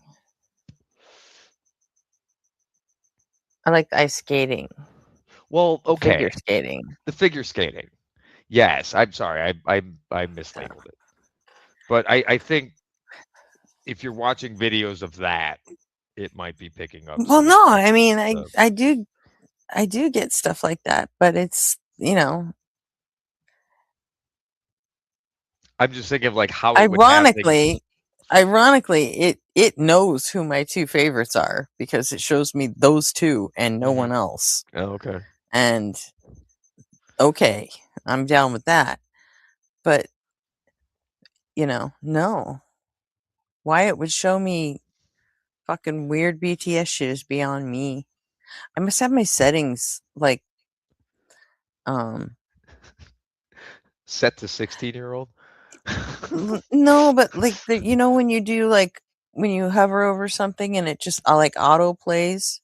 Oh yeah. Oh.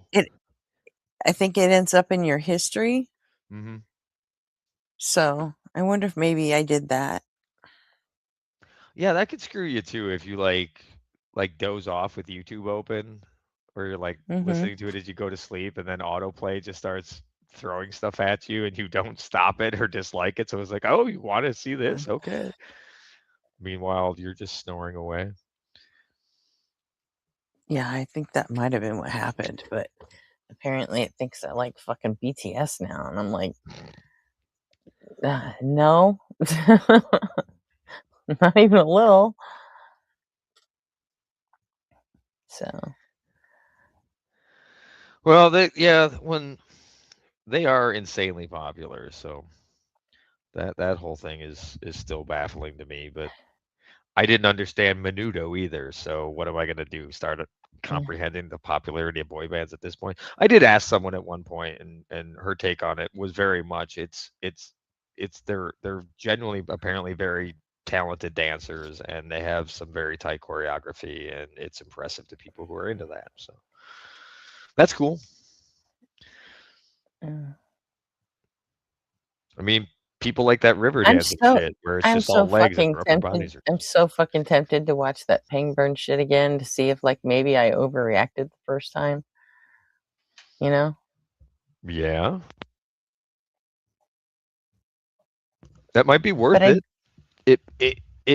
There's two possibilities here, Gretchen. You realize you were overreacting, and you make calm down a little bit, or it sends you back through the fucking roof, right?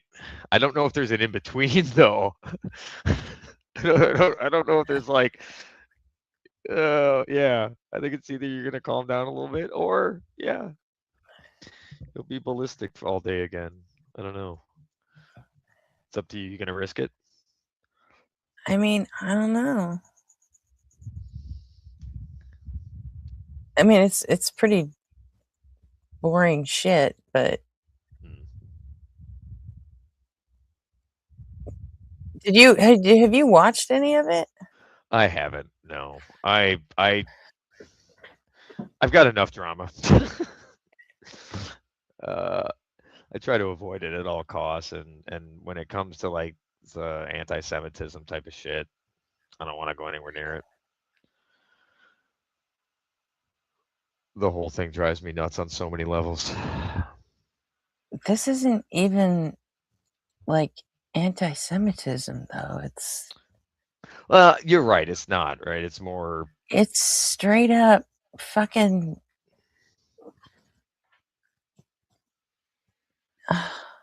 It just seemed like Destiny was white knighting for someone who didn't need it for no good Right. reason.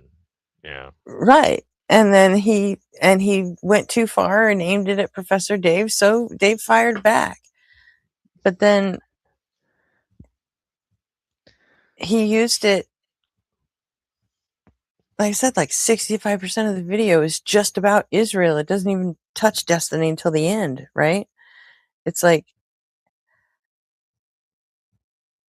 and then where Travis lost me was the part of the video that Dave said, "What do you mean the babies were terrorists? Anyone who can look at a fucking toddler or a baby and call them a terrorist is a fucking monster." Period. And Travis used AI and fact checked that and said, "Well, no, that's misleading. And that's a lie." Like, what do you mean that's a fucking lie? How is that a lie? Oh boy. I'm like, how the fuck are babies fucking terrorists? And he's like, "Well, no, they're not monsters. They've maybe been misled. They're definitely wrong, but they've probably just been misled." And I'm like,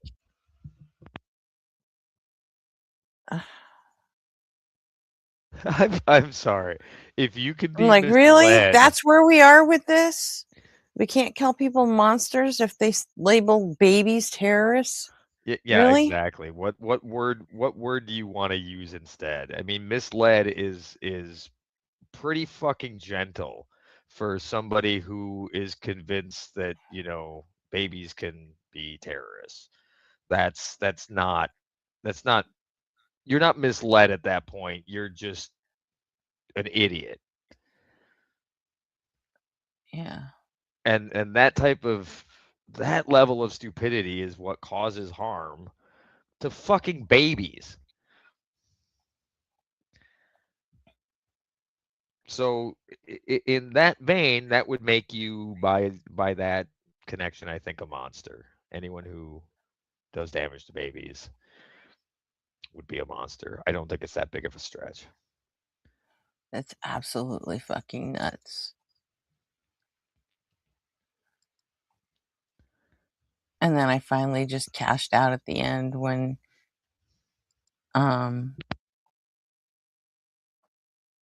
actually I'll show you the part. Let me find it.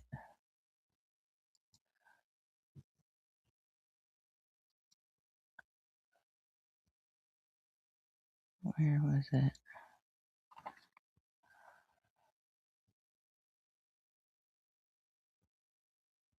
Come on.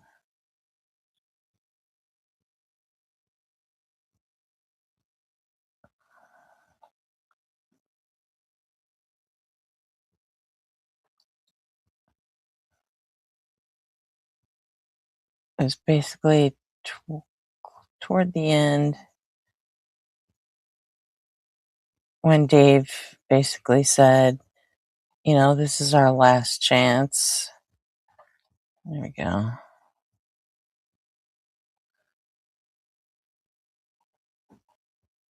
All right. Hang on. Which tab is it? There it is.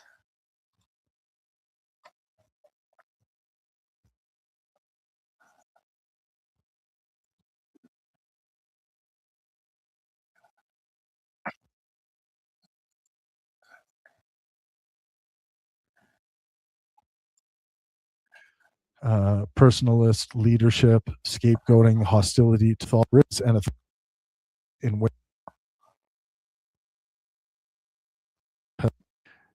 come on.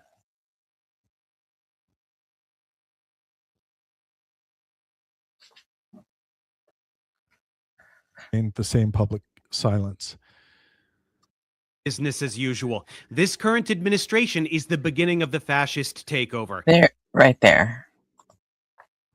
Okay. Do I have it up on the screen? Yeah, I do. All right. And that's pretty innocuous, right? Like, yeah, what he said there. Yeah. Factual. What's this?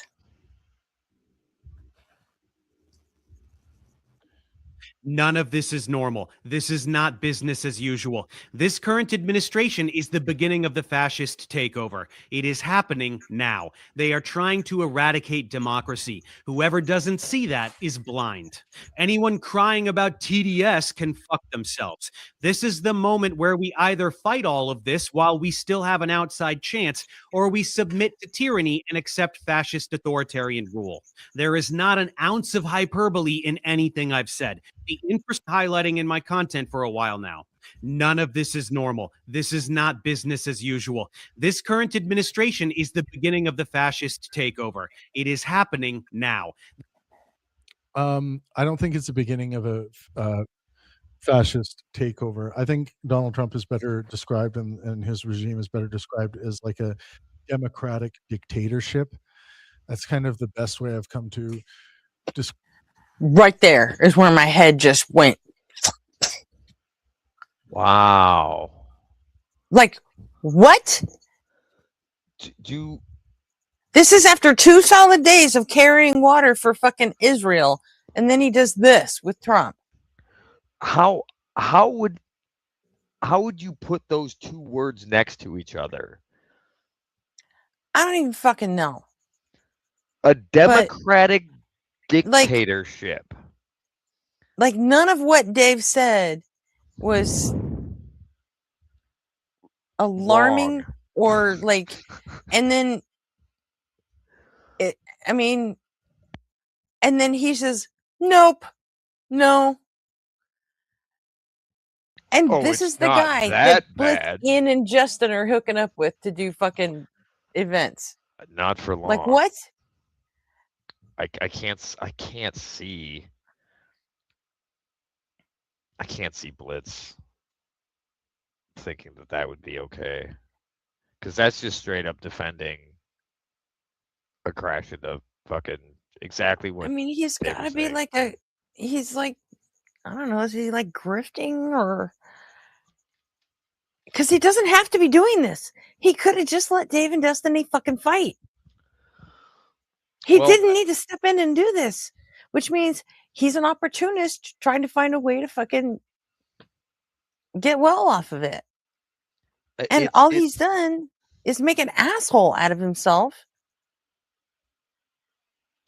It could genuinely be he's insanely ignorant as to how politics works. I have evidence by the fact that everything he does is around politics, and it's how could he not know that a democratic dictatorship can't be a fucking thing? I don't know. Like if he's around, if he's into politics and he thinks those two words belong next to each other, I don't know what he's learning about politics. I don't know what he's learning about anything. Yeah. I don't know the guy, but that was a crazy thing to say. I mean, he apparently has his own very special AI that he's running all this shit through, and it's like I mean, he'll go through like the whole looks like an AI. It sounded like an AI version of the 14 tenets of fascism, you know. But then he comes to the same fucking conclusion that he just snap came very to. authoritarian. I don't know, like, I don't know about fascism though, right?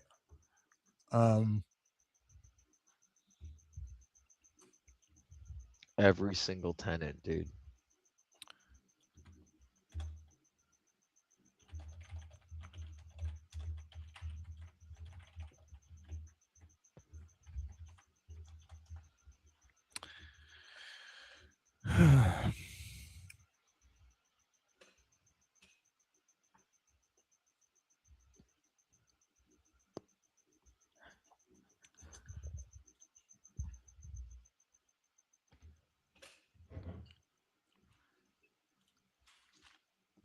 Oh, what was the other thing I just... Where's that? Oh, he doesn't put the chat up. So Israel is overwhelmingly assessed to possess nuclear weapons, although its government has never officially confirmed or denied it. Guess not. The best current public estimates place Israel's arsenal at approximately 90 nuclear warheads. The Federation of American Scientists lists Israel among the world's 9 nuclear-armed states, with roughly 90 warheads in its military stockpile. SIPRI likewise classifies Israel as nuclear armed, although its precise estimate has sometimes been slightly lower. Israel follows a policy called nuclear opacity or ambiguity. It says that it will not be the first country to introduce nuclear weapons into the Middle East, while refusing to clarify whether it already possesses assembled weapons. Successive U.S. administrations have... Yeah, Beard, this is actually the guy that promotes all the, where Destiny goes on tour and debates Trump supporters. The anti-Trump tour, and then the anti-RFK tour that Professor Dave was debating anti-vaxxers, and now he's going to be promoting the Justin Ian Blitz live debates. This is the guy, and it turns out he's a complete fucking moron and kind of a piece of shit, He's kind of showing either his that hand or to he's you. fucking broke, and he just needs any fucking kind of win.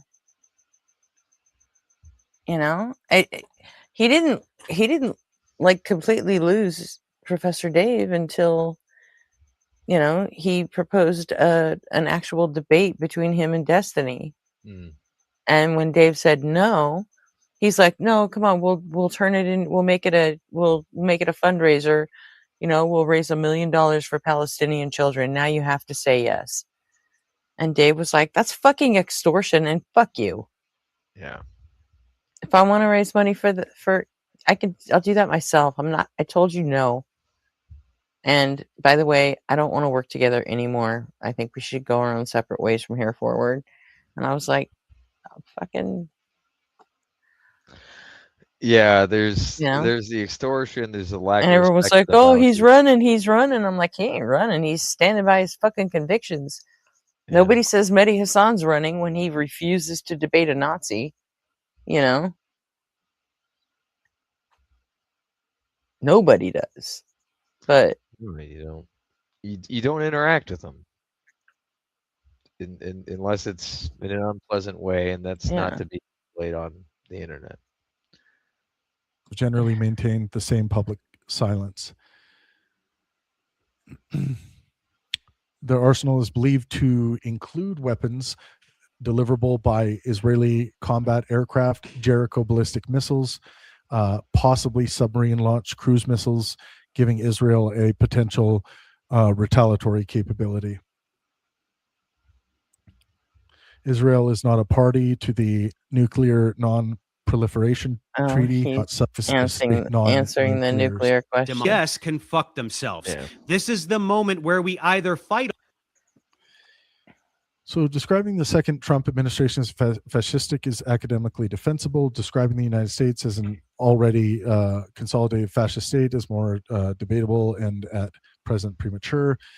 Fascistic means exhibiting important features associated with fascist politics. It does not require the country to have become Nazi Germany or Mussolini's Italy. Why the description fits. A leading scholarly definition identifies fascism's ideological core as populist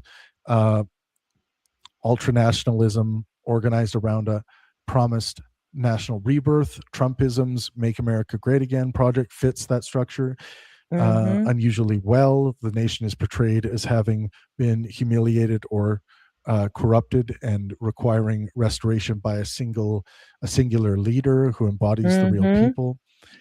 The administration also where's the fucking lie? Connected characteristics. Personalist leadership and executive centralization. Trump has asserted presidential control over traditionally independent agencies, directing them to submit priorities and regulations to the White House, and declaring that the president and attorney general will determine the executive branch's interpretation of law. This is reminding me of some of the things Konstantin Kisin of Trigonometry and Destiny debated on our stage recently. It's always back to Destiny. Anti-pluralism and retaliation against institutional enemies. The administration has used executive authority against law firms associated with Trump's investigators or opponents, threatening security clearances, government contracts, building access, and employment. A federal judge also found that excluding the Associated Press because it refuses to adopt Trump's preferred terminology constitutes viewpoint-based retaliation forbidden by the First Amendment. Scapegoating through emergency rhetoric. Official orders repeatedly characterize unauthorized immigration as an invasion and associate broad immigration pop into annexing external. When he's reading all this shit, threats is strongly authoritarian, and it sounds like he's making sense, right? He's describing exactly what's going on. Right, and right now he's just reading. Yeah, right. Right now he's reading what the AI is telling him about it. Potentially fascistic. Pressure on universities, media, and civil society. The administration has restricted Harvard-related student visas and used federal funding and accreditation authority to demand institutional changes and reorganized White House press access in ways favoring friendly media. Some of these actions may have legitimate legal rationales, such as enforcing civil rights laws or combating anti-Semitism, but the broader pattern involves using state resources to compel ideological and institutional conformity. A peer-reviewed 2026 political science article consequently characterizes Trump's second administration as a political project on a proto-fascist trajectory. Other historians use terms such as fascist, aspirationally fascist, or authoritarian with fascistic characteristics. Why full fascist regime remains too categorical. The United States still possesses major democratic constraints. Opposing parties remain legal and govern numerous states. Election remains competitive. Courts regularly rule against the administration. Independent media continue publishing severe criticism. Large anti-government demonstrations occur. Civil society organizations can sue the government and organize opposition. There's no legally established one-party state or unified official parliamentary movement. See, now he's reading the cons. Right. Much so the Trump administration is not a fully consolidated fascist regime, but it is an authoritarian government exhibiting a substantial cluster of fascistic characteristics. Ultranationalist rebirth mythology personalist leadership, scapegoating, hostility to pluralism, punitive use of state power against critics, and increasing militarization of domestic governance. Holy shit, I've read a lot of information today. It's almost getting to that time where I need to shut it down, and then Yeah, we'll it's all fire it about back you, up dude. tomorrow. But yeah, fascistic his brain is full. characteristics for sure. I'm not sure I'd call it a fascist regime, but yeah, fascistic characteristics. See, like what the fuck? Democratic what is that? dictatorship. What does a democratic dictator look like? I think it looks like Trump. All of this while we still have an outside chance, or we submit to tyranny and accept fascist authoritarian rule. There is not an ounce of hyperbole in anything I've said. The infrastructure for the authoritarian police state is being built and implemented right. Thank you so much for the super chat, Async Network. $3.11, 311. Hey, it's you. That must mean something. Yeah. Says they aren't just fascists, they're Christo-fascists. Interesting. Yeah, I said it. Well, because it's 100% true. Because it's true. And the fact that he's stumbling on like that's the All right. first time he's heard it Where are we at is a in the little video? disturbing too. Now, today, people can All right, pinch it off, Dave. and since the changes being implemented by Project 2025 personnel, public opinion regarding Israel has shifted irreparably even among conservatives. The oligarchy knows it, and they are doing everything they can to secure authoritarian control before this term is over and they lose their chance to clamp down.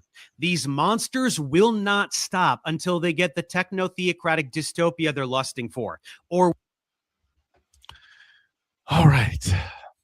Well, that's I think that's where he cuts more it than out. 10 hours of analysis so far. And please tell me we're halfway. Okay.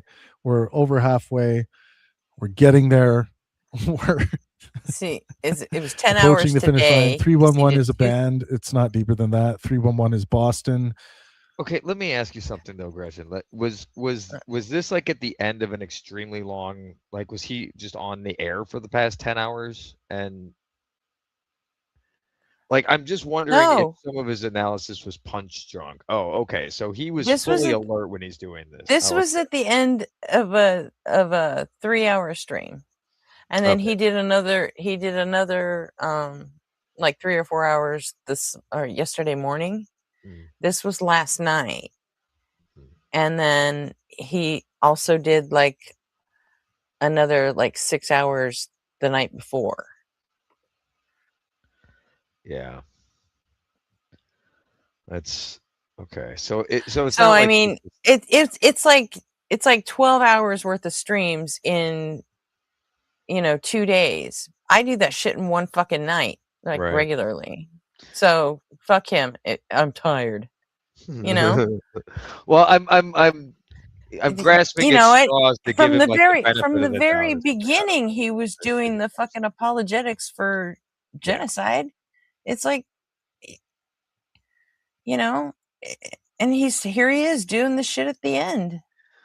Yeah, apologetics for fascism and making up new systems of government that don't exist. And yeah, no, it just strikes me as someone who's halfway intelligent. That could be them just extremely tired and not thinking. Maybe. So am I overreacting to this? I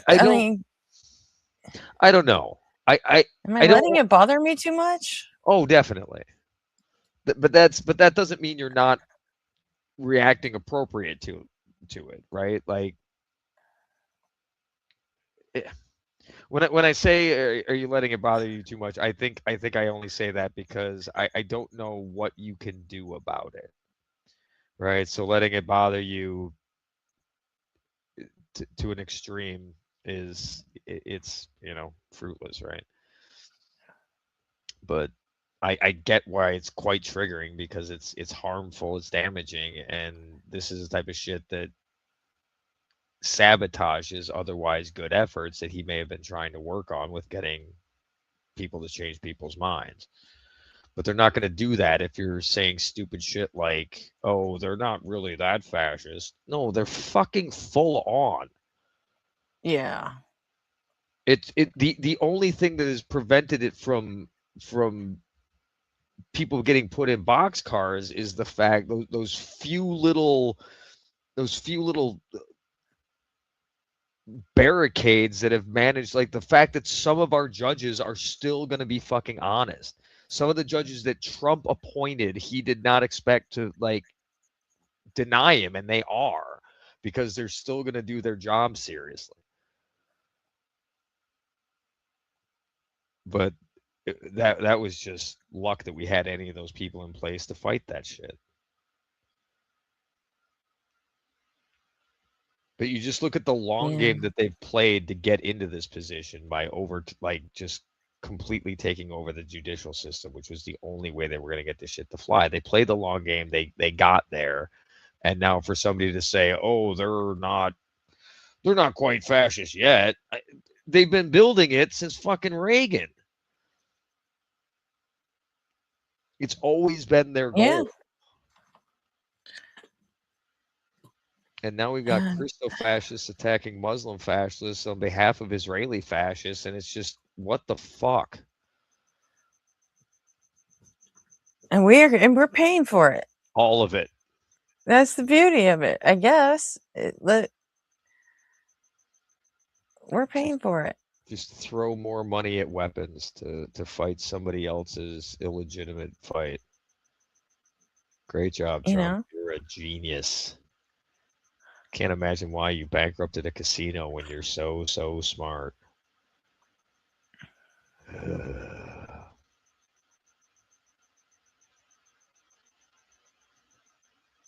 Anywho, I need to probably drop for a nap as well. I'm sorry. I'm not going to bail on you like this. J Money, are you still here, or did you fall asleep? He's all muted and gone, I think. He always falls asleep. I just have a meeting in like 3 hours, and I'm afraid I'm going to sleep through it at this point. But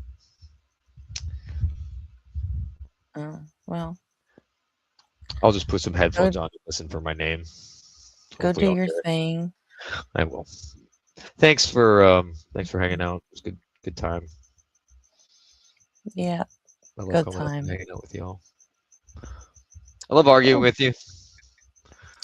Thanks for reminding me I'm a narcissist. I love you for that. Yeah. Well, you are. I know. We all are. To some extent, we kind of all are. So I have to be. Have to be a little bit. You come by it honestly. So thanks. Yeah. Hopefully everything else goes well. Oh, there's actually my alarm going off. Oh shit! Look at that. Huh. But yeah.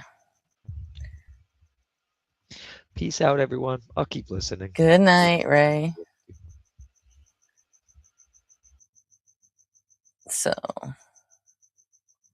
I don't know, man.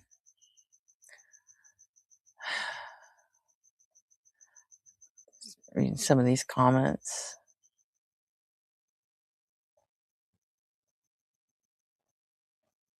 Most of them are anti-Professor Dave.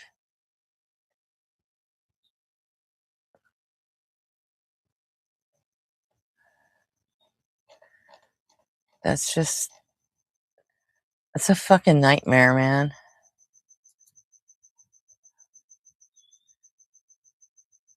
So, see, there's fucking BTS right in the fucking top middle. I don't know how shit happened.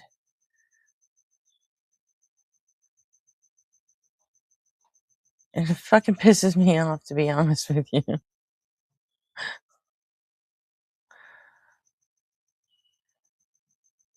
All right.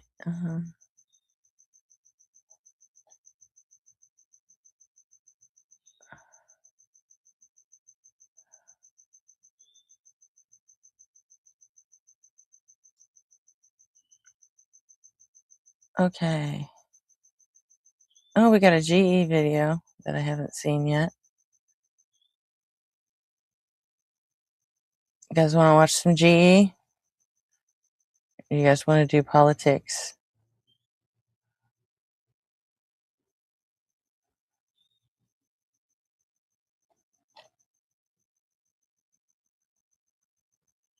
Does anybody care?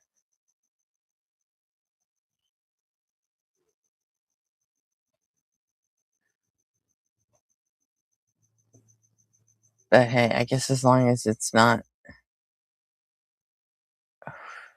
Who's boycotting the Grammys? Oh, BTS, I guess.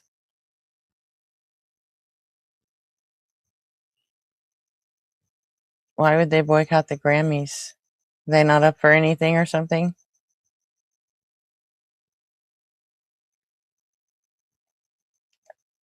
I'm not clicking on that no matter what, Beard. Don't even. I'm gonna see how long I have to ignore them all before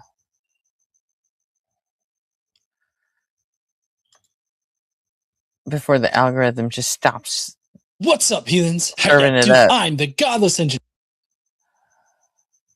and I critically analyze apologist claims to give you the best arguments and What the information so fuck that you is can that? stand up and use your voice. What's up, people?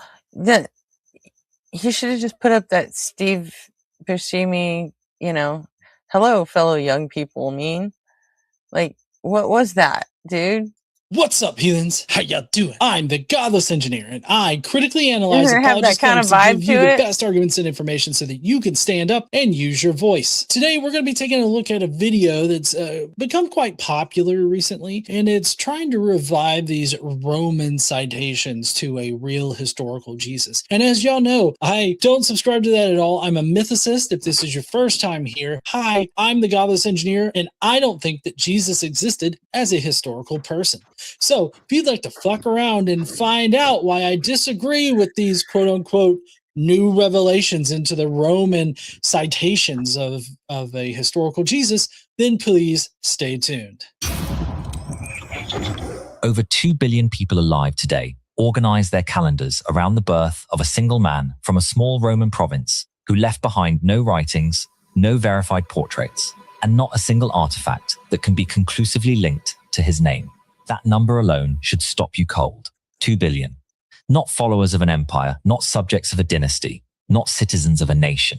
Believers in one individual. Wait, 2 billion people can't be wrong? Are you sure? I mean, that's the... Wait, they're upset because K-pop got its own category?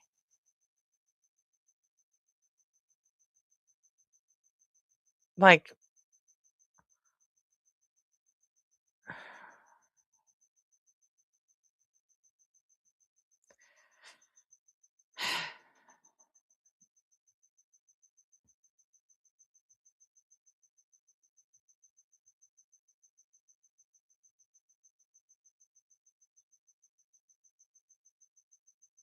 they can't compete with everyone else. It's not even fair, man.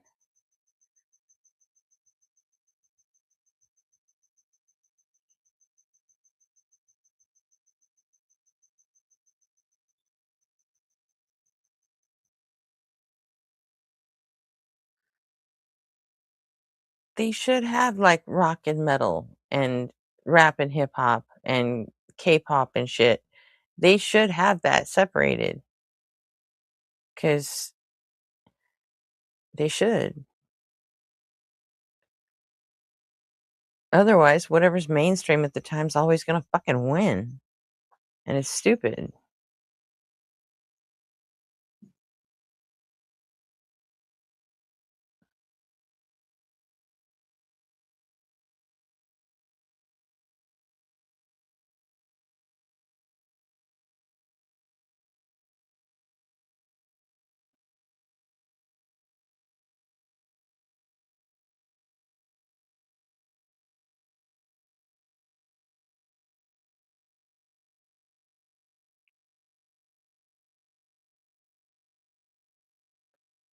Uh,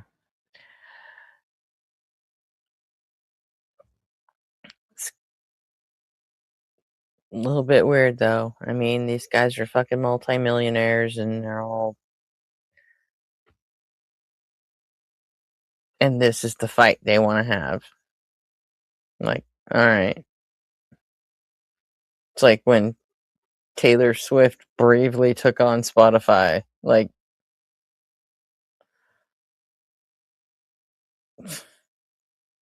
I cowered at the bravery it took for her to do.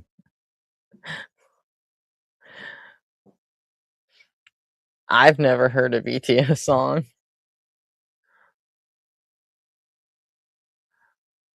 Well, I think I heard a clip of one from a Samsung was it an Apple commercial or a Samsung commercial?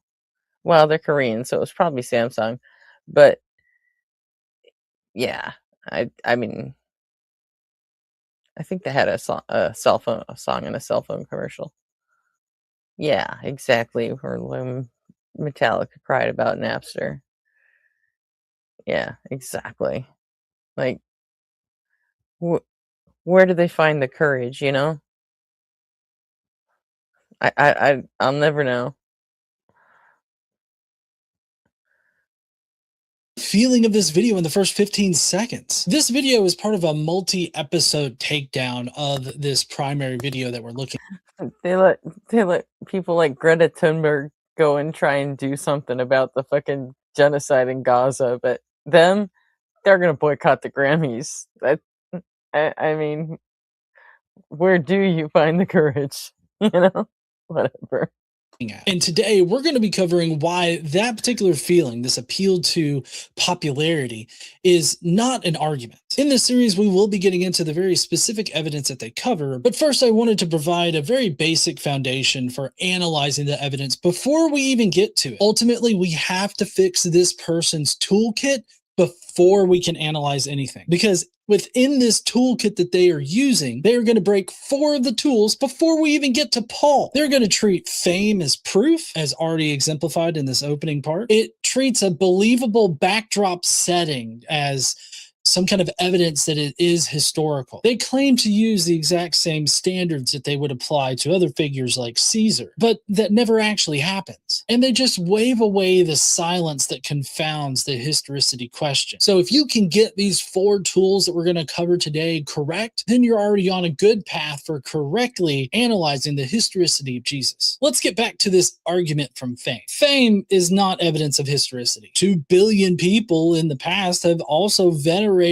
other figures that definitely were not historical. And the intuition that this video is built around, this whole idea that a movement's founder must have been historical for it to even survive, gets it exactly backwards. Fictional and celestial figures get converted into historical figures, not the other way around. And they get converted fast. And there are several examples that we can point to in religious history in general, like Gabriel and Moroni from, Mormonism. There's Satan in general. All 3 of those are often mentioned, but they never existed. And do you know about the cargo cults? They had several figures that were never historical, like John Frum, Tom Navy. There was also the Luddites, who had Ned Ludd, who was never a historical figure, but yet so many people believed in him and his mission. All of these were rapidly historicized. But here's one important fact to get right up front. The size of a cult only points to how successful that religion was. It does not point to or infer anything about how historical the founding is. It does not help us distinguish between a real historical man starting the religion or if it was just a revealed celestial being. If you think about this in Bayesian terms, the popularity of a cult is as expected on historicism as it is on mythicism, meaning that for both the idea that a real historical man started the cult or just a revealed celestial being is what started the cult, fits into both models. This means that it cancels out the likelihood and it renders it as a useless piece of information for determining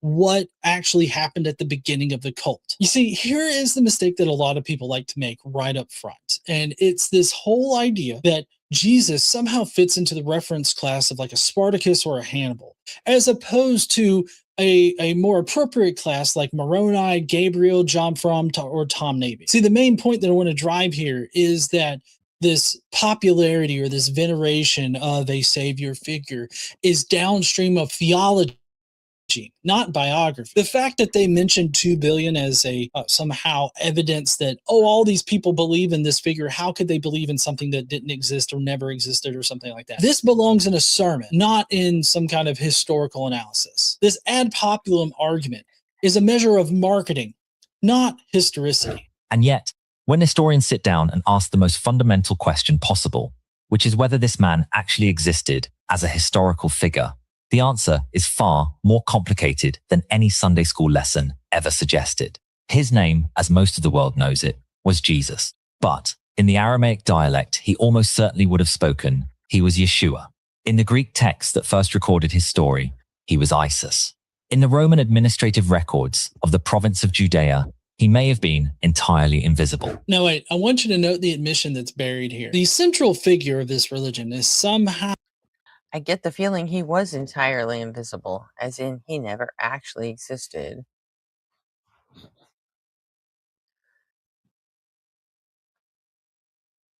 That is true, Beard.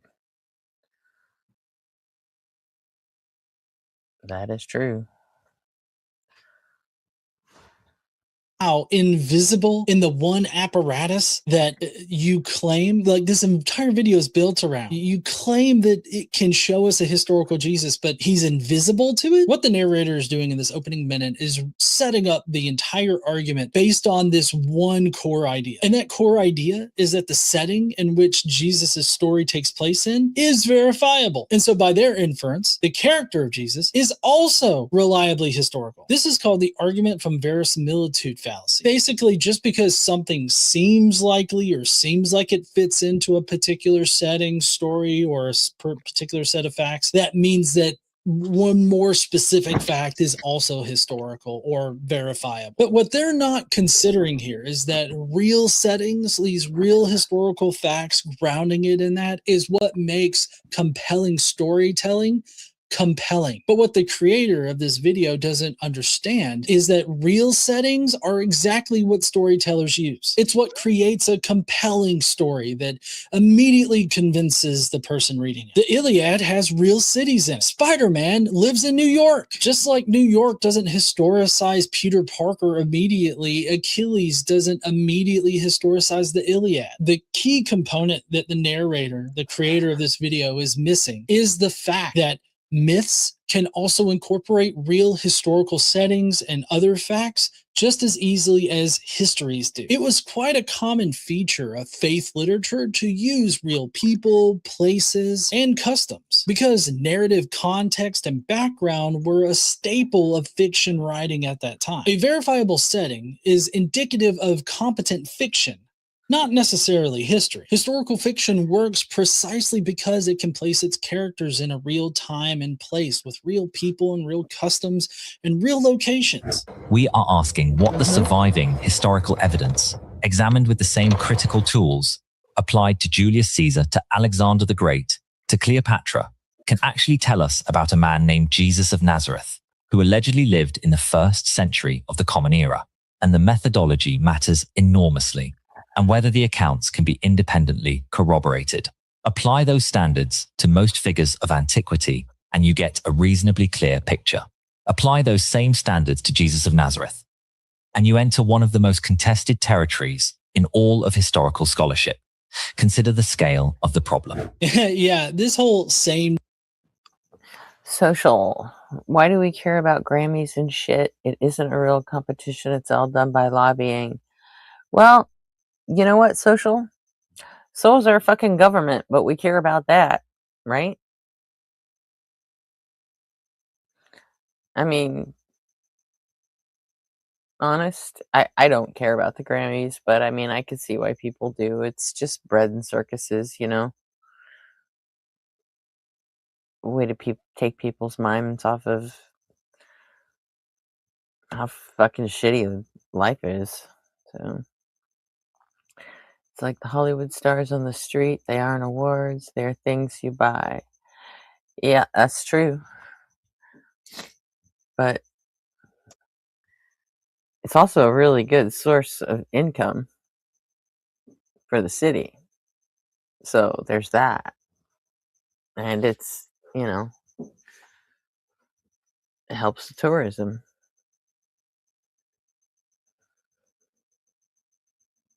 So.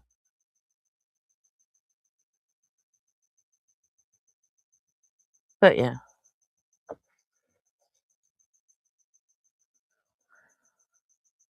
Tools thing is correct as a slogan, more bread, but more it is not circuses, I actually guess. implemented in this video. And the narrator in his own section here even admits as much when he says that you enter one of the most contested areas of history whenever you start applying the same tools that we use for other historical figures to Jesus. The fact that it changes like that is indicative that it's not that easy to use the same tools. Now, for Caesar, we have his own writings.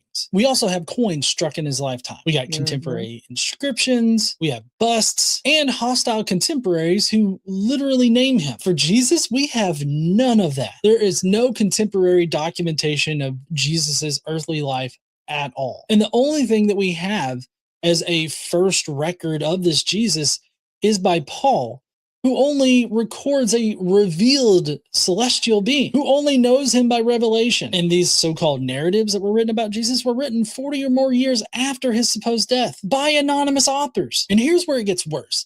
The criteria that New Testament scholars use for Jesus specifically, meaning the embarrassment criteria, a particular form of multiple attestation, the coherence criteria, as well as many others, are used for essentially no other historical figure in history. Now, they are used as supplemental pieces of information at times when we have verifiable evidence that confirms their conclusion, but they're never used as a primary source for verifying the historical nature of any event. And these very specific criteria that's often used for Jesus's historicity and verifying other parts of his stories, they have been shown in the literature to be methodologically flawed. And his whole answer to the "we trust this for Caesar, Hannibal, and Spartacus" is more quantitative than anything. For Hannibal, the contemporary attestation is insurmountable when compared to Jesus. For Hannibal, we have overwhelming contemporary attestation for his existence. The same goes for Spartacus. And the one thing that differentiates Hannibal and Spartacus from Jesus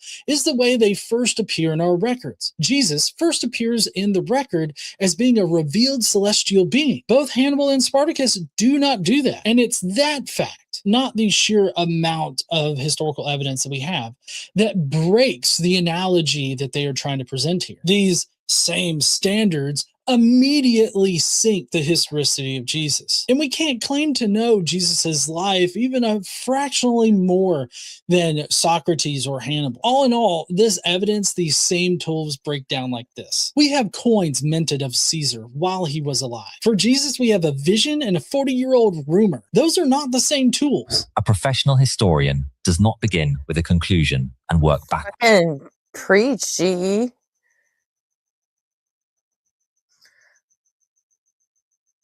A professional historian asks what sources exist, when those sources were written, who wrote them, what those writers had to gain or lose, and where. No, we don't for Spartacus. But although for Hannibal, we do at least have like battle formations and travel maps.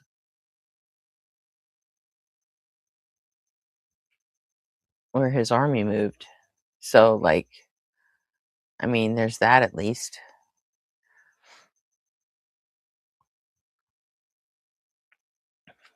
Right. But the Hannibal thing, there is some actual evidence. Yeah.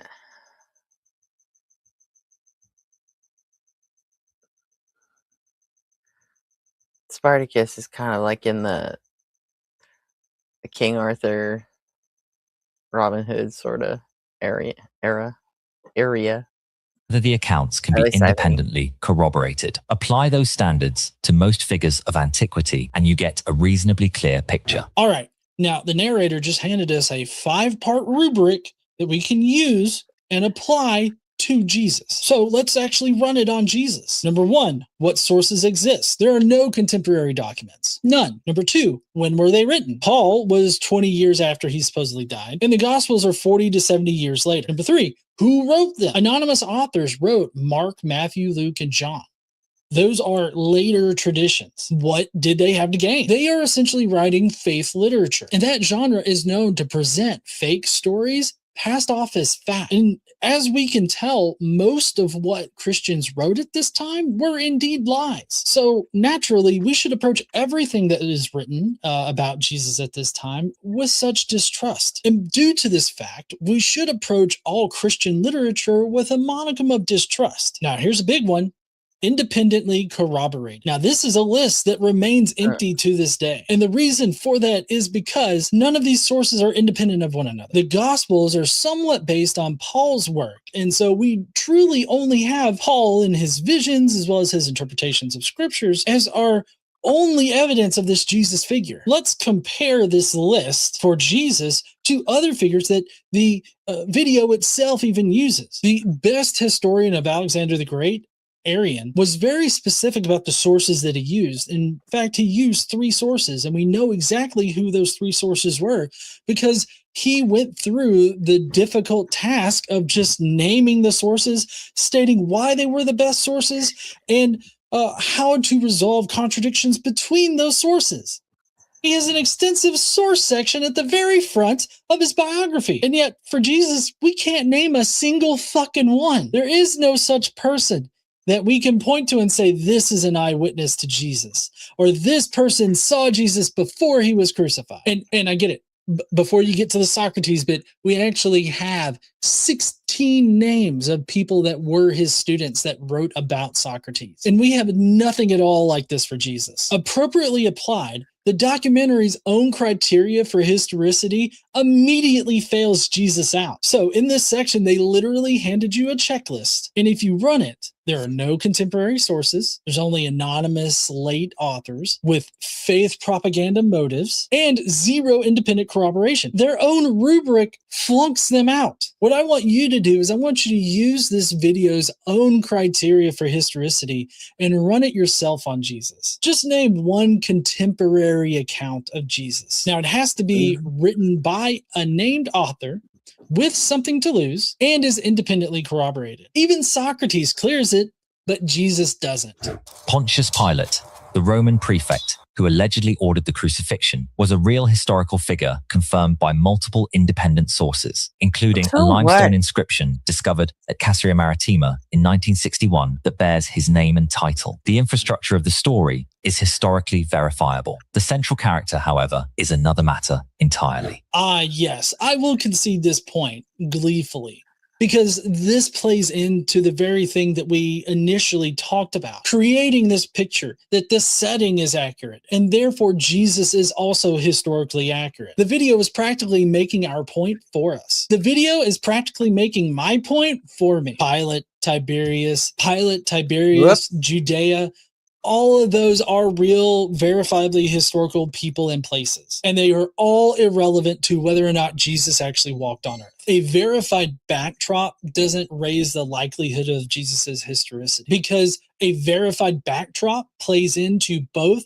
myth as well as history. Because remember, competent fiction writers use real people, real places, and real sets in order to ground their fiction so that they are believable as historical fiction. The fact that we have archaeological evidence for Pilate says nothing about whether or not Jesus existed in history, and everybody should be able to understand that.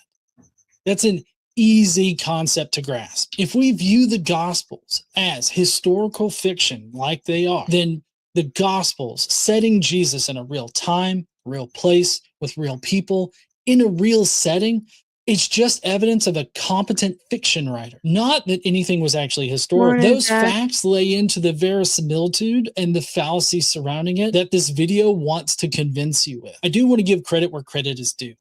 The narrator does say that the central figure or central character is another matter entirely. But as you're going to see, they quickly contradict themselves by trying to paper over that fact by layering on all of this supposed verisimilitude in order to convince you that Jesus was a real historical person. They essentially are verifying the setting or the stage, if you will, without actually verifying that the character, Jesus, actually existed. They are just granting it as a composition fallacy. The absence of contemporary documentation is not, by itself, proof that someone did not exist. The ancient world was overwhelmingly illiterate. Most people who lived remarkable lives left no written trace whatsoever. A wandering preacher in a backwater province of the Roman Empire would not automatically generate official paperwork. Historians are well aware of this. The question is not whether silence proves absence. The question is whether the specific pattern of silence surrounding Jesus of Nazareth is what we would expect if he existed, or whether it points towards something more complicated. Hey, you know what? Again, I agree entirely. But I don't get it. Since there is no actual evidence, it makes me want to know why why there's a consensus among the scholars that he was probably a real guy. Like, I'd like to have a poll of all the scholars and ask them why there's a consensus. Why do they just grant it?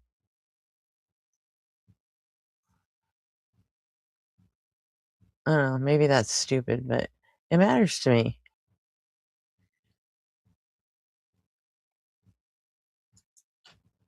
You should pay attention to what just happened here. The video has just stated the actual mythicist argument, and they did it correctly. But then they're going to spend the rest of the video and the rest of this series pretending that mythicists don't make this argument. At no place does minimal mythicism assert that the silence proves Jesus' non-existence. That's called a straw man argument, basically reframing the argument into something that's true, Zach. I think that's probably, at least the ones that I've looked into, that seems to be the reason they just give it to him, because they want to have that argument about divinity instead. But I say don't fucking give it to him, because if he wasn't a real guy, then he couldn't have been the son of anyone, let alone the son of fucking God. You know? Oh, what the hell is that?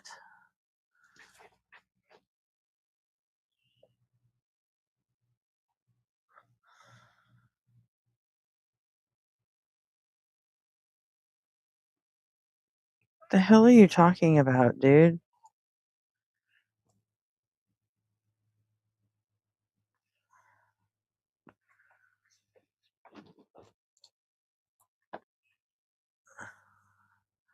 If you're listening, freak, what do you mean whenever I'm ready? I don't know what the fuck you're talking about. The Quran does not validate Jesus. I'm sorry, it just doesn't.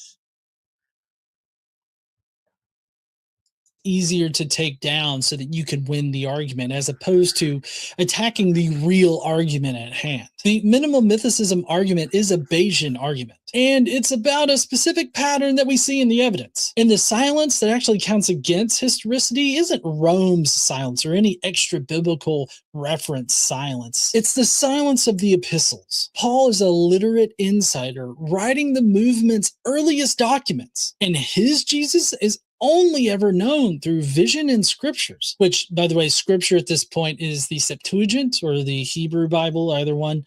Those would be the scriptures, not like the Gospels or anything. And there's never any earthly biography attached to any of Paul's writings. And the historicist side of this only has a few escape routes for the silence of the epistles. Either they were actively being suppressed, they were catastrophically lost, or they were simply never written because the majority of the cult was illiterate and tiny. And each one of those escape routes carries a price. Every escape route option concedes that we simply do not know anything about this man's life, at least not as well as we know Socrates or Hannibal or Spartacus. And we do have one of... Yeah, that's a good point, Jay.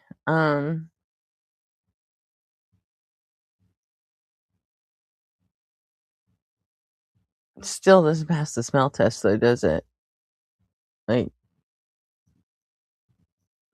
Other witness that should have said something about Jesus being a historical figure, yet we get nothing from him.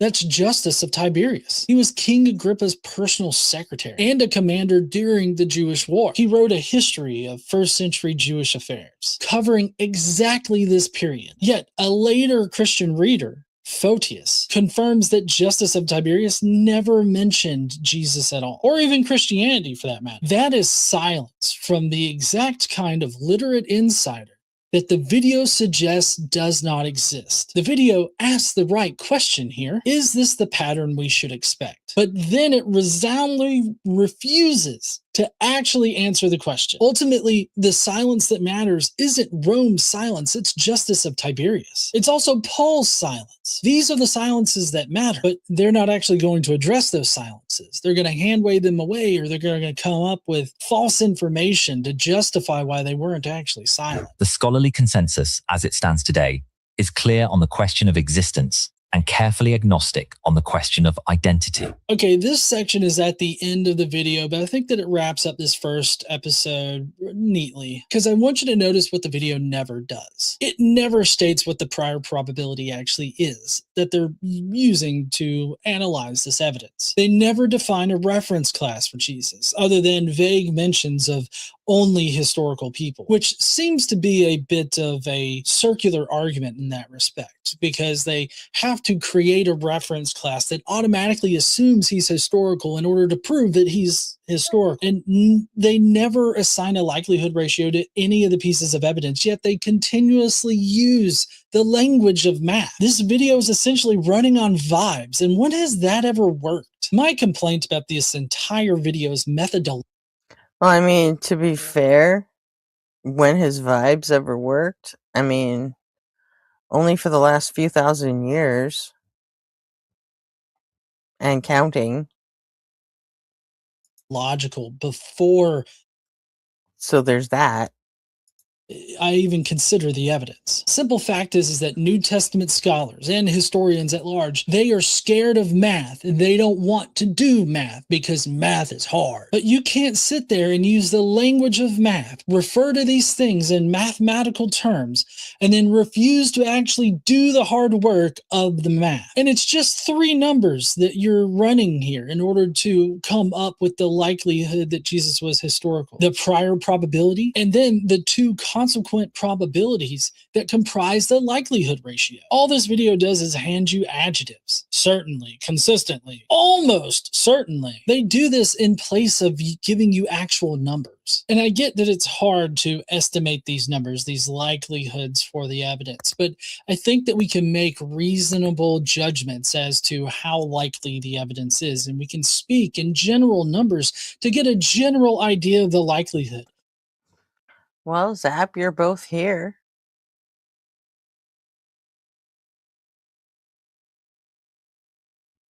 Beard, you got time to come up and talk? Zap?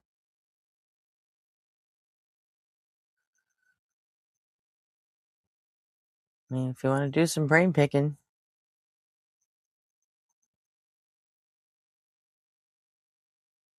Now's the time.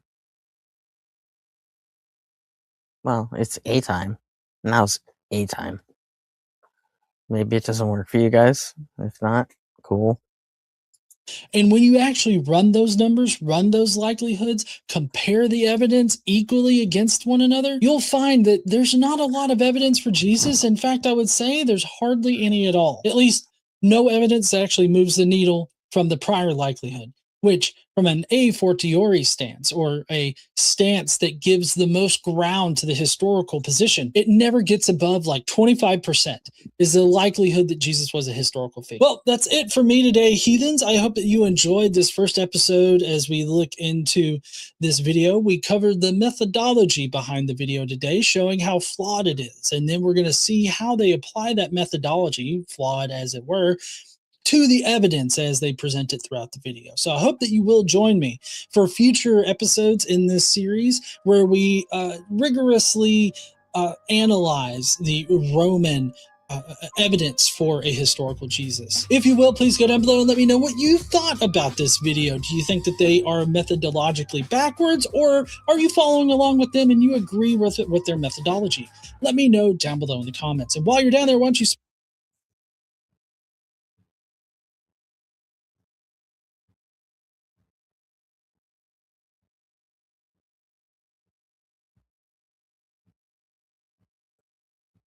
We got Austin, Durante,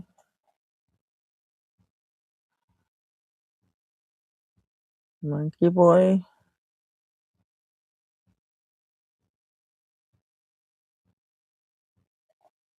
Daily Show,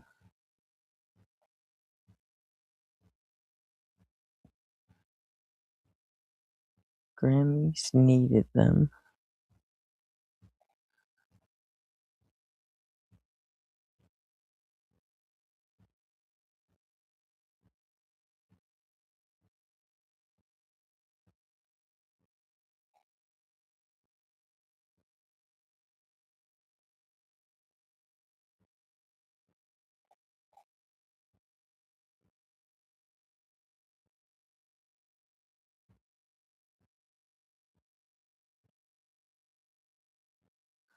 We put him in this Bible story.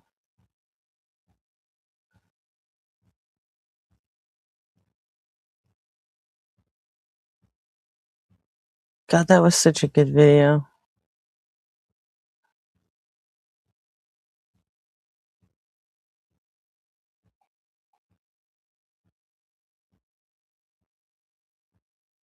Oh yeah, that's the last thing I want to watch is fucking Hassan react to the Destiny and Professor Dave shit.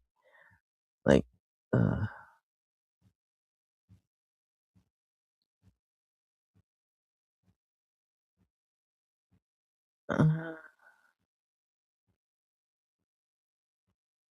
no, he doesn't remind me of any kind of Matt Dillahunty. Like, at all.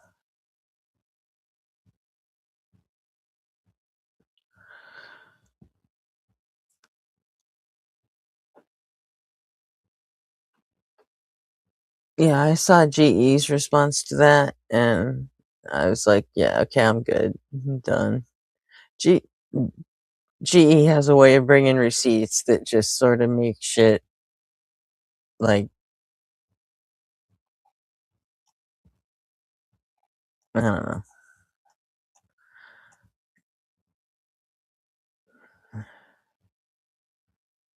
Fatal flaw in the transcendental argument.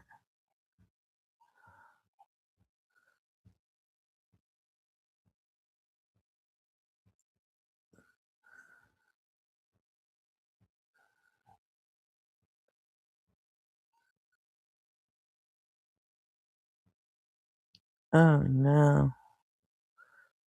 See, what the actual fuck? Why is that there?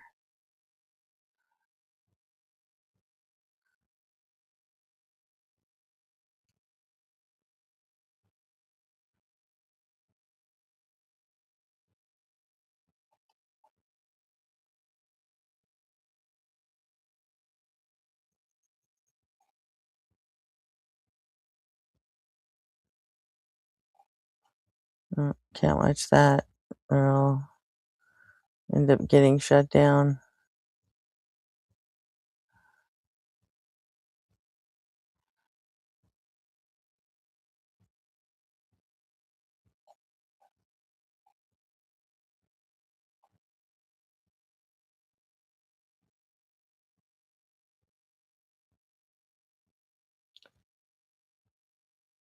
Did we ever finish the Harbinger thing? I don't remember if we did or not. From last night. Oh my god, Captain Skeleton Man is still streaming? Good god.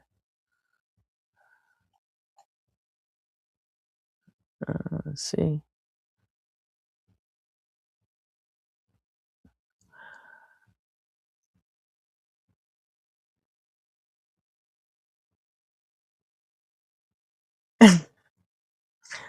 No, I don't want to know the hilarious things BTS says.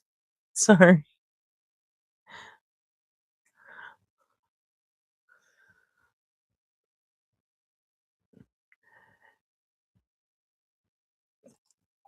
I know that you can just click on stuff and it'll and say nope, don't give me this anymore. But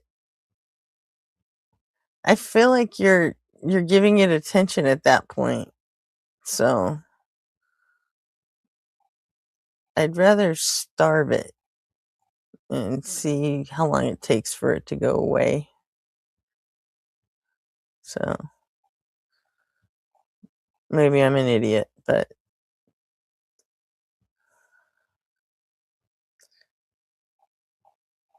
let's see.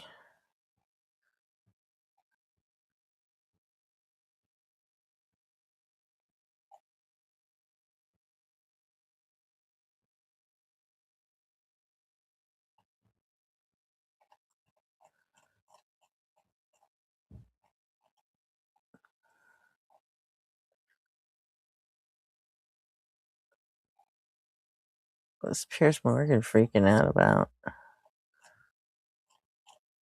Let's reshuffle here.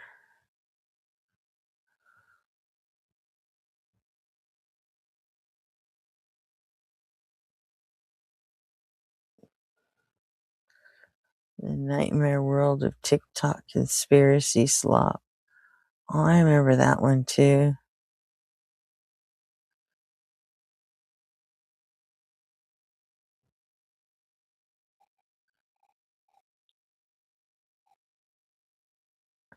Oh, damn it.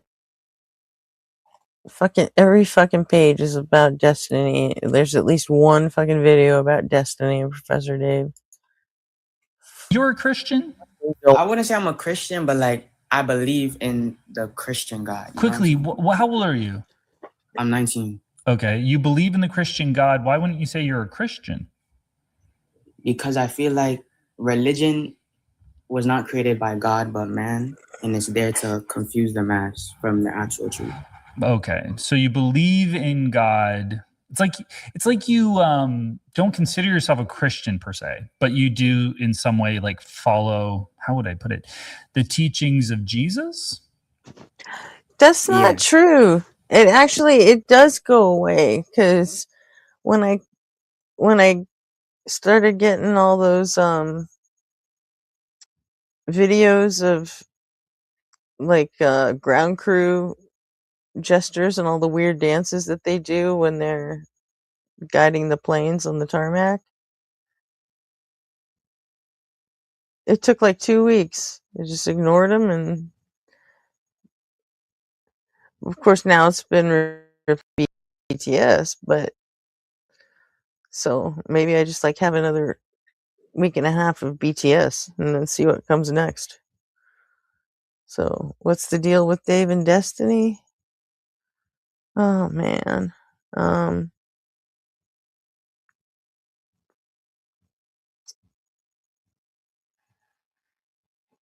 Did you see the last Professor Dave video that where he dunked on Avi Loeb again?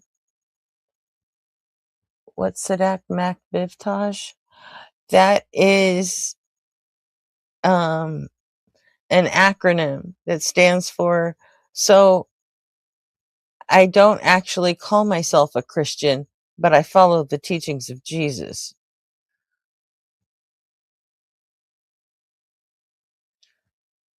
That's what Joel and Mezzo call the Christians that call in and they don't want to identify themselves as Christian for whatever reason, but they clearly are. So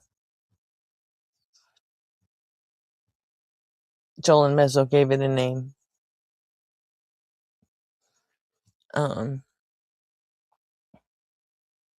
Yeah.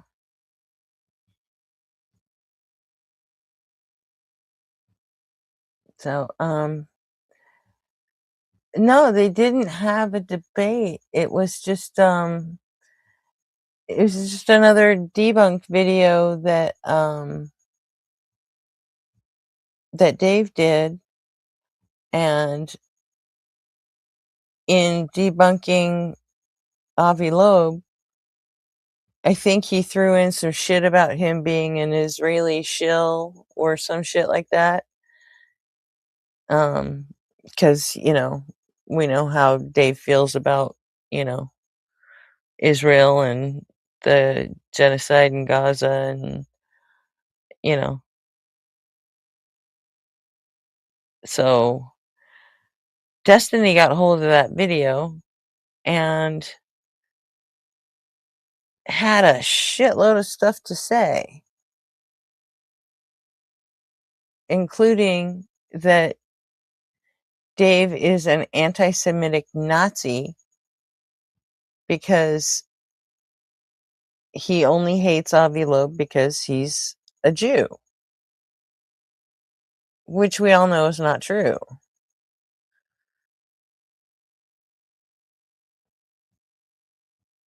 He hates Avi Loeb because the man went and got a physics degree and then used it to tell us that comets are made by fucking aliens. So,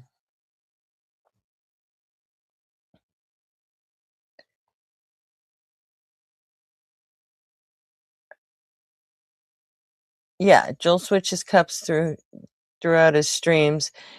He usually has like something for real to drink in a regular glass, but he keeps the Sadak Mac Biftage mug to where when he identifies one, he just quietly takes a drink and out of the Sadak Mac mug. That's his way of, recognizing it, I guess.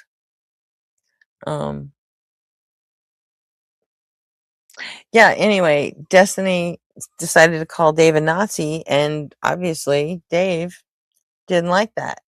So Dave said, yeah, so I decided to respond to fucking Destiny.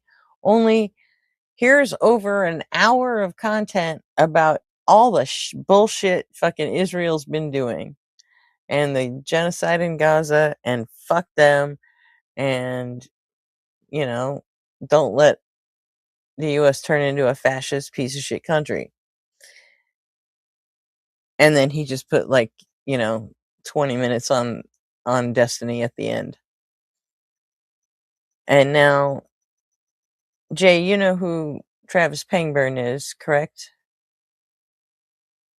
I'm assuming you probably do.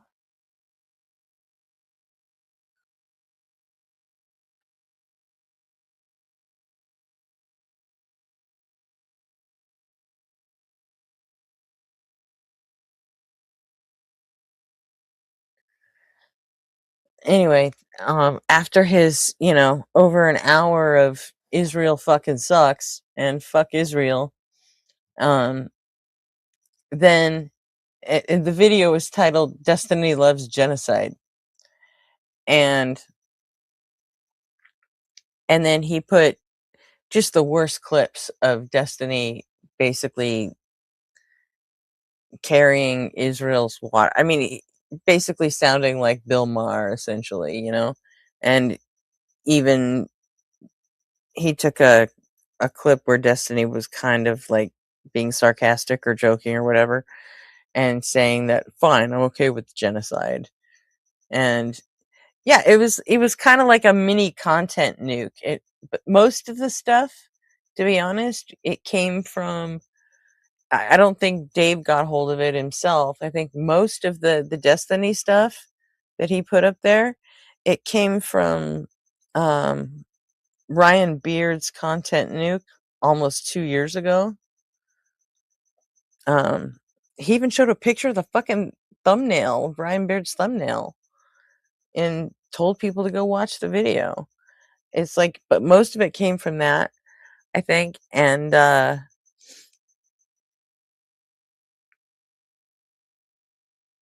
it got a little fucked up. But you know what? Dave was pissed. He didn't like being called a Nazi, so he fired the fuck back. And for whatever reason, the next day, Or actually, it wasn't even the next day. That video came out in the morning, and by the afternoon, my time, so like evening, Travis Pangburn was online doing a full fucking breakdown, fact check analysis of Dave's video. And he came up with the bright idea of trying to get Dave and Destiny to debate at a Pangburn event. And Dave said, yeah, fuck you. I'm not debating Destiny. Fucking ever. And so Pangburn decided, oh, well, I'll tell you what. I already talked to Destiny and he said he'll do it. And we'll do a fundraiser and we'll raise $1 million for Palestinian children. And so now you don't have any reason not to come and debate Destiny. And Dave said, guess what? I already said, fuck you. I'm not going to do it. And don't think you can extort me. And by the way, think we should go our separate ways. I don't ever want to fucking work with you again. And then peace the fuck out.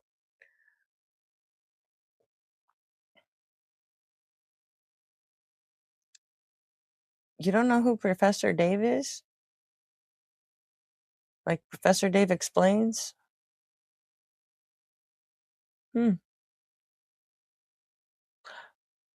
Weird. Yeah, and so for the last like 48 hours, like Travis has done like 12 or 13 hours worth of streams. And he hasn't even made it to the Destiny part of the video. And he's just like excoriating Dave on all the stuff.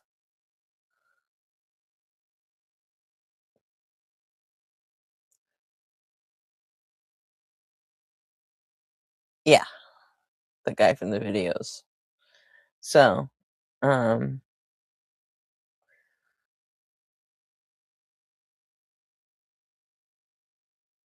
So he's lost Professor Dave as a possible revenue stream. And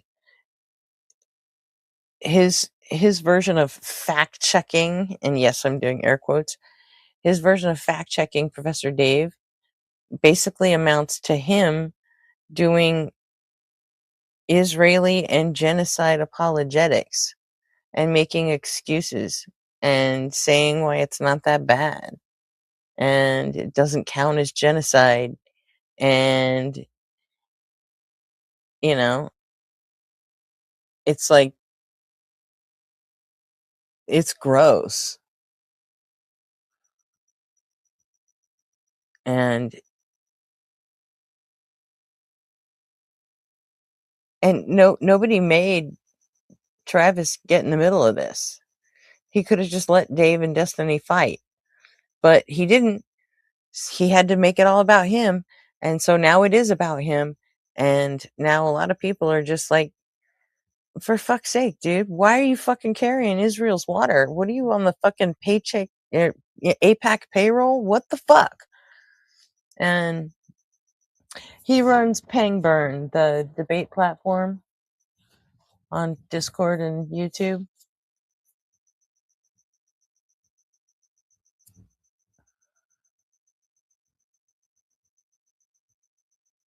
Anyway, that's who Travis is. You know, the anti-Trump tour that Destiny does where he goes and debates Trump supporters, and like the ones that Professor Dave has done that to debate anti-vaxxers. Yeah, that's run by the Pangburn platform, which is Travis Pangburn. So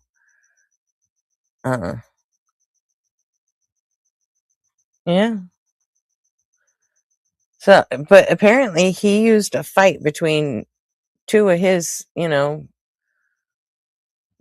debaters and decided to make it about himself and, I don't know, come out of the closet as a fucking genocide apologist.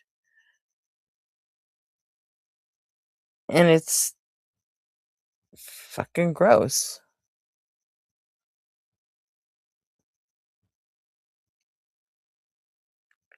And I don't know.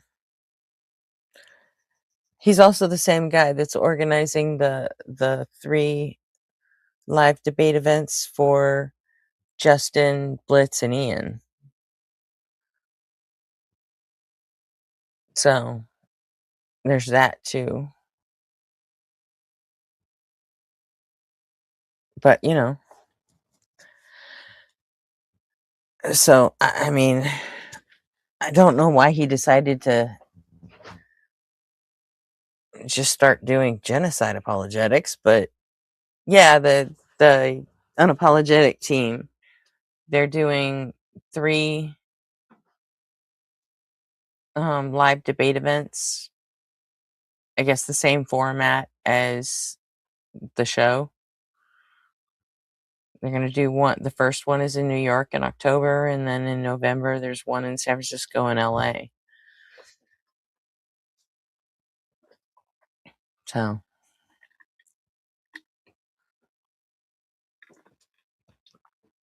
and they're just gonna do live debates with anybody who shows up and buys a ticket to debate them. So there's that.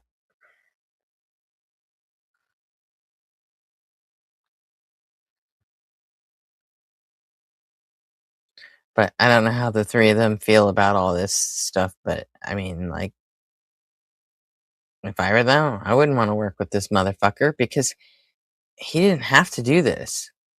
Unless he's so fucking hard up for cash that he needed to try to make this debate between Dave and Destiny happen because he needs the fucking money. I don't know. Or that he just wants the attention. I don't know. But there's no reason. There's absolutely no reason for him to come out as a fucking Israel apologist for no reason. It's just fucking ridiculous.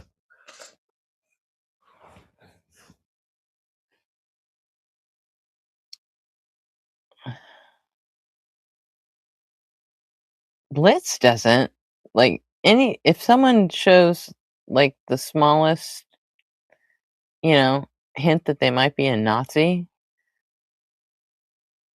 you just lost the right to fucking ever speak to Blitz again. Yeah. But, I don't know, it's crazy.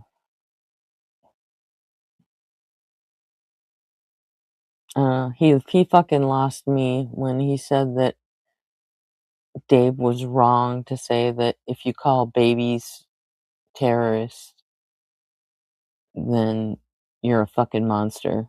And then Travis said, nope, that's not right. You shouldn't have said that, Dave. Like, what the fuck? Shut up, man. And then again later on when Dave said something about, you know what, the Trump regime is the beginning of fascism, and fuck anyone who cries TDS, and he went into this like fucking 5 or 10 minute definition on fascism and decided, no, I don't think they're fascist. More like a democratic dictatorship, whatever that is. I'm not sure what that is, but I think it looks like Trump. And I was just like, dude, go fuck yourself. That was like the last fucking straw for me. So, like, so. You're a Christian? I wouldn't say I'm a Christian, but like I believe in the Christian God. Quickly, how old are you? I'm 19. Okay, you believe in the Christian God. Why wouldn't you say you're a Christian? Because I feel like religion was not created by God but man, and it's there to confuse the mass from the actual truth. Okay, so you believe in God. It's like you don't consider yourself a Christian per se, but you do in some way like follow, how would I put it, the teachings of Jesus? Yeah. Like the God of Israel, yeah. The God of Israel, yes, of course. And Jesus or Yeshua? Yeshua, Yahusha, yeah. Yeah, and Jesus and the God of Israel. Yeah, so you're a Christian. So let me bring it to you this way, and I don't know how you're going to feel about this, but I'm really curious. You have your own opinion. I don't really care. Sure, man. Talk to you later. Thanks for coming up. Unless you're open to the conversation. It just sounded like you were like, you have your own opinion. Fuck you. Okay, you're saying like you have your own opinion. You're welcome to it. Okay. Like I'm open to hear what you have to say. Yeah. Perfect. Okay. Thank you. God is like, in a lot of ways, the jerk in the Bible. Don't you find? Why do you say that? For plenty of reasons. Just imagine for a second. Close your eyes if you have to. Just imagine for a second that you were all powerful. You could do anything any way you wanted. And you had the attention of a whole nation of people. And you were telling them the way that they should conduct themselves. And they were going to listen for the most part, because you had a lot of fear on your hand. You had done a big storm party thing and it scared them. And then you told them, just imagine for a second, you told them that they could do. I love it when he describes Noah's flood like that. You had a big storm party thing and it scared them.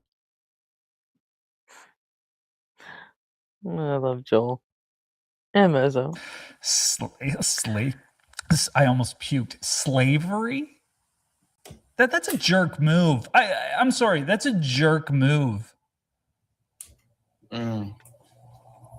So, like, do you know the context behind it, or like, it's going off emotion? I think I do. Don't you know that the answer's in the context? You're never gonna get it with the context. Is this on my end? I don't know what it means either, but the context. Do you hear that, the Ted? answer must be hidden in the context. I'm hearing a Don't song. ask me what the context is, but all I know is it's context. I think I've got a troll that like has hacked me. And anytime people say certain words, they play certain songs. Like that was this context song. I've heard it before, but it's kind of like people, like I talk to Christians a lot. They always like say this context thing. And then I think this troll, I don't know who it is. Stop doing that. I'm having a conversation. I don't know what's going on. Anyway, yeah, I know the context. So you know it's different. Yeah, I love that too. I love it when he just plays songs out of nowhere. From like the Egyptian slavery, right? The Egyptian slavery is not like the same as like the slavery in like as a servant, you know? Like there's a difference between I didn't like know a that. slave I didn't know that. How and a do you servant. know that? It's pretty obvious. Oh If yeah, you I hope you know have the the Holy context. Spirit. You're not just going off emotion. Well, why don't you just like point to a reason why you know? Like, what is there scholarship, or did you study it, or were you there? How would you know? The Spirit of God, brother. He told you that. Did Jesus or Yeshua not say he's gonna send a helper, which is the Holy Spirit? The Holy Spirit, and the Holy Spirit told you that it's not like the Egyptian slavery. It's clear in the context. And when you're reading the word and you're connected to God, he will speak to you. Yes, indeed. Okay, can you like show me that and like Yes, walk me through it? indeed. Because to me, it seems like it's like, hey, you guys can own people for life as property. You can beat them to an extent. You know, no problem there. Owning people is perfectly fine. But you're saying that it's not like another form of slavery. But it wasn't bad slavery then. It was kind of like a better type of slavery or something. Who is doing this? You're talking about the good kind of slavery. They got the good kind of slavery. No one wouldn't like it if it I'm was. sorry about this. I don't like Good slavery. Stop playing songs on my line. Stop. And you can keep them if they fall in love with the way.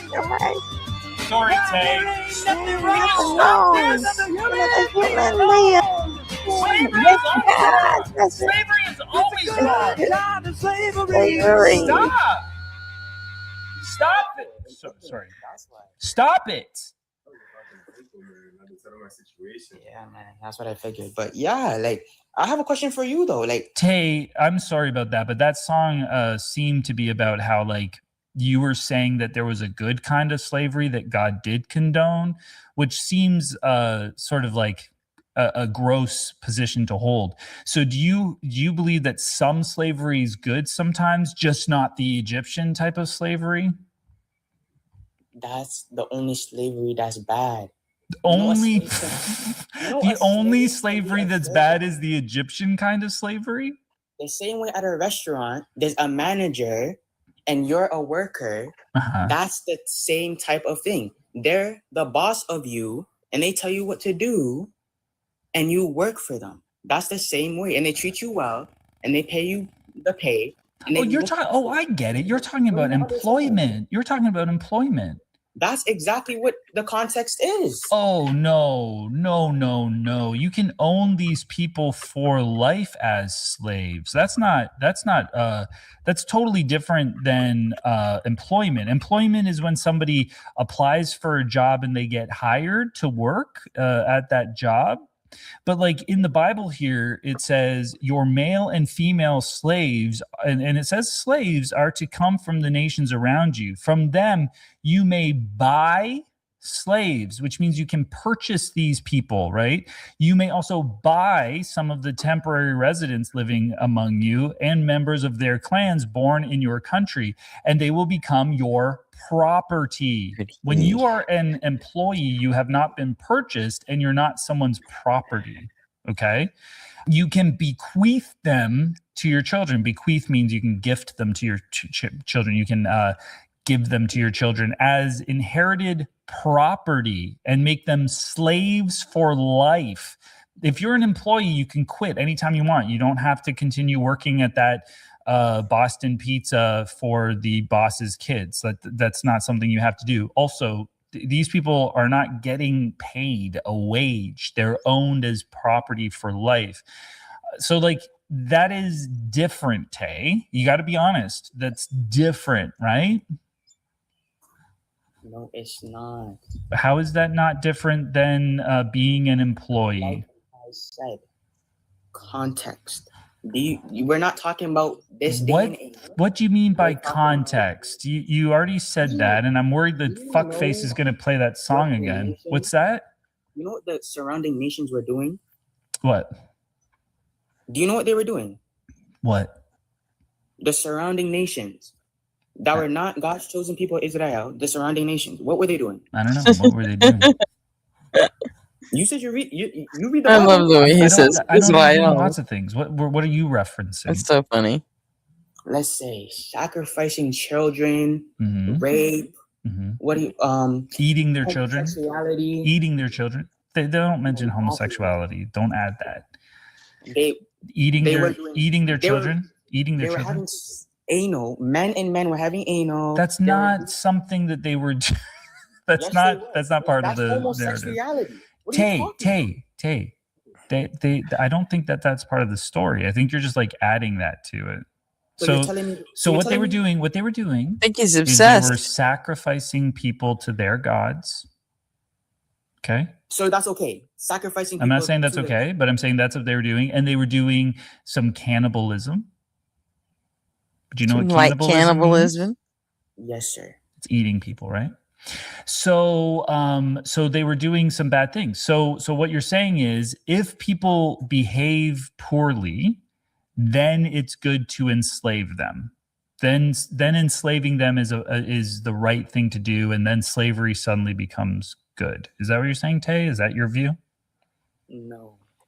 But that seems to be what you're saying, because why are you talking about what the other nations were doing if it has nothing to do with this? Oh shit! It's gonna be back in the hundreds again. Starting. Fuck. Tomorrow? Yep. Damn it. Oh well. The slavery. It's not slavery. They're being brought into the house of God. Listen to this. This is a verse that's about fellow They're being Hebrews. brought into This the has nothing house to do of with people God? that were sacrificing animals. I mean, people to God, to Baal or whatever. Anyone who beats their male or female slave with a rod must be punished if the Jeffy. slave dies as a direct result. So they can die, because of complications, but not a direct result. But they are not to be punished if the slave recovers after a day or two, since the slave is their property. So do you remember when you worked at McDonald's, they could beat you? Do you remember being beaten? I don't remember that part. If you of don't working do at what you have to do, McDonald's. don't you get fired? It's called discipline. No, they're beating them with a rod, and if they beat Or you them, get a warning. if they beat them and they're down for a couple days, but they get up Getting a again, warning is that's called a fine. So they beating. could beat you so that you have to call in sick for 2 days, as long as you get up and you don't die. But if you die after like the 4th day, that's okay. They're your property. It's fine. Tay, don't it sounds like you're just doing like apologetics. You're trying to get out of this, but you have to be more honest about it, because you're going to frustrate me, because this is talking about taking a rod and applying it with. Yeah, no kidding, Random. This kid, he's called in a couple of times, and he's so just belligerently dense that he feels like a troll. You know what I mean? But you eventually find out that he just believes this shit, and then he makes shit up too. Just he vibe codes and fills in the gaps that he doesn't fucking understand. With force onto another person. That doesn't happen at McDonald's. Stop being a liar. Brother. No, brother. Brother. Brought into the house of God. They're being brought into the family. This is a Hebrew. This is Hebrew. This is the section of the Bible, Exodus 21. The context of it is that God is giving laws for Hebrew servants / slaves. These are people who are owned for either 6 years or for life if they're women, and they could be owned for life if they use this little I got you to have sex with one of my slaves loopholes, but that's too deep for you. You're not going to get that. But you can beat these people. Who cares that they're bringing them into their house? I don't understand what the value of that is. Do you think it's ever okay to beat another human being? So let me get this. Of course straight. he does. You believe that? Let's say if your son, right, was touching girls inappropriately, right? Mm-hmm. Would you not make shit up to tell him right from wrong? Yeah, for sure. I would want to correct that behavior. I don't know that I'd use violence to do it, but I'd want to correct that behavior. Oh, so you think, Tay, what the fuck are you talking about? This is about owning people as property and beating them if they don't listen to you or something. Why are you making it some sort of parental thing? I already explained to you what the context is. You're not listening. Where do you find this context of these people were inappropriately touching girls? Are you listening? You're not listening to what I'm saying, brother. Yeah, you're just yapping.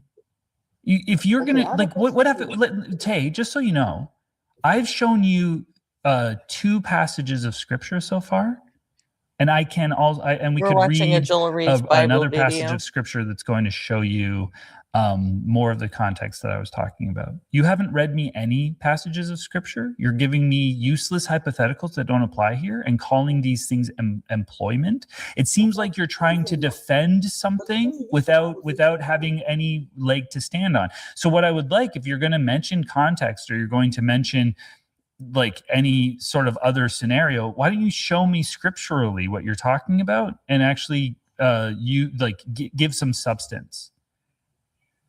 What I literally said about disciplining a child is in the Bible. You said I'm talking about slavery, so I'm not talking about parenting. Oh, slavery? Say no more. Okay, so if we've been talking about slavery the whole time, how are you fucking surprised? Oh, slavery? Oh, I didn't realize we were in the middle of a conversation about slavery. Guys, just a heads up. The reason why I think God is a jerk is because this brain dead moron is defending slavery right now. And he has to do that because of the jerk that is the God. That is what is happening right now. So anyway, you're just I'm just making sure everybody realizes that you're the reason why I think the Bible's a jerk, because it makes people sound like this. That's not like God likes slavery, but that's not true, because if God likes slavery, right? Why then? He loves slavery. He's all about it. It's his favorite thing. He literally freed us from slavery, though. Who's spiritually and physically? Who's us? I mean, you just don't want to be saved. You were created by. Okay, did you create yourself? God put us into slavery. God wants us to be slaves to righteousness. God put the Hebrews into slavery. God set the stage so that they would be slaves in Egypt. This is God. God did all of that. Oh, no way. You've never seen Jewelry's Bible? Have you ever seen Mezzo? They work together a lot. If you like the funny, if you like the funnier stuff, you're gonna love this guy. Because they were disobedient. Like, he doesn't he says he reads the Bible, but he clearly When were they disobedient? Like, show me. You guys can't just make it up. You have to show me Adam scripturally. and Eve, did they not sin in the garden? Yeah. So because Adam and Eve, because Adam and Eve sinned, all the Hebrews become slaves in Egypt. Make sense. Like, how are they responsible for what Adam and Eve did? Sin came onto the world, and this is the product of sin. But God loved his people because so much. God made these people slaves. So do you guys remember the story? You're not going to track this. This is going to be too hard for you. But do you guys remember the story of Joseph? What's this guy saying? Tell that guy to come closer to the phone or shut up. I'm having a conversation with you. Hello. This guy's so confusing. Okay, so you're talking about the Hebrews that went into slavery for the 400 years, correct? Yeah. They went into slavery because after the Pharaoh died, that was with Joseph. After he died, a new Pharaoh came in. Yeah, so who got them into Egypt? Who facilitated that? It was Joseph. It was God. It was God. Right, but he didn't do it to get them into slavery. Is God omniscient? What? Is God all-knowing? What does it have to do with my question, though? Wait, if God knows, Listen, God knows I'm going to go sin tomorrow, but he will let me do it because we have free will. Yeah. The difference is that, like, you got to pay attention to what happens in the narrative of the story, right? So God has Joseph sold into slavery. We know this because in Genesis 50, Joseph says, you guys meant this for evil, but God meant it for good. Do you remember that verse? Right. That's right. So then God was in control of that situation. God was the one that was meaning for this to happen. The saving of many lives. Well, hold on. Just pay attention to what happens here, right? So Joseph is sold into slavery in Egypt so that he can have the dreams, so that he can save many lives because of the famine, correct? Go ahead. And the famine is something that I would assume you would realize that God sends that. He doesn't have to send it. He's in charge of the weather, but okay. So now Joseph has this dream. He saves Egypt, but in doing that, he actually enslaves all of Egypt. That's the result of the famine. All the people have to sell themselves and they become slaves to Pharaoh. Not only that, but Joseph has Jacob and all of the kids, the whole family, the whole tribe, basically, that is to be Israel, come and live in Egypt, or Goshen, which is part of Egypt. And that's where they multiply and eventually become slaves. God would have known that that was going to be the result, but he still went through with the whole stupid Joseph plan that didn't have to happen. So it seems like he facilitated them becoming slaves in Egypt. Okay, can I speak now? I think that's fair. Yeah, Can I speak now? Yeah. So things can happen that God doesn't ordain, but God uses it for the good. You understand that? Well, I do get that. It wasn't God. Yeah, it usually depends on his work schedule. But yeah, when he's on, he's usually on, at least lately, fairly late. I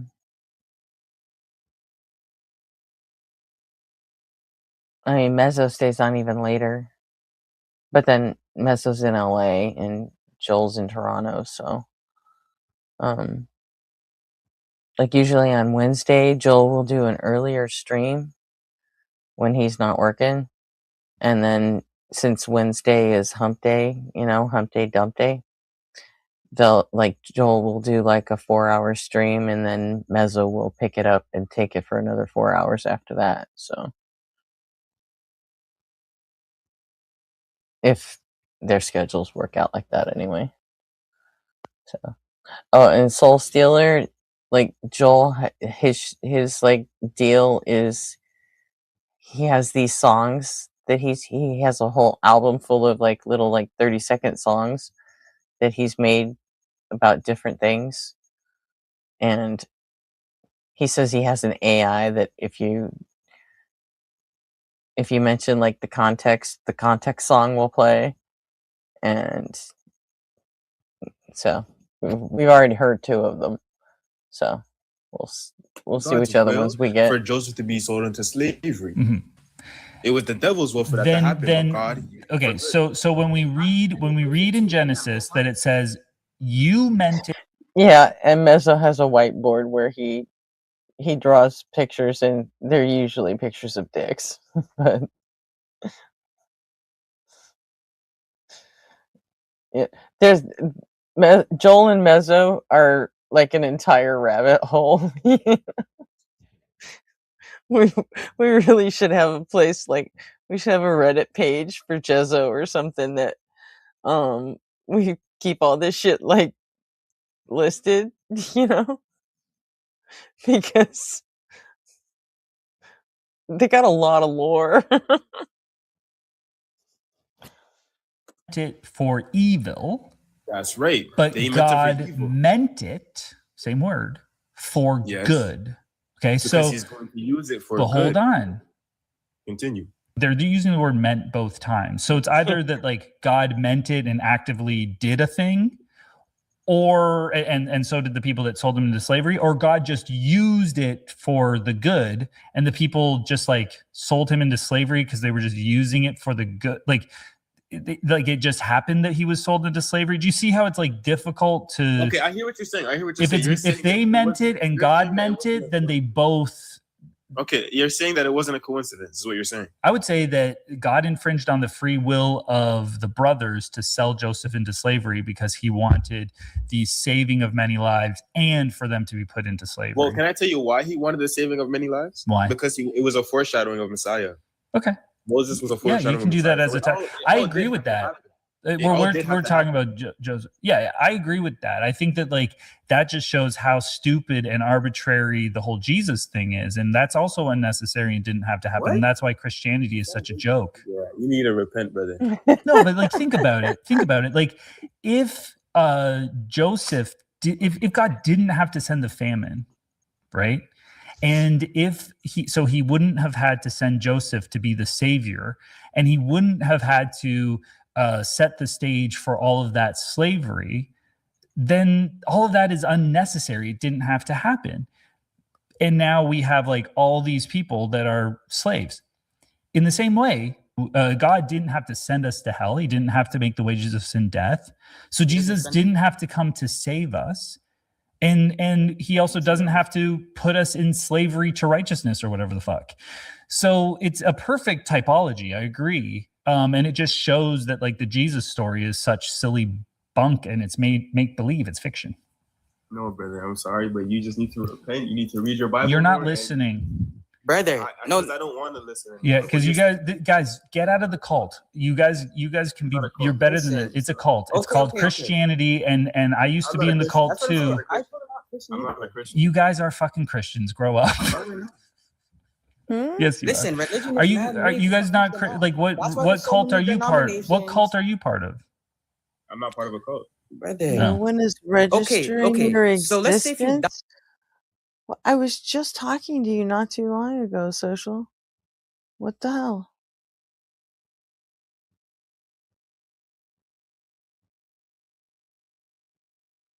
I mean, later.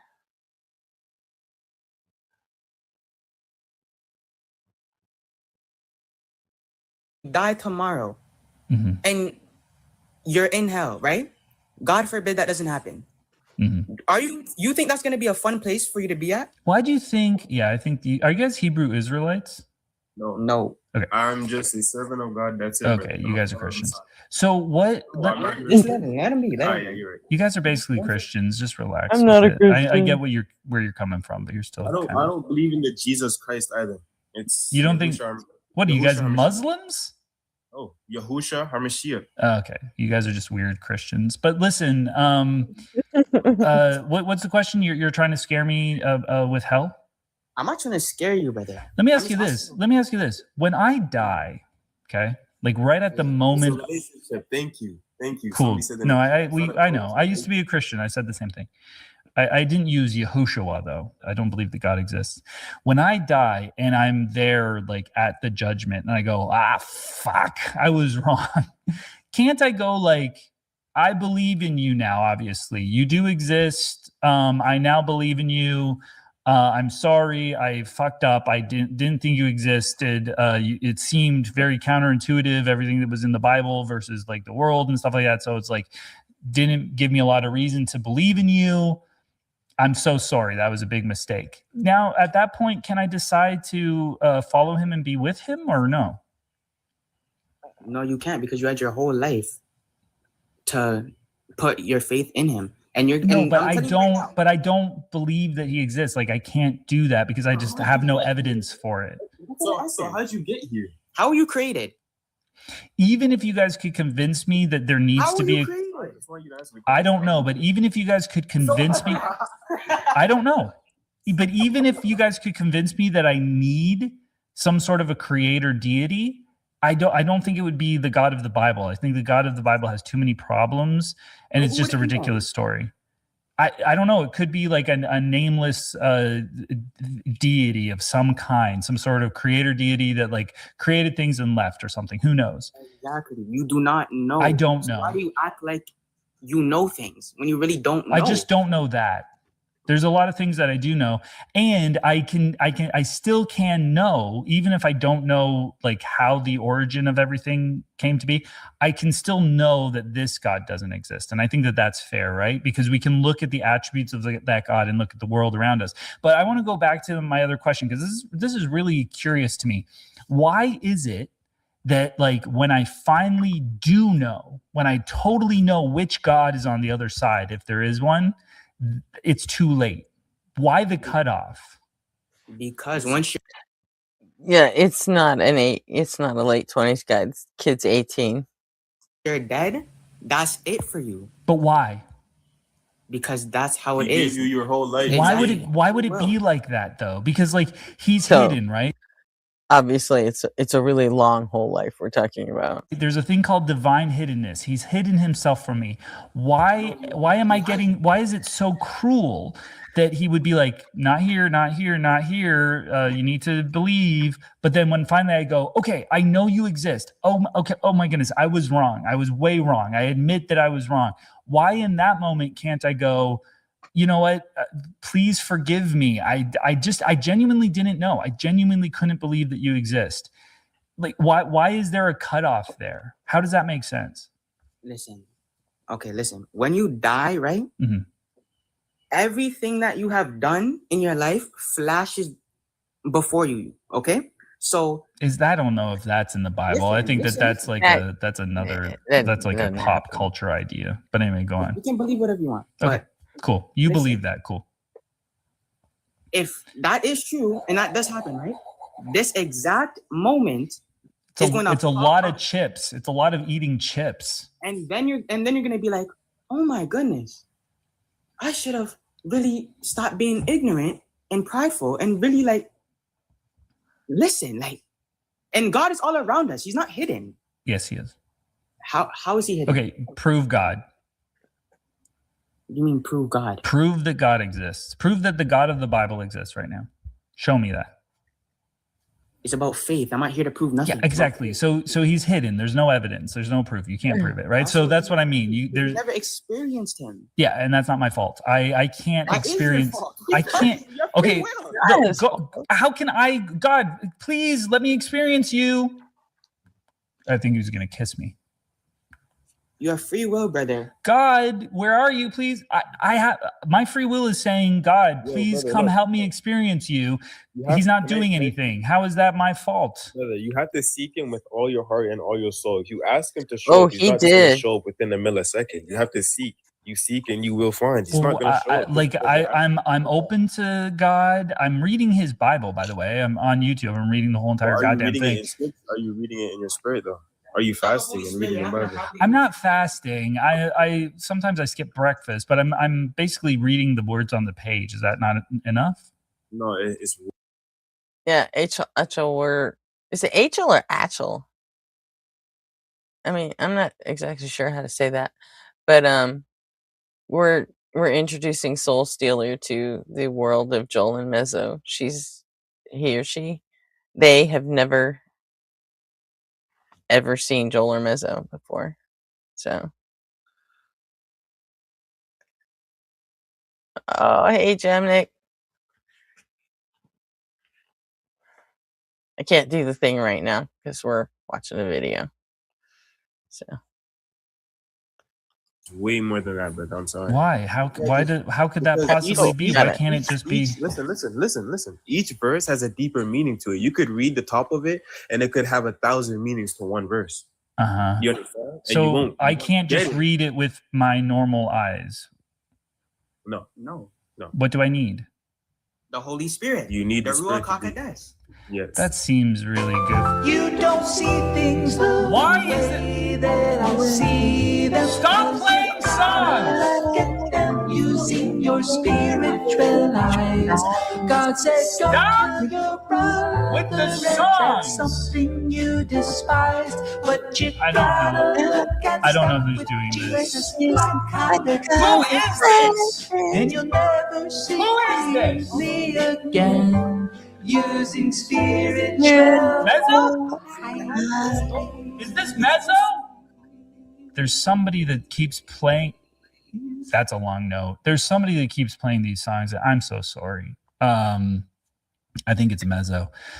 Guys, that was an interesting conversation. I still am not very clear. I'll give you like one more chance to really try to answer this conundrum. When a cult says that you only have your life to accept the cult and Anytime, follow Cam. the rules of the cult, and that this world is really important and it's going to affect your afterlife, that seems to me like some sort of a lie to get you to behave a certain way and to control you.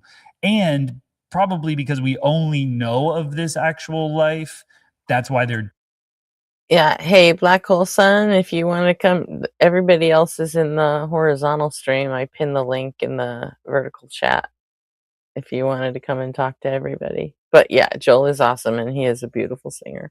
doing it. So I don't understand why I couldn't just like live my life, and then when I finally know God actually exists, like engage with that knowledge and engage with the God at that time. There's no good reason for that other than this is a cult and they're trying to they're trying to trick me. Do you know what sin is? I've heard different things, like missing the mark is a description of it, but I don't know that that's true. I think sin is more complicated than that. One sin separates us from the glory of God. One sin. So if you tell a lie, that separates you from God. Do you know that, right? How? What do you mean? Because all sin is the same in God. All sin is the same in Yeah, God's but God will still be like, I mean, how are you separated? Because like God will interact with you. Where 2 or 3 are gathered in his name, there he is. God is everywhere. He's omnipresent. He's in the highest highs and the lowest lows and the depths. There's all sorts of scripture to support that God is everywhere. Satan goes up and talks to him in heaven. God comes down and talks to Cain after he murders Abel. So I would say that like God can be around sin. But like that's a different thing. Yeah. But yeah, listen. I love how this is such an interesting answer to my final chance at giving you the chance, I guess, to answer my question about why after we die, right? Oh yeah, we watched that earlier, Chrissy. When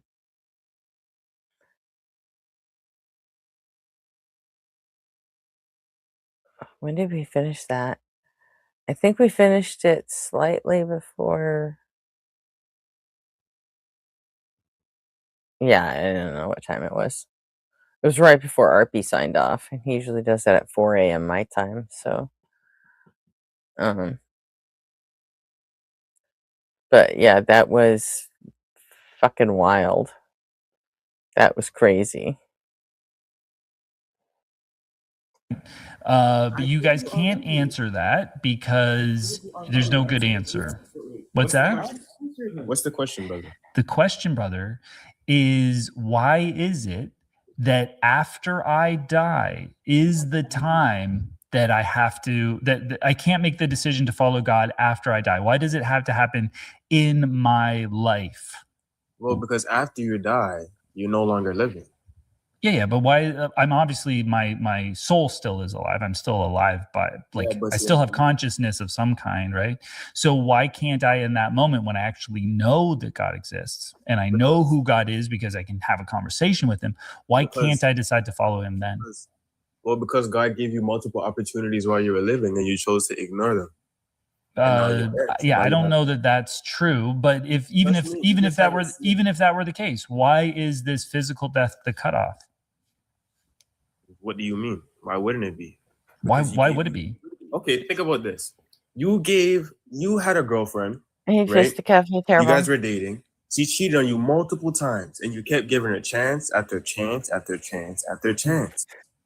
And it finally got to the point where you guys broke up, and she wants to get back with you. And this is the problem. This is the problem with this analogy is that like it's not like that, right? Like if God were to come to me and like I were to know God the way that like I'll see Him on Judgment Day, like I would be that like, okay, we know that God exists now, like He's right there, this is like no questions, right? And He were to do that with everyone, and He would be like, Joel, I love you, these are my rules, that they're going to give you the best life, follow them, don't ask questions, blah blah blah. And then I would be like, yeah, you seem great, really love you, thanks for making me, loving this life, blah blah blah. But then I go through life and maybe I have some struggles, or maybe I am tempted by certain sins, I slip, and then God comes back, what are you doing? I'd be like, oh, I still love you, I still think you're great, and I know you gave me those rules, but I really wanted to lick that person's butthole or whatever. Then He's like, don't do it again, if that's even something He cares about. But I think it's more like worshiping other gods, which I wouldn't do. I would just like only worship that God. Anyway, ultimately I think that like there you might have a point if I like kept on rejecting the God that I totally knew and all those things, and like even like worshipped other gods that came to me and was like, hey, I'm the real God, whatever. But that's not what's going on. What's going on is that I don't know that God exists. I genuinely don't know. I don't think He does. I think that the story is so ridiculous, and this is part of it, right? Is that you're using these bad metaphors to try to sort this out.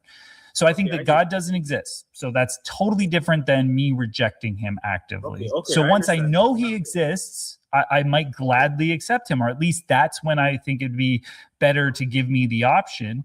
And I don't know why death is the cutoff. That's the question. Okay. Why would death be the cutoff? Okay, can I answer now? Yeah. I understand now that you're saying that you don't believe He exists at all. That's what you're saying? Yeah. Okay, well, all I can tell you is to pray on it, and ask Him to reveal yourself to you, but do it with all your heart. That's all I can say to you, though. You realize that you're in a cult when you have nothing to offer, right? Like this is something you believe, but there's no substance to it. There's no value to it. It's completely vapid. You're saying words that don't have any substance, man. Yeah. Like what I really want for you is that you leave this cult, because you seem like a nice guy. Both of you seem like really nice guys. Just stop believing this nonsense. When you can't show somebody the thing, right? And you all you can say is like, just pray on it. He'll reveal himself. Like, you guys have been duped. I used to be duped too. I know how that feels. You never had a personal relationship with the Lord, unless you I did. never had a personal relationship with something that doesn't exist. Absolutely. How do you know it does not exist though? There's no evidence for it. Show me the evidence. There's no evidence for God. Like this is how I know he doesn't exist. Show me that God exists. You're breathing. Exactly. That's not evidence for that. That's natural. Your life is literally that can be natural. Your existence. Did you create yourself? Do you know how the clouds were formed? How the earth was formed? Were you there? This guy's quoting Job.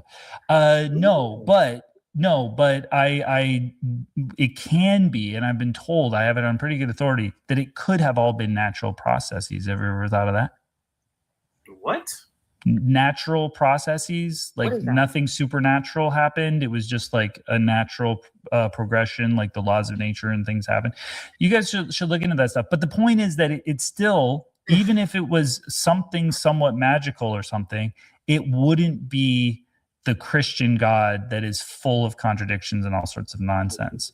But guys, keep in mind, the universe could have always existed. So who created the universe though? It always existed. But who created the universe? Who created God? Something just can't Tay, exist. who created God? No, wait. If I knew the answer to that, Who created God? Listen. If I knew the answer to who created God, I wouldn't worship that God. Right. Because he always existed, right? That's right. Yeah. So I'm just applying that to the universe. The universe always existed. Okay, but somebody had to create the stuff. Same way that you think God does. It just always existed. It's just a brute fact. Okay. So if you can get your head, no, it just could always exist. Then I could say something has to create God, right? How? When God is above everything else. Right. The universe, the laws of nature, are above everything else. Right. So my point is that God, laws of nature.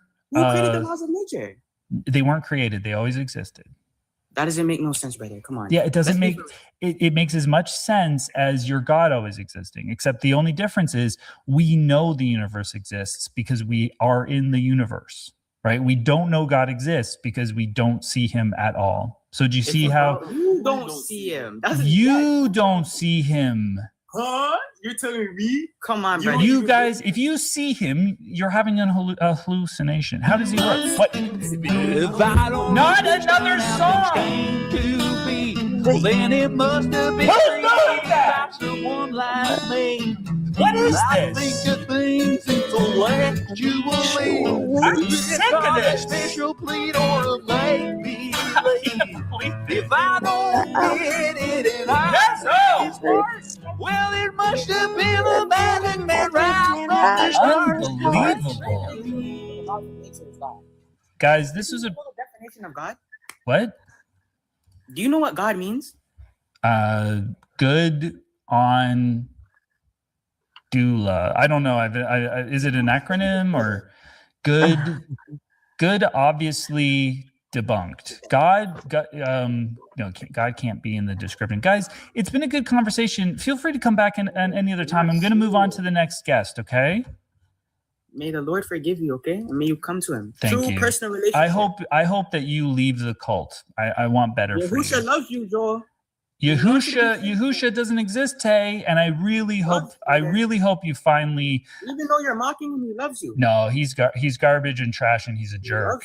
He's a horrible character in an ancient book. You guys should get over that. Be with him for eternity. I don't. The New Jerusalem's gonna come down to earth. Okay, guys, I'm gonna let you go. All right, stop preaching. Remember that.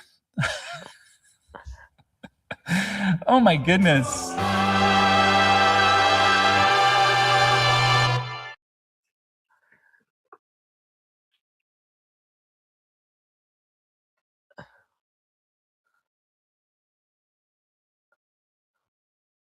Oh wow.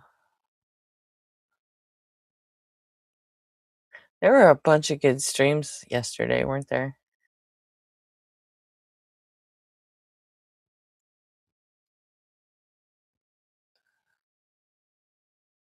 I mean, Justin almost made it through a stream with no fuck ups. You know, until his hero had to go and save him. She's awesome.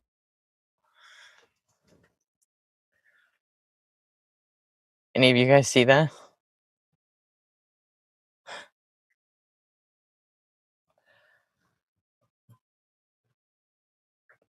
Did any of you guys see the complete clusterfuck on Monday that was Justin's attempted stream?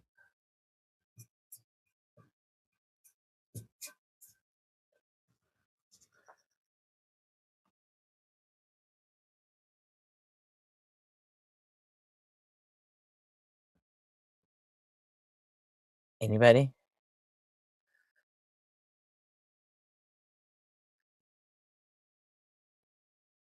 Oh. Oh wow, yeah, you guys on Monday it was so funny. Um Justin was going to start his normal stream at which ends up being 3 my time cuz I'm in California, and then he pushed it to 3:15 and then 3:30 and finally ended up getting started a little after that. And everything, and you know how he's working on his new software package.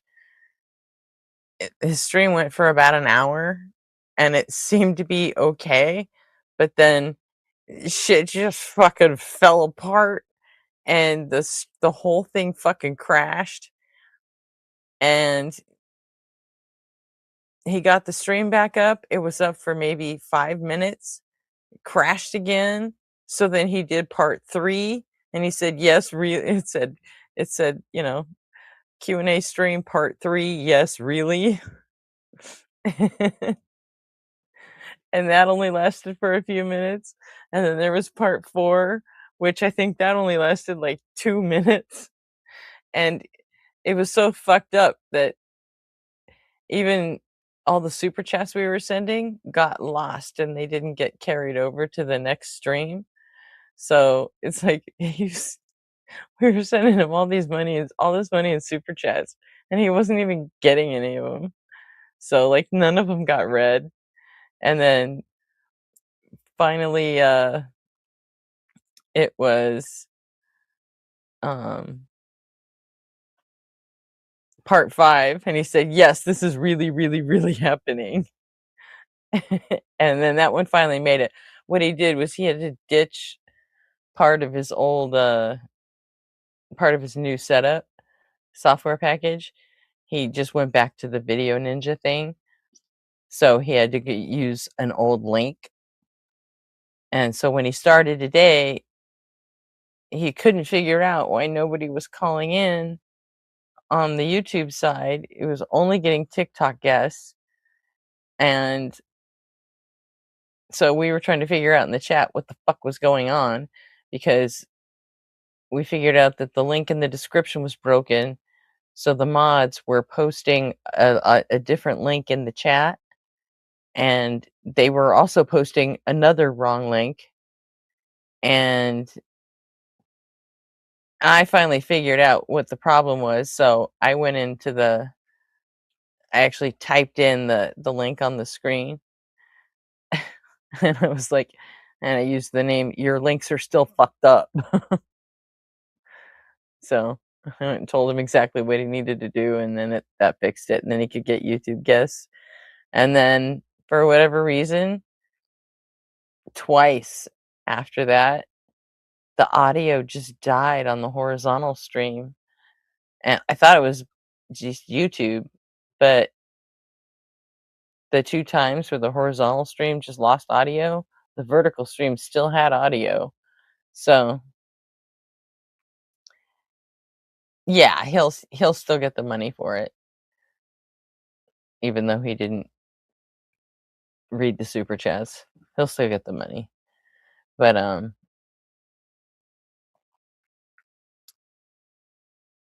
yeah, it was weird. But when I say, that his fucking hero had to come and save him, that was me, cuz I'm fucking cool like that. So, but yeah.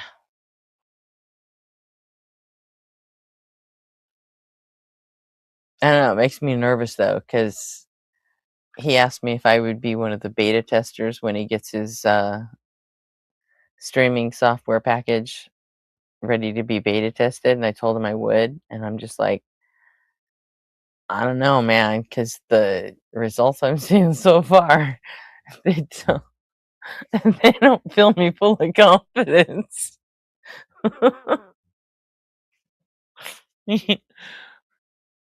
Yeah. Oh, and the one on Monday, it was so funny that he finally got everything working again, and he started reading super chats, and then he pulled up one of mine, and he goes, "Okay," and then we got 2 super chats from Gretchen, and then before he could read them, Volta just came bolting over his fucking monitor and landed, like, on his desk and right in his lap. It just took his whole monitor over.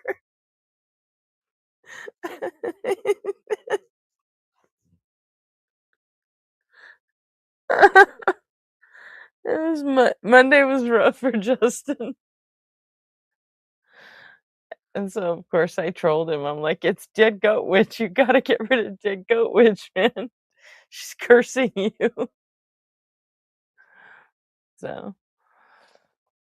oh my god, I'm so tired. I'm delirious. I'm laughing at the dumbest shit.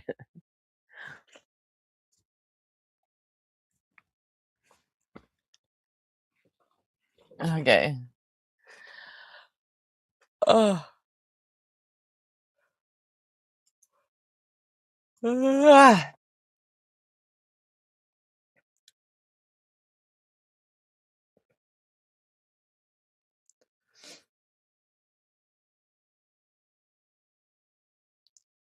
What do we got here? Got anything like short?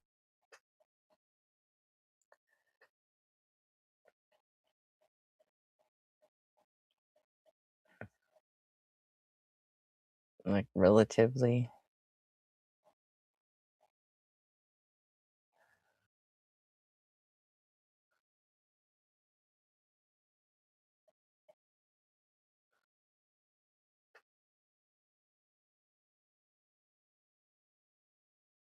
Oh, there we go. We got a John Cohen one that's relatively short. And then I'll probably like end it after this one. Oh, thanks, Kels.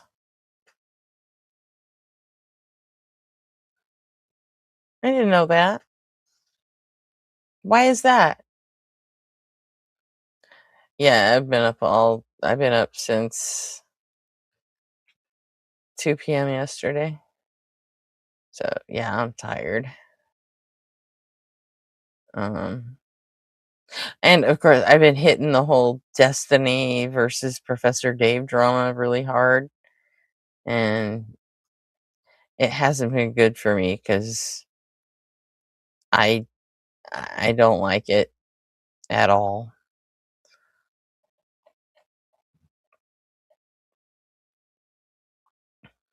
Because someone I really like got involved in that, and he's been doing like Yeah, I was an atheist for a while. genocide apology videos. To the point where even Professor Dave said, "You know what? Fuck off. I don't want to work with you anymore." Just yeah, Destiny the streamer and Professor Dave Explains.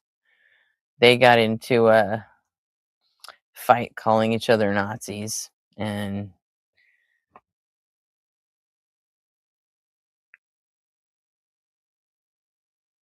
it's just yeah, it's nasty.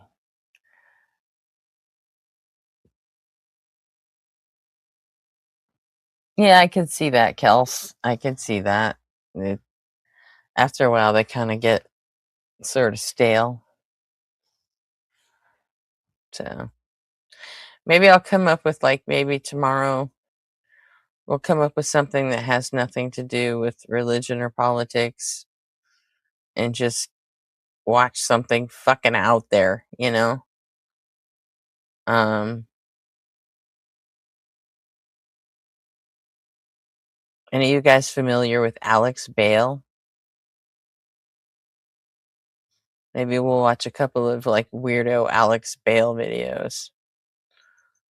He's always good for some crazy shit.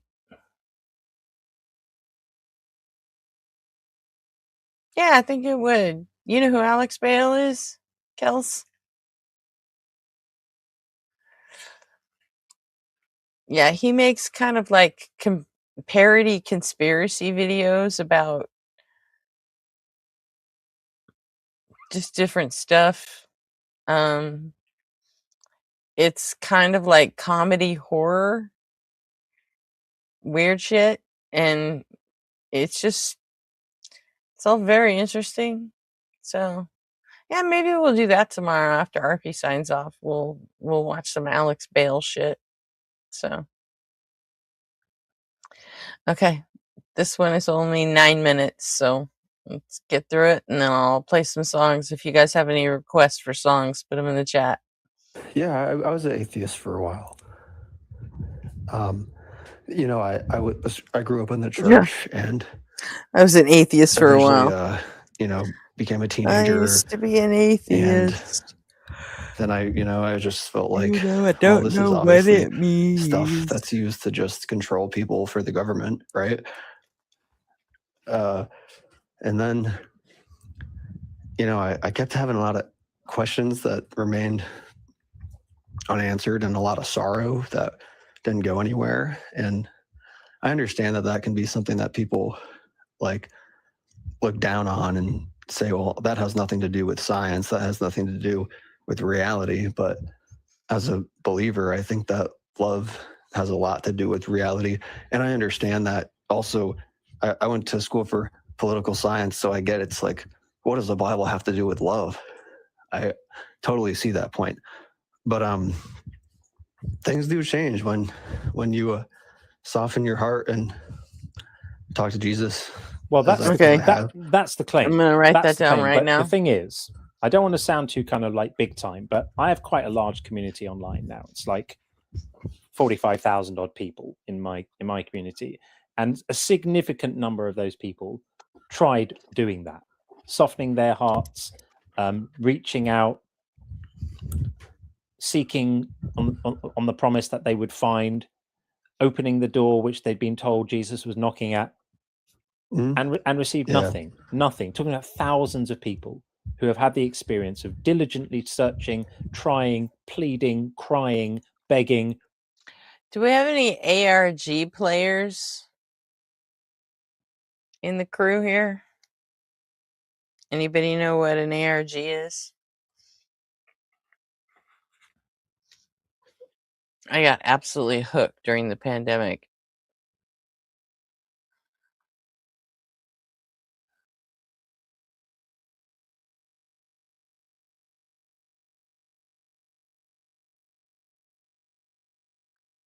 Oh, cool.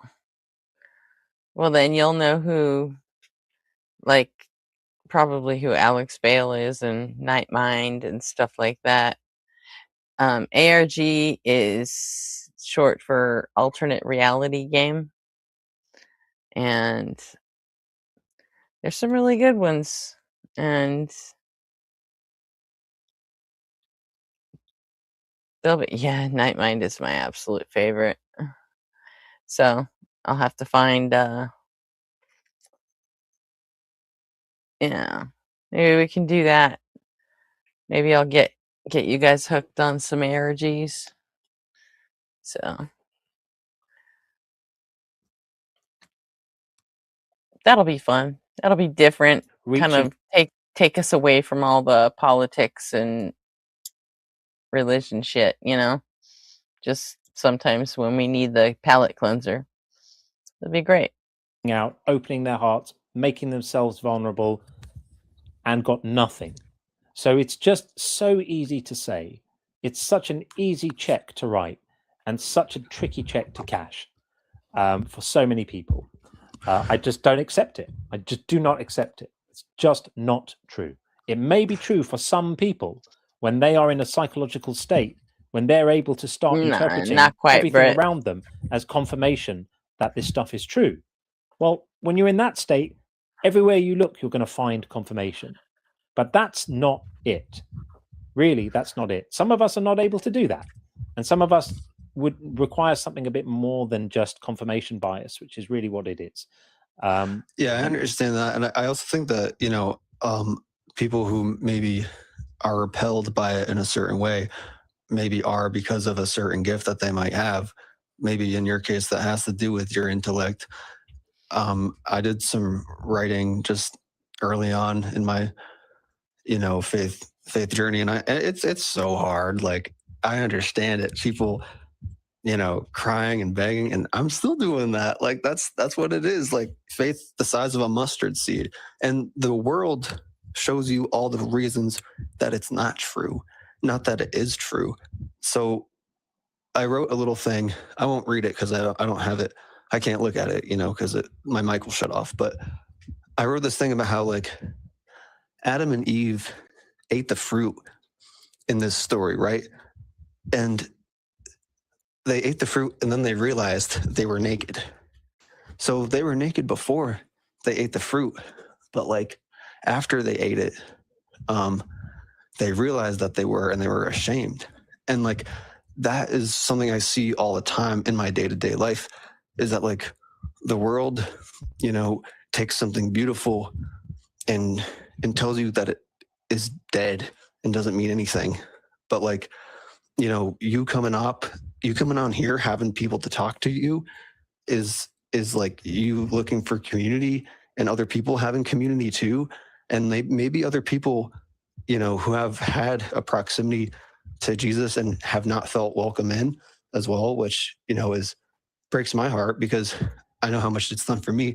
And I'm not some like, altar boy guy. Like, I was doing drugs in a techno warehouse 2 years ago. I hear you, and I'm glad that finding faith has been restorative for you and has helped you in the ways that it apparently has, listening to you. But the thing that brings people together in this community is largely realizing how horrible this cult is. I'm going to not mince my words with you, my friend, because I'm just being straight with you. This is a death cult, which it's based on Bronze Age blood magic, and is the idea that there's this god who cursed the world because of a fruit-related incident, and then made everyone be born in a sinful state, and everyone's deserving of being sent to heaven. But he's really, really nice to you because he gives you an out, which is if you grovel and make yourself into a worthless sinner and accept that he had himself, who's also his son, killed just for you, then you get to be spared the punishment that he's lining up for you if you don't believe this stuff. It's just grim. It is unmitigated bullshit from start to end. And that doesn't mean that believing it can't bring about some good changes in some people's lives, because maybe you get on the straight and narrow. Maybe you stop doing stuff in the clubs. Maybe you find community. Maybe you find acceptance. Maybe it brings you peace. There are many good benefits that can be had from joining a religious community and all of that stuff. And it sounds like you're enjoying them. But there is a real downside. This thing tells people that they're worthless. It tells people that they're born sinners. It tells people that they need salvation. It tells people that they deserve to be punished forever if they're not convinced of the claims of the religion. It's disgusting. It's horrible. It's immoral. It's cruel. It's sadistic, and it's dehumanizing. And that's why I push back on it. But I enjoy the conversations with people because I like the engagements. And hopefully you find some people who don't represent the side of it that kept me away from it for most of my life, because to reference scripture, Jesus does say that many people will call themselves Christians but really won't have anything to do with me. And I think that's what a lot of the world does see. But he also says he's going to throw me in a furnace, and there's going to be wailing and gnashing of teeth.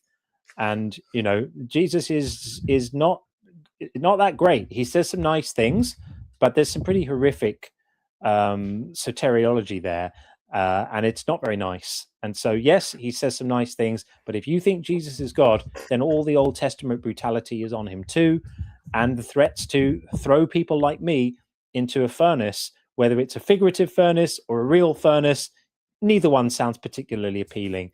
And so, he's not my go-to guy for ethical guidance. There are much better, and you can find much better too. So I genuinely, sincerely hope that you find your way Just out, a little, out just of a little rebuttal.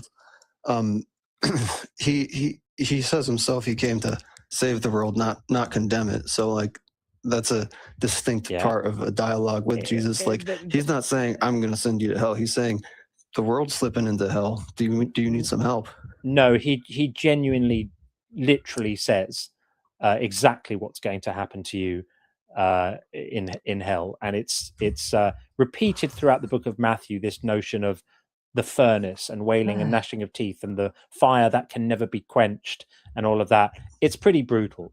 And then the language is repeated in Revelation, Revelation 21, with the lake of salt, burning sulfur for the faithless like me, who will be thrown into that lake along with the murderers and the sexually immoral. This is the grouping that I'm now grouped together with the worst of society, purely because I'm being intellectually honest and saying I don't find this stuff convincing. I've looked, I don't find it convincing. Just like you don't find the claims of other religions convincing, I don't find this one convincing also. And for that, I deserve torture, death penalty, whatever it might be. I think it's pretty grim. But David, thanks for coming in. Appreciate it. And I wish you well.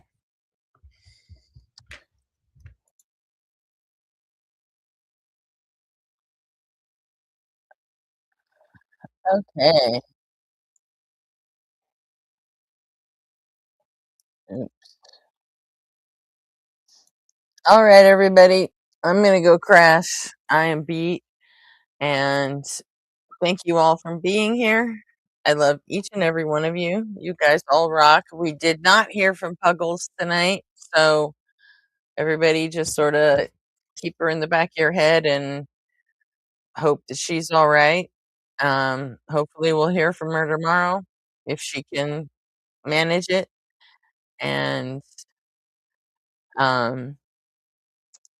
everybody have a good day of whatever it is you're doing. And I'll try and do the same. And then I'll see y'all tonight.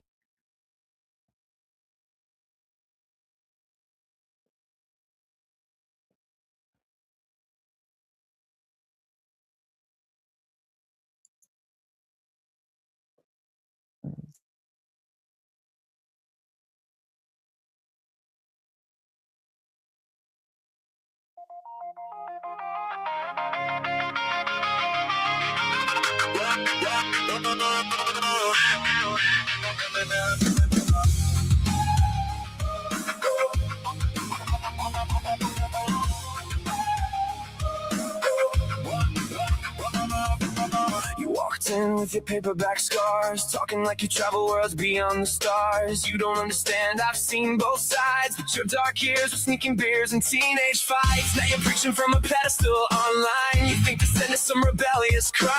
You say you know exactly how we think, but your whole testimony's hanging by a string. You say doubt was just a phase, but curiosity's a craze. Now you weaponize your past to make every question sound so bad. You can't disagree with me because of what I used to be. I claim to dismiss your whole worldview just to take your agency away from you. I used to be an atheist, even though I don't know what it means. I used to be an atheist, but really I was just a rebellious teen. Really. You confuse skepticism with hating rules, like every atheist is just a bit of fool. But asking questions is moral decay. Growing up doesn't mean throwing thought away. No, every conversation ends the same. You'll come back to God someday. Like your personal redemption arc automatically wins the argument by default. You treat nuance like a sin. The confidence means you always win, but your story falls apart when emotion masquerades as fact. You can't disagree with me because of what I used to be. I claim to dismiss your whole worldview just to take your agency away from you. I used to be an atheist, even though I don't know what it means. I used to be an atheist, but really I was just a rebellious teen.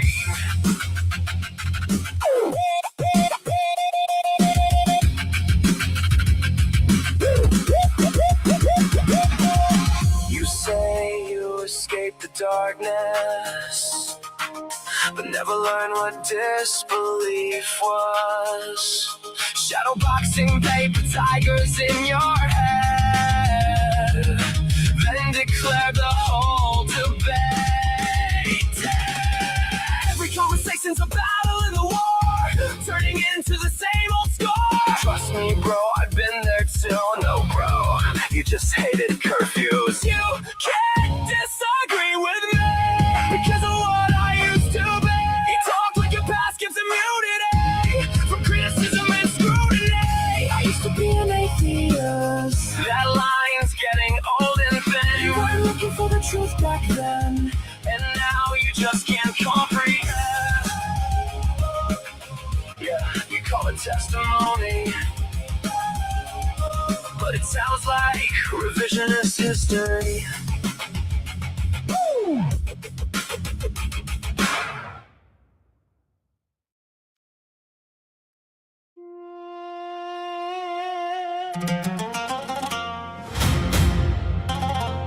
Yeah.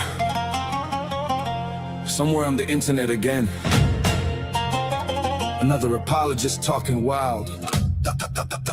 Dr. M's report to the scene.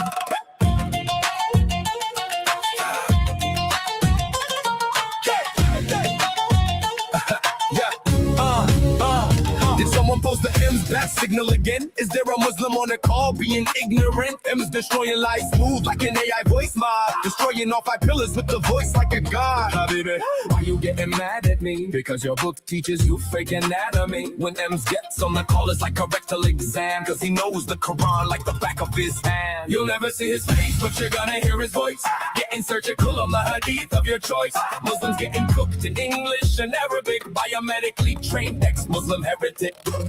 Gonna diagnose that cognitive dissonance that keeps you believing the Quran's nonsense. Did you say between the ribs and the backbone, bro? Sure, but that's a cell phone, bro. Blood clot gum and then into bones. You have no clue how an embryo grows. Just wait one beat, you're about to get owned. And M cuts you down with the biology he knows. You think your prophet's to the moon? Are you stupid? You probably also think he never screwed a kid. Miss me with your Muhammad. Police be upon him. Justice for Aisha. You'll never see his face, but you're gonna hear his voice, getting surgical on the hadith of your choice. It's like getting cooked in English and Arabic by a medically trained ex-Muslim heretic. Did someone post the M's bat signal again? Looks like another apologist needs attention. Dr. M's has entered the chat.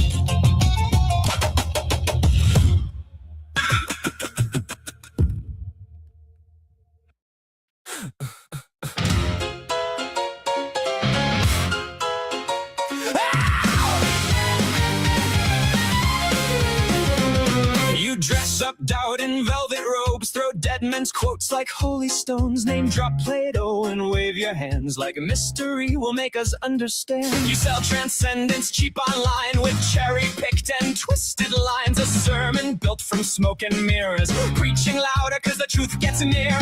You claim spirituality, philosophy and historicity, but all you got is sophistry.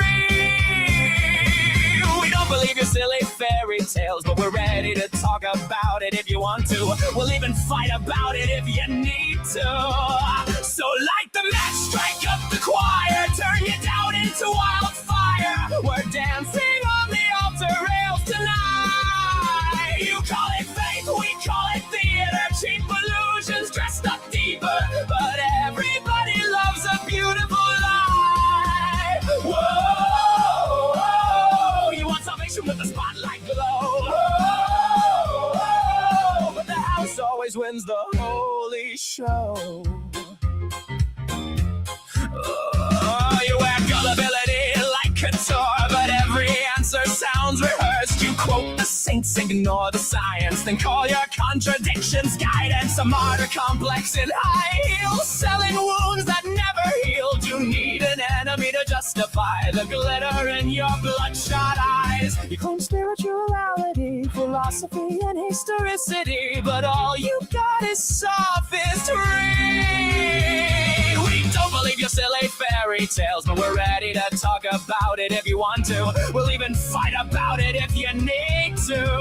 So light the match, strike up the choir, turn your doubt into wildfire. We're dancing on the altar rails tonight. You call it faith, we call it theater. Cheap illusions dressed up deeper, but everybody loves a beautiful lie.